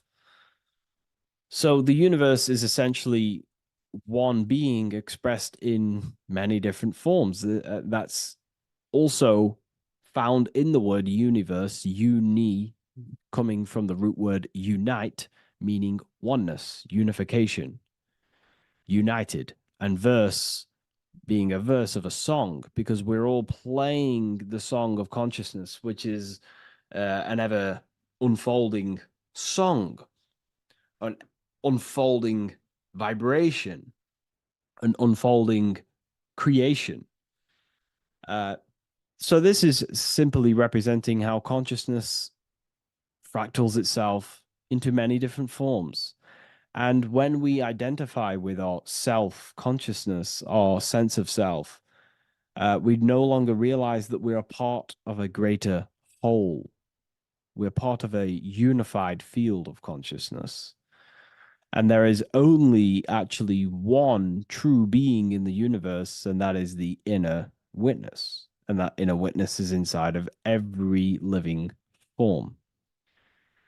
And in order to truly process that, it takes a lot. You have to disintegrate who you truly think you were before you wake up to this universal truth.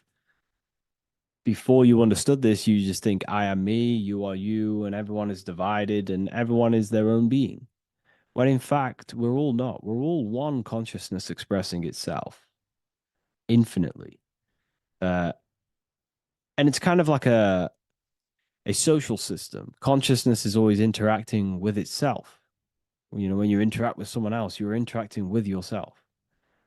It's a very mind-boggling concept to truly understand. But again, in order to truly understand this, you have to let go of who you thought you were. And when you do no longer identify with your personal consciousness and you identify with the witness consciousness, you become unified with the whole, with the greater, with the collective consciousness. And this changes the way you think, you feel, and act because you then realize that we're all playing a part of creation on this earth. You know, we're all contributing towards the building project of Earth. And your thoughts, emotions, and actions also hold a great impact on the building project, your contribution towards humanity and the collective. And you start to have empathy for other people and you start to care for other people naturally by understanding this concept. And it's a very important concept because if the whole world truly understood this, we would live in a better reflection in the material world. The world would be reflecting a better place because the world is simply just a reflection of consciousness. And the world today is so bad because people's thoughts and consciousness is not in the greatest state of mastery, of self realization, and people don't understand who they truly are. And a religion plays a massive part in this. Our whole lives, we're stuffed with someone's going to come and save us. Jesus will return and save the whole world. It's to me, to be honest, it's complete utter nonsense.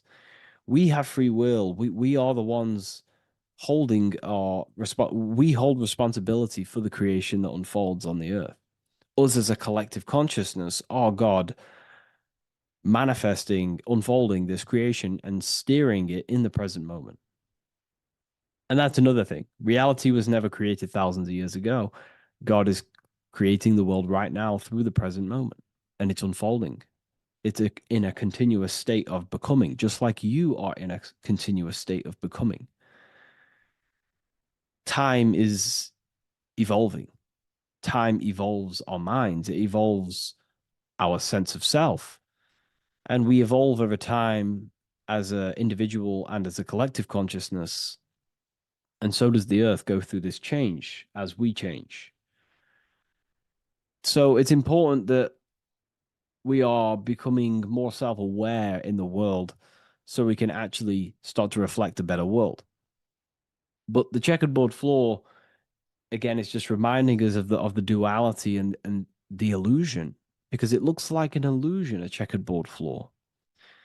It's an illusion. The physical world, if you only look at the world through the eyes, you will live in the veils of illusion and never see the light, the higher understanding of the world.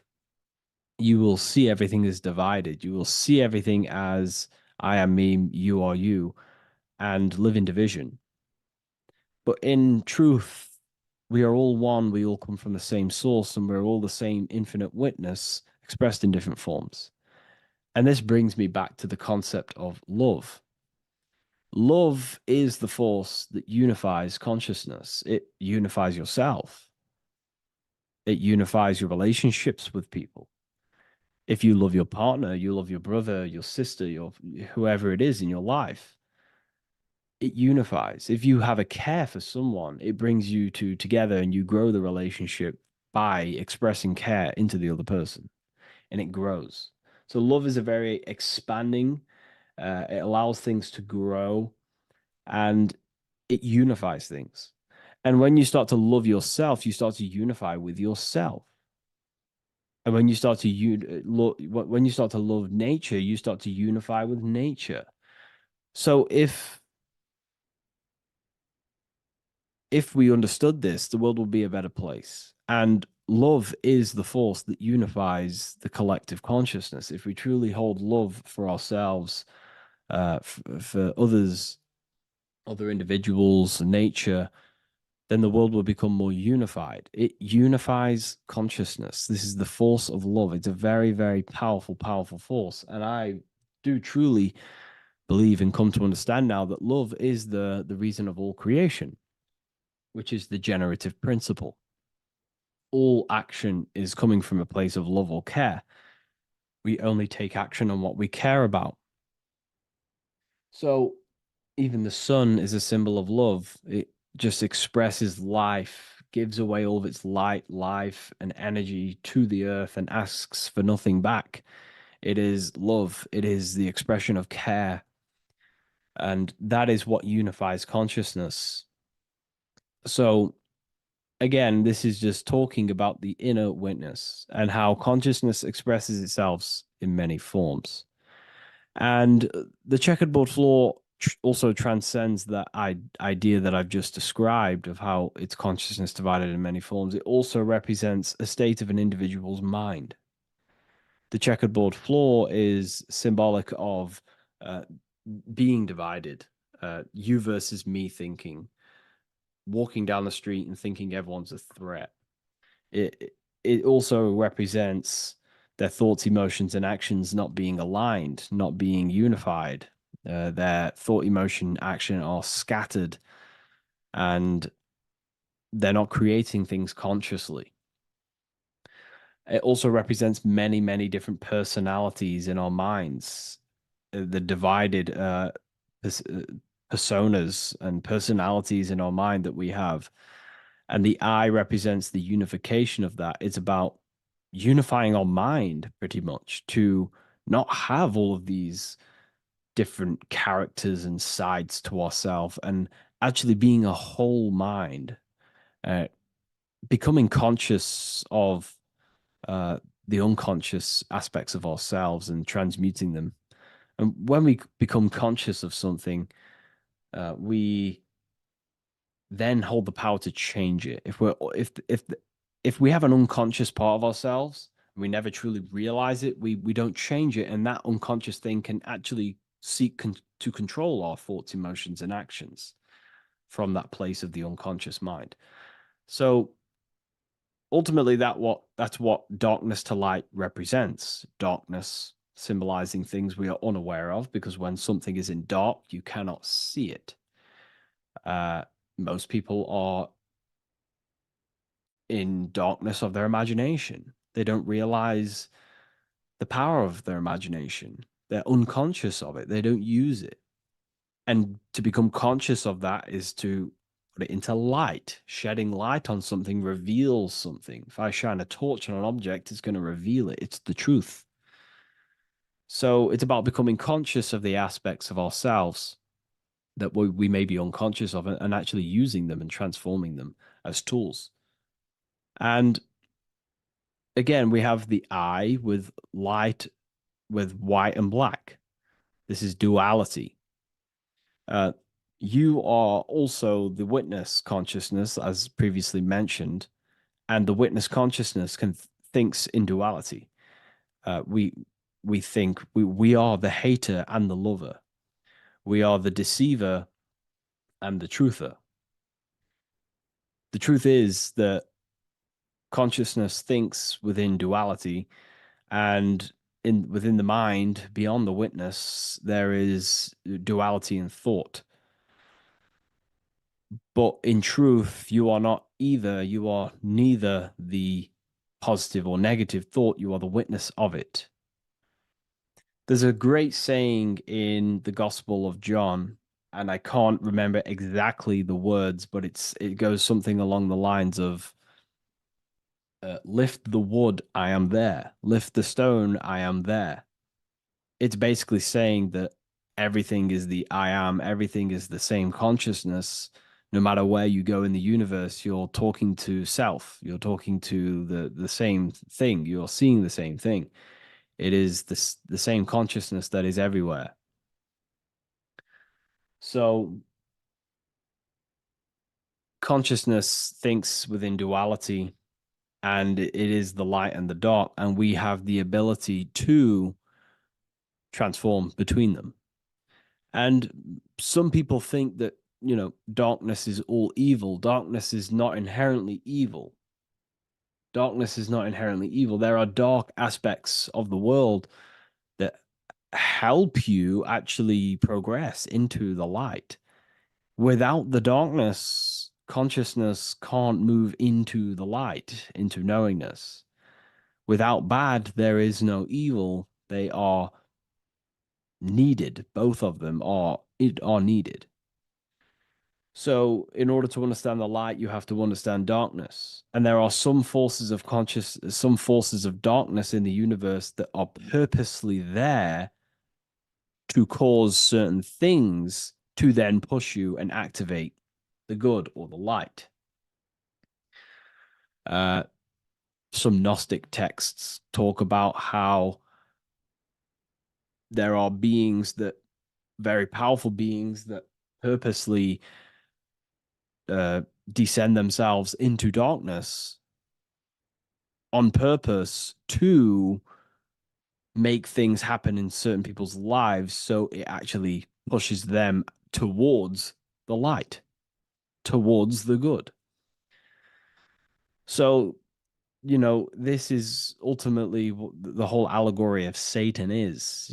Satan was created by God, and Satan is necessary, which is symbolic of darkness. It's symbolic of evil, the evil forces of the universe, because the universe is simply just one force of consciousness, and that one force can express itself in good and evil. The power of the mind can be used to kill, or the power of the mind can be used to create amazing things. So there is only one force in the universe, symbolized by the one eye, the one force of consciousness, and that one force can be used for light and dark, which is the checkerboard.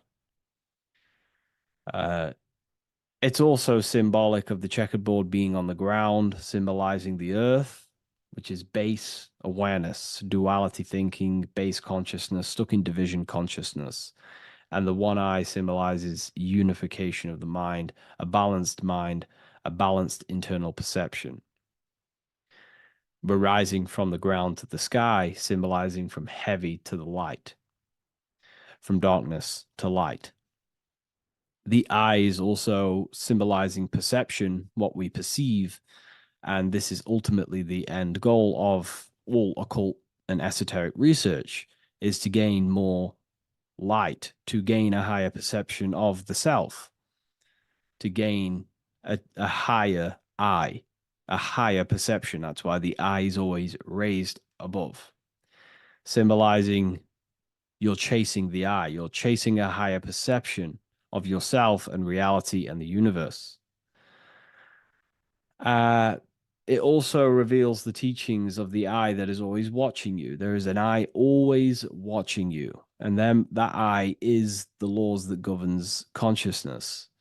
Consciousness, or your mind, is governed by certain laws that your mind cannot escape, such as cause and effect, vibration, mentalism, correspondence, rhythm. The 8 universal principles that pretty much crystallize consciousness into a reality. Your mind cannot escape the law of cause and effect. That force is too powerful to escape. Therefore, this is the eye watching you. This is the eye that has governance over you. It is the laws. But then again, on a negative context of the eye can then become a symbol of surveillance. Hence why certain organizations and companies in the world use the symbol of the eye, symbolizing surveillance, gaining, manipulation and surveillance over humanity and certain things and data.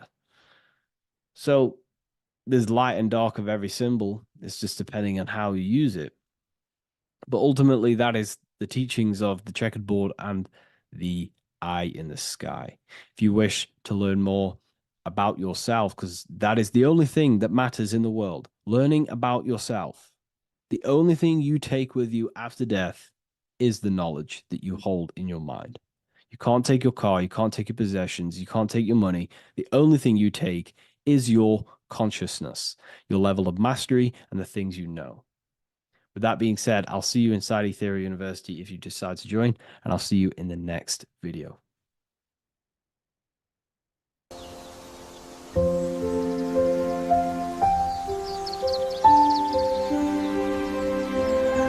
bookofwisdom.com. Visit today.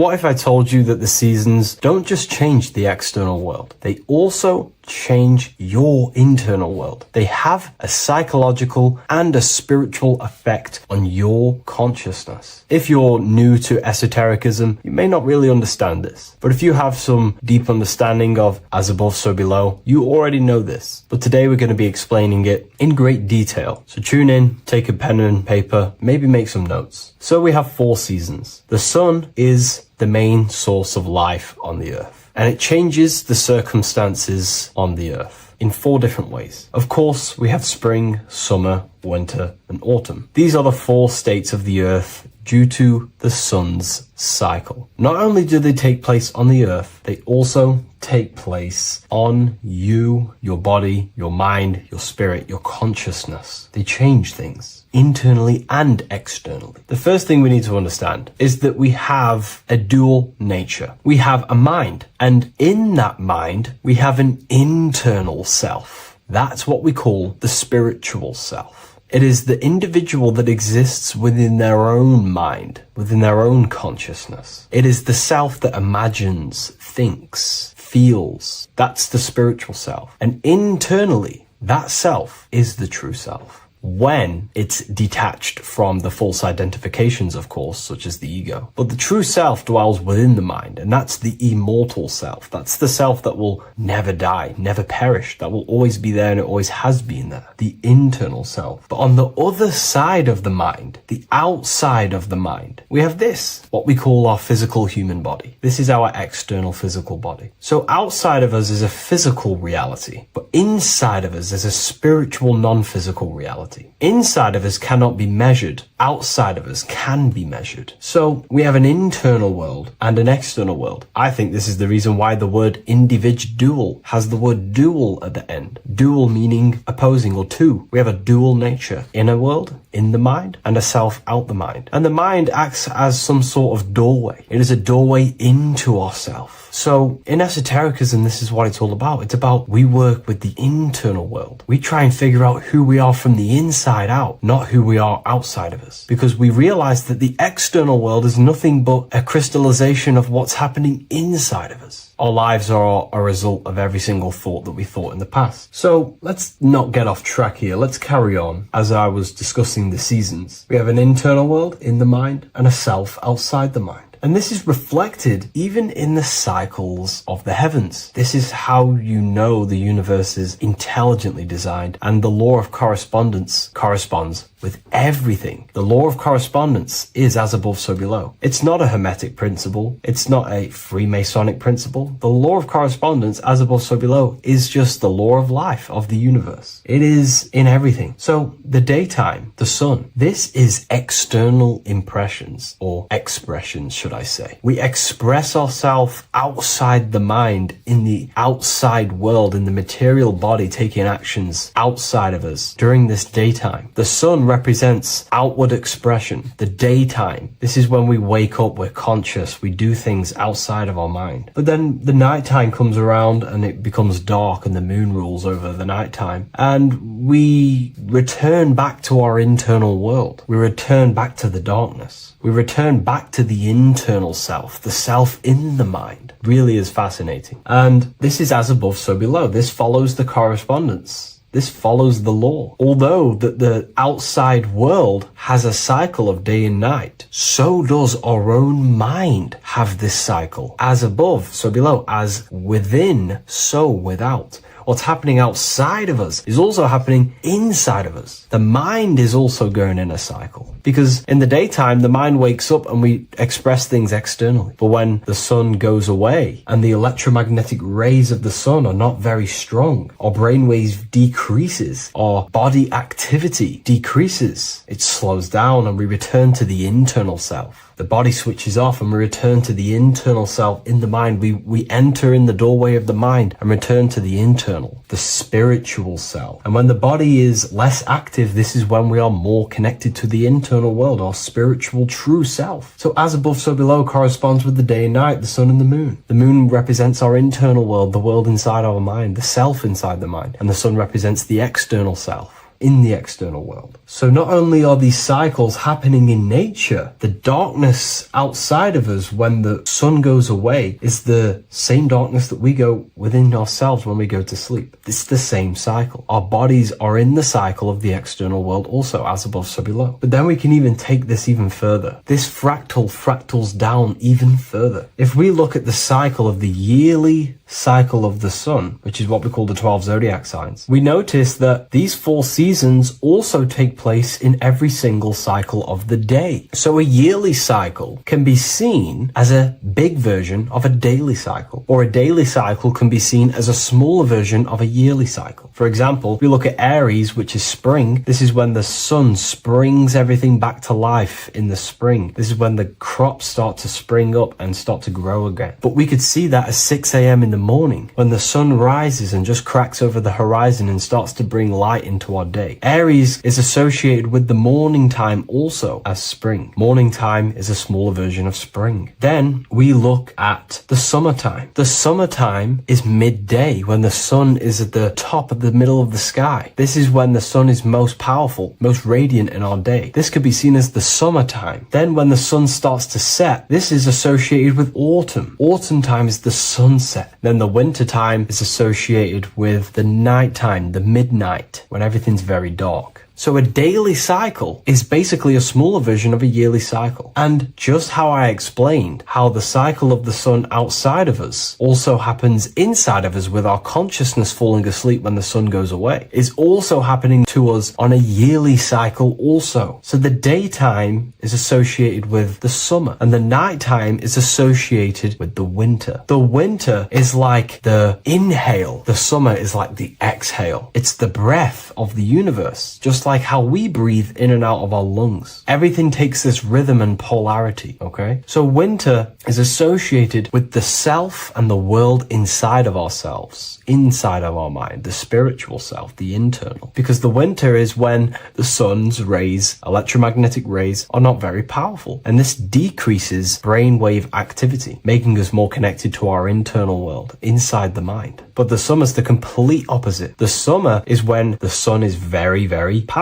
And the sun's powerful electromagnetic rays increase brain activity, making us more actionable in the physical world outside of our mind, in the external world. So summer is the daytime and winter is a big version of the nighttime. Vice versa. Just like how in the winter, we're more in the house. We're inside buildings because it's very cold outside. Animals hibernate. They go inside. They go into little places. They collect all their food and prepare for the winter. They go inside. They go in darkness to hibernate. So does our consciousness, our spirit, the self inside of our mind. We can use these cycles to our advantage, to evolve spiritually, to connect and be more balanced. You know, I've mentioned a lot of this inside the university to my members, to the family inside of there. We discussed this. We had a great discussion about this. And, you know, the live calls we have are priceless. The conversations you can have with someone when they're awake, you never forget them. You always have deep, meaningful conversations. And we discussed this deeply, and we're going into some interesting things about how we can use these types of changes in the seasons for our spiritual growth. We even discussed about spring and autumn and how they're associated with the different spiritual bodies that we have. But anyways, let's not get off track. Lucid dreaming,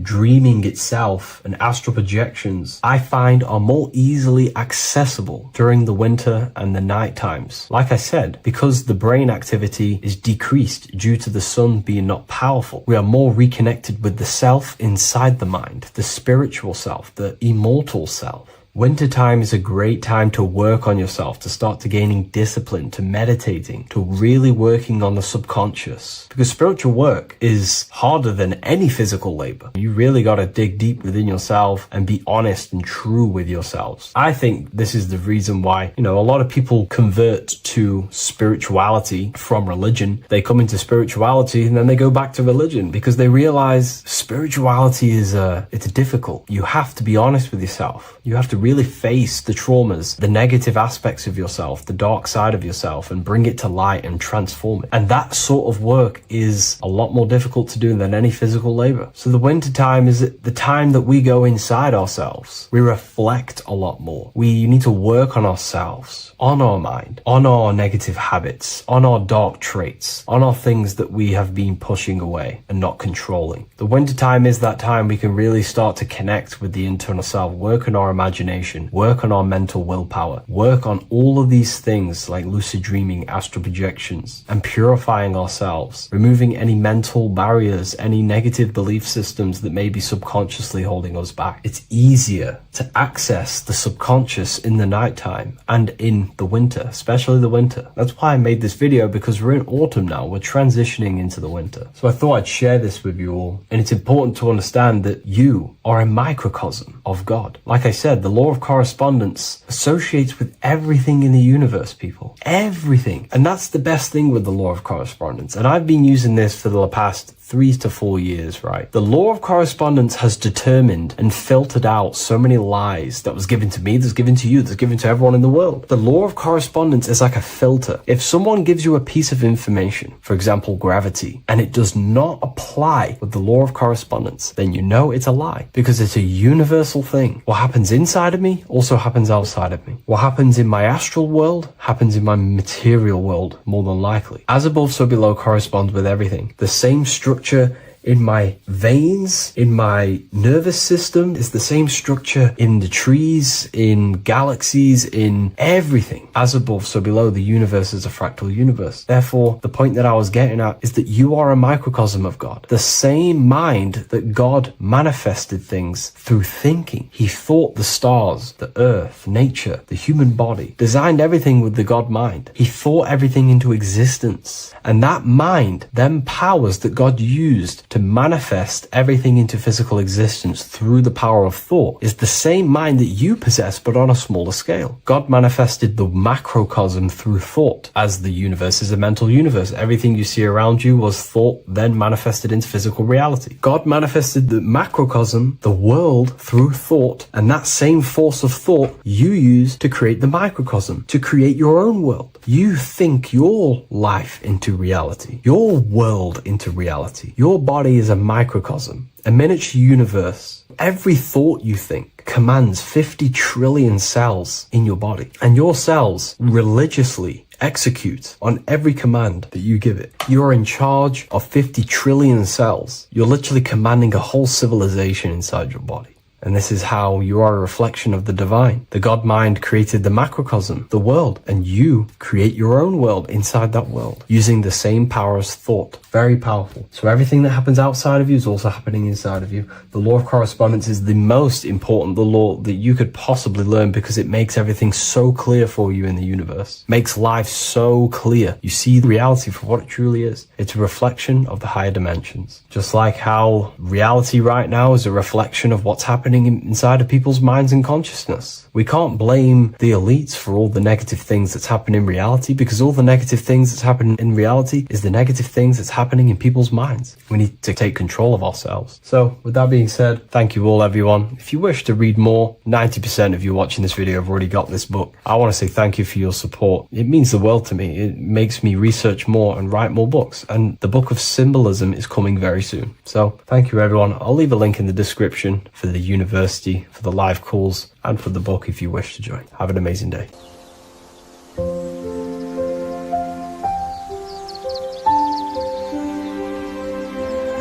bookofwisdom.com. Visit today.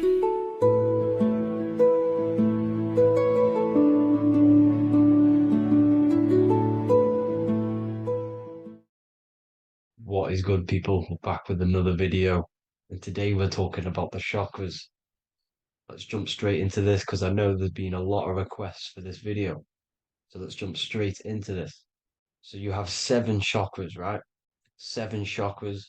And these chakras are feeding off your electromagnetic field, known as your aura. This is both positive and a negative pole, male and female, right?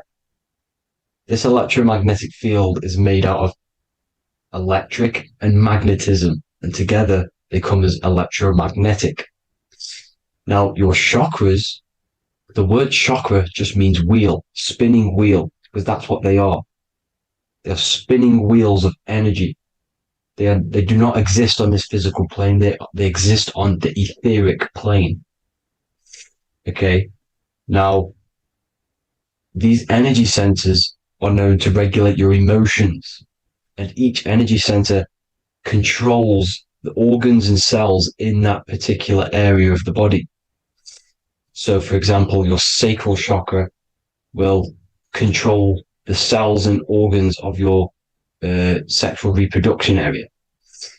Okay, the navel chakra or solar plexus will control the digestion in your body. Same with the heart, same with the throat, right? So they are like mini brains for each center of your body. They run along up the spine, but notice the crown chakra exists outside the body. It's just above the head. Now, this process of the chakras is obviously the 7 colors of the rainbow, starting from red, which is the lowest vibrational color, all the way to violet, which is the highest vibrational color. This, like I said, these energy centers are feeding off your electromagnetic field. So if these chakras are unbalanced, they are taking too much energy from your electromagnetic field, making it weaker. Now, this is the North Pole. As you all know, the Earth is flat, and we live inside of a giant torus field, and the North Pole is the Earth's heart chakra. And this is why the aurora borealis, or the northern lights, whatever you want to call them, that's why they are green, and they are being emitted from this center point of the Earth, because it's symbolizing the heart chakra, which is green, right? Now, you do work your way up to these. However, this is a torus field. You are a torus field. You have different layers of this torus field, right? And you need to balance all of these chakras, but you can't move up these chakras until you open the one below it. So it's like a stairway. You can't go to your solar plexus without going through your sacral. You see? So you have to work up these. However, you have to work up these and then live from the heart, because the heart is the center of the torus field. It's the balance between male and female poles, positive and negative poles. So you have to balance all of these chakras and then bring them all into one, which is the heart chakra. Now, they exist on the etheric plane. They exist on the etheric plane, and the etheric plane is a layer of the material plane. It's the one higher than the material plane. And then after the etheric plane, it melts into the astral plane. So they exist just between the physical and the astral aspect. Now, this is the yin and yang matter, which is the lowest root chakra, physical matter, and then to spirit, because high vibrational matter turns into spirit, low vibrational spirit turns into matter. So they're interchangeable. This is the yin and yang. Now, when you see ancient paintings with the halos, you see this is like a toroidal field coming out the top of his head, you see, with a halo. This was symbolizing in the old days, in the ancient days, that they've aligned their chakra, they've reached Christ consciousness, which is God consciousness, right? Now, this electromagnetic field is the apple that we bit out of in the Bible, because you see that apple is a torus field. So they were metaphorically or personifying the torus field. That's what the Bible is. It's a massive personification. It's all metaphors. You have to read it properly. It's got a greater meaning behind it. Now, when we bit from the apple, we ate from the tree of knowledge, which is good and evil. Our lower mind took over, so we materialized to feed our physical bodies. We materialized through Saturn. That's what Saturn does. Now, if you don't understand that, go and watch the video previous to this one called Occult Secrets of Saturn. And that will show you how Saturn is the materializer. Now, this is one of the secrets behind the Masonic compass, electric and magnetic, male and female, duality, positive and negative. Now, like I said, they teach you about the torus field, about a magnet in school, but they don't teach you about your electromagnetic field. Everything alive has a torus field. It is the building block of this creation. Absolutely everything has a torus field. There's not one thing without it. And as you can see here at the center of the apple, that's where the seed is. That's where the life is. The reproduction of that organism. As you see, this is where the most electromagnetic energy is stored, in the center, because this is where the two duality, this is where the field meets at the very center. This is why the seed is at the very center. Now, your spine is a elongation of the brain. The brain is heaven, and the bottom of the spine is hell. So this is Saturn, which is the root chakra. The 7 planets are associated with each chakra. Moon equals mind. Okay. Now Saturn is physical matter, as I've just explained. This is the lowest vibrational color. And they want you trapped down here, which is your hell state, your animal nature, your physical nature. They want you to identify as the physical body. They don't want you to reach these higher states of consciousness. Okay? Now, in the brain, you have 12 convolutions. Now, this is what they were symbolizing in the Bible with the 12 disciples. And obviously in the Bible, it says the upper room where Jesus met with his disciples. This is heaven, the brain, the higher states of consciousness. Now, this is your North Pole. This is Jacob's ladder. Okay. This is why you have 33 levels of Freemasonry, because it's symbolizing the 33 vertebrae, which are these little things here on the back of your spine. Because once the Kundalini energy from the bottom of your spine rises to the top, this is when you get enlightenment and opens your third eye. Spiritual enlightenment. As you can see here, this is Jacob's ladder. This is the Kundalini symbol, right?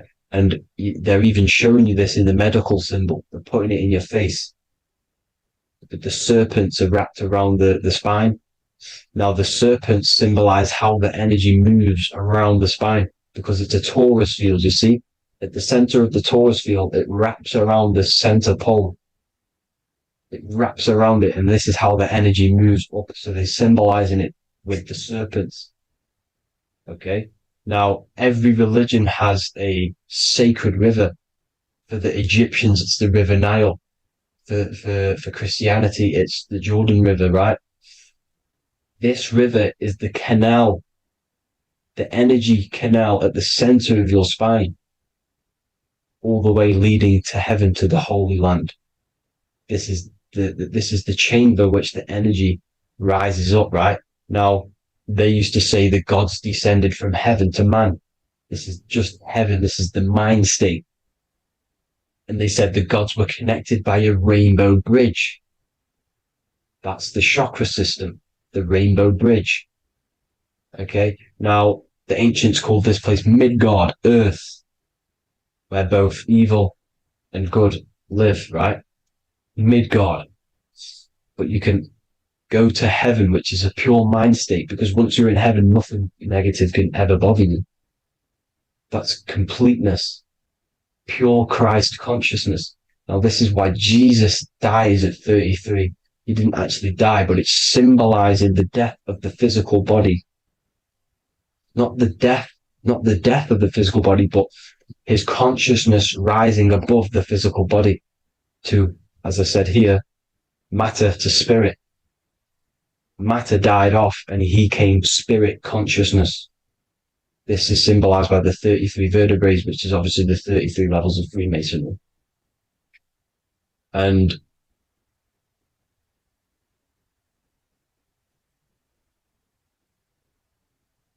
now the pineal gland, which is at the very top of this Jacob's ladder, or the River Jordan, the canal, your 33 vertebrae on your spine. This is where the pineal gland sits, right? At the very top, at the center of your brain. Now, there's multiple ways this was symbolized. The Eye of Ra, which is used by the Egyptians. Now, this pineal gland is the seat of consciousness. This is where your consciousness is stored, right? And the ancient Sumerians used the pine cone, hence why it's got the word pineal gland, the seat of the soul consciousness. It produces DMT, dimethyltryptamine, which is known as the spirit molecule. And the pineal gland is wrapped in microcrystals, and we all know crystals transfer frequency and energy. Now, radios use crystals. A radio is a frequency transmitter, turning a frequency into a frequency that we can hear with our ears, right? Because all the radios are actually playing right now in your ears.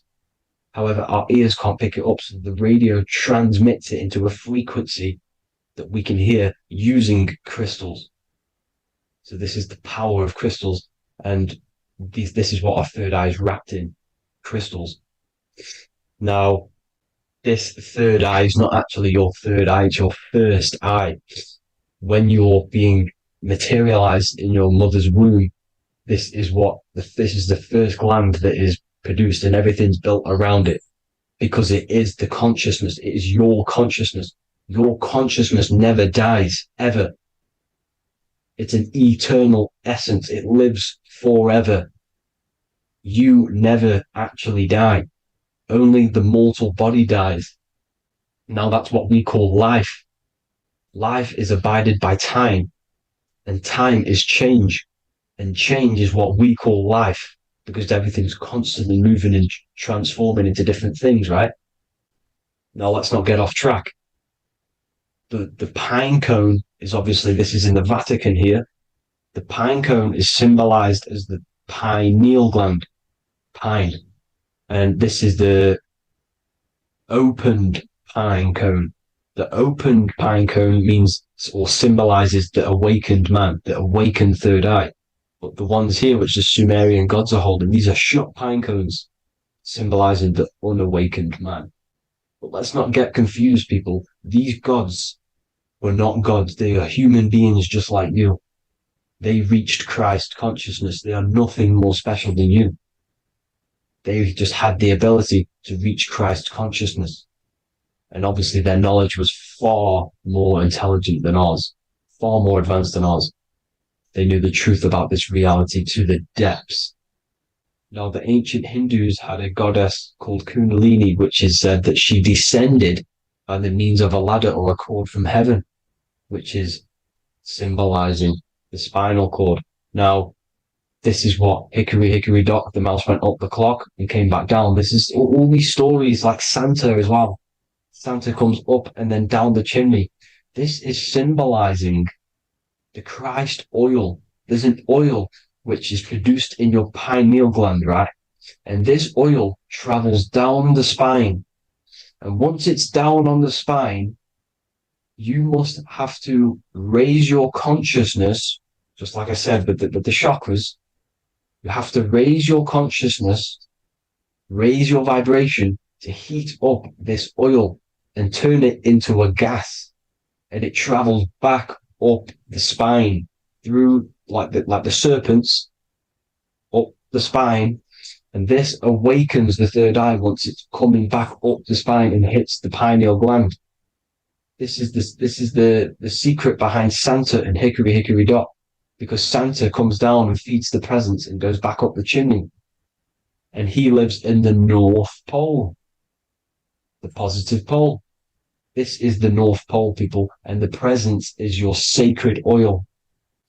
This oil Your physical body is the furnace. It's the spiritual furnace, which you have to heat up this oil by raising your frequency and turning it into a gas to rise up this chamber, the River Jordan, to your third eye, right? Now, this is an alchemical process. Your body is the alchemical furnace. It says in the Bible, if therefore thine eye be single, thy whole body shall be filled with light. I shouldn't have cut that out, but that's what it says. The light of the body is thine eye. If therefore thine eye be single, thy eye shall be filled, their body shall be filled with light. This is symbolizing the pineal gland enlightening the body, the spiritual body, filled with light. Now, as I said, they want you kept down here, which is the root chakra, which is your animal nature, which is obviously mind, matter over mind. This is the symbol of Saturn, right? As you say, we're built of body, mind, and spirit, the Holy Trinity. That is the sun, moon, and earth. The sun's your soul, solar. Moon is your mind. Earth, which is the cross, which is your physical body, the 5 elements, right? So body, mind, and spirit.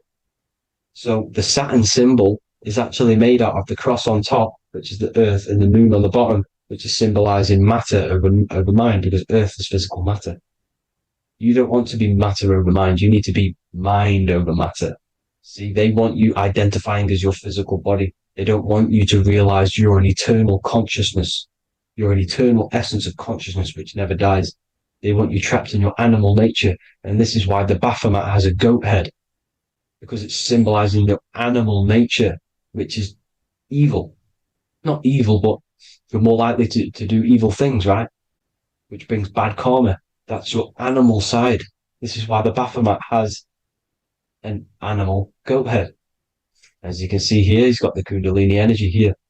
So when you see the inverted cross, the cross is your body, as you can see here. The inverted cross means your chakras downwards, down here. Your head's down here. Your mind is down here. But your mind needs to be up here, which is the upwards cross, which is Christ consciousness. And as we all know, 7 colors of the rainbow, 7 planets, 7 chakras. Red light is low frequency and long range.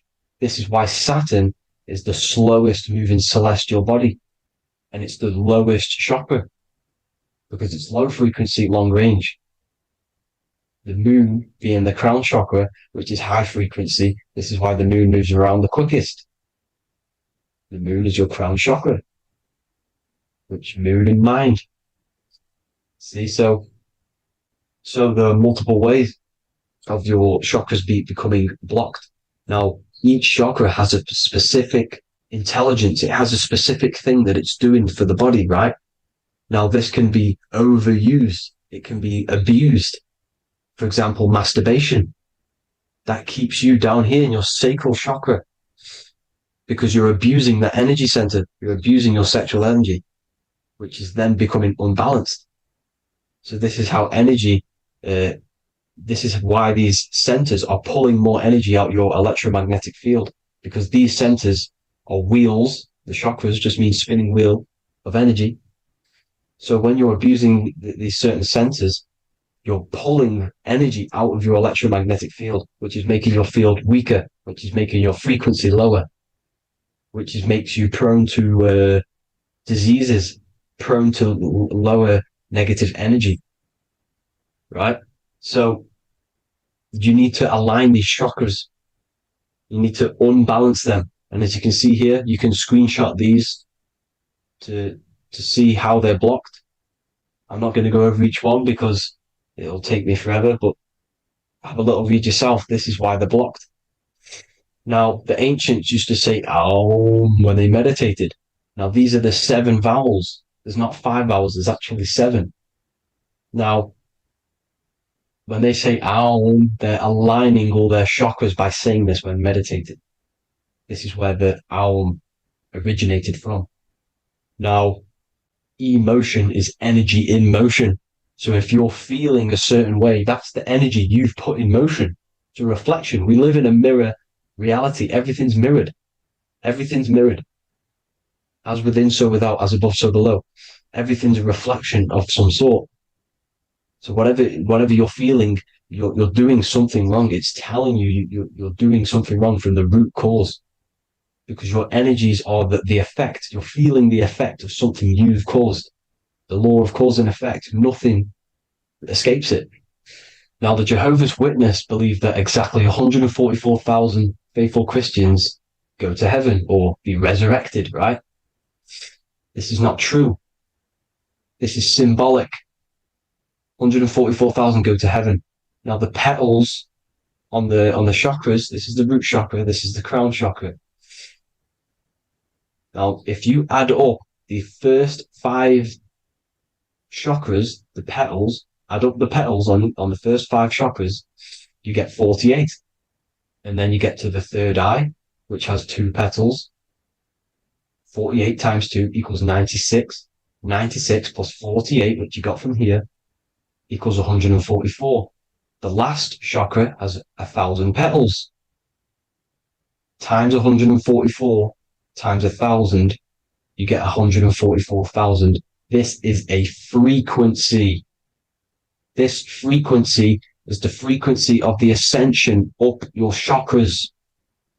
This frequency is a high frequency, which turns that oil into gas, which rises up the spine, activating your third eye. Right? So this is all the religions are all symbolic for this sacred secret of Christ consciousness. As it says in the Bible, the kingdom of God is within. It's not out there, people. You must look within yourself. You are God. You are a spark of his consciousness, infinite consciousness, right? So 144,000 is a frequency, and you must achieve this. Like I said, these people in the past, they're not gods, people. These were just humans. Nothing special. They just reach Christ consciousness. Now, they keep you in these lower vibrational states with the food, right? And as you can see here, all of these fast food restaurants are mainly are red and yellow, which are these lower states, these lower 2 chakras, lower vibrational colors, because they want you trapped down here in matter. And these foods are so low vibrational, they will keep you down here, because your gut produces, I think it's like 80% of melatonin. Melatonin is your feel-good hormone. These foods will not make you feel good. This is very low vibrational. Meat. It's not meat, it's raw flesh. These animals are stripped from their family, put on a conveyor belt, watch their friends be tortured, and then get slaughtered in a slaughterhouse. Think of all the fear that's running through their blood, all the hormones, all the fear, and you're going to go and eat that very low vibrational energy. As you can see here, this is the light photons within fruit. You can see the life force in this fruit. You must think, feel, and do positive to raise your vibration. As you can see, earth equals heart. If you rearrange it, everything in nature is green, right? The aurora borealis is green. You must align all these chakras and then live from the heart, because the heart's the center of the Taurus field. You must become the consciousness in the center. So that's it for this video, people. Thank you all. God bless.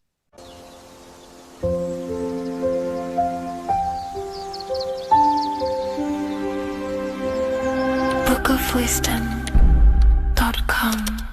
Visit today.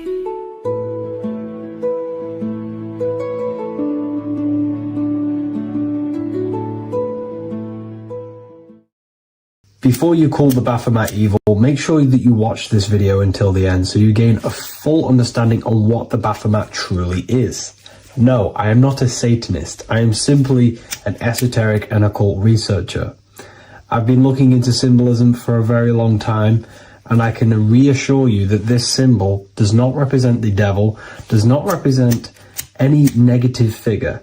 It's a very deep, occult, esoteric symbol. What we first need to understand about the Baphomet, it is indeed a symbol. Every symbol we see around us is neutral. The pentagram, the Baphomet, is neutral. It depends how you use it, whether it is used in a good or bad way.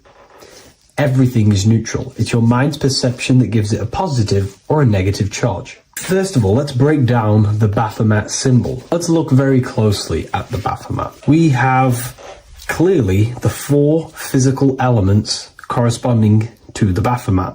Here we clearly have the fire element. The wings represents the air, the flapping in the air. The fish scales, which is the water. And this dome figure representing the earth. The soul is incarnated into 4 bodies. We have a mental body of consciousness, intellect.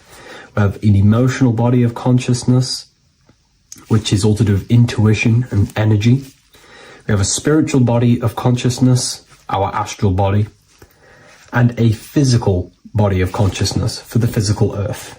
Earth corresponds with your body, air corresponds with your mind, fire corresponds with your spirit, water corresponds with your emotions. So the Baphomet is showing you the 4 elements of the soul, the 4 bodies of the soul that we are incarnated in.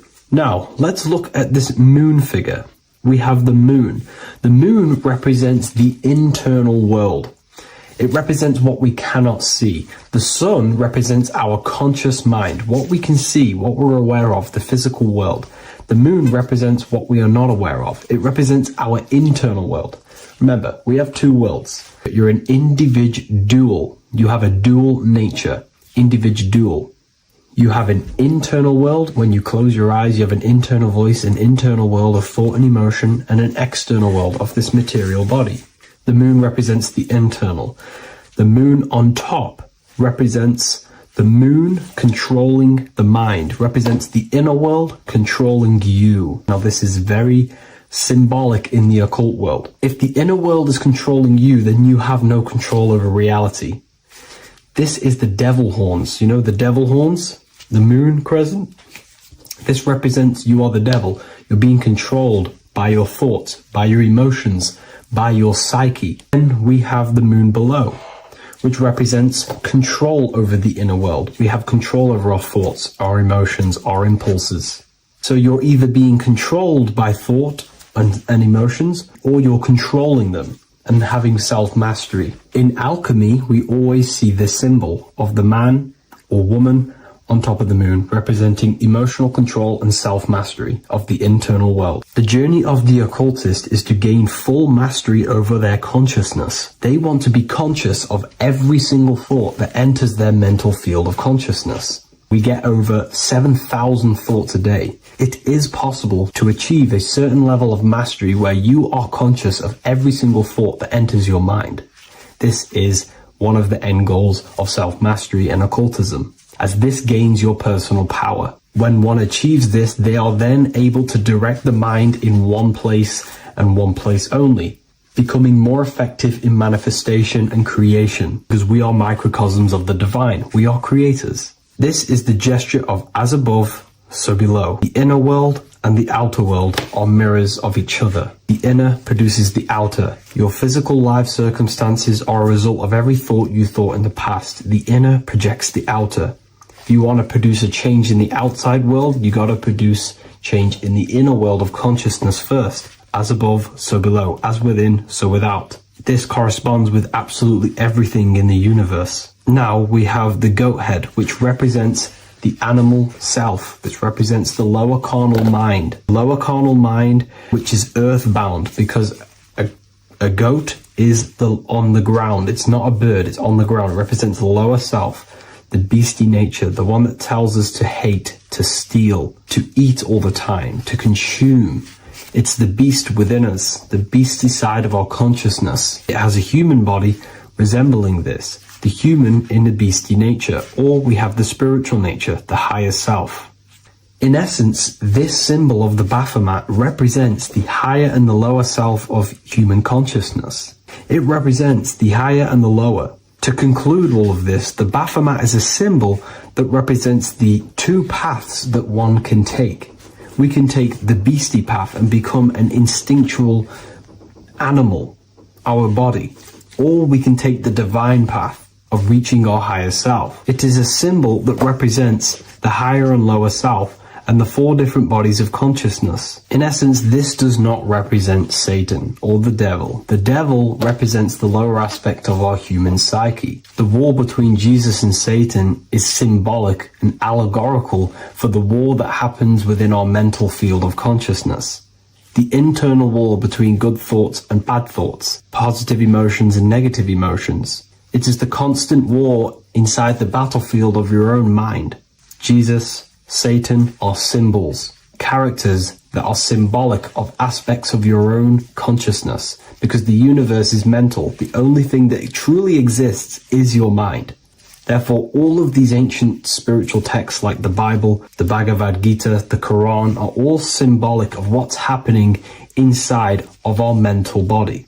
It is the inner chaos that can destroy our life, or when we create structure and restructure our inner world, we can live a peaceful life. If you are struggling from the internal world and you want to gain mastery of yourself while learning the occult secrets, join Ethereal University, a community of like-minded individuals who are all striving for the best versions of themselves. We host live calls and we have an abundance of lectures that you can watch. Or check out the Book of Wisdom. This is volume 2. I'll leave all the links in the description. Have an amazing day. What is good, people? We're back with another video. And this is going to be talking about the connection between the micro and the macro. You are the universe. Everything is inside of you. So the first thing you need to understand is that the law of mentalism. We are a thought in the creator's mind. Everything's being thought into existence. We have a spark of this mind, this same mind of the creator. And everything is a state of mind. Particles or atoms, whatever you want to call them, are a mental thing. They're a product of the mind. Everything's thought into existence. Thoughts influence everything. Thoughts are energetic effects which send out waves into the quantum field around you. And your consciousness is actually the universe experiencing itself, expressing itself, and viewing itself. So we are the creator, but viewing itself in separate bodies. And this is why they call the material world the world of illusions, because everything's separate here, but we all forget that we are all one. We've all been brainwashed to think we're all separate, but we're all one. We're all the same mind, the same consciousness, everything. So everything's created out of toroidal fields. God created the toroidal field. That's the only thing that exists because the atoms are toroidal fields. And it's the basis behind all creation. As you can see it in the owl's eyes, it creates the infinity symbol. And this was the apple. That apple is a toroidal field. And the toroidal field is made out of dielectricity, which is ether. Ether is black light, and this is counter space. This is another realm. This is what creates God to be omnipresent, to be everywhere at one place at all times. He is everywhere because ether is everywhere. And ether is infinite potential. It connects everything together, and that's what energy moves through. It moves through the ether. And that's black light. Everything is light, as it says in John 4:2. God is light. Everything's a vibrational state of light. So the torus field is made out of dielectricity, ether, black light, magnetism, which is white light, which is the center of the toroidal field. And magnetism radiates, it has no vibration. And then when white light splits, it turns into electricity, which is physical material, and that has a vibration. This is the Holy Trinity, the sun, the moon, and Saturn. Saturn, the god of materialism. If you've watched my videos on Saturn, you know that Saturn is crystallizing everything into physical matter. And that's why his old name was El. The ancients called him El. And this is why we get L electricity. This is where L electricity comes from. Because L electricity is only a product of the physical world, which is redshift, blueshift, Adam and Eve. And this is what creates the redshift, blueshift is what is a product of magnetism. When magnetism, white light splits, and this gives us vibration. And this what creates the toroidal field, which is the basis of all physical creation. The sine wave is created out of the magnetic wave and the electric wave. The electric wave is the blue wave, and the magnetic wave is the straight wave, which is radiation. This is vibration, frequency. So the magnetic wave is straight, and then you have longitude and amplitude, which is depth, which is dimension. You see how the electric wave has depth and a dimension. This is why you get the cross. This is the cross of Earth. This is the symbol of Earth, of bondage, of physical matter, because it consists of magnetic wave and depth, which is electric wave. And this is where you get the sun cross or the earth cross, whatever you want to call it. It's the cross of physical matter, and the ancients knew this. This is why they used that symbol. Red shift, blue shift, which is the toroidal field, is the basis of all creation, physical creation. And this is why you have the police siren is red and blue. The Matrix movie, red pill, blue pill. You have red blood and blue blood in your body. The Democrat and Republic, the two parties, red and blue. Like your taps on your taps, you have a red and blue tap. One's generative and one's destruction. Fire, destruction, water, generative. So this is the basis of all things. And electric wave has dimension, like I've already said, depth, material, and it's measured in hertz. It's measured in hertz because it hurts you. It decays because the electric wave has a vibration, and vibration always has to go back to a standstill point. This wave cannot go forever, but the magnetic wave will go forever. It's radiation. Magnetic is radiation. It radiates forever. It pulses. But the electric wave will at some point come back to a standstill point, and that's why it hurts. It decays. That's why our physical body decays, because we contain of electricity. This body is an electric body, and it will return back to stillness like a guitar string. If you vibrate a guitar string, you pull it, it will vibrate, make a sound, and then go back to a standstill point. It's the exact same with every single toroidal field within the body. It will decay, and this is why our bodies decay, and everything in creation decays. So we're born into sin. The sin of Eve. The sin of Eve is always biting into the tree of knowledge of good and evil, which is the systems in the body. And the sin of Eve is biting into the sine wave. We bit into the sine wave. The sun moves in a sine wave. Our DNA is a sine wave. Time is a sine wave. Everything in this creation is a sine wave. This is why the dollar bill is a sine wave. Magnetism and electricity and electric waves in one. And this is the sun doing its sine wave, which creates, when you go bowling, it kind of creates that pin that you hit over. That's the pin of the sun. The zodiac sign is a sine wave because the zodiac sign is an expression of the toroidal field, because magnetism unfolds into 12ness. And that's why you have 12 zodiac signs, 12 systems in your body, 12 cranial nerves in your head, in your brain. So if you can imagine this, see where my pointer is, always starts with Aries. Aries is the head. It's the first thing that's created in the womb. And this is Aries, the ram. And this is why it's called a cerebrum in your brain, which is the first thing that creates when you're in the womb. And what's the element of Aries is fire. Fire is the first element. Fire, first, because it's the first thing on the wheel, the first expression of energy. As you can see here, my pointer, this is the center of the toroidal field. It would go Aries, Virgo, Capricorn, Pisces, Scorpio, Cancer. Then we go back to Libra. Libra would be center. But you see how the toroidal field is the expression of the 12 energies. That's what the constellations are, the energy expressions of the toroidal field. So it would go outward, starting from Aries here, all the way back to Pisces, which is beyond the bottom half. But Libra would be the center. That's why Libra is the equinox. It's the equinox. Libra is when it goes from summer over to autumn. It's the equal. It starts to transition into the winter side. Equinox, equal, which is Libra. And that's why Libra has the two scales. It's symbolized with the two scales. That's because of the sun moving over. It's being judged. It's equal now, but then it's going to tip over into the winter.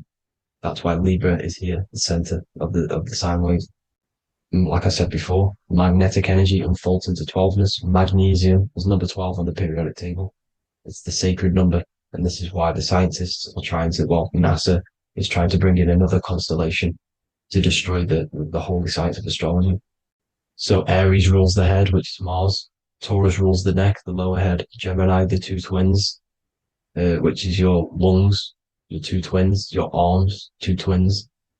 Cancer, the breasts, the chest area. Leo, the heart, which is the sun, which is fire, the center of the toroidal field. Virgo, the belly, which is the intestines, Libra, the kidneys, the two scales, the kidneys, balancing out everything. Scorpio, the sex organs. Sagittarius, hips and thighs. Capricorn, I've missed that out, which is the kneecaps. Capricorn, kneecap.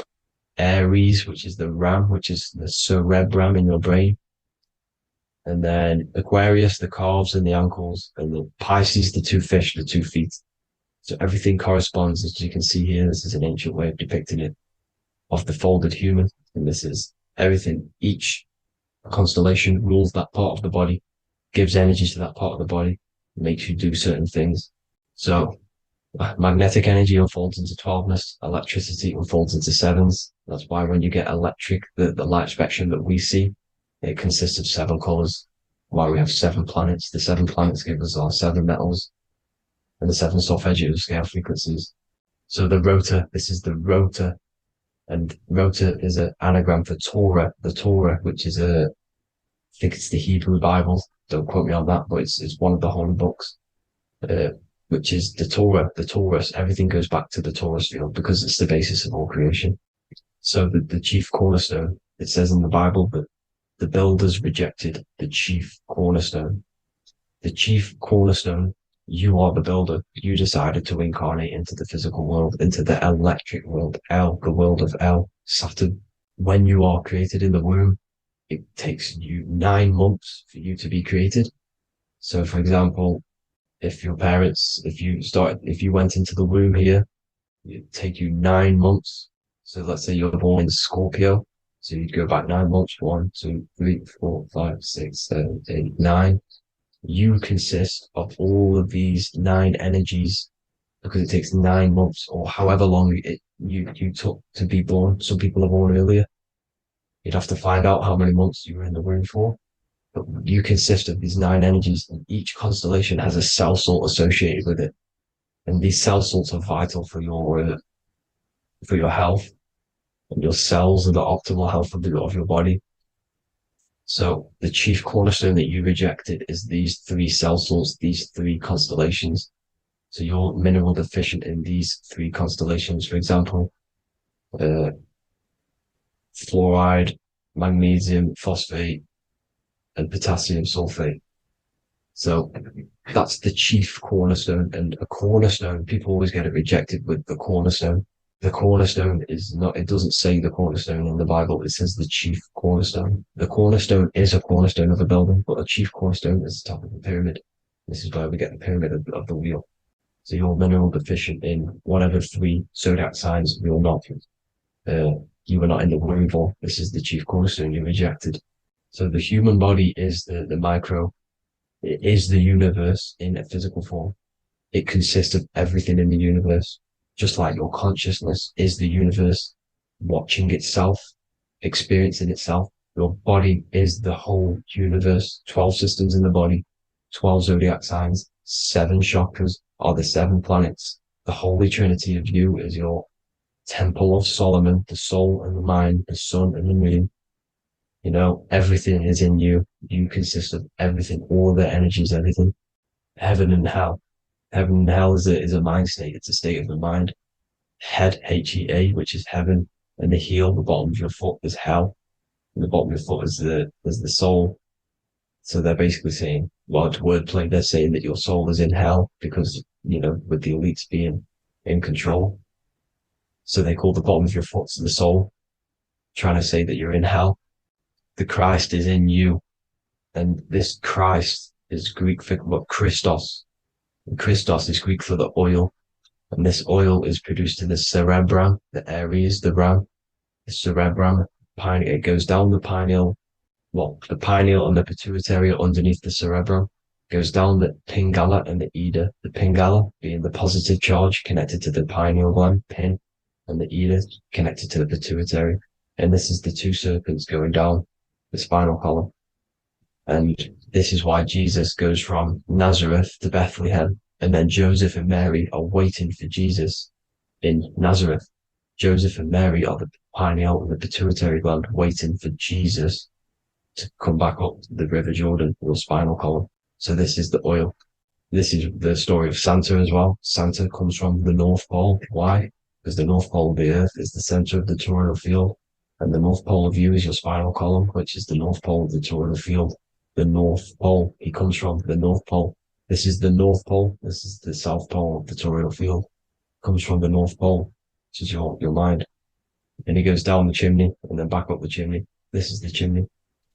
And he drops off the present, which is the Christos, the oil. And this is why Jesus is crucified at 33, because he crosses over the vagus nerve at the top of your spine. When this oil comes back up the 33 vertebrae, these are your vertebrae here. When it goes up to the 33 vertebrae, it gets crucified at 33 because it crosses the vagus nerve, and he's crucified on the cross at 33. This is the story behind Jesus and Santa. The Ark of the Covenant in the Bible is the two hemispheres which cover the vital parts of your mind, the brain side, which is the cerebrum, the pineal, the pituitary, etc. So the two hemispheres are the two angels, the Ark of the Covenant. This is the Ark of the Covenant covering the two vital parts of your brain. So these are the optic thalamus is another part, and it protects the Christ oil, which is inside at the center of the brain. See, the Bible is all a massive metaphor about yourself because you are the universe. You are a microcosm of the universe. Your consciousness is experiencing itself, and the universe experiencing, and your body is the whole universe. Your head's heaven. So Moses crosses the Red Sea. These are the two hemispheres of your brain. This is the corpus callosum, the Red Sea. So he's pretty much saying that he's uniting the two hemispheres of your brain, because most people in this generation are stuck in the left brain, which is just logic, reasoning, science and maths, writing. And this is what school teaches you to do. It keeps you stuck in your left brain. And you want to cross over to you want to cross the Red Sea, which is the corpus callosum, to the right brain, which is awareness, art awareness, creativity, imagination, intuition, insight, using the higher mind, creativity, imagination. If you don't have intuition, then you can't read energy, you can't pick up on bad things. This is what Moses is symbolizing by crossing the Red Sea. And it's also the upper room where Jesus met the 12 disciples. 12 disciples are the 12 cranial nerves in your brain. It doesn't just represent the 12 zodiac signs. The 12 disciples symbolizes many different things. It's like I said, energy the universe consists of 12ness. So you have 12 cranial nerves in your brain, and that's the 12 disciples as well. And they want you stuck in your left brain, which is the five senses, materialism. So they say in the Bible that Satan blinds the mind. Satan is Saturn. If you've watched my videos, Satan is Saturn. And you consist of the whole Trinity, which is the sun, moon, and earth. The soul, moon, the soul being your sun, the solar, the moon being your mind, the earth, your physical body. And Satan blinds the mind. Why? Because we enter a soul system. This is a soul system, not a solar system. And Saturn is the Lord of the Rings, which is the outer ring. When your soul enters the soul system, your soul starts to materialize. It hits Saturn. Why? Because Saturn starts to materialize you. You take on the 7 virtues, which are the 7 planets, which are your 7 chakras. And to get out of this soul system, you must get out of your lower nature, your animal nature, which is lust, desire, greed. The number of the beast, 666, which is Saturn, Satan.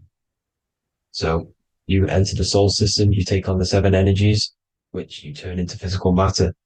And this is your descension from heaven to say hell. And then you must raise back up from matter to spirit. They say Satan blinds the mind. Why? Because your mind gets materialized. Your soul and mind get materialized. And when you get materialized, it's an intense experience. You lose the divinity within you. You forget the divinity. So Satan, which is the first planet, the first energy you take on, the material body, he blinds the mind. He makes you forget everything, your divinity. Then you must ascend up Jacob's ladder, the 33 vertebrae, to heaven. And this is a microcosm of the macro, because you will ascend back up to heaven if you do this, when you leave your physical body, when your body decays. So when it talks about in the Bible, completely destroy them, the Hittites, the Amorites, the Canaanites, all the ites, this is what God says to the Israelites. It says completely destroy them. It's basically symbolizing saying destroy your lower nature. The Canaanites, cannibals. We're under a Canaanite system now, which is cannibalism. And this is flesh eating, lust, greed, all the demonic stuff, all the lower vibrational stuff, the lower nature, eating, sex, and survival, the lower three chakras. You must get out of these lower three chakras and return back to spirit, which is heaven, which is spirit, love, being holy, being truthful, being passionate, going back to Satan blinding the mind. All of the planets are made out of these three symbols. Satan blinds the mind. And that's why Satan's symbol, this is the symbol for Saturn, Satan, this symbol for Saturn is the cross, which is physical matter, the earth, over the moon. The moon is your mind. So the Saturn symbol saying matter over mind. He blinds the mind. Satan blinds the mind once you enter the soul system. And you must remember, in the Bible, it talks about the Genesis, which is Eve, the sin of Eve, which is biting of the tree of knowledge. With the serpent, which wraps around the tree. It says the serpent placed himself on the tree. Well, the serpent is the spinal column. It's the serpent telling you eat from the tree of knowledge of good and evil, which is your nervous system. And eating from the tree of knowledge of good and evil is doing bad things. For example, over-sexualized, overeating, eating the wrong food. That's eating from your nervous system. It's decaying you, and it's preventing you from achieving the God self, the God consciousness. This is the symbolism of, the tree on the serpent, telling you to eat from the left brain, with the left brain being the sinister. Sinister is Latin for left. That's sin. Sin is left. And left is lefty Lucy, Lucifer, right, righteousness, right, God, godly. The tree of knowledge of good and evil, which is your nervous system, because it determines good or bad. That's the only thing you experience in this world is your nervous system. And then the tree of life is the cardiovascular system, and the Garden of Eden is your body. So that's it for this video, people. I hope you've got a greater understanding of how you are the universe and everything is inside of you. Just keep in mind you are the universe experience in itself, and your body is a reflection of everything. The 12 constellations, the 7 planets, everything's inside of you.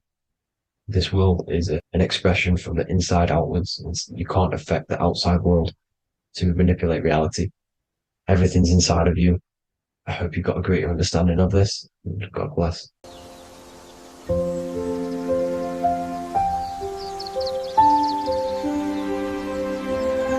bookofwisdom.com.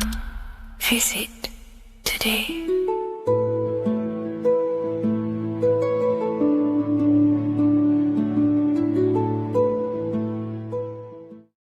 What if God is not watching you every move, not judging every mistake that we make, not deciding in real time who goes to heaven or hell? What if reality does not work through God micromanaging everyone in his creation, but through a law? And what if you are not separate from those laws, but an active expression of them? Once you understand this, everything in your reality will shift. The idea that God micromanages everything and does everything by himself to hold up his creation is illogical. It makes no sense. There are billions of souls and living people in this world. There are plants. There's no way there is an intelligence out there micromanaging everything. If you die and pass on, there's no one waiting in a queue to be judged by God. This is totally, just religion creating up their own version of the Bible or whatever holy book it is. We have to remove that system out of our mind that's being heavily implanted into us. If God were personally judging every soul the moment they died, there would be an endless queue of people waiting to proceed, punish, or rewarded. Reality does not operate like a courtroom with a single judge overseeing every case. Instead, reality operates through systems, through structure, through law. God does not intervene moment by moment. God sets laws into place, and creation unfolds by obeying them laws automatically. Think of like a video game. Reality works like a code, not a control. When someone creates a video game, They do not sit there creating and controlling every character, every movement, every outcome. They write a code. They define rules, gravity, collision, cause and effect. Once the code is set, the game runs on its own. Reality functions the same way. God is not micromanaging existence. There are laws that were written into the fabric of reality itself, and everything operates through them. And these laws are not just in the fabric of reality, like I just said.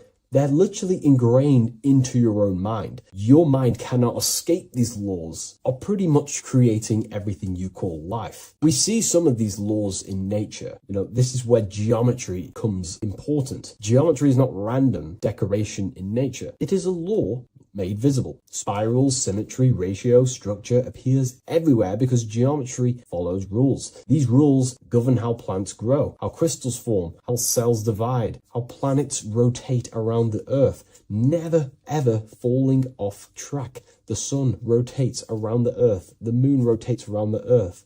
What is the order? What is the law that these intelligences are following? Why do they never distort? Why do they do the exact same thing every day and never fall off path? There is an order. And in fact, the word cosmos comes from Greek. And the word cosmos in Greek means order. This is why we call cosmology or the cosmos, the universe. It is order. It is an ordered, structured creation which contains and recycles and regenerates itself.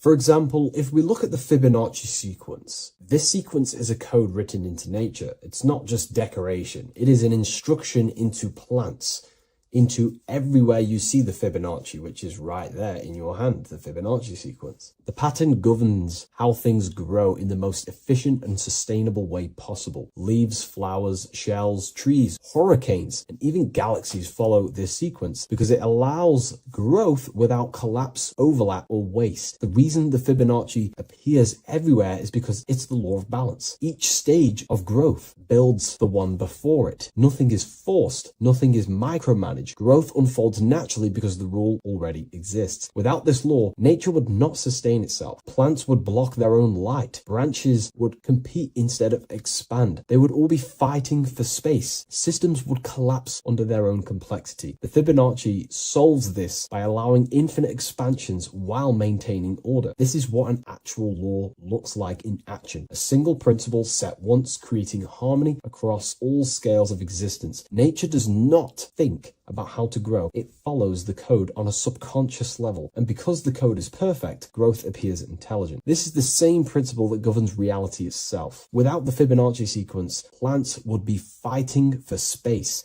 fighting for light, that it would be pure chaos. The reason why there are laws in place is because it allows everything to self-sustain itself, to grow infinitely. These laws, such as the Fibonacci sequence, is pretty much a code to ensure that plants, nature, are eternal and they keep recycling themselves without a being micromanaging these things. Just like how your body works. Your body is running off subconscious programs. You don't tell your heart to beat, you never have. You don't tell yourself to breathe, you never really have. You don't tell your digestive system to digest food. These laws are already in place before you even become conscious as a baby. Who is the one telling your body to grow, to regenerate itself when it cuts? Who is this intelligence? What is this intelligence? Well, this is what we call the universal subconscious mind. The universal subconscious mind, the same power that is making the planets rotate around the earth, the same power that's telling the seed to grow into a plant, the same power that turns your cut into a scab, then into skin, is the same power that is running your heart, that is telling your lungs to breathe. We're all interconnected with this universal subconscious blueprint which sustains reality and creation itself. It's a self-containing system. Now that we've gone over some of the basic stuff, but you see where I'm trying to come from now. There are laws you cannot escape, and one of them laws would be cause and effect. It's impossible to escape this law. It is too powerful for your consciousness to actually escape cause and effect. Every cause will produce an effect, and every effect will produce a cause. It is an endless, infinite circle or cycle. It creates everything in your reality. The way I like to use cause and effect is before I make a decision, I know I'm trying to push my life towards who I want to be, towards my higher mind, but towards my goal. So every decision I make, let's say my friends, contact me and say, do you want to come out? Let's do this. Let's say it's, something that's just going to waste my time and it's not very important. Of course, it's good to have time with friends, but let's say it wasn't important, for example. Before I make any decision in life, I say, well, what is this cause going to affect? Is that effect that this cause I'm about to decide on going to push me towards who I want to be, where I want to go in life, or what I want to achieve? Is it pushing me towards who I want to be? If it's not, I will not take that action. I will not produce that cause. I only take actions that I know are going to make positive effects. Now, of course, there are things we can't control, but we can minimize these things. I only take causes, which is just an action, if I know the effect is going to benefit me. I know sitting here, making videos will help me produce value for the world and for yourself and to help people awaken to these things. I know this is the cause, this is going to benefit humanity and help people awaken even more, because that's all I want to do. I want to help people, provide value, to change people's lives. Another law that you can't escape is obviously time. You can't escape these laws. They are eternal principles that were set into place by some sort of intelligence. We live inside them. We express them. We are shaped by them. But you are not separate from creation standing outside the system. You are geometry. Geometry is right there in your hand. That's the Fibonacci sequence. You are the law made conscious. You are thought crystallizing into experience. Every object, every person in your reality is pretty much an externalization of your mind. The friends that you have a similar thought process to you, or they maybe have similar thoughts to you, or similar things that you both like. Your friends are mirrors of yourself. Reality responds to you because you are part of the same structure that governs everything else. Thought becomes action, and action becomes consequence. Consciousness shapes your environment. This is not punishment or reward. It's simply just reflection. It's either punishment or reward depending on how you perceive things in your belief system. Everything you experience is neutral. It's just your mind's perception on whether it's labeled good or bad, because that's what the mind likes to do. It likes to think it's in control. But in truth, if you just observed it without the mind, just with pure awareness, it's neutral. So there are mainly 8 laws that govern your reality, and I've talked about these before in a previous video on my YouTube. This is what creates the seed of life. The seed of life is 8 circles, and each circle represents a law, and these individual circles come together to create a geometric form, which is a flower. So it's symbolic of how nothingness turns into something. When geometry comes together, it creates physical matter. And the reason why they're circles is because circles represent something that is invisible, something that cannot be measured, such as a thought or a law. Anything that is considered spiritual or unseen by the human eyes is symbolized as a circle inside the occult traditions.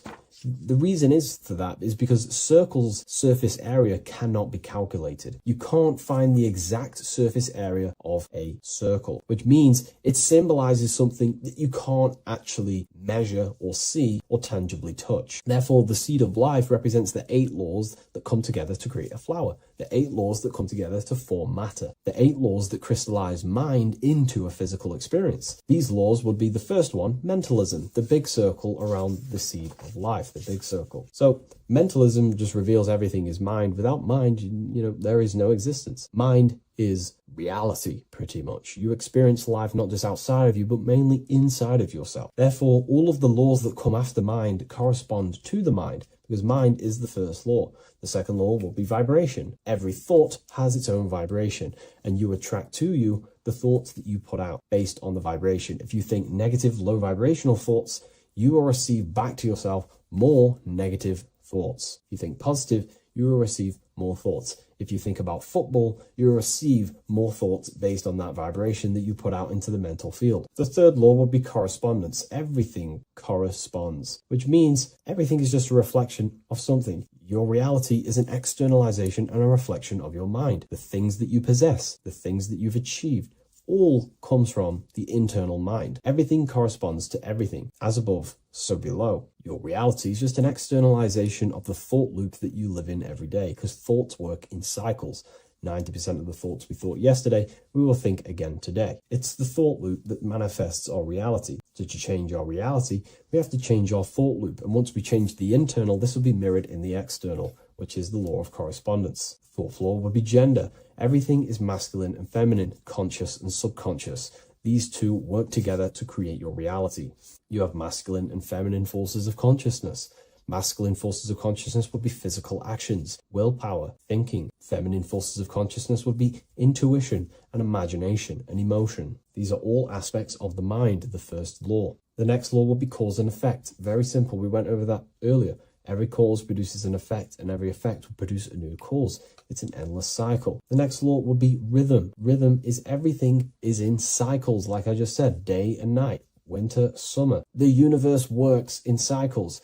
And just like I said, the law of correspondence, as above, so below, as within, so without, because the physical world has cycles, so does your mind have cycles. Thought loops. We think 90% of the thoughts that we thought yesterday. The subconscious mind responds to rhythm. The more you say something, the more you believe it, the more it becomes a program and more suggestible to your conscious mind. And the last law is care. It's impossible to escape care. You cannot not care. It is important. It is impossible to escape. If you hurt someone, you know deep down that that was wrong. And care also corresponds to creation. You only act on what you care about. You care about paying the bills, right? So we take the physical actions to go generate money to pay the bills for our house or whatnot. Or if you love someone, you care for them. You take the actions to message them, to contact them, to see them. Human action is driven by love or care. This is how all reality is created. So once we understand these things, it's life-changing once you work with the law. That's what I mean. Most people are unconscious of the law. The laws are there, but they're just not aware of them. Now that you're aware of these laws, you can consciously work with these laws so they're not working against you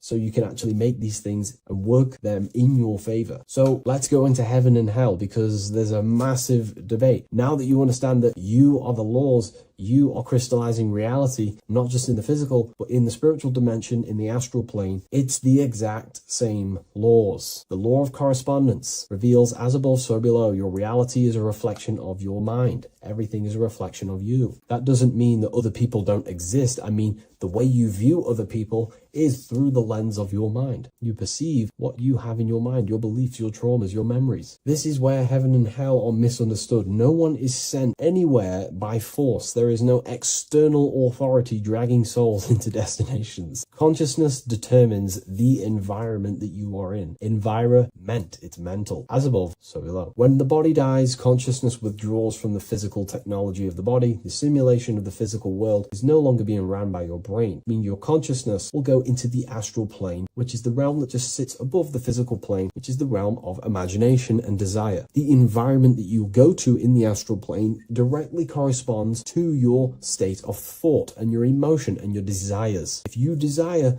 hurting people your whole life, then you're going to go to an astral realm, as above, so below. You're going to be in an environment where that goes on, but in a non-physical sense. Wherever them thoughts, whatever the strongest thoughts you thought throughout your life, that is the environment that you go to. If you were so caring and loving to your family, all you wanted to do is provide for your family or whoever, and you pass on, you will go to a place where people care. Souls are manifesting them thoughts and them energies. It's vibration. Whatever vibration you're vibrating at, you'll reflect and correspond in your reality when you die. Therefore, you create your own suffering by desiring such low vibrational things, or you create your own heaven if you are truly operating from a place of love in your heart. You see, your mind can lie, but your heart cannot. Your heart reveals your true desires, your deepest wants and needs, and it reveals your true self, and that will be projected and responded in the astral plane, because astral matter is very respondable to consciousness. The physical plane is not real. It takes a longer time for things to be manifested in the physical plane. But in the astral plane, whatever you think, whatever you desire, it instantly corresponds to your reality there. So God does not micromanage everything. The law does not judge, it simply reflects. The universe is made of laws. The Emerald Tablet of Thoth even mentions this. He says, the search for the laws that governs man's life are an eternal mystery. Man is always forever searching for the laws that govern his existence. This understanding now changes everything in your reality. It removes fear-based control, it removes blind obedience, and it returns responsibility to where it belongs, to you, your consciousness, yourself. You are not being watched, you are not being mirrored. Reality is not punishing you, it is responding to you. Once you understand that God works through law, not micromanagement, you stop waiting to be saved, judged, or condemned. You realize something far more powerful. You are not separate from creation. You are participating in it.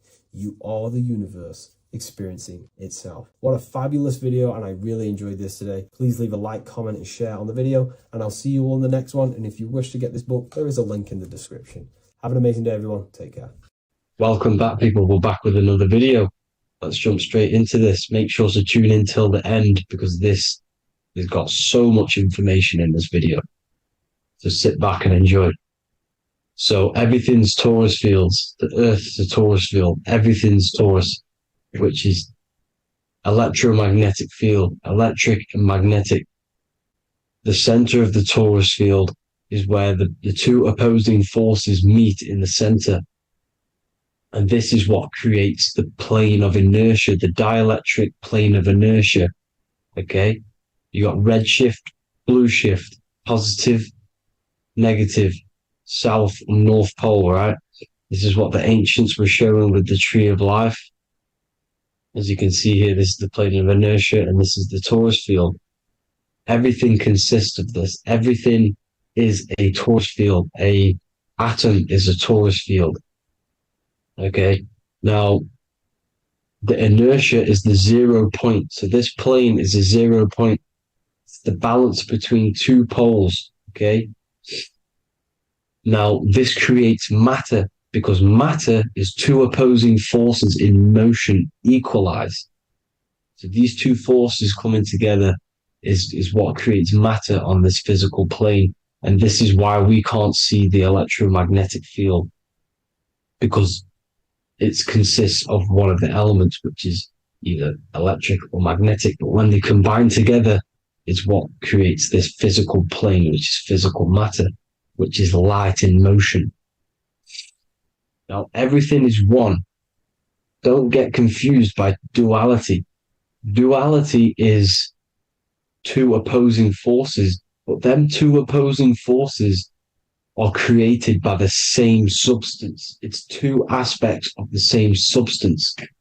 So, for example, water and ice are the same thing, you know what I'm trying to say, but it's two aspects of the same substance, because all is one. The whole universe is one. All goes back to the one, which is God, the creator, or magnetism, whatever you want to call it, because magnetism pulsates. Electricity has two poles, red shift, blue shift. Okay. So red shift, blue shift is electricity, and electricity vibrates, and all vibration always comes back to a standstill point. But magnetism is what pulsates. This is why your heart pulses. You breathe, which is a pulse. This is the breath of the universe, magnetism. Now, this is why the earth is green, okay? Earth can be spelled heart. If you just move the H to the beginning, it spells heart, okay? Because the heart is the center of the torus field, which is the heart chakra for us humans. Okay, we consist of the same field, as you already know. Heart being the center, which is green, which is the center of the seven colors. The center of the seven colors. This is the most powerful chakra in your body. People think it's the crown chakra, but it's the heart chakra, because it's the center of the torus field. You must align them all and combine them all into one, which is the heart chakra. Now, Earth is green. Nature's green. Okay, this is because we live on heart chakra, the plane of inertia. It's the center of the torus field. Okay, and this is what the Egyptians called Isis, which is nature. Nature is balanced, and nature is female, Mother Nature, because it looks after us with the fruit it grows with abundance, and the water. It's a female energy, Mother Nature. And this is the symbolism of an equal, balanced arms. This is the scales, it's balanced. Mother Nature is balanced. This is why the sky is blue, because what comes after the heart chakra? Blue. Sky is blue. We live in Midgard. This is what the ancients called Midgard. You don't have to take this tree literally. It's a metaphor. We live in Midgard, where both positive and negative duality here. Now, Mount Meru. Mount Meru was known as the center of the earth, okay, or known as Hyperborea. And this is the North Pole, the electromagnetic North Pole. But when I say Mount Meru, it's not an actual mountain. They weren't saying there was a real mountain in the center of the earth, a magnetic rock. No. The plane of inertia, okay, there's something called a hyperboloid. That's what it's called, a hyperboloid. And this is the center of the torus field. And this hyperboloid is what is in the shape of a mountain, you see? So if I go to this next one, they say Hyperborea on this map. Why do they call it Hyperborea? Because this is the hyperboloid in the center of the torus field. And this is the electromagnetic mountain, a metaphor. Mountain, what they're metaphorically saying, this is the electromagnetic mountain at the center, the double vortex, the center of the torus field, which is the North Pole. Pole of electromagnetic energy. So this is why they call it Hyperborea. It comes from the word hyperboloid. And the center of the earth is so sacred. And they symbolize this with, obviously, the North Star, which is Polaris. And this is where the swastika comes from, because it's the 4 seasons moving around the North Star. This is the Big Dipper constellation moving around the North Star, which is Polaris. There's that pole again. Pole. Magnetic pole of the torus field. And this is where the green, emerald green, aurora borealis comes from. It comes from this center hyperboloid at the center of the earth, where the most electromagnetic energy is stored. The center of the plane of inertia. The center of the plane of inertia. This is the all-seeing eye as well. As you can see, they got the sun, the moon, this is the Masonic cosmos, the sun, the moon, and the all-seeing eye, because the eye is Polaris, the eye of the stars. It's all a big eye. Now, the eye means a lot more as well. It's not just that. There's different ways you can interpret symbols. Now, this is the emerald tablets. Deep in Earth's heart lies the flower, the source of the spirit that binds all in its form. Okay? The flower of life is thine own place of thine spirit, and stream through the earth as thine flows through thy form, giving off life to the earth and its children, renewing the spirit from form unto form. This is the North Pole. That is what he's talking about. He's talking about the aurora borealis. Aurora borealis. It's the Earth's aura. Emerald green. Heart chakra. Plane of inertia. Green. Earth. Heart. You see? All related. Now, there's many symbolism of this. So much symbolism of the ancients. The 7 layers of heaven. 7 layers of heaven, which are the 7 planets. Okay? These planets are the solar system. It's the solar system because we are the soul. We are the sun, the soul.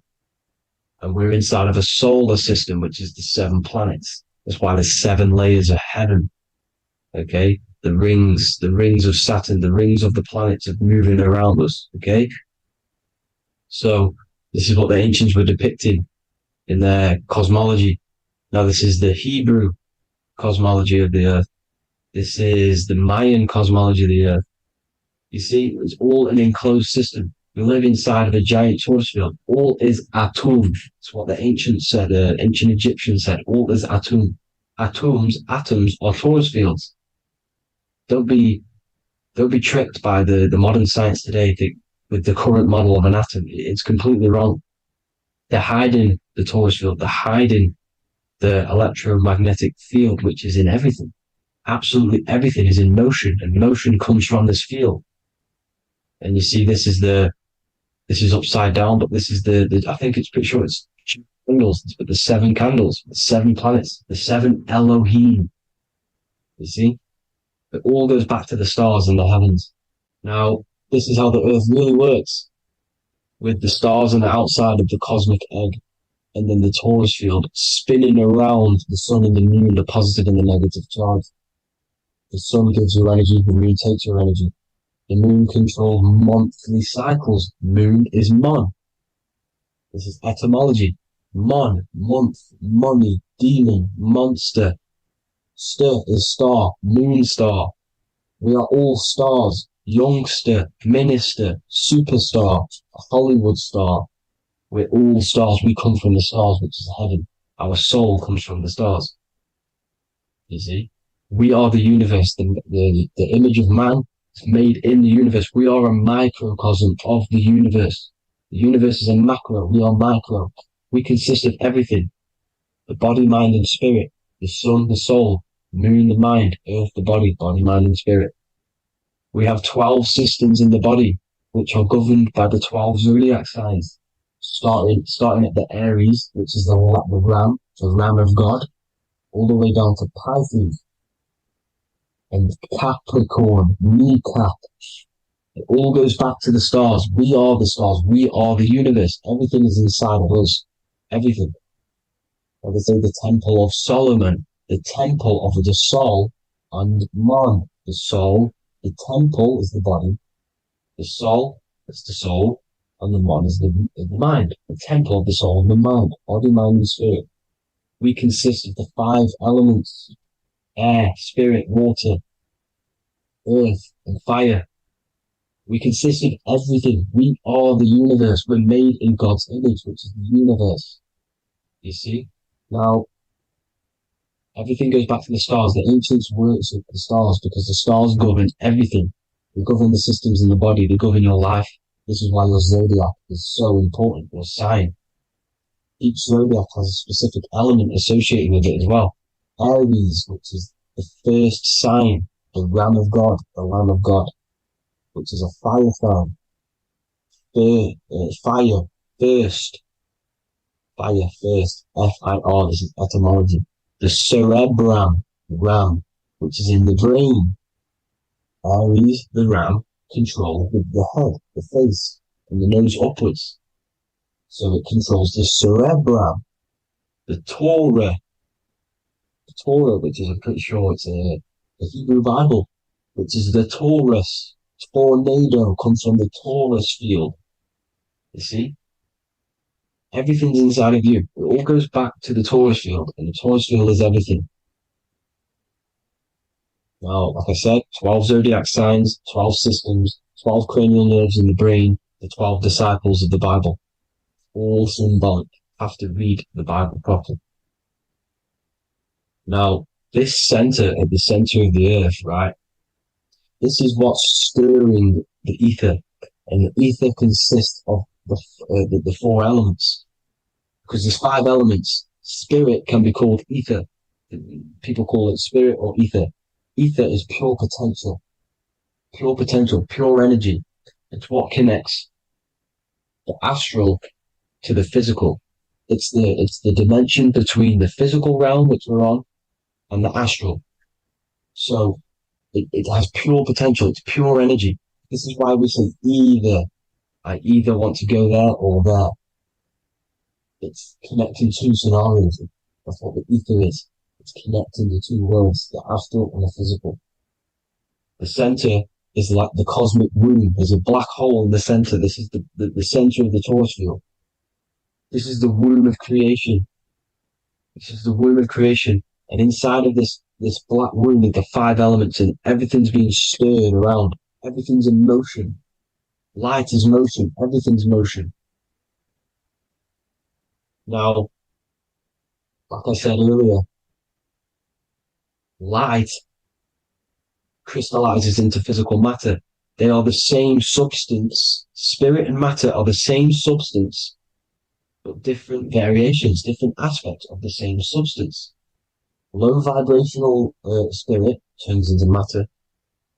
High vibrational matter turns into spirit. Or light, whatever you want to call it.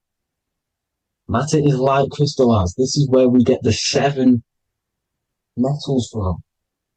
The planets are light, specific frequencies and vibrations of light. when these lights, or the planets, materialize, material metals materialize, they turn into the 7 metals. Saturn turns into lead. That's why lead is red. Saturn is red. The sun turns into gold. That's why the gold is yellow and the sun is yellow. You see, Saturn is the time god. What happens in autumn? The leaves turn red and they die. This is why Saturn, Satan, time god, the reaper, everything is crystallized till it's death and then reborn again. You see, rust, when things rust, it turns to red because it's Saturn. Saturn crystallizes everything. He's the reaper who comes around in winter. You see, he's Satan. Jesus and Satan, the sun and Saturn. They say we live in a solar system. The solar system, I think I've already just broke this down. The 7 planets are the 7 chakras. Everyone already knows this. But I'm going through it anyway. But this is where we get the 7 planets from and the 7 metals. You see, all the ancients knew it was an enclosed electromagnetic system. It's not a spinning ball in the middle of space, people. They want you to believe this so you get stuck in this material world. Because if you believe everything's material, you can never affect this plane effectively. You can never create your life effectively if you don't understand the planes of existence. Because the mental plane is a higher plane. And it breaks down and it controls the planes below it. The mental plane, hold on, I've got it here for you. The mental, the astral, etheric, then physical. Etheric connects the physical to the astral, but the mental is what's above them all. You see? Now, it's important to understand this. It's important. However, the ancients always talked about the enclosed system. Only NASA, which is introduced around the Roman times, not NASA, but the globe Earth was introduced around the Roman times. Okay? By these Masons. These Masons introduced this because they wanted to take over the minds of the masses and control them. These people worship the physical realm. They know how it works. They know the ins and outs of it. They know how to do the magic. They know how to do it all. They understand it all. That's why Masonry have to take the oath. The oath of not speaking. You're not allowed to speak about anything you learn about in Masonry because they're discovering the truth about your mind and how it creates reality and stuff like that. So this is the Masonic cosmology, the 5-pointed star, the 5 elements, the checkerboard for duality, positive and negative, the 2 aspects of every substance. This is another ancient painting depicting the firmament, the stars inside the firmament, the sun. You see, the ancients worshipped the sun because it's so important for sustaining our life. It's the only reason we're alive is because of the sun. But then people think it gives you cancer today. They brainwash you to think the sun gives you cancer when it's the #1 source of all life. They want you to believe it's a big, spinning, dangerous ball in space. It's not. It's here to give us life. It's God's son. That's why Jesus is known as God's son. It is the Son of God. God created that to sustain us. You see? So it's important you understand the true cosmology of where you are, because if you don't know where you are depleted of all of your morals. You're depleted. You're demoralized.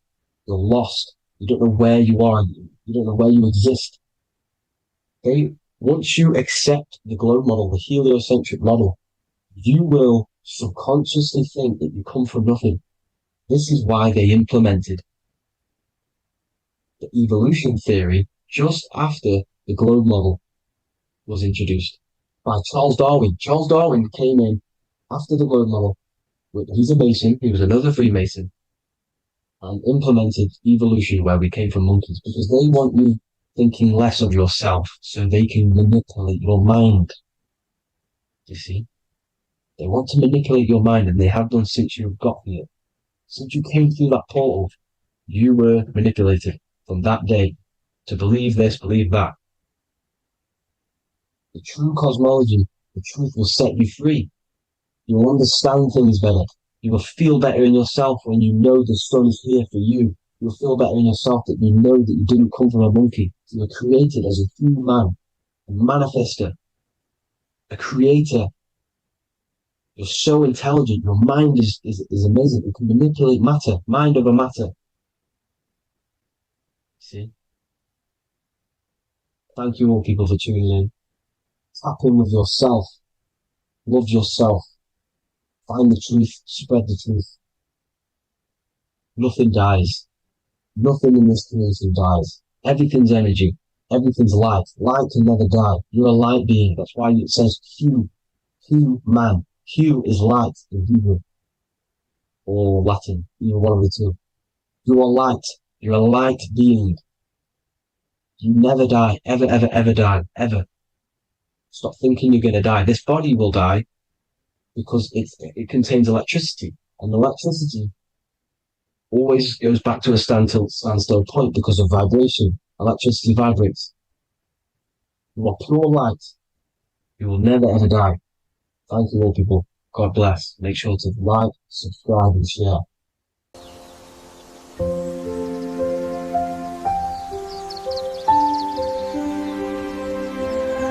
bookofwisdom.com.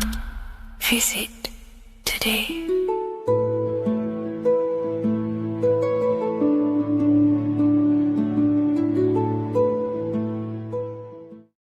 What if I told you that the pentagram can unlock the secrets of creation and make you manifest any reality you want? Hence why the pentagram is used heavily in magic and witchcraft. We have to understand that the pentagram has been heavily demonized. Religions, churches claim that this symbol is associated with Satanism and witchcraft. I personally believe this was intentionally done so that people do not gain their personal power over reality and their life. The pentagram reveals so much about you, and it is one of the most important symbols to understand inside the occult studies. It is one of the most common symbols that you will see across all occult esoteric orders and different occult traditions, such as Freemasonry, Kabbalah, Rosicrucianism, alchemy. You will see this symbol everywhere. And in fact, you even see this symbol, the pentagram, on old church buildings, statues of Jesus next to church buildings.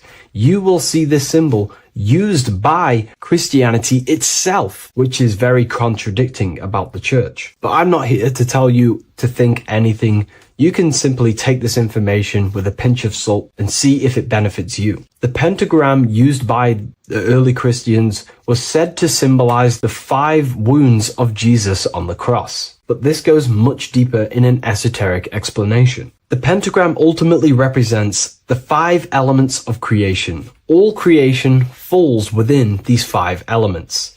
We have spirit on the very top, then you have air, water, earth, fire. This is the correct placement and order of the elements. Air is always on the left, water is always on the top right, earth very bottom left, fire bottom right, and spirit placed on the tip point of the pentagram. It's a 5-pointed star drawn with one continuous line. But this actually reveals much deeper things, and we're going to be going into how to use this symbol for magic and creating your reality towards the end of this video. But now we're going to give you a basic understanding of the pentagram. It's showing you the 4 physical elements symbolized as triangles and spirit symbolized as a circle. The 4 physical elements are made out of the base element, spirit, or what the ancients call ether. Ether is the underlying base of all physical matter. This is the substance that animates physical matter with life force. All physical matter has its origin in the etheric substance, or spirit, what we want to call it. It is simply the life force that animates the physical thing.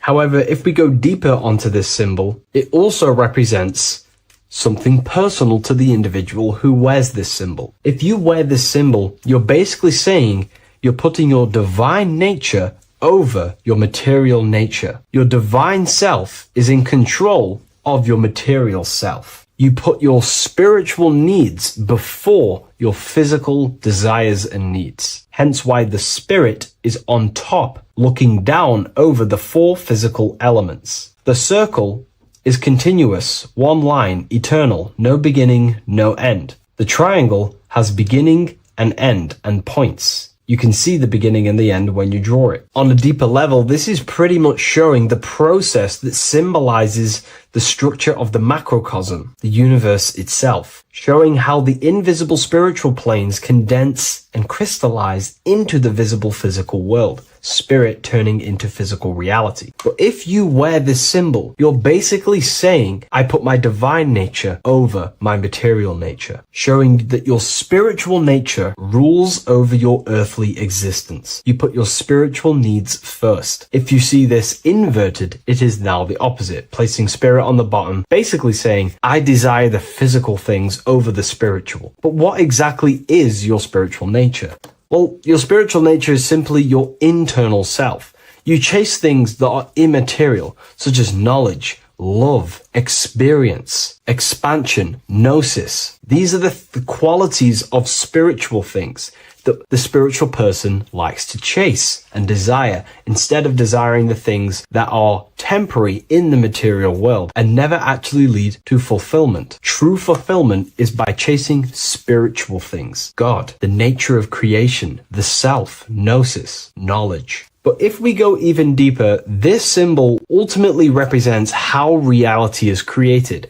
Hence why this symbol is heavily used in Kabbalistic magic and so-called witchcraft. We are all magicians. Each one of us are creating reality. There are just certain ways you can actually create reality by becoming conscious of them. By becoming conscious of the elements and the qualities of the self that actually create your experience in your life in the present moment. If we look at the pentagram, we see that when you draw a pentagram, it is one continuous line. It is one expressed in 5. The order of the elements are very important. Spirit at the bottom, fire at the bottom right, and so on and so on. Because this is showing you the descent of the spiritual into the material, the invisible crystallizing into a material reality. As you can see when you start to draw the pentagram, you see spirit at the very top. You're descending down to fire. Fire is the closest element to spirit. Hence why in magic and witchcraft, people like to use candles. So you're descending first into fire, then into air, then into water, then into earth, then back into spirit. Because of course, the cycle of creation unfolds itself. When you die, you return back to spirit, and then you reincarnate yourself back into physical reality if you wish and desire to. Everything is under this process of matter spiritual. In the daytime you wake up, you're in your material body. When you go to sleep, you enter your astral spiritual body. Everything's in this continual process, renewing itself in spiritual, then material. But the reason why this is associated with magic so heavily is because each one of these elements corresponds to a different body of consciousness, a different vehicle of consciousness. Consciousness has many different vehicles it uses to create the tangible self, the physical reality. For example, consciousness has a spiritual nature. The spirit element in this case symbolizes the emanation, the descent of the one power, the one force that we are all using. Each one of us is using this one power, the power of the source consciousness, unfolding its creation in the present moment. This represents the source, the emanation, the descent of this continuous flow of energy through us that we are tapped into, like a live stream in the present moment. This descends first, the force descends into fire. Fire symbolizes the willpower, will. In this aspect or vehicle of consciousness, the will is the being that directs intention, initiates action, shapes reality through focus, determination. It sets direction, holds intention, projects a desire into form, and aligns your inner world with the outer creation. The will comes out of the force, spirit. Then the will goes with intention to air. Air symbolizes the mental vehicle of consciousness, the mind, the psychic man. The psychic aspects of your consciousness is thinking, imagination, mental images, logic, using the thought or the mental vehicle body of consciousness. Then that thought has an emotion, which is then water. So it goes from the force to the will to the intellect to the water, the emotional body of consciousness. The emotional vehicle of consciousness amplifies the thought into an emotional desire that you want to take action on. No one takes random actions, and if we do, we say we're very bored and we don't care. The water is the energy, the emotion you have to fulfill something. And that emotion then descends into earth, which is the physical body to take the physical action in the present moment, to fulfill that desire, to fulfill that will, that thought, that desire. And that is how reality is created all the time. Now, there is much more that you can go into with the pentagram, because true magic is about changing consciousness at will, not casting random spells. It's the ability to change the direction of consciousness using the power of the will to direct these forces to create change in the internal world so it can project outwardly in the external world. Because consciousness creates the external reality. What happens within us, we see change outside of us. So true magic is about manipulating the forces and the vehicles of consciousness that exist within our own mind to produce a change in the material world. There are other ways you can use magic, by purifying each body of consciousness or banishing each body of consciousness. Other forms of magic, you can dissect each body of consciousness and work with that specific body. If you think you're using your mind too much, you can start using banishing rituals to banish the power of the mind, to stop overthinking, for example. Or if you have lack of emotional connection with your emotional vehicle of consciousness, we can dissect this body, tap into this body, and invoke this body and strengthen it. We're dissecting each body and vehicle of consciousness so we can work with it to create a specific change inside ourselves, then to be mirrored outside of us. So pretty much this pentagram represents the descent of the spiritual turning into a material reality. Hence why sometimes we see a human figure standing in the point of a pentagram, because it ultimately represents the microcosm. You are the microcosm. You represent the entire process of spirit into matter, the invisible into the visible, the formless into form. The pentagram, drawn in one unbroken motion, captures this divine act of creation, showing how consciousness flows downward through the elements or the vehicles of consciousness to bring forth the material reality. The Book of Symbolism will teach you all about this. It was released November 17th. A lot of people have taken advantage of this. You also gain a free ebook with this copy. Every order comes with a free ebook. And if you wish to get your copy of the brand new Book of Symbolism, you can find it in the description or revivalofwisdom.com. Thank you, everyone. I'll see you in the next video.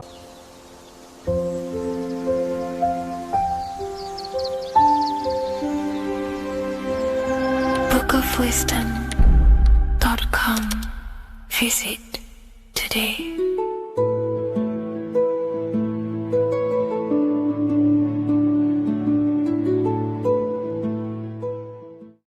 Welcome to Revival of Wisdom. Welcome people, we're back with another video. Please make sure to hit that like button, subscribe, and turn on notifications to never miss a video. The Earth is a giant torus field consisting of a positive and a negative pole. The Sun being the cathode with a positive charge and the Moon being the anode with a negative charge. This is why the Sun rules over the day, giving you lots of energy, and the Moon taking your energy from you, making you go to sleep. Now, the plane that we live on is called the plane of inertia, and at the center of this plane of inertia is the North Pole. This is where the two electromagnetical energies meet. Now, this is where the most electromagnetic energy is stored. This is why all compasses will point north, because it's the most magnetic place in this reality. So the Sun and the Moon is spinning around this center point, which is stirring the ether of this reality and making everything move in circles, meaning this is a cycle. Everything's recycling itself.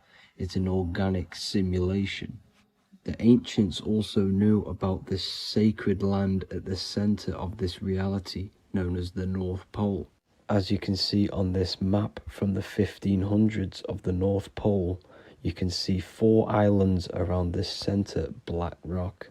Ancient civilizations like the Mayans, the Buddhists, and ancient Chinese also depict these 4 islands.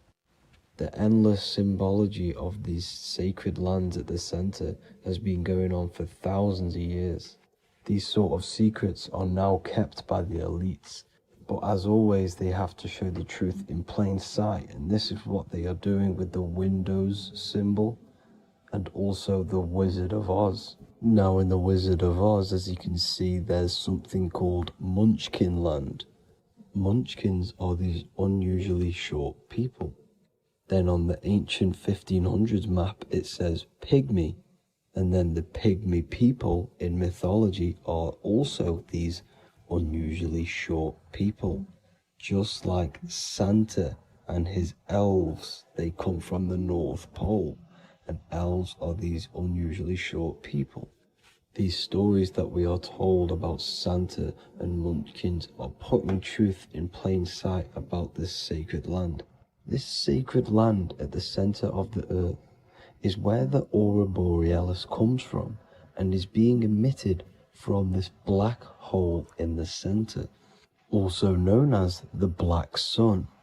The aurora borealis is the earth's aura, hence why it has the word aura inside of it. It is the life-giving essence to all life within this realm. As this dualistic reality we live in consists of both physical and spiritual, the black sun is like our sun for the spirit. It's our spiritual umbilical cord, connecting us to the spirit realm. And the rising sun is the opposite. It's our sun for our physical 666 carbon suits, known as our human body, our physical aspect.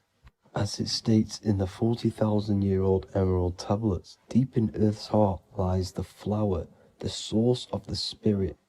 The flower of life is as thine own place of spirit, and streams through the earth as thine flows through thy form, giving off life to the earth and its children.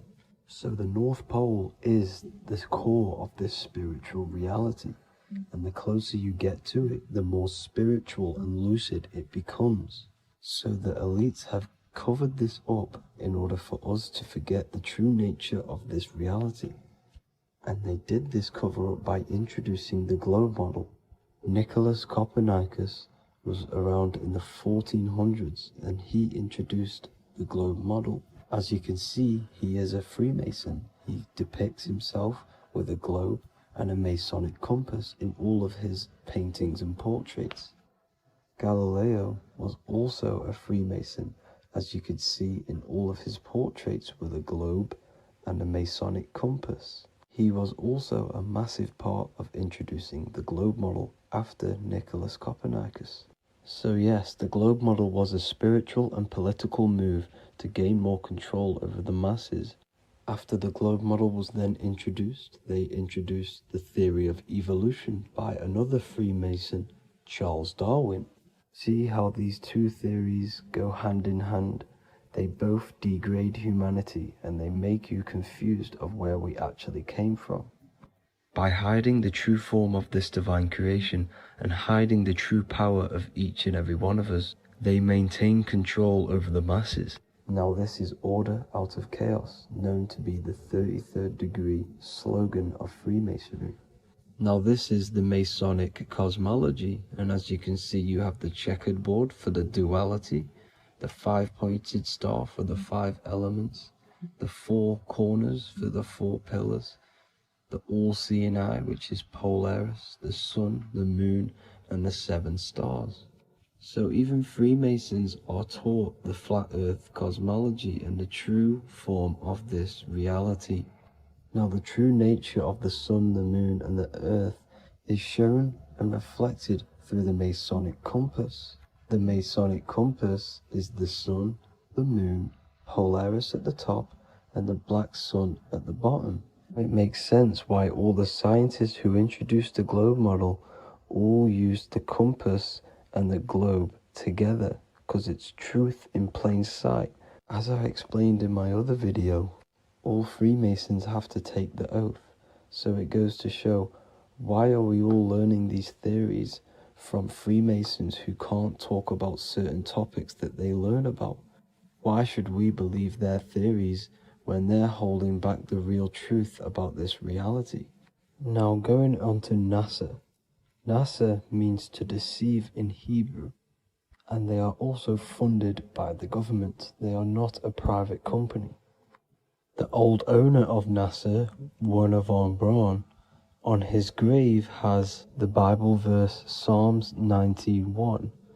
The heavens declare the glory of God, and the firmament showeth his handiwork. Now why would the owner of NASA put this on his grave? Seems a bit suspicious to me, alongside with the NASA astronauts are all Freemasons. And not to mention the countless mistakes they've made on their live videos in space stations, the moon landing, and the CGI footage of the Earth, which is obviously photoshopped. Just by tricking the masses that they live on a spinning ball, the elites gain the perception of the masses. Not only does it hide the divine creation we're inside of, it hides the divine spark within you. It hides the creator, the source. And by believing in space and we live on a spinning ball, it makes people come to the interpretation of that we are a coincidence and we do not have any purpose. And of course this is false. When you come to realization that we are all a divine creation and we can create our own divine life in this reality, life becomes more sacred and you start to enjoy little things. The elites want you to believe everything exists only in the five senses. They want you constantly looking outside of yourself because they know that will keep you on lower states of consciousness. Now this brings me to our next point. By tricking the masses into the heliocentric model, the elites started to advertise aliens in the movies, in cartoons and magazines in the late 1940s. Now this is subconsciously programming us about aliens and extraterrestrial threats, which then they can use to their advantage. And this is something called Project Bluebeam. They are more than likely going to fake an alien invasion to push this 2040 agenda, which is for one government and one ruling currency. That's it for this video, guys and girls. Hope you all enjoyed. Please make sure to leave a like and a comment. God bless you all.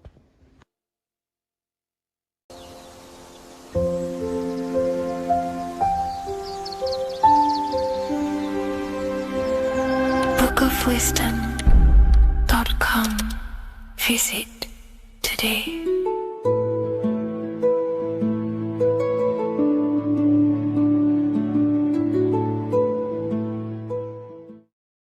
What's good, people? We're back with another video. This is going to just be a quick video. Manifestation, magic, bending reality. So let's jump straight into this. So you have a conscious and a subconscious part of your mind. The conscious is what you're conscious of, what you're actually doing, where you can choose or not. However, the subconscious is the part of your brain which is automatic. So all of the systems in your body, like the digestive system, your heartbeat, these are automatically being ran. And you do not have to tell these systems to do anything. You do not have to consciously tell your heart to beat. It's automatically doing it. And this is what the subconscious mind is controlling. It's like the dark aspect of your brain or your mind. It is the way bigger aspect of your mind. Okay, it controls all the systems in your body. Okay, and this is where all of your programs are. So when you're in it from your childhood, what you've learned in school, all of these things are being kept in your subconscious, maybe traumas and stuff like that. So the subconscious is the female aspect, and the conscious is the male aspect, because the male is all about action and doing, and the female is all about creation, creativity, intuition. So you have a right and a left hemisphere of your brain. and these are obviously male and female. The right side of your brain is your female. It's to do with creativity, imagination, intuition, insight. Okay. And this is one of the most important sides of the brain.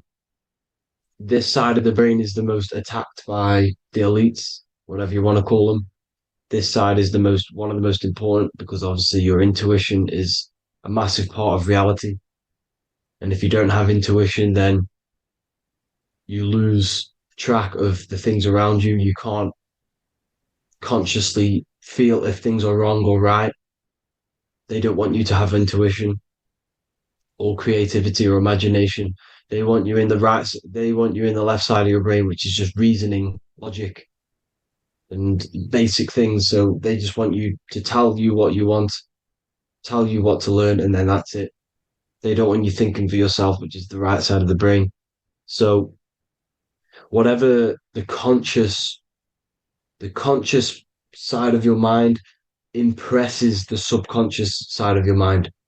So if you do affirmations, for example, if you consciously do affirmations every day, you're reprogramming your subconscious mind. You're impressing a vibration and a word into your subconscious mind, and therefore it will reprogram it. So the male and female aspect are symbolized by the Star of David as well. The male being the upside triangle, the female being the downside, connected all in one because we both have male and female energy. So every thoughts are electric, which is the male aspect, emotions are magnetic, which is the female. Each thought creates a wave of vibration in all directions. So think of it like a water drop in a pool, but it going out in every single direction. It's not just flat. And these thoughts have a certain frequency, well, has a certain vibration. That vibration has a certain frequency. And this affects your aura. Every thought, every emotion directly impacts your aura and the strength of your aura. So if you're angry all the time, your aura in the astral plane will look red. However, if you're happy, it'll be more like blue and green. So it's very important. Your electromagnetic field is created out of your emotions and thoughts, and that affects reality because you're 60% water, and frequency and vibration create certain patterns and has a certain effect on water. We'll get into that after this slide. So each thought that people are thinking around you, you are actually subconsciously picking up these thoughts because it's emitting this vibration in all directions. So this is why you can pick up thoughts of other people on the odd occasion. However, when you're more in tune with your intuition, your right side of your brain, you can start to pick up on vibrations, thoughts, and other people's auras. You can pick up on the energy once your third eye is open, and you know whether you should be in that environment or not. This is what we call an atmosphere when we go into a room and you can feel the tension if someone's been arguing, for example. This is the atmosphere, this is the vibrations, these are people's auras emitting these certain frequencies and vibrations. Okay. So our aura is contained of multiple layers. Obviously, we have the physical body. This is the electromagnetic layer. However, you have the different planes of existence, the spirit, mental, astral, etheric, and then physical. The physical is the lowest plane of existence. And the physical plane is a product of all of the planes above. So the mental impresses on the astral impresses into the etheric, and then the etheric creates the physical object. So the mind is the root cause of reality. The mind is the cause of everything. Your consciousness is pure cause. There's no effect. Everything you see in this reality is the effect. Everything that you experience is the effect because the root cause was the mind. The decisions you made you experience that certain experience. And that decision was created on the mental plane. And this is just pure thoughts. And thoughts are things. If it exists in your mind, it is a thing. It's a certain frequency. So if you have a certain level of thoughts, if you're thinking positive, for example, you're going to have a strong aura, you're going to have a higher vibration, and that attracts like. Like attracts like when it comes to thoughts and vibrations and electromagnetism.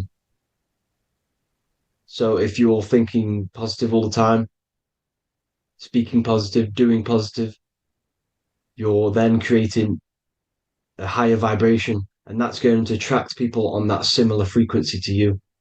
Everything is electromagnetism, frequency, and vibration. Everything. You see, so this is why, for example, if I put my hand to a TV screen, if my finger was the same vibration as the TV screen, it would go straight through it. However, the particles in my hand and the particles on the TV screen are two separate vibrations, and this is what causes the friction to stop and not my finger to go straight through it. So, like I said, when you don't feel the vibe of someone, when you don't feel right, you don't really get along with someone, this is a vibration. Your vibrations are not matching, they're not similar, they're two complete different vibrations, and they're not aligning properly. So, music has a massive part on this. Music is a massive, massive tool for the elites because music is frequency. And in 1975, the musical instrument are all tuned to 440 hertz. So Spotify, Apple Music, most of the music on YouTube is all set to 440 hertz. And 440 hertz is not divisible by 3, 6, or 9. And when you can't divide a frequency by 3, 6, or 9, it's not a natural frequency. As you can see here, this is 432 hertz. This makes a nice geometric pattern. However, 440 hertz is a distorted pattern. So when you listen to this, this actually shuts off the whole right side of your brain. Like I said at the start, this is the most attacked side of your brain.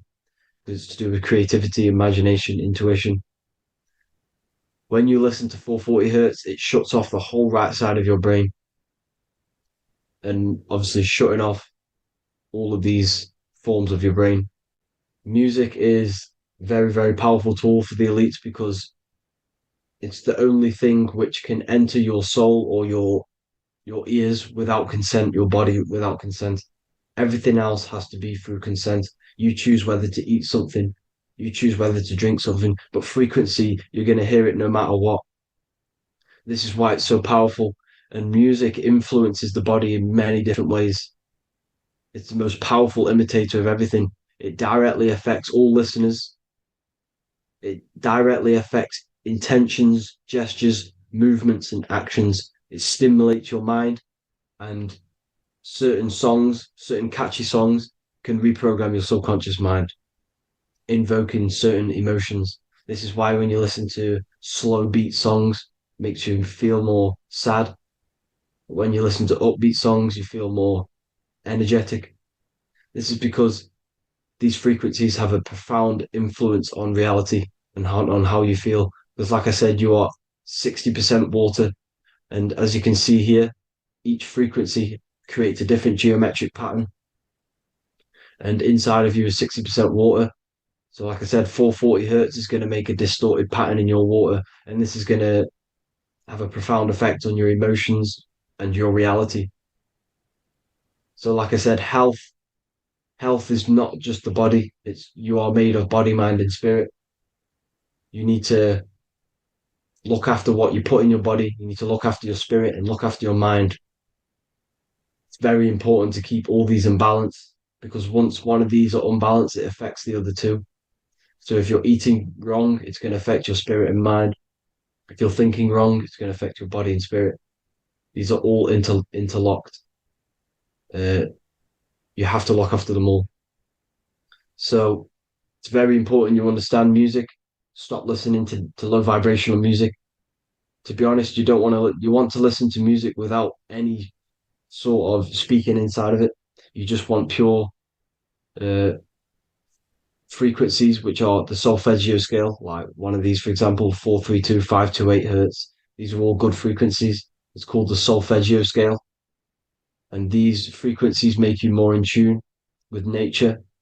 5 to 8 hertz is what the earth vibrates at. So it's very important. And the Rockefellers are the one who changed this to 440 hertz. The Rockefellers, one of the elite families. So if you want to manipulate reality, it's very important to have your chakras aligned and having a high vibration, because the higher your vibration, the more powerful your words and your intentions are on reality. So the lower your vibration, the harder it is to affect reality, because you're on a lower state of consciousness. You want, like I said, you have the mental, astral, etheric, and physical. Everything is a product of the one above. As above, so below. This is what Hermes Trismegistus was saying in the Egyptian days. This is where it comes from. As above, so below. If you affect above, it directly affects below. So, like I said, meditation helps on this, helps align your chakras. Think positive, feel positive. Like I said, your feelings are magnetic, your thoughts are electric. So once you combine these two together, you're then creating an electromagnetic frequency, and that will have profound effect on reality. So the law of cause and effect. Every law, so the law of cause and effect. Every effect has the root cause. Like I said, your mind is the root cause of everything. Every decision you make is having a different effect on reality. Everything happens for a reason due to the root cause, which is your mind. You choose everything that happens in your life. Okay. So it's very important you understand this and you constantly make the right decisions, the good decisions to have good effects on your reality. You have to be very conscious of this law because nothing escapes this law. This is the law of all consciousness. So think about it. Imagine a massive ball of consciousness. However, off this ball are different sparks, and each one of these sparks are in each and everyone's body. This spark is governed by these laws, the law of cause and effect, the law of correspondence, the 7 hermetic principles. It's very important you understand this because this mass ball of consciousness is what is obeying these laws. And everyone has this spark of consciousness inside their third eye. And like I said, everyone is the same consciousness. This is why if you do bad onto someone else, that will directly affect your reality.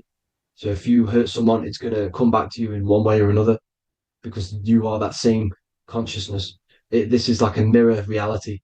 As within, so without. Whatever you feel on the inside, you're gonna see that on the outside. You're gonna experience that reality, whatever you've impressed. So there's different ways to bend reality to your will.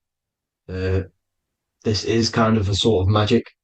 So obviously you have black magic, which is manipulating reality to harm and influence others, or to be very selfish. And then you have white magic, which is manipulating reality for the good of humanity. So you do have to be very careful with your intentions, people, when you're trying to manipulate reality, because this is nothing to be played with. If you are manipulating reality for the wrong reason, it's going to come and bite you in the ass in some way or another. Because everything is balanced. Everything balances out in this reality. Nothing escapes the laws. Not one thing escapes the laws. So if you're stealing from yourself because it's just going to come back in one way or another. Inside of everyone's heart, you know whether you're doing good or wrong. You can feel it when you do something wrong. You can feel it when you do something good. The heart is the center of the torus field. It's balance. And this is why you say follow your heart, because it's the center of the torus field. It's very important to listen to this inner voice inside of you, because that is telling you the right things to do, the good decisions to make. And when you keep following that voice, that good voice inside of you, it takes you to your life path. Very important to follow that voice. However, don't let the ego get in the way of it. Don't care what your friends are going to say. It's very important to understand this.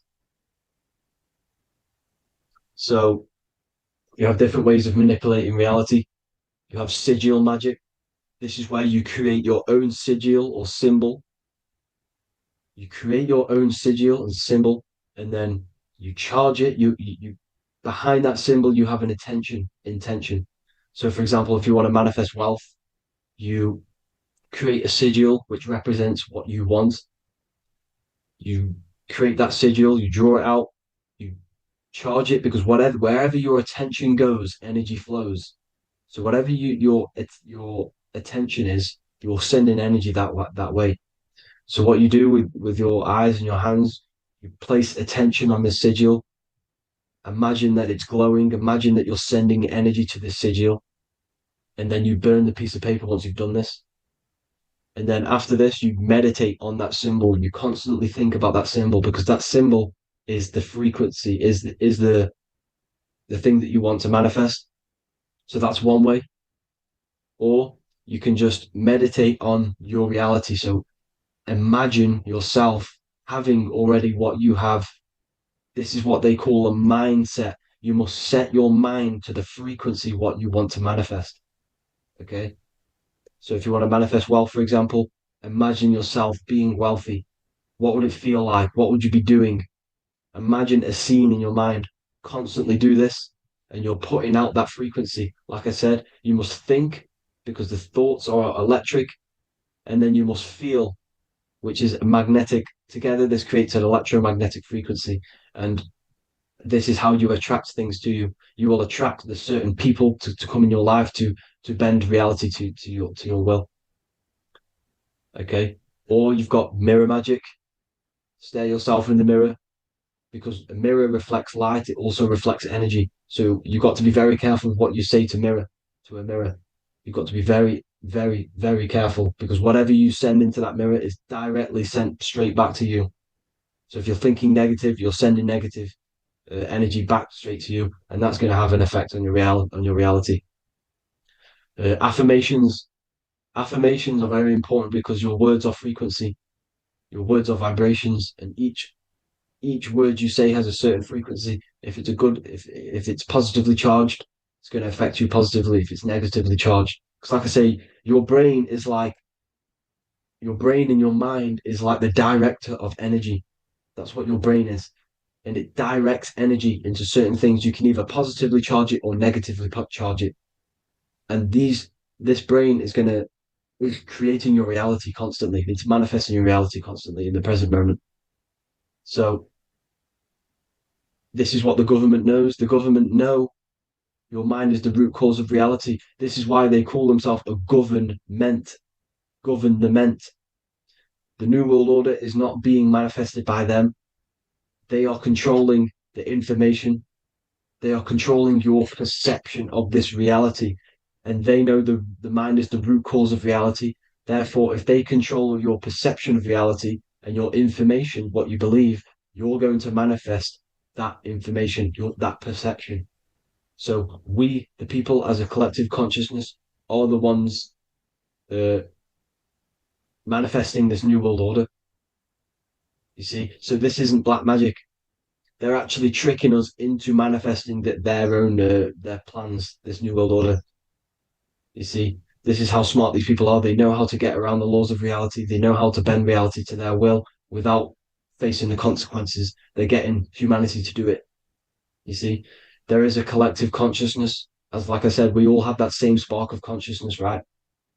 So as a collective consciousness, we are on a very low vibration at the moment. However, we are waking up rapidly. There are more and more people waking up at the moment, and light always chases away the shadow. Light is a lot more powerful than darkness, you see. So one person waking up has a massive effect than one person being asleep. It has a profound effect. Because, like I say, the light always chases away the darkness. It's more powerful. The light is always more powerful. High vibrations are more powerful than lower. So that's it for this, people. I hope you all enjoyed. This is a short, quick video. God bless you all.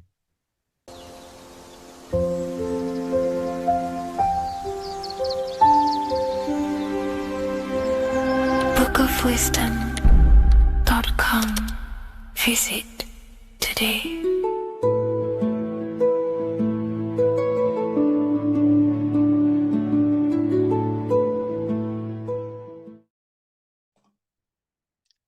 So this is known as the bag of the gods. This symbolism is widely known, but no one knows what it truly symbolizes. We see this in ancient Sumerian artwork. We see this in the Mayans' artwork. We always see this bag with the gods. What does this actually represent? Okay. So the bag itself represents carrying. Carrying what? It represents information, represents knowledge. Your mind is the carrier of the information. So this is why in his left hand, he carries the bag, and the right hand has the pine cone. This represents carrying of information. Why is it a bag? A bag can be passed on to someone else. The information can be taught to someone else. This is the information of activation of the pineal gland or higher consciousness of humans. Because as humans, we all possess an animal nature, the nature that tells us to eat, to steal, to gain material wealth, to survive, to hate. This is our animal self. This is our animal behavior. But we also have a divine nature of consciousness, which we have access to, the higher planes of consciousness, the planes that manipulate this material world and create all things in this material world. The human mind has access to. The animal does not. The animal has no idea he exists. The animal has no inner dialogue, but humans have the inner dialogue. Humans can create infinitely. We can expand our minds infinitely into new realms of thought. So we have this higher divine nature and a lower nature. This bag of the gods is basically just representing the knowledge they possess of higher consciousness, of the higher aspect of life. Okay? Which is the activation of the pineal. The pine cone. The pine cone is in his right hand. The right represents wisdom. The left represents intellect, knowledge. Knowledge and wisdom are two separate things. Wisdom is applied knowledge. It's a feminine aspect. Knowledge is just gained information that you know, which is masculine. So in his right hand, he holds the pine cone. The pine cone can be opened and shut. The shut pine cone represents the asleep human being, the human being that exists in his lower nature, that just basically survives, lives on eating, consumption, material lust, living in chaos with his emotions, living in a place of hell. This is the animal nature. Then we have the awakened human, the one who has consciousness of himself, the one who looks within himself, the one who knows there is more to him when he looks in the mirror. He is far more than just the physical body. He is a divine spiritual being, a divine being who has limitless potential of creation into the material plane. So this represents the awakened. This represents the asleep. This is why he carries the pine cone in his right hand. It represents applied knowledge.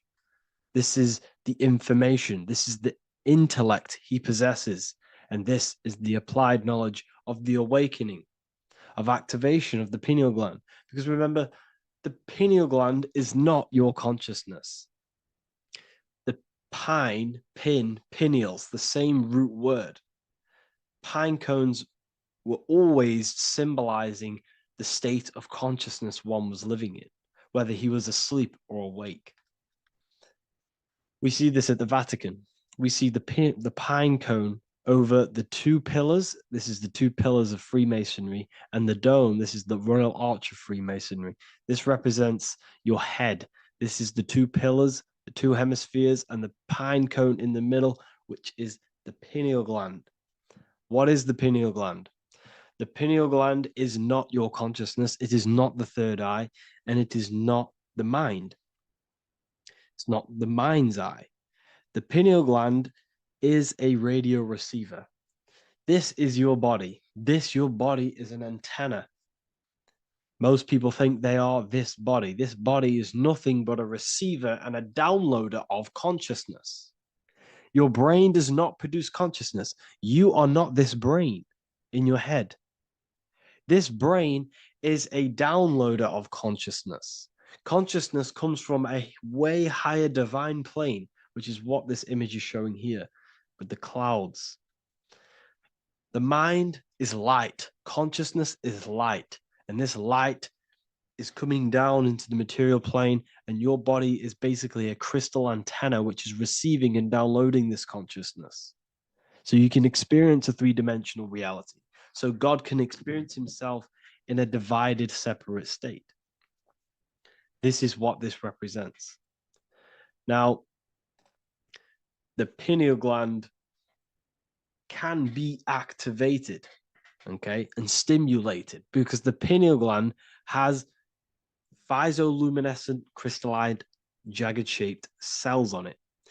And obviously these are crystals. Crystals are on your pineal gland. And what do crystals do?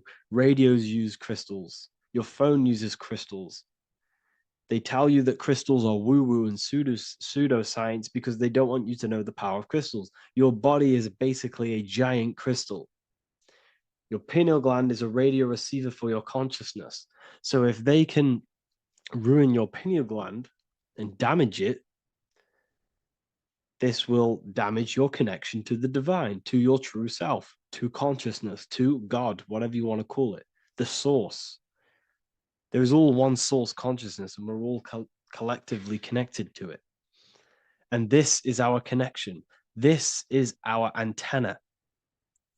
So what a radio does, a radio has an antenna, and the frequencies are all around us because all the radios are playing in your ear right now. But what the antenna of a radio does is tune into a specific frequency to pick up that frequency and play that frequency. It's the same with your consciousness. You're all a fraction of God's consciousness. So that is essentially what we are looking at here. We're seeing knowledge, intellect in the left hand, and applied knowledge, activation of waking up to higher consciousness, to the higher human form. Because we can reach beyond our physical form. We can turn our animal self into a divine being, into one of these so-called gods. These gods are nothing but human beings.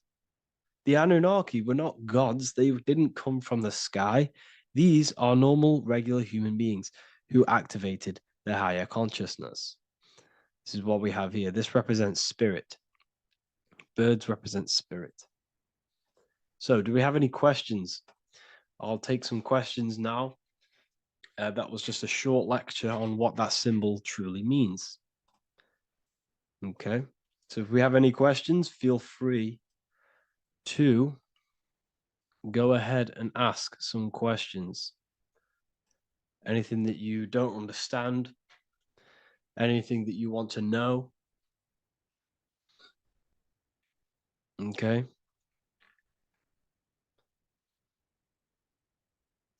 So base reality would be where source resides. Yes, the base reality is your consciousness. Are these lectures available in the university? There's a whole section, basically inside the university, there's a whole section with like over 30 long form lectures like this. So the base reality is where the source resides. Yes, the base reality is your inner world, your consciousness. That is the only thing that exists. Your outer world is just an effect of your consciousness. Your consciousness, everything that has gone on within the mind and emotion is pushed outwards into your reality. You have thought and felt your way into your external circumstances. Your life is a direct correlation of every thought you thought in the past.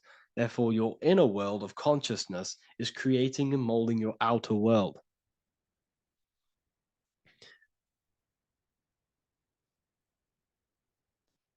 The best way to keep connection consistent, the best way to keep your connection to the divine or the higher planes of consciousness is through meditation and through imagination. Imagination is the fourth dimension. It is the astral plane. That screen that you have in your mind is not a physical screen. That is the divine plane of the astral. And this is essentially where all objects of this material world comes from. The phone that you are holding, the laptop you're watching this on, whatever you're doing, Every single object you see in your room that you are in right now began inside of the plane of imagination. This is not a physical plane. This is a metaphysical plane that you have access to. And you have the ability to bring down this plane into physical form. That's what we call manifestation. That's what the ancients called magic. This is what we now call in science metaphysics. It's all the same thing. So yes, you all have access to the divine planes. Unlike animals, this is why humans are so advanced.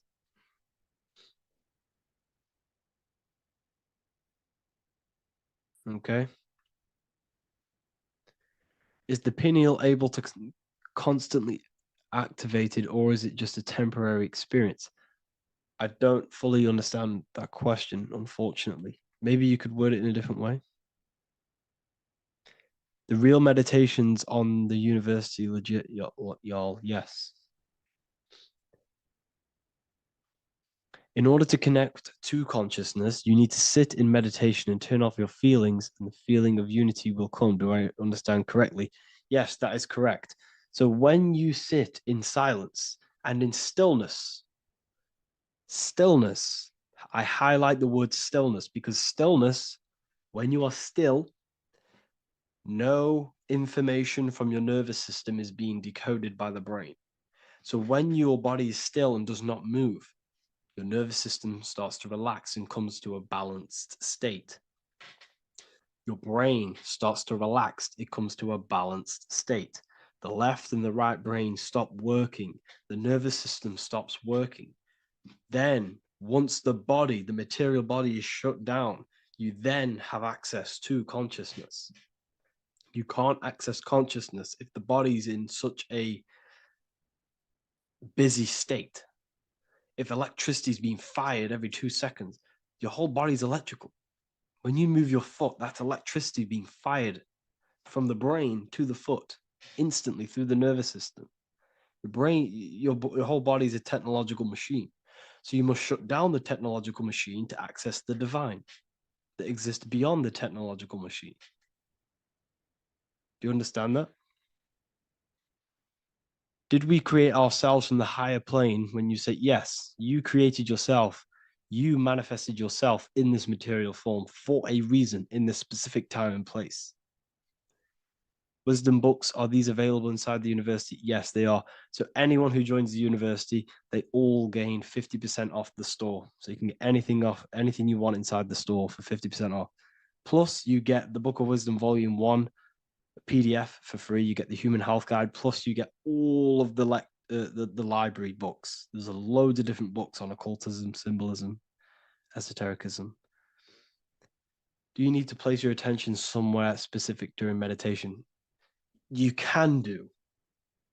Okay, you can do. So if you struggle, when you first start to meditate and you struggle to turn off the thoughts, think of the back of the brain, the back of your head. Don't think of it, place your attention on it. Okay, so when you place your attention on the back of the brain, this now shuts off thought because the back of the brain doesn't have any activation to do with thought. The front brain does, the neocortex. That's all to do with activation of thinking. So place your attention on either the back of the brain or your breath. What's more important, creating yourself or finding yourself? It's a balance of both. So in order for you to create fully, you must have awareness of self and awareness of thought and control over the mental dialogue, the inner voice inside of you. Okay. When you control that inner voice, that is when you gain power. That inner voice is what brings commands into physical reality. Before you kick a football, there is a change in consciousness. There's a decision made in consciousness before the body takes the action. Therefore, every physical manifestation is a change of inner consciousness before it's a physical reality. You can have the reality you want through consciousness before physically having it. That's the secret to creating. But you must believe it like you know the sun is going to rise in the morning. That's how much you should know that you have that reality in consciousness through feeling and thought and imagination. And that's how you can truly create in your reality. Shrooms help with consciousness or ego. I can't really talk about that because I'm maybe uploading this to YouTube, unfortunately. But we need to clean our pineal gland first from calcification. Yes, definitely. You should go on a detox the body, because you can't really connect with consciousness if your body is in such a dirty state. Because the brain is, your nervous system is in a state of fight or flight, trying to fight off all these toxins. So when you meditate, you're probably going to be having thoughts all the time because your brain's firing, your nervous system's being attacked through toxins. So you must detox to have a true connection with the divine. Your diet plays a big role in your spirituality and mentality. What is the most optimal food for pure consciousness? Fruits and vegetables. They possess consciousness. So when you place them inside of you, they're syncing with your consciousness. How to check the cleanliness of your body, your skin, your teeth, your tongue, your mouth. If your skin has spots, different colors on it, you're not clean, because your skin is a reflection of your inner organs. Coffee's not the best for you. Coffee gives you fake energy. Okay. So what coffee does, that buzz you get off coffee, is actually the toxic effect of the chemicals reacting with your body. If I'm inside the university and wanted to buy your book, you said it would be 50% off because we are your student. Is that automatic, or we need to have a code? You will have a code. Yes, I'm going to releasing a code for all the students after this. Caffeine equals neurotoxin. Yes, it fries your brain. It fries your nervous system. It fries your dopamine receptors. Will the Q&A last week about money symbolism be posted? Oh, I didn't post that. That's my bad. I totally forgot. I will post that after this. Thank you for reminding me. How to detox the body. The best way to detox the body is going through a week cleanse of fruit. So only consume fruit, sea moss, and cayenne pepper, and lots of freshly pressed juice. Do that for a week or 2 weeks, depending on how you feel, and then start to fast. You will lose weight, but you're not losing weight, you're losing impurities. It's good to do this every couple months, to just go on a raw fruit diet, cleanse the body, push everything out, and then start to fast while, consuming sea moss and having lots of freshly squeezed juices. What is an alternative for coffee? Something with high energy levels. Okay. We're not taught the most simplest thing about the human body. It is an electromagnetic machine. It's electrical. It runs off electricity.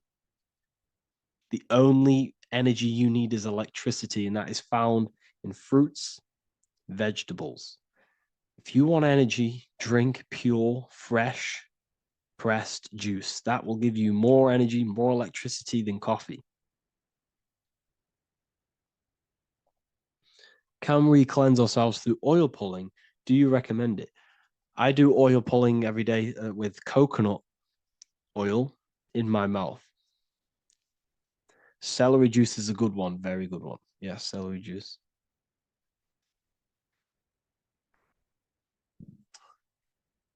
Any more questions? What kind of music do you listen to when lifting? For me, rap, hip hop push me work harder, but I know it's terrible for my subconscious. Yes, very. At least you're aware of it. You should be definitely try and stay away from the hip hop music.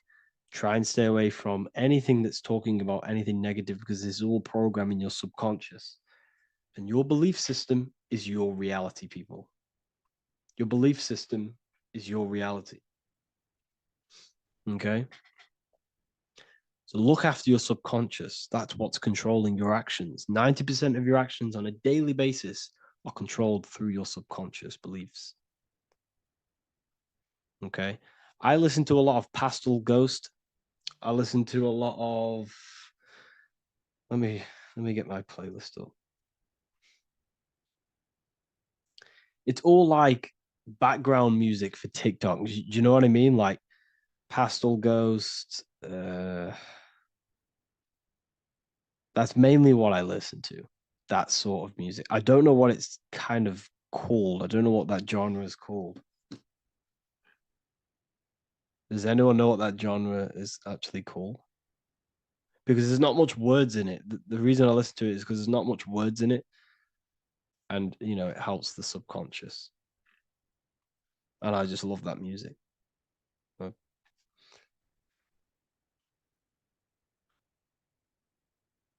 Like lofi, yeah, a bit of lofi. Uh, most people won't even know this type of music.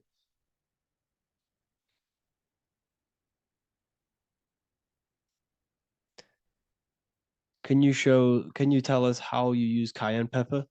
So I mix it with freshly squeezed orange juice every morning. So the first thing I have, empty stomach, I have a teaspoon of cayenne pepper, mix it in and just down it every morning. And sometimes at night. The feeling you get in your stomach after putting cayenne pepper on an empty stomach is absolutely amazing. It tingles in your stomach. It kills parasites. It kills all horrible organisms.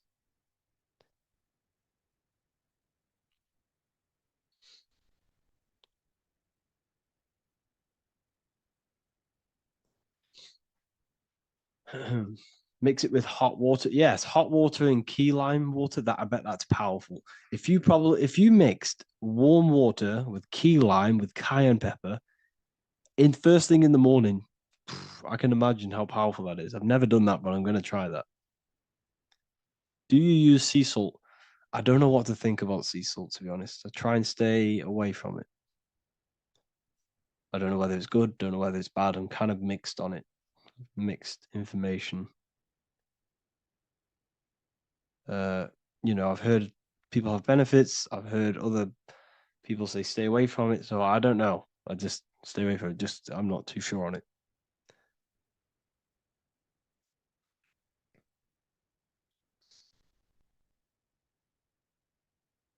I drink fresh pressed celery juice every morning. Yeah, definitely. Uh, is there any chance we could like feel for move to like esoteric occult questions? The only reason I say that is because I might be posting this to YouTube, so it's like I don't want them. I don't want them thinking I'm giving health advice because I'm not. This is what I do. I'm not giving anyone medical advice. This is what I would do to myself because I can probably get in trouble for that. So the subconscious is the all knowing, it is the all seeing eye. The subconscious knows everything. Your conscious mind does not. Your subconscious knows every single cell in your body. Your subconscious is making your heart beat. It's talking to your heart. It's talking to every organ, every cell in your body is being connected and spoken to by your subconscious mind. It is the all knowing. The subconscious has access to the astral plane, imagination, the fourth dimension. It has access to the mental plane, thoughts. It has access to the ethereal plane, energy. And has access to your physical body. It's the door, it's the portal. The subconscious is the portal to the divine. You must go through the subconscious in order to access the divine. Any coupon codes for book 2? Yes, inside the university, there will be a 50% off coupon code. Speaking of ancient civilizations, why did they use symbols to give us true knowledge? This is a very, very good question. Very good question indeed. The reason they use symbols is because symbols are their keys. They hide meanings They hide things. For example, if it was written down, if all of this sacred knowledge that I'm speaking now was written down, it can be easily taken. It can be easily misused. Someone can take it, read it, and steal it and misuse it and abuse the world and create horrible things. The reason they use symbols is because they're hidden. They hide the teachings. Only the ones who possess the key, that possess the knowledge, can read the symbol. So the symbols act as a guard towards this higher wisdom, this higher knowledge, which gives you power. All of the knowledge I teach you gives you power. And you can misuse it. You can misuse your imagination. You have no clue, unless you've put this into action, how powerful your inner consciousness is. You can become a Okay, listen. If you hate your job, it's not the job that you hate. Think about it. It's not the job that you hate. The hate is coming from your inner consciousness. It's the state of consciousness that you hate. So what does that tell you? You can change that inner consciousness to another reality, the feeling of another reality. You can become that consciousness within before you actually externally have it. And by becoming and knowing that reality, that's what produces effect on shaping your outer world. When you really, truly know that reality inside of you, of being free, of being wealthy, of having abundance, your outer world has no other choice but to rearrange itself to your new inner state of consciousness. That's what magic is. It's manipulating your inner state of consciousness. It's convincing yourself that you already have it, not believing it, knowing it. Okay? Knowing is different than believing. Believing is a lie. You should know thyself. Okay? So we can say that human overpopulation is intentional. There is no human overpopulation. We're all cramped in these cities. We're all cramped into one little place. We're not supposed to live like that. We're not supposed to live so cramped. This is why there's so many weirdos out in public. So many weird people doing weird things. This is when things start to go weird, and we shouldn't be living in this state, in this condensed state. We should be spread out. Okay. There is no overpopulation. It's just an illusion.